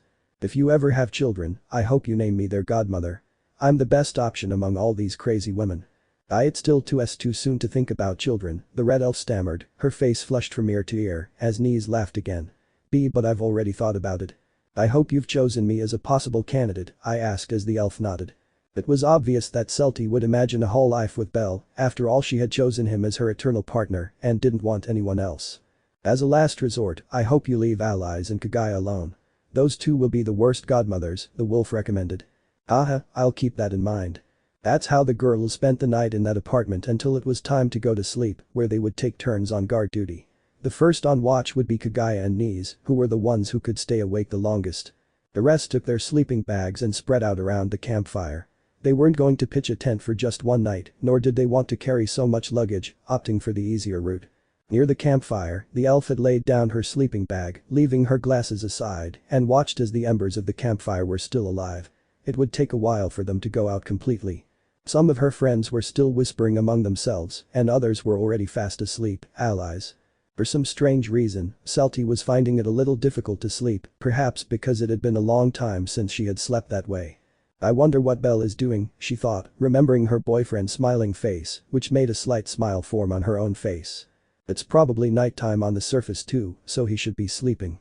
Slowly, she brought her hand to her chest and took out that rabbit necklace that her boyfriend had given her back then when she asked him for a date as a reward. That was the first time she dared to do something so bold, and she didn't regret it. I hope to finish this mission quickly, she thought with a slight smile, looking at the necklace. Good night, Belle. And closing my eyes, I try to sleep, hoping that everything will be alright tomorrow and that I can return to my friend safe and sound. And to be able to hug him and give him the kiss I had longed for all that time. It's cold. If only I were with her so I could hug her like that warm night when they slept together. The next day. Across the rooftops of the houses of Aurario, a certain rabbit was running with a smile on its face, escaping from someone. A few meters behind him, a cat was also running, chasing him with an expression full of anger. They were Belle and Alan, the latter of whom wanted to catch Belle and beat him up. Not long ago, Belle had played one of his classic pranks on his feline friend, who, as always, filled with anger, went to chase him to destroy him, and he began to flee, starting a chase throughout the city. Ordinary people walking along the streets just stared strangely as a white blur and a black blur sped across the rooftops, leaving a light breeze in the air. It never crossed their minds that they were two members of the Freya family playing. Come here, you piece of shit rabbit. Alan yelled, veins popping out on his forehead, but he couldn't catch the rabbit. Haha, it's just a joke. Belle laughed playfully, continuing to run. Are you kidding me? You threw a freaking stink bomb at me. On the very day I was going out with Deneuve. Oh. You were really going on a date with Deneuve? Yeah. Belle exclaimed. Shut up, you wretch. He shouted, tempted to activate his magic. I'm sorry. If I had known you were going on a date, I wouldn't have done it. I don't give a shit about your apologies. I'm going to skin you alive. Instead of following me around, you should get ready for your date. If you're not on time, Deneuve will be furious. You know how she is. And it's all your fault, you bastard. Go cry somewhere else. You'll see, I'm going to get you, you wretch. Grab this for me. The blurs flashed by at high speed from one side to the other, beginning to make the civilians who were curiously watching dizzy. It was a miracle they didn't end up taking a civilian with them, given how fast they were going. Alan could catch Belle if he used his magic, but he didn't. He wanted to catch him with his normal speed, but the rabbit was just as fast as he was. It would be more complicated than I thought. They ran for a long time until, in a moment of carelessness, Alan put his foot wrong and slipped onto the roof of a house. Belle took advantage of that small lapse in attention to run at top speed to hide from the rabid cat. He quickly went into an alley which he carefully observed with his eyes, managing to see a garbage container. So without thinking twice, he got into the container and closed it. And 2 seconds later Alan sped past, ignoring the container in which he had hidden. Belle just sighed in relief when he saw he was safe. Damn, he was really angry. It was normal for her to get angry at his jokes, but it was the first time she had seen him so angry, and it was understandable. He was going on a date with Deneuve. If I had known that, I would never have done it since he wouldn't like it if someone played that joke on him either. But even so, she never imagined it of him. He was always grumpy and she never thought he would go out with that girl from the Ganesha family. Even so, I managed to hit him right in the face, Belle thought, proud of his aim. When Alan calmed down, he would go and apologize for that. In the meantime, he would stay locked in that garbage container, which fortunately had no garbage in it. It was completely clean. It was probably new, and it was his first day as a cleaning worker. This makes up for all the jokes I didn't make on him since I started dating Celty, he thought with an evil smile. His good side told him that what he did was wrong, but his bad side congratulated him, saying that the grumpy cat always insulted him, so he deserved it. I haven't felt this adrenaline rush in ages, haha, he thought with amusement, since it had been a long time since he played a prank on the cat. But that's it, this is the last prank. Now that I'm dating Celty, I have to act like a mature guy. No more jokes. Alan was probably lurking around nearby, so he would stay safely in that container for a little while longer. So in the meantime, he would get lost in his thoughts. I wonder what Celty is doing. He thought with a slight smile, thinking of his elf. They've probably already finished the mission, or maybe they're still on their way, who knows, all I wanted was for them to be back by tomorrow. Belle stopped moving and stopped making noises when he heard voices outside in the alley. It wasn't Alan's voice. It sounded like two people arguing about something. I didn't want to be nosy and listen to other people's conversations, but I couldn't help it being so close to that container. Well, in the end they didn't know I was there so it didn't matter. So, is everyone in the dungeon already? They've been preparing everything for a week now, this plan has to be a success. While they were talking, Belle was only thinking about what to eat for lunch. Maybe he would go to Mia's bar, it was the best in town. And the best part is that yesterday the entire Astri family went to jail. Yes, they will all be eliminated. Belle put aside his thoughts about food upon hearing those words, radically changing his expression as he listened to everything they would say. Jura and the others have thought that plan through very well, it's impossible for them to fail. You're right, the Astri family is strong but very careless, just because of a few achievements they already think they're invincible, but today they're going to be shown that this isn't the case, if it hasn't already been shown to them. Belle just kept listening intently while his expression continued to change little by little. But it will still be a complete waste if they all die, they are very beautiful. Haha, actually Jura told me that they had placed the bombs in a way that more than one would survive with serious injuries, but without dying. If they are lucky, they will all be damaged but without dying. Oh really? Of course, they are very beautiful girls, too beautiful to leave things like this. The boys brought anti-state chains in case any of them survived, and if they all die, well, too bad, at least we'll get rid of that annoying family. Damn, now I feel envious. It's the same, but what can you do? Both boys were about to continue on their way, but the container suddenly opened, startling them both as they saw an albino boy emerge, staring at them. They both looked at him confused, although they immediately understood that this person had overheard their conversation. Friend, you would have been better off staying locked in the container, one of them said, walking towards him and pulling out a dagger. For your own good, but now it's too late for you. They had to kill him. They couldn't let someone who heard them and saw their faces live. Kill him quickly. He looks like a delicate boy, he's probably a civilian, and if he has fauna, it must be a low-level one, the other said with boredom. Looks like his nerves got the better of him and he came out of the trash. Haha, too bad for you, kid. Don't take it personally, said the one with the dagger, now standing in front of him. I promise it will be. The guy couldn't even finish speaking when he received a strong blow to the head which twisted it completely, even exposing the bone through his skin. He fell lifeless to the ground, having died instantly. The other guy's bored expression turned into one of surprise and terror when he saw how easily he had killed his companion.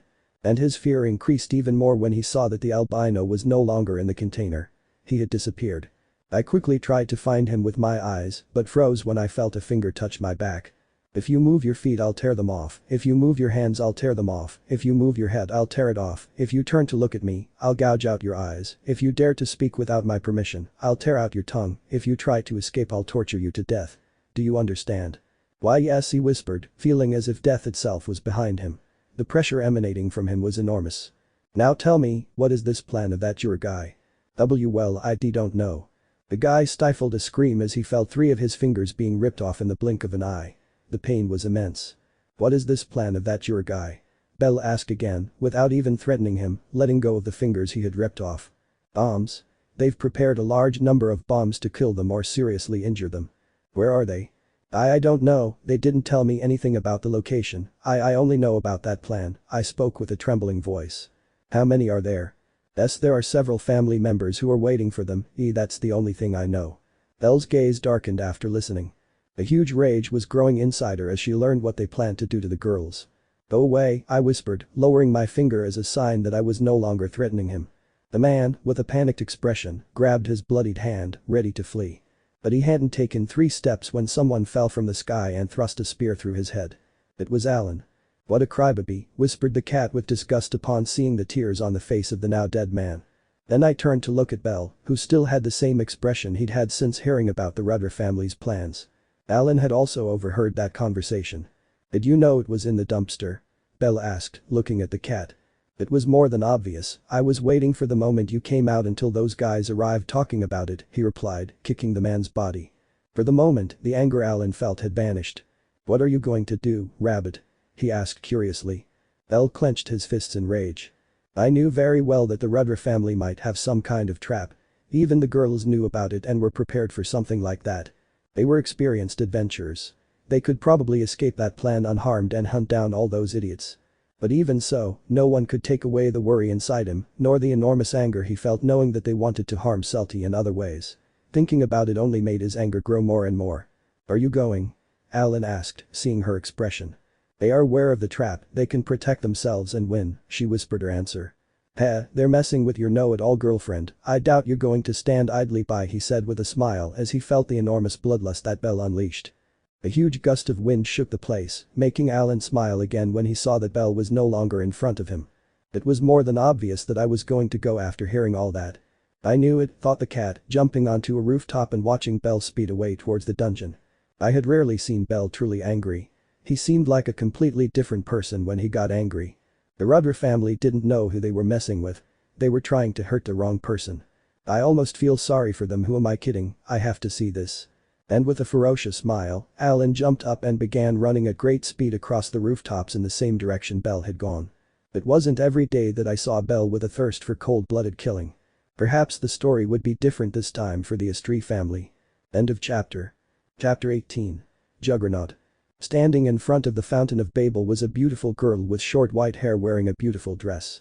That girl was Deneuve, who was waiting for Alan to start their date. She had felt very anxious and nervous at the same time. Do I look okay? She thought, taking out a small mirror she carried in her bag and looking at her face.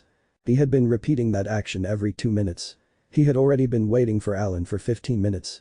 I still can't believe he asked me out, she thought with a slight smile, trying to hide her excitement. I never thought he'd take such a silly step. It was all sudden.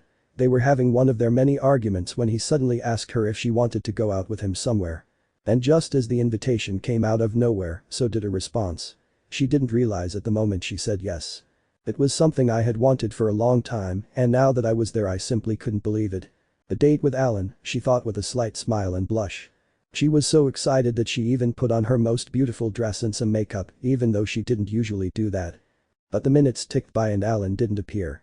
The expression on Deneuve's face, somewhere between excited and a little shy, changed to a frown the longer she stood. What's wrong with that idiot? Why isn't he coming? He might think someone had hurt him, but it was Alan Frommel. It was more likely that he would hurt others. Curious, I watched as someone approached at high speed in the distance, passing by and creating a slight breeze. Belle. The girl thought as she watched him heading towards the dungeon. She knew him. When they were younger, she and Alan would always go to the dungeon, and a small, energetic white-haired boy would always accompany them. You could say they were friends, although now that they were older they hardly spoke. She was an executive and had a lot of work, and he was always missing, I never knew what he was doing. Hey? And seconds after Belle passed by, another person sped past him, creating another gust of wind. He could clearly see who that person was despite the speed he was traveling. It was Alan. Deneuve's expression of surprise turned to one of fury upon seeing that. That jerk. He asks me out on a date and then stands me up just to play with his friends. I screamed mentally, trying hard not to throw a tantrum in public. Alan, you idiot. And I'm even more of an idiot for getting my hopes up so much. But this won't end here, you imbecile Alan, I won't forgive you so easily. Trying to control her bad mood, Deneuve went to her headquarters and returned to her usual adventurer's outfit. She had put so much effort into looking beautiful that day, and it was all for nothing. I'm not going to cry, she thought, her eyes glistening, without stopping. Alan would have to give a huge explanation if he wanted to get their forgiveness. 2 in the dungeon. 5th floor. Belle ran with all the speed that his level 6 allowed. Her gaze, somewhere between darkened and worried, was clearly visible on her face. Celty, he thought, clenching his fists.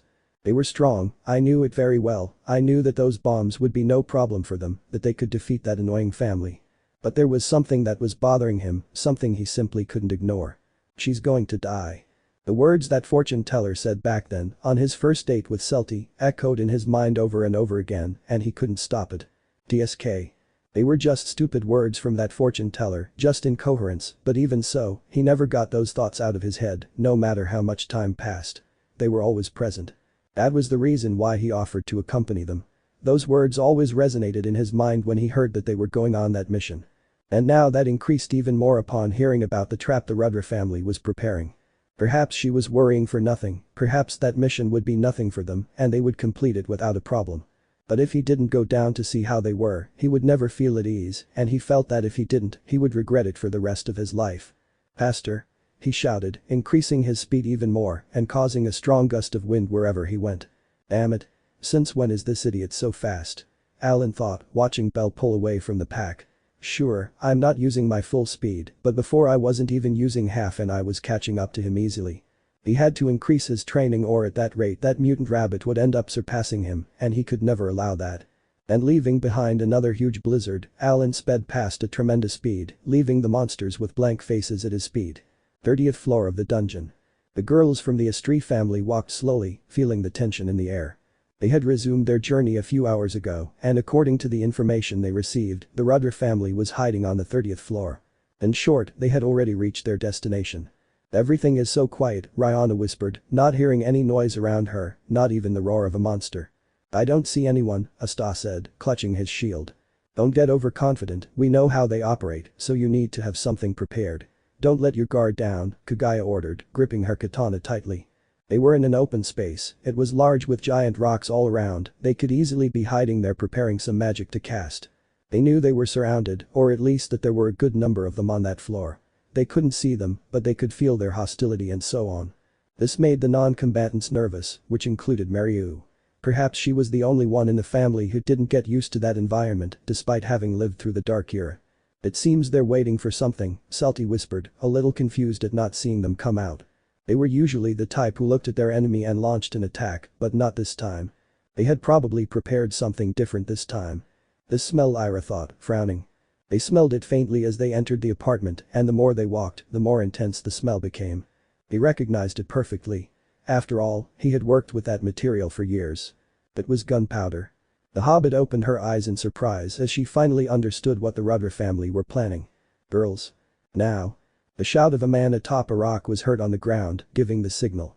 And at that very moment, a large number of explosions began to occur in the surrounding area. The enormous rocks broke into pieces and fell to the ground. The walls were collapsing. The ground was being destroyed. The earth trembled. And the explosions did not stop. At the top of a stone wall, a man peered out with an arrogant smile, watching the explosions below continue unabated.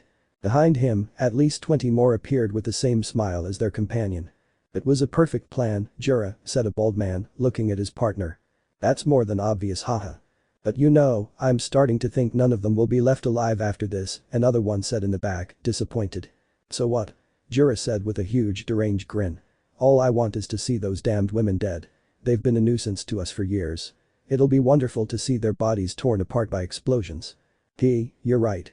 After a little while the huge explosions ceased and the earth stopped rumbling, a sign that it was all over.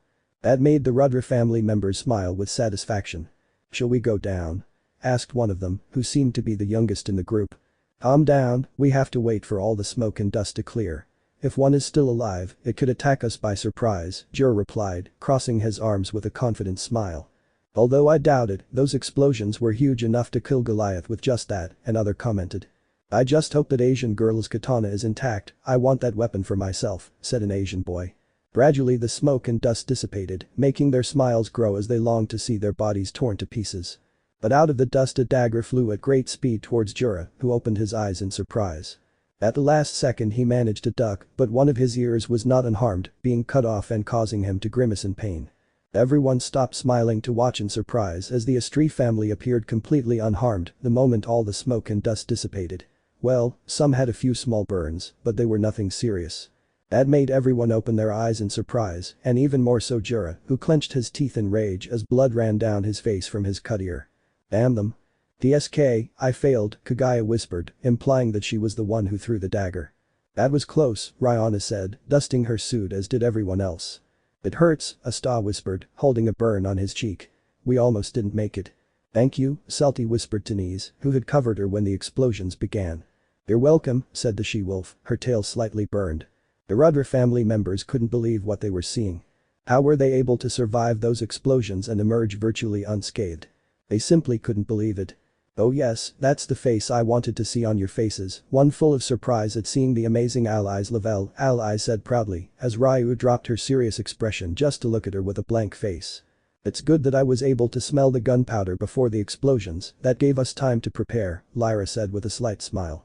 Ugh, I'm supposed to have the best sense of smell, but I'm so used to smelling gunpowder at headquarters that I just didn't pay any attention to it, Nise whispered, embarrassed by her carelessness. Don't worry, Nise, we all have our moments of failure, Celty tried to reassure him. Besides, this mistake is nothing compared to the huge number of achievements you have. See Celty. The SSST, I remind you that the enemy is in front of us, Noin whispered, gripping her sword. Upon hearing that, they all looked up, seeing how all the members of the Rudra family were looking at them with expressions of anger and frustration from atop that stone wall. Damn it. How did they manage to survive? Jura asked through gritted teeth. We prepared this for days. They should be dead. Don't underestimate the power of love and justice, Ally said, stepping forward and pointing her sword at him. Swear. You and all your henchmen are under arrest. You'd better surrender peacefully.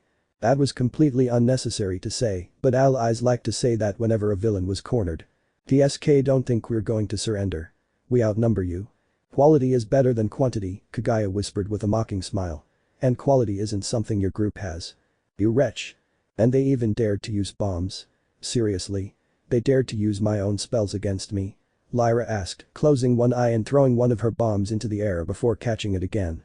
They should have come up with something better, though it seems their brains weren't capable of much more, The veins began to bulge on the faces of the Rudra family as they saw how confident they all were. They were completely underestimating them. It's always the same with those silly girls, Rihanna thought, glancing sideways at Lyra and Kaguya. We may be superior in level, but we must not be overconfident. We must never underestimate the enemy, Celty thought, gripping her staff. Her memories brought back the moment when she was beaten up by that strange monster she found in the dungeon, who simply hit her and left. At that moment she was very scared until she was saved by Belle. She didn't want to feel that anymore, she didn't want to freeze in fear of encountering something more powerful than herself. They needed to improve more, and not just in magic, but also in hand-to-hand combat. To help and protect her friends in battles. I have to give my best, she thought, determined to work her magic at any moment. Good. You're going to regret underestimating us, bitches. We're going to torture you. Jura's words were suddenly cut off. But not because someone from the Astri family attacked him. No. I simply fell silent suddenly. And not only him. His classmates and the girls from the justice system also remained silent. The whole floor became very quiet. The atmosphere had become too tense for either side to say anything. As if something else were with them. Something unwanted. And then. The dungeon began to make sounds. As if she were crying. A lament that sent chills down the spines of everyone in that room. What is happening? Allies whispered, the moaning growing louder and starting to make her uncomfortable. Hey, you idiots. What are you doing? Lyra shouted angrily at the Rudra family. We have nothing to do with this. Jura shouted angrily. Nise's tail bristled. She didn't know why, but her instinct made her alert and nervous. And the others, despite not being beastmen, had the same reaction. The dungeon is crying, Celty thought nervously, clutching her staff. Something very dangerous. The calamity. The nightmare. It was getting closer. 26th floor of the dungeon. A group of 10 men from the Rudra family stood at the entrance of the apartment with their arms crossed. Their mission was to wait to see if a girl from the Astri family managed to escape and to catch or kill her, although it was almost impossible for any of them to escape, or at least that's what they believed. But they were still there just in case. They're on the 30th floor, we should go to the 29th floor in case one of them escapes, one of them recommended, sitting on a rock. TSK, I just want to get rid of that annoying family, one of them complained. Once they're dead, we'll do our job in peace. The Loki family is still there. The Loki family doesn't matter, they won't do anything unless everyone is watching or knows about the feats they're going to do. If we work in the shadows, they won't mess with us. You know they don't get involved in anything that won't bring them prestige, said another, nonchalantly. But there is also the Ganesha family.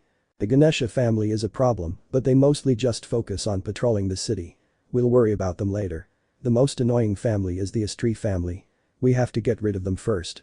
While they were talking, the tallest of the group, who was almost 2 meters tall and also the strongest, stood with his arms crossed, observing the entrance to the 25th floor.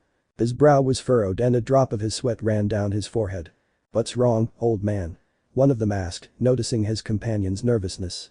"I'm scared, Poncho," he replied without taking his eyes off that place. "You trash, you're not afraid of any man," said the other, not believing that lie. "Something is coming, something very dangerous," he whispered, clenching his fists. "I can feel it. The only idiots up there are a bunch of trash adventurers. We were going to kill them, but they ended up running away. Bah, they were just flies, not worth the trouble of following them. What if that group we let escape alerted someone else?" So? The only ones who posed a problem on the 18th floor were the Astri family, and they're already down there. The rest were just worthless trash. I highly doubt anyone strong is there. At that moment, a huge blizzard shook the place, passing right by them and not giving them time to see anything. "What happened?" asked the guy who was sitting on a rock, looking around confused, then looking at his other companions. "Something happened very quickly," another whispered. "Haha, that idiot really isn't going to waste his time on anything, his priority is that elf." The Rudra family members turned their gaze once again to the entrance of the 25th floor, freezing as they watched a certain cat slowly descend with an annoyed smile, swinging its spear. "Hey Alan F. Rommel," a frightened one stuttered. What is he doing here?" "TSK, looks like I'll have to clean up the mess that rabbit ignores," he muttered irritably, swinging his spear from side to side. "Well, that idiot will probably have all the fun down there, so I hope they have some entertainment." Some time ago Freya gave them the divine order that if they ever encountered a member of Evilus, they should kill him without hesitation and not let them go. Freya felt hatred towards Evilus after learning from Hedon what the Diz sisters did to Belle, and even though it was only them, since they belonged to Evilus, the entire organization had earned the goddess's hatred. They weren't going to go looking for them and hunting them down, but neither would they leave alive all those they encountered. And his children had no problem obeying that order, especially Alan. "Who's first?" "I 27th floor." "Quickly," thought Belle, trying to run faster. He didn't know what floor Celty was on, but his instinct told him to keep going down, that he would find her down there. "Tampoco lavaba un arma con el pero no era necesario, solo sus punos bastaban para moler los huesos de todos ellos si era necesario, era muy bueno en el combate cuerpo a cuerpo, de hecho esa era su especialidad, utilizaba un arma nada más, por quería practicar con una pero prefería luchar a puño limpio." Hedon wanted him to use a weapon like his own because he didn't like him fighting with his bare fists, but unfortunately he couldn't convince him. Belle could feel a slight tremor beneath the earth. For some reason, she felt it had something to do with the Astri family and the Rudder family, causing her concern to increase. Faster. And running much faster, he passed at the speed of sound all over the 27th floor, wanting to reach his goal as quickly as possible. "I couldn't waste any time." 30th floor. They all still stood bewildered, listening to that lament which grew louder and louder. Nerves began to take hold of some, even Kagaya was starting to feel tense about it all. "Something is coming," Celty whispered. And at that moment the wailing ceased, confusing everyone and leaving the floor silent once again. But that silence didn't last long, as they heard what sounded like part of the floor opening up. Instinctively, both the Astri family and Rudra looked up when they heard the sound coming from the ceiling of the apartment. And there they saw him. As it began to open, as if something wanted to get out of there. It was as if something was upstairs and was digging towards where they were. And after a few seconds, a huge bony paw with enormous claws emerged, causing everyone to open their eyes in surprise. Seconds later another bony leg came out and together with the other one they pressed on the ceiling to get out of that place faster. "What the hell is that?" Lyra whispered, bewildered, watching as a monster she had never seen before emerged from the ceiling and began to slowly fall. "A new monster?" Iska whispered, clenching her fists nervously. The Rudra family members also watched as that thing slowly fell. It was as if time had frozen. And just before the monster touched the ground, he disappeared. Hey? And not even half a second passed before the heads of 4 members of the Rudra family were severed from their bodies, causing everyone to open their eyes in shock. "What the hell?" Lyra shouted, seeing that thing stuck to one of the walls after killing those 4. What speed?" Ryu whispered in shock as he hadn't expected it. "Stand back." Allies quickly ordered when she saw that they were not facing just any monster. And at that moment the monster disappeared again in the blink of an eye, standing next to the Rudra family members who wanted to flee. Damn it. Run away. But the single flick of its tail, that thing tore three of them in two, splattering blood everywhere. Terror began to invade that apartment. The girls just stared in shock as, atop that wall, the members of the Rudra family were being massacred, their blood flying everywhere. Mentally they were grateful that the thing had gone after them first, because if they had been its first target, its enormous speed would have caught them off guard, and at least half of them would already be dead. Girls, get ready. That thing will be coming for us soon, and I doubt we can lose it with its speed. Allies shouted, gripping her sword tightly. We have to take advantage of the fact that he's distracted by the Rudra family and attack him now. Ryan recommended. Celty. Yeah. Both girls began to gather magic, preparing to launch their magical attack. But then they all saw a member of the Rudra family cast a powerful spell at that thing, which did nothing to move. And to everyone's shock, she absorbed the magic and returned it with much greater force, completely tearing the man to pieces. Ryan and Celty were speechless when they saw that. On second thought, we'll have to fight with our fists, Ryan whispered as Celty lowered her staff with a nervous expression. Blood, heads, arms, and torsos were flying everywhere. That thing was causing a real massacre. But he wasn't satisfied with the Rudra family members. He had to kill more. Get ready. They all saw how the monster, having already killed almost all the members of the Rudra family, turned its gaze towards them. He had the body of one of them in his mouth while he screamed in pain. Although that didn't last long, as he clenched his jaw and ripped him apart. Iska felt a chill when she saw that. Here he comes. At great speed the monster took off from the ground and headed towards them. Thanks to seeing how he massacred the Rudra family, they were able to somewhat accustom their gaze to his speed. But that wouldn't do much good if their reaction time wasn't fast enough. Knees. Celty screamed in horror as she watched her wolf friend try to dodge the monster's claw at the last second. He was able to prevent his body from being torn to pieces, but his right arm was not so lucky and was completely torn off. Damn it, the she-wolf whispered with a grimace of pain, beginning to take quick steps backwards as the blood continued to flow. Seeing one of their friends on the verge of death sent a huge chill through each of them. If it had only taken half a second to move, things would have been different for her. Damn skeletal monster. Kaguya shouted, launching herself into the attack, gripping her katana tightly, wanting to strike the monster so it wouldn't launch a second attack on the wolf, which she surely wouldn't be able to dodge. And so it was. I tried to attack Knees again, but this time she couldn't move in time because of the pain. But before she could move, Kaguya forcefully attacked one of her legs with her katana, hoping to cut it off. But he was greatly surprised to find that his bones were almost like iron. It only caused a piece of his leg to fly off, but not enough for him to lose it. Kaguya, get out of the way. Lyra took 5 of her bombs and threw them, causing an explosion that gave Kaguya time to retreat before she attacked. And just as she moved, a strong tail whip crashed down where she was, cracking the ground. They were definitely facing a different kind of monster, one far superior to the vast majority they had faced before. He was a little weaker than Udius, but he made up for it with his enormous speed. That was what was truly dangerous about that monster. They were at a disadvantage because they knew nothing about him, but they were sure that with good coordination they could beat him, or at least that's what they hoped. Ugh. The monster launched a powerful tail whip towards Asta, who quickly protected herself with her enormous shield, being forced to retreat many steps due to the force of that thing, feeling her arms go numb from the impact. Wow, whispered the dwarf, surprised to see the large dent in her shield. 2 more blows like that and it will be completely destroyed. For the first time in a long time, they all felt fear of a monster. They couldn't even escape because the moment they turned their backs they would die immediately. They had to fight with the hope of winning and that there would be no casualties in their family. Ugh. A little ways away, Knees was being treated by a nervous Mariu who was doing everything possible to stop the bleeding. Damn it, the frustrated wolf whispered, as just one attack had left her in that state. Now she would be more of a burden than a help to her friends. Agris Alvicent. Engulfed in flames, allies began to overwhelm the monster with multiple fire attacks, seeking to inflict as much damage as possible.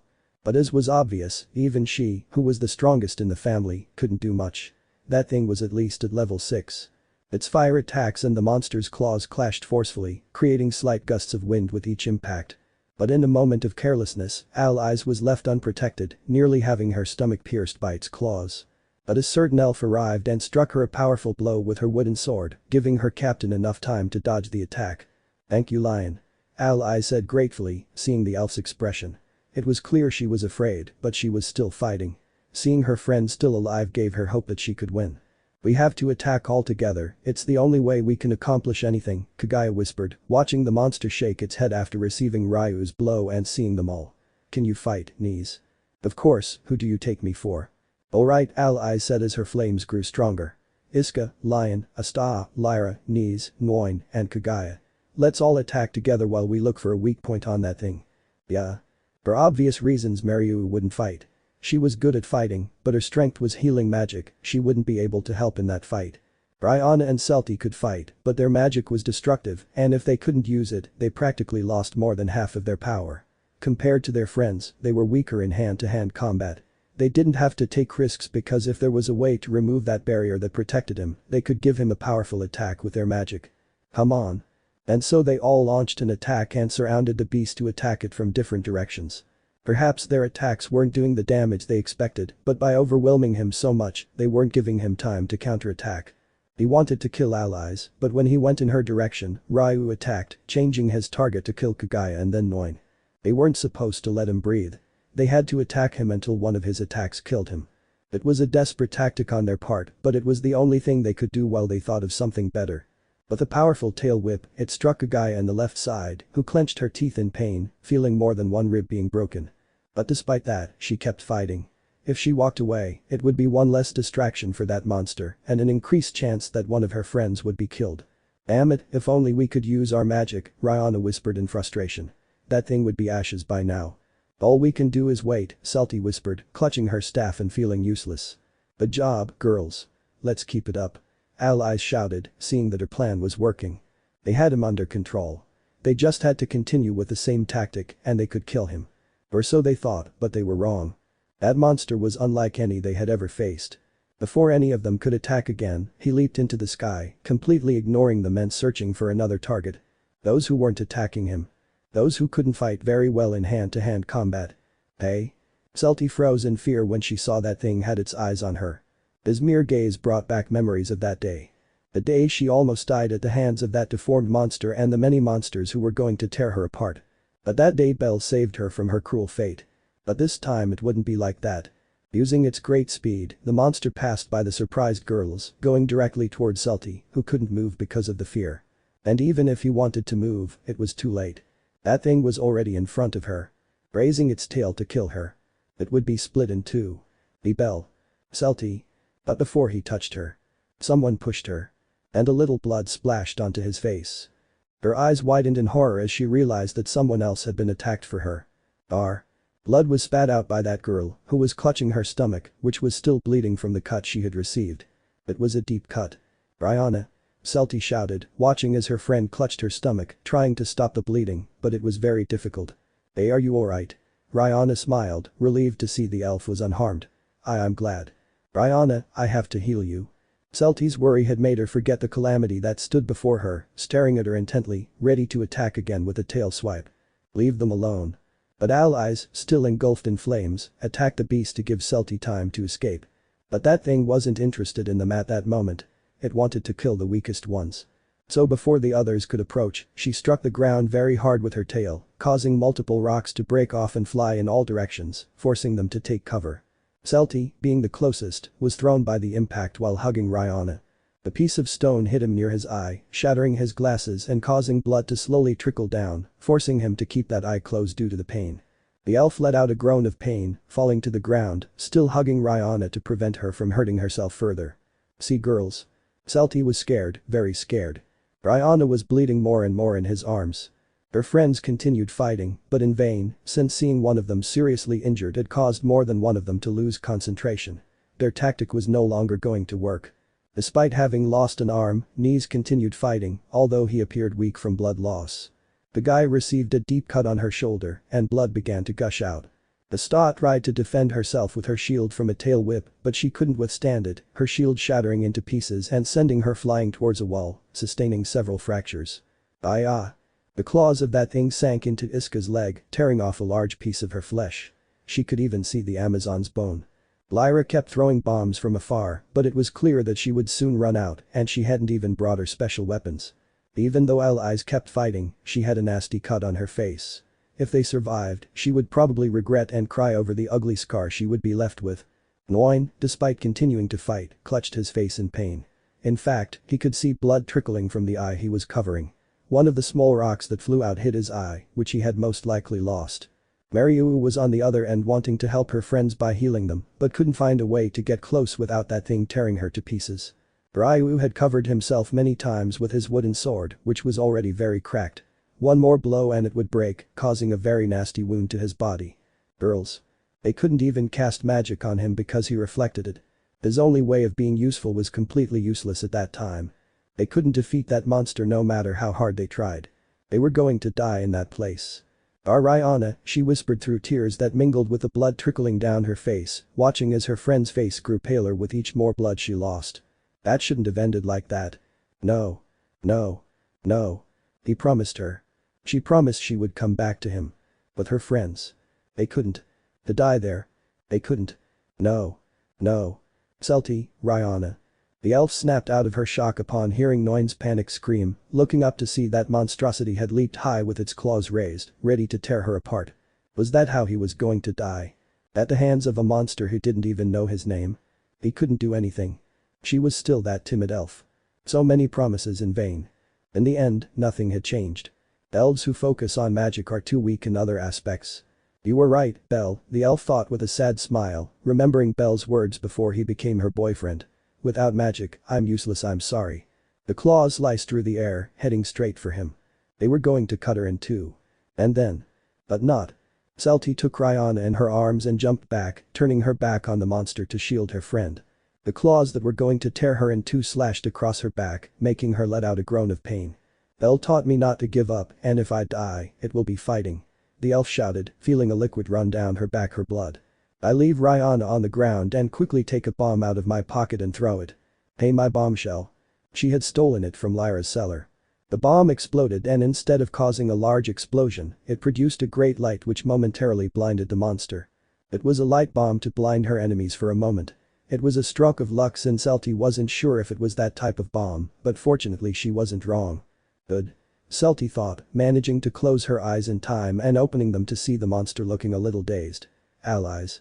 My chance. Allies, still engulfed in flames, launched herself towards that thing, ready to deliver one of her most powerful blows, taking advantage of the moment the elf had given them. It was her chance, it was her moment to save all her friends. It would show why she was the great captain of the Astri family. Arv. But before he even said those words. That's my girl. Someone else beat him to it. The powerful kick landed squarely on the Juggernaut's face. It was so powerful that it sent him flying several meters and crashing hard into a wall, raising a curtain of dust. All of them, or at least those who were conscious, were surprised to see who had arrived. And much more so, Celty, but her expression of surprise soon changed to a smile full of happiness. It was him. Belle. Shouted the elf happily upon seeing the albino there. He was there, standing in his civilian clothes and without any weapon. And his expression. He was filled with anger. I don't know who you are, but I'm going to beat the crap out of you, Belle whispered hatefully, pointing at the Juggernaut who was struggling to his feet. Nobody hurts my elf. He was definitely going to do everything possible to prevent that stupid prophecy from coming true, even if it meant breaking his running limits. She wouldn't allow them to take it away from her. End of chapter. Chapter 19. The end of a nightmare. Nobody hurts my elf. In the middle of the 30th floor, Belle glared with hatred at that skeletal monster that had harmed the girls of the Astri family. Primarily Celty. And all around that place were the girls of the family who were still conscious, watching in surprise who had just appeared. They simply didn't expect him to come and save them like that, out of nowhere. Belle. And Celty couldn't help but scream with joy when she saw that her boyfriend had arrived. Belle just turned to look at her, and his expression became even angrier when he saw her condition. Blood was running down his forehead, and earlier he could see a horrible wound on his back. And not only her. Her friends were in the same or worse condition, like Rihanna, who was unconscious after losing blood. He might argue with Rihanna from time to time, but he didn't dislike her. He liked her, and for obvious reasons, he didn't want to see her hurt, just like the rest of them. I had to finish all that quickly and take them all to get their wounds treated. That skeletal thing had messed with the wrong people. Mariu. Yes. Ryu and Mariu quickly realized that this was their chance to heal their badly injured friends, now that the thing was focused on Belle. But the moment they took a step, the Juggernaut set his eyes on them. The monster quickly realized that the albino standing before him was far stronger than they were. His monster instincts told him so. It would be a nuisance, so it was best to eliminate all the others before he could do anything. With a leap, he ran at great speed towards Mariu, taking everyone by surprise. Mariu. Ryu quickly stepped in front of his friend to protect her, even though he would probably receive a very serious injury, but for his family, he would do it without hesitation. But before he could even reach them, something stopped him, causing him to fall to the ground. The monster looked back to see what had stopped him, noticing that it was the same albino who had him by his tail. "Where are you going? I told you I would be your opponent, and while I'm here you won't lay a finger on them," she said, her eyes darkening as she squeezed her tail tighter. And lifting him into the air, he slammed him hard into the ground, the sound of the juggernaut's bones cracking. "It's very fast," Knees whispered, surprised to see that it was just as fast as the juggernaut. "We barely even looked at him, but ETSK Kagaya clicked her tongue in frustration. She wasn't frustrated at having been saved, in fact she felt grateful, but that was the bad thing, if it weren't for him, they would all be dead by now. That reminded him that he was still weak. Celty thought in surprise, because even though they had known each other for a long time and were dating, it was the first time she had seen him fight, and now she understood why he was an executive of the Freya family. "Take care of the ones who are hurt. Don't worry about this thing. I won't let them touch you," Belle whispered to Mariu and Ryu, the latter of whom quickly nodded and went to help her friends, followed by Mariu. "Now you'd better be a good boy and stop trying to hurt them." The juggernaut stood up again and stared with those red eyes into Belle's red eyes, both of them looking at each other intently. And in the blink of an eye, they both disappeared. "Hey! Where are they?" Lyra shouted in surprise. Seconds later a loud impact was heard on one of the walls of the floor, showing how the monster had been forcefully smashed. But not even 2 seconds had passed before they disappeared again, only to hear another impact in another direction and see the juggernaut embedded in the ground once more. And so it continued. They disappeared at great speeds to hear some impact anywhere on that floor. One after another, leaving craters wherever they hit. The girls could barely see them moving. They were too fast. Only allies and Kagaya could follow them with their eyes, though with some difficulty, and if they weren't careful, they would lose sight of them. They're slow compared to Alan. With a powerful punch, Belle buried the monster's head in the ground, another loud cracking of its bones being heard. But it launched a powerful tail whip towards him, which he managed to dodge, destroying the ground. With great speed he tried to sink his claws into Belle's chest, but Belle was able to dodge again and throw another strong punch which sent him flying towards another wall. And once again they both jumped in to continue that rapid exchange of attacks. The rocks were flying. The impacts echoed. And craters were appearing everywhere. It was an amazing battle for the girls who watched from the sky as Belle launched another powerful kick, hitting him squarely and sending him flying like a projectile towards the ground, raising a curtain of dust. He wasn't even using magic or any weapon. He was simply tearing that monster apart with his brute strength. Belle walked slowly towards that crater after having had all those exchanges of attacks. I brought my finger to his face and wiped the blood running down his cheek. I had to give the monster credit, I had managed to cut him. He was strong, he had to admit it, but he, who had faced tough battles with his family and training. Alan, the Gulliver brothers, Hogni, his master, and even Otter. Compared to them, that bag of bones was nothing more than another monster to be massacred in that dungeon, a simple, very annoying monster. Yes, just a monster. In fact, Belle's enormous thirst for blood and anger at the beginning had been considerably reduced. It's true, that monster had hurt Celty, but that was all it could do. That was its purpose. To attack anything that entered the dungeon. She hated him for hurting the person she loved, but it wasn't an immense hatred since, as she knew, he was just another monster acting on instinct. In fact, the enormous hatred and bloodlust he felt was for other living beings. But Belle briefly looked away from the juggernaut to see the corpses of some people scattered on the floor. He sensed that they belonged to the Rudra family members. His target for massacre had already been killed by that thing.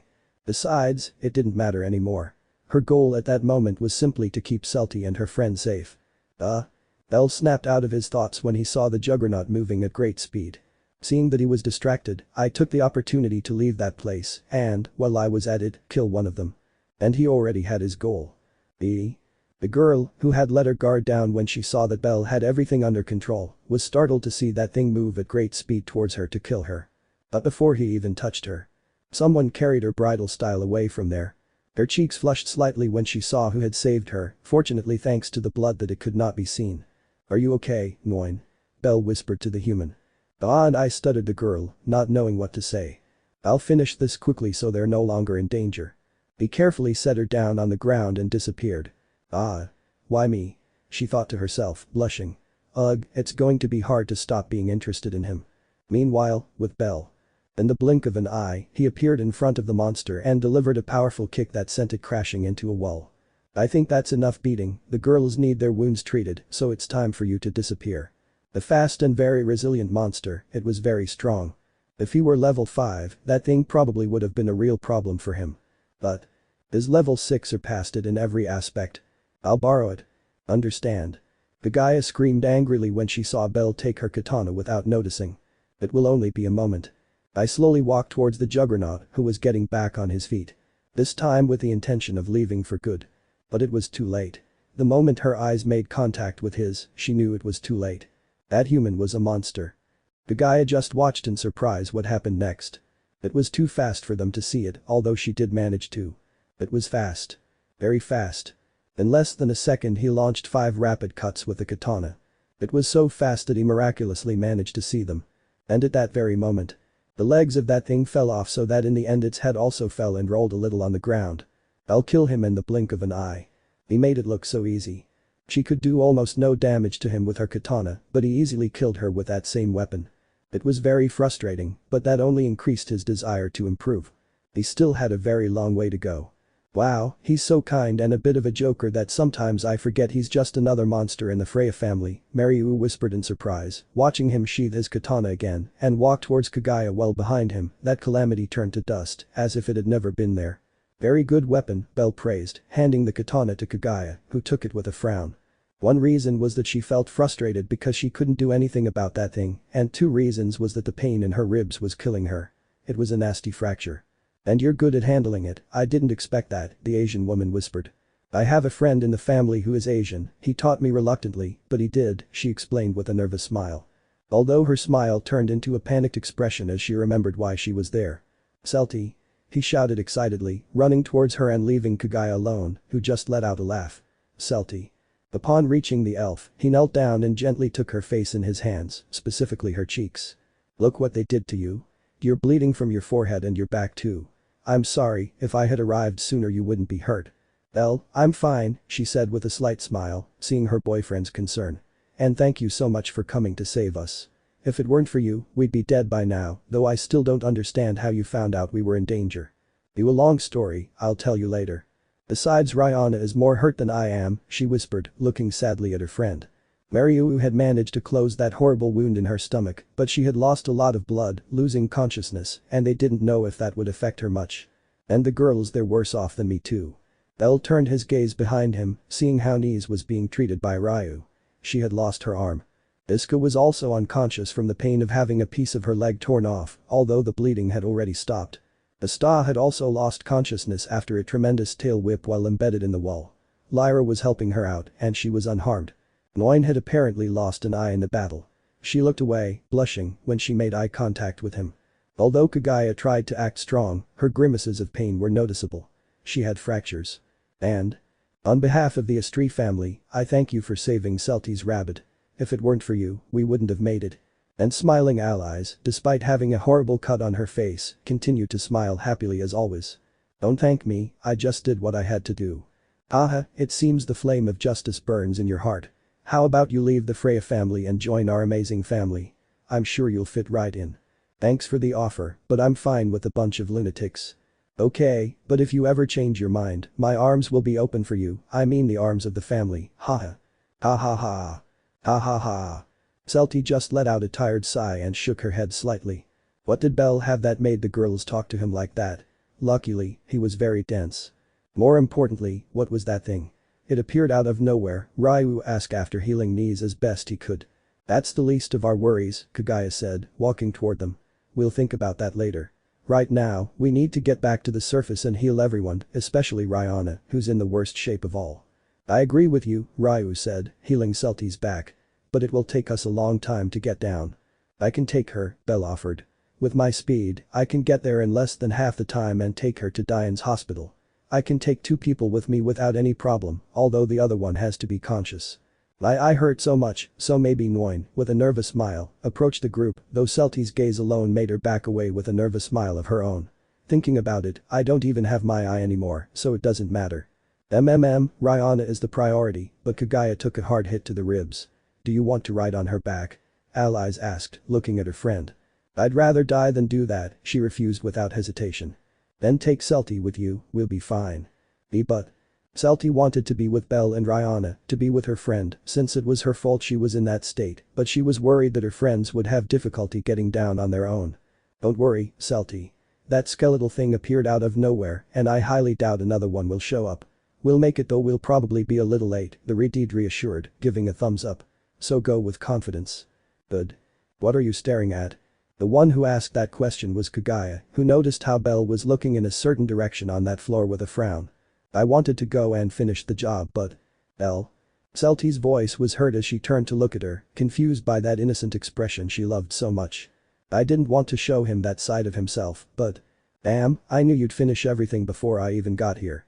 Alan's voice could be heard on the floor as everyone watched him approach with a grumpy expression. Bonafreya, Kagaya whispered, surprised that he was there. DSK, I shouldn't have spent so much time with those idiots up there, he grumbled, looking at all the corpses. Perfect. Belle cried out excitedly as he approached his cat-like friend. Alan can accompany the rest of you to the surface.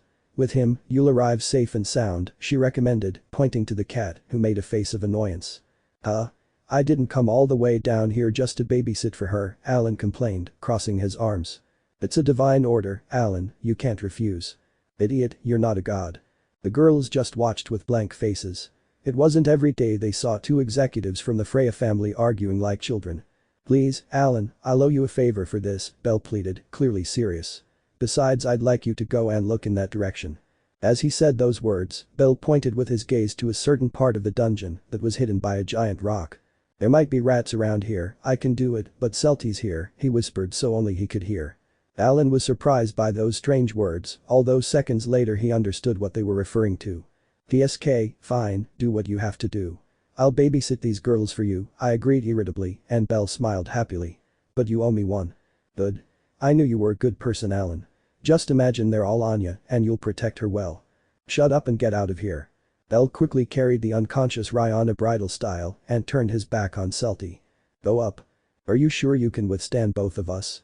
The elf asked, sounding unsure.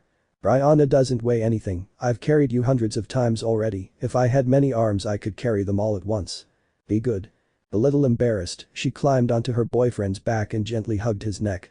You'd better hope nothing happens to them on the way, Kagaya said, crossing her arms to avoid wincing in pain from her ribs. Don't worry, I'll protect them with my life. See you later, Celty. When we arrive, tell us how Rihanna is doing. And? Great. Let's go. Wait, I'm not Liz yet. Celty screamed in fright the moment Belle ran at full speed, quickly disappearing from the floor. The others were injured, but Rihanna was the most seriously hurt, so they had to get to the hospital as soon as possible. Wow, that's fast, Allies whispered in surprise. He was faster going downhill, Alan thought, remembering the tremendous speed he'd been traveling at. TSK, I can't let that brainless idiot overtake me. Well, then I think we have to go too, Allies ordered, walking towards Iska and taking her in her arms. Ryu went to where Asta was and carried her too. They were the only ones who were unconscious, the others, although they were in pain, could walk on their own. Phew, we almost didn't make it, and we came here for the Rudder family and ran into that thing, Lyra sighed in relief. But we're still alive, and it's all thanks to Celty's boyfriend. Now I regret judging him when we met him, Mariu whispered, embarrassed. Ugh, how embarrassing. That night I told him we could handle this and that we didn't need his help, and in the end he saved us, Niz said, feeling his face fall from shame. That's what I get for talking too much. TSK, we came for the Rudder family, not that skeleton. If it hadn't been for that thing, we would have completed the mission without a problem, Kagaya said, looking frustrated at her katana. That's true, Noin agreed. But thanks to Belle, everything turned out alright. She appeared like an angel, a hexy angel. I hope you say those words with Celty present, Niz whispered, rolling her eyes. Where are you going? Allies asked, watching Alan walk in the opposite direction from the 30th floor exit. We're leaving now. They're not children, they can take care of themselves, said the cat irritably. I'll do something, I'll catch up with them later. And with those words, Alan walked away under the watchful, confused gazes of the girls. Leave him alone, we don't need a grumpy cat, said Kagaya, starting to walk away, followed by the rest. I wonder what she'll do, Allies whispered curiously before following her friends. Fortunately, everything had gone well and they had another day of life. Perhaps they should stop being so overconfident and increase their training more. And that's what they would do. Next time they wouldn't need someone to come and save them, they would have to try harder for that. Meanwhile, with Alan. He was walking around the 30th floor with a grumpy expression, looking for something. He didn't do it because Belle asked him to, simply because it was his duty as a member of the Freya family. Alan stopped when he saw a small cave in a certain part of the floor. Looking more closely, he could see how drops of blood led to that place. This isn't Belle's doing. That idiot doesn't let anyone get away.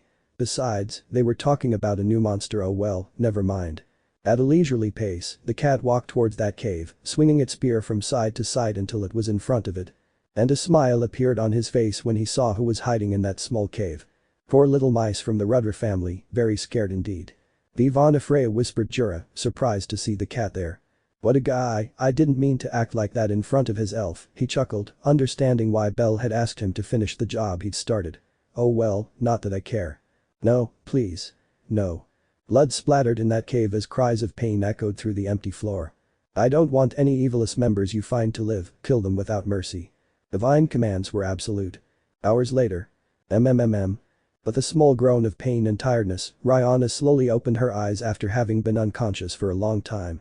The first thing I saw was a white ceiling, quickly realizing it was the hospital. What happened? Was the question she asked herself, still confused. And then she remembered the events on the 30th floor, how that thing appeared out of nowhere ready to kill everyone, and how she received a near-fatal attack for protecting Celty. And she would have undoubtedly died, but she didn't understand why she was alive. Wow. You're awake. Then she finally realized that she was not alone in that room, seeing that next to her was sitting a certain albino in a chair with a slight smile. Belle. Of course, even though she was on the verge of fainting, she could see how Belle had arrived to protect Celty and her friends. She was still alive thanks to him, and her family was probably okay too. You were unconscious for a few hours, Belle began. Aramid examined you and said you need a long rest because of all the blood you lost, at least a week, but you'll be fine. Where is Celty and the others? Celty went out to get you some water in case you were thirsty when you woke up. Don't worry, their wounds have already been healed. The saint's healing abilities are incredible, she said with a happy smile. The others stayed on the 30th floor. You were the one who needed immediate attention, so I came down as fast as I could, but they'll be fine. Alan was with them. They shouldn't be long. I understand. He not only saved her life and that of her friends, but he also brought her to the hospital as quickly as possible to be treated. I didn't know what to think about all that after having argued with him so many times. I didn't even know how he knew they were in danger and arrived at the right moment, but it didn't matter, the important thing was that they were okay. But that skeletal thing was very strange, I've never seen a monster like that, it was strong, but nothing I couldn't handle. Belle. The albino turned to look at Rihanna, who simply turned her face away, preventing him from seeing her. Thank you for saving my life and the lives of my friends, I will be eternally grateful to you, she whispered, still with her face turned to the side. Don't worry. I exclaimed with a smile. I'm glad I arrived on time, and I also have to thank you since Celty told me you protected her from that thing, and you didn't care about dying to save her. You're an incredible girl, very incredible and strong. At that moment, Celty opened the door to the room, carrying a glass of water and a small bag of cookies that she had bought at the cafeteria. But when he saw Rihanna awake, he quickly put those things down on the table and went straight to her. Rihanna, you're awake. She shouted happily, hugging her friend. You had me so worried, huh? What's wrong? You're very red. Do you have a fever? Shut up, the girl stuttered. Belle could only let out a small laugh upon seeing their interaction before standing up. I saw an acquaintance recently at the hospital, I'll go talk to that person, so I'll give you both some space to talk, she said, walking towards the exit. Of course. We'll talk later, the elf said goodbye with a radiant smile, happy that everything had gone well. And so Belle left the room, leaving both friends alone. Hey Rihanna, I'm going to tell you what happened. It's not necessary, I whispered, lowering my gaze with a small smile. The moment I saw him sitting next to me, I knew immediately it was thanks to him. Rihanna. Celts. The human took her friend by the shoulders and smiled at her. You'd better take care of Belle, I won't forgive you if you let him go. But you were against all of that yesterday. Have you accepted it now? She asked, confused. I just realized he's the perfect guy for you, she smiled, winking at him. I can't hate the one who saved my life. I owe him so much. Besides, he's very cute, too cute I'd say. Oh come on. You too. I already have enough with Noin. I'm just kidding, or am I? Rihanna. The elf was giving her friend little taps, who was just laughing at her reactions. Yes, they were both very happy that everything went well and that they could be together to share those moments. By the way, what are you doing here? According to Belle, the others are still in the dungeon since he came running to the hospital with me, and I highly doubt you're as fast as him, she asked, confused. Huh? Well, he carried me on his back, that way we both arrived together. I understand back. Rihanna opened her eyes in surprise upon hearing that. When Belle told her that he brought her to the hospital, she thought she was riding on his back, but Celty took that place. Then she was carried bridal style all the way there. Her face turned red as she finally understood everything. Aha. I knew it. Rihanna, you traitor. Shut up. It's a normal reaction. Don't think anything weird. She shouted, embarrassed, trying to hide her face. It would be hard to see Belle's face for a while, he just hoped it wouldn't be too long. In the streets of Arario. A certain grumpy cat was walking along while the civilians around him moved aside at the sight of him. Not long ago I had left the dungeon with those girls who went to the hospital, but not before receiving a thank you from the lively Reed. DSK, this was a drag, he complained. Nothing interesting even happened, just those evil scumbags. I didn't even get a glimpse of that weird monster that appeared, though it was probably weak. The rabbit killed it without a problem. She felt she had wasted her time going downstairs. She went to have fun and in the end she only worked as a babysitter. Although for some reason I felt I was forgetting something important, I couldn't remember what it was. I hate it when I can't remember something, he thought, frustrated at not remembering that important thing. But it didn't matter, he would go to headquarters to clean his spear and then train for a few hours. Yes, that's what I would do. I couldn't allow Belle to surpass me. That would never happen. But before he started heading to his headquarters. Bull pious. An angry shout was heard behind him, making him turn around. And her eyes opened in surprise when she saw who it was. It was Denov who was walking with a grumpy face towards him and the people moved aside. Denov. It's true, the appointment. And at last the cat was able to remember what he had forgotten. He had stood Denov up on their first date. Damn it. She's furious, he thought, taking a step back as she got closer and closer. He didn't know why, but Denov was the only one who intimidated him when she was this furious with him. What do I do now? He thought, getting closer and closer. He knew she wouldn't forgive him so easily, although his pride would prevent him from apologizing for standing her up. But even so, he didn't want things with her to go back to the way they were before, without even speaking to each other. Alan. And when Denov was in front of him, she confronted him, making the cat look away. You stood me up. Oh well, She was thinking of an excuse, but couldn't think of anything decent, and yelling at him like she always did wasn't an option. That would only make things worse. Perhaps run away and wait for his anger to subside. Alan. But to her surprise, seconds later Denov's angry expression softened until she had a sad expression. You don't need to explain anything to me, Belle already explained everything, she whispered, looking down. Huh? The rabbit. What could that idiot have said to him? He thought, wanting to hit Belle. I ran into him at the hospital and well he explained why you didn't go to the appointment, she said, playing with one of her strands of hair. And what did he say to you? Well you and he overheard some members of Evilist talking about a trap they had set for the Estrie family, so you both went to save them. Huh? Those girls are hurt, but they're all alive thanks to the two of you. Alan just watched in surprise as Denov's cheeks flushed slightly. I'm sorry, I misjudged you. I spent all day insulting you in my mind and it turned out you were saving a family. Alan Denov looked up and smiled at the cat, still embarrassed. I thought you were still the same grumpy cat as always, but I was wrong, you've changed, and I'm very proud of you. And with those words she moved closer and gave Alan a hug, who just opened his eyes in surprise, still not understanding what was happening. The image of Belle winking at him and giving a thumbs up, saying I don't owe you anything anymore, came to his mind. Regarding the date, don't worry, we can have it tomorrow or the day after or any day, we can have many dates from now on, it makes me happy to be with you. I understand, I whispered, unable to help feeling a little embarrassed at the sight of the girl's beautiful smile. But next time someone else is in danger, tell me, so we can go together like in the past when we were a team. His only response was a slight nod. The people around just stared in amazement as that white-haired girl had controlled the grumpy Freya family cat with just a few smiles. Was she his girlfriend? That was the question on the minds of many who were still surprised. Well, I never thought I would think this, but thank you for the help, he thought, feeling Denov take his hand to go to lunch, since neither of them had eaten. By the way, not that it bothers me, but you smell a bit strange, Alan. The stink bomb. You wretched Belle. Fortunately, thanks to the rabbit, that rare friendship between them remained intact. Belle provided a very good assist. On one of the balconies of Diane's hospital, specifically on the third floor, Belle was smiling as he looked out at the city. You're great, Belle. Today was a good day. You saved Celty, you saved Alan's butt, and you earned a Raymond voucher for tomorrow. That cat's bank account will thank you for it. Now he was relieved that Celty was back with him safe and sound, although he knew that there were still a few members of Evilus out there who would try to harm them. He would ask his goddess for permission to act and, while he was at it, he would ask Alan and the 4 dwarves for help.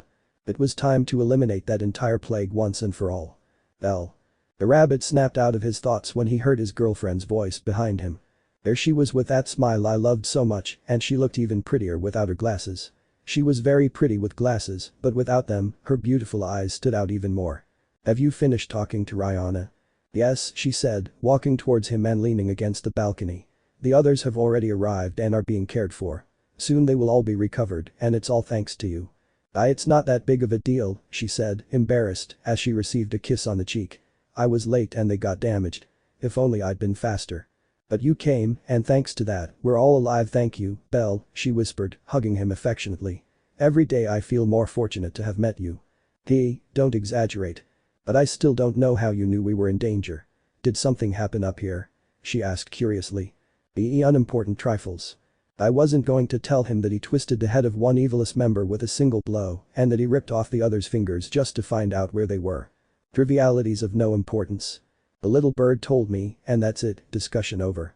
Well, I won't bother you about it anymore, but you'll tell me someday. Celty just turned to look at the city with a calm expression on her face, relieved that it was all over. I think it's the first time I've been so close to death and it felt horrible, she whispered, looking down. Are you afraid of dying, Belle? Obviously, he replied without hesitation. I think we're all afraid of dying, and anyone who says otherwise is lying. I'd say only a mentally ill person wouldn't be afraid of death. Although the whole city considered the Freya family to be the most rude and that they didn't care about their lives, it was quite the opposite. The fact that they were animals that fought to the death did not mean that they were not afraid of dying, although some more than others. Alan would never admit it. But in the end, death is the only thing we have guaranteed in our lives, an event that will happen sooner or later, no matter how much we try to avoid it. Nothing is eternal except for the gods. Never ask Freya Sama if their existences will have an end. Belle. The point is that one day you, me, your family, my family, everyone we know will die, and as the years go by, we'll be forgotten, he said, turning to look at her with a smile. Even though it's scary, we have to learn to live with the fact that death is normal, just another part of our lives, and until that moment arrives, we should enjoy it as much as possible, so that in the end there are no regrets. Although if it is in my hands to prevent it, like today, I will do it without hesitation. The elf just smiled sweetly upon hearing those words. Sometimes Belle acted like a prankster child, but he was a very mature person. Although it sometimes makes me sad to think that I'll die before you, right now I'd love to be an elf too, I whispered with a sad smile. I wonder if Asfi has something to stop aging. Haha, don't worry, like you said a while ago, there's still a long way to go before we reach that point, so in the meantime, let's enjoy our lives to the fullest, said the elf, taking her boyfriend's hand. Later on, we'll figure out how to make you live as long as I do. I heard there's a skeleton in the city that's over 200 years old. Do you want me to be a talking skeleton? And with an afro. I mean, I prefer to have my normal body.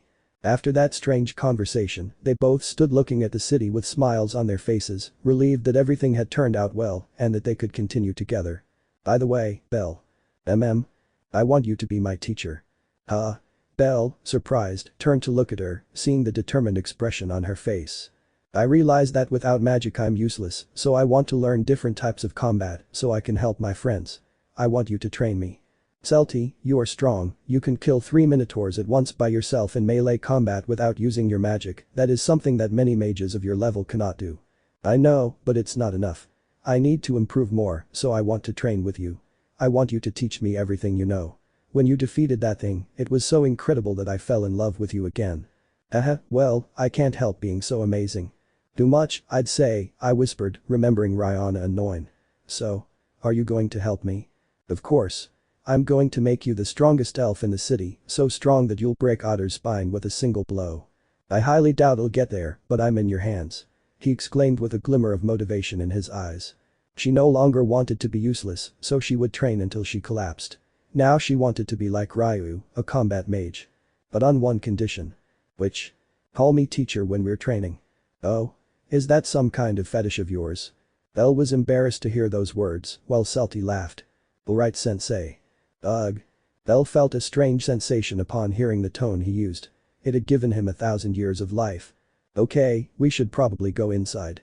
I want to see how the girls are. Do you want to come with me? I'm sure they want to thank you. I'm not used to it, but let's go. And holding hands, they both went back into the hospital, happy and relieved that it was all over. Are we going to visit Noin? I'll visit Noin myself, you go play with the ants. Mixer. Completely. And so, that nightmare for the Estrie family had ended, having been able to avoid a tragic fate thanks to a certain rabbit. The days from now on would be filled with tranquility in their lives. End of chapter. Let me know in the comments below if you guys want the next part. Also check out my other video that has been shown and left. Thank you for watching. If you enjoyed this video please like and share this video. And have a fantastic day. Bye.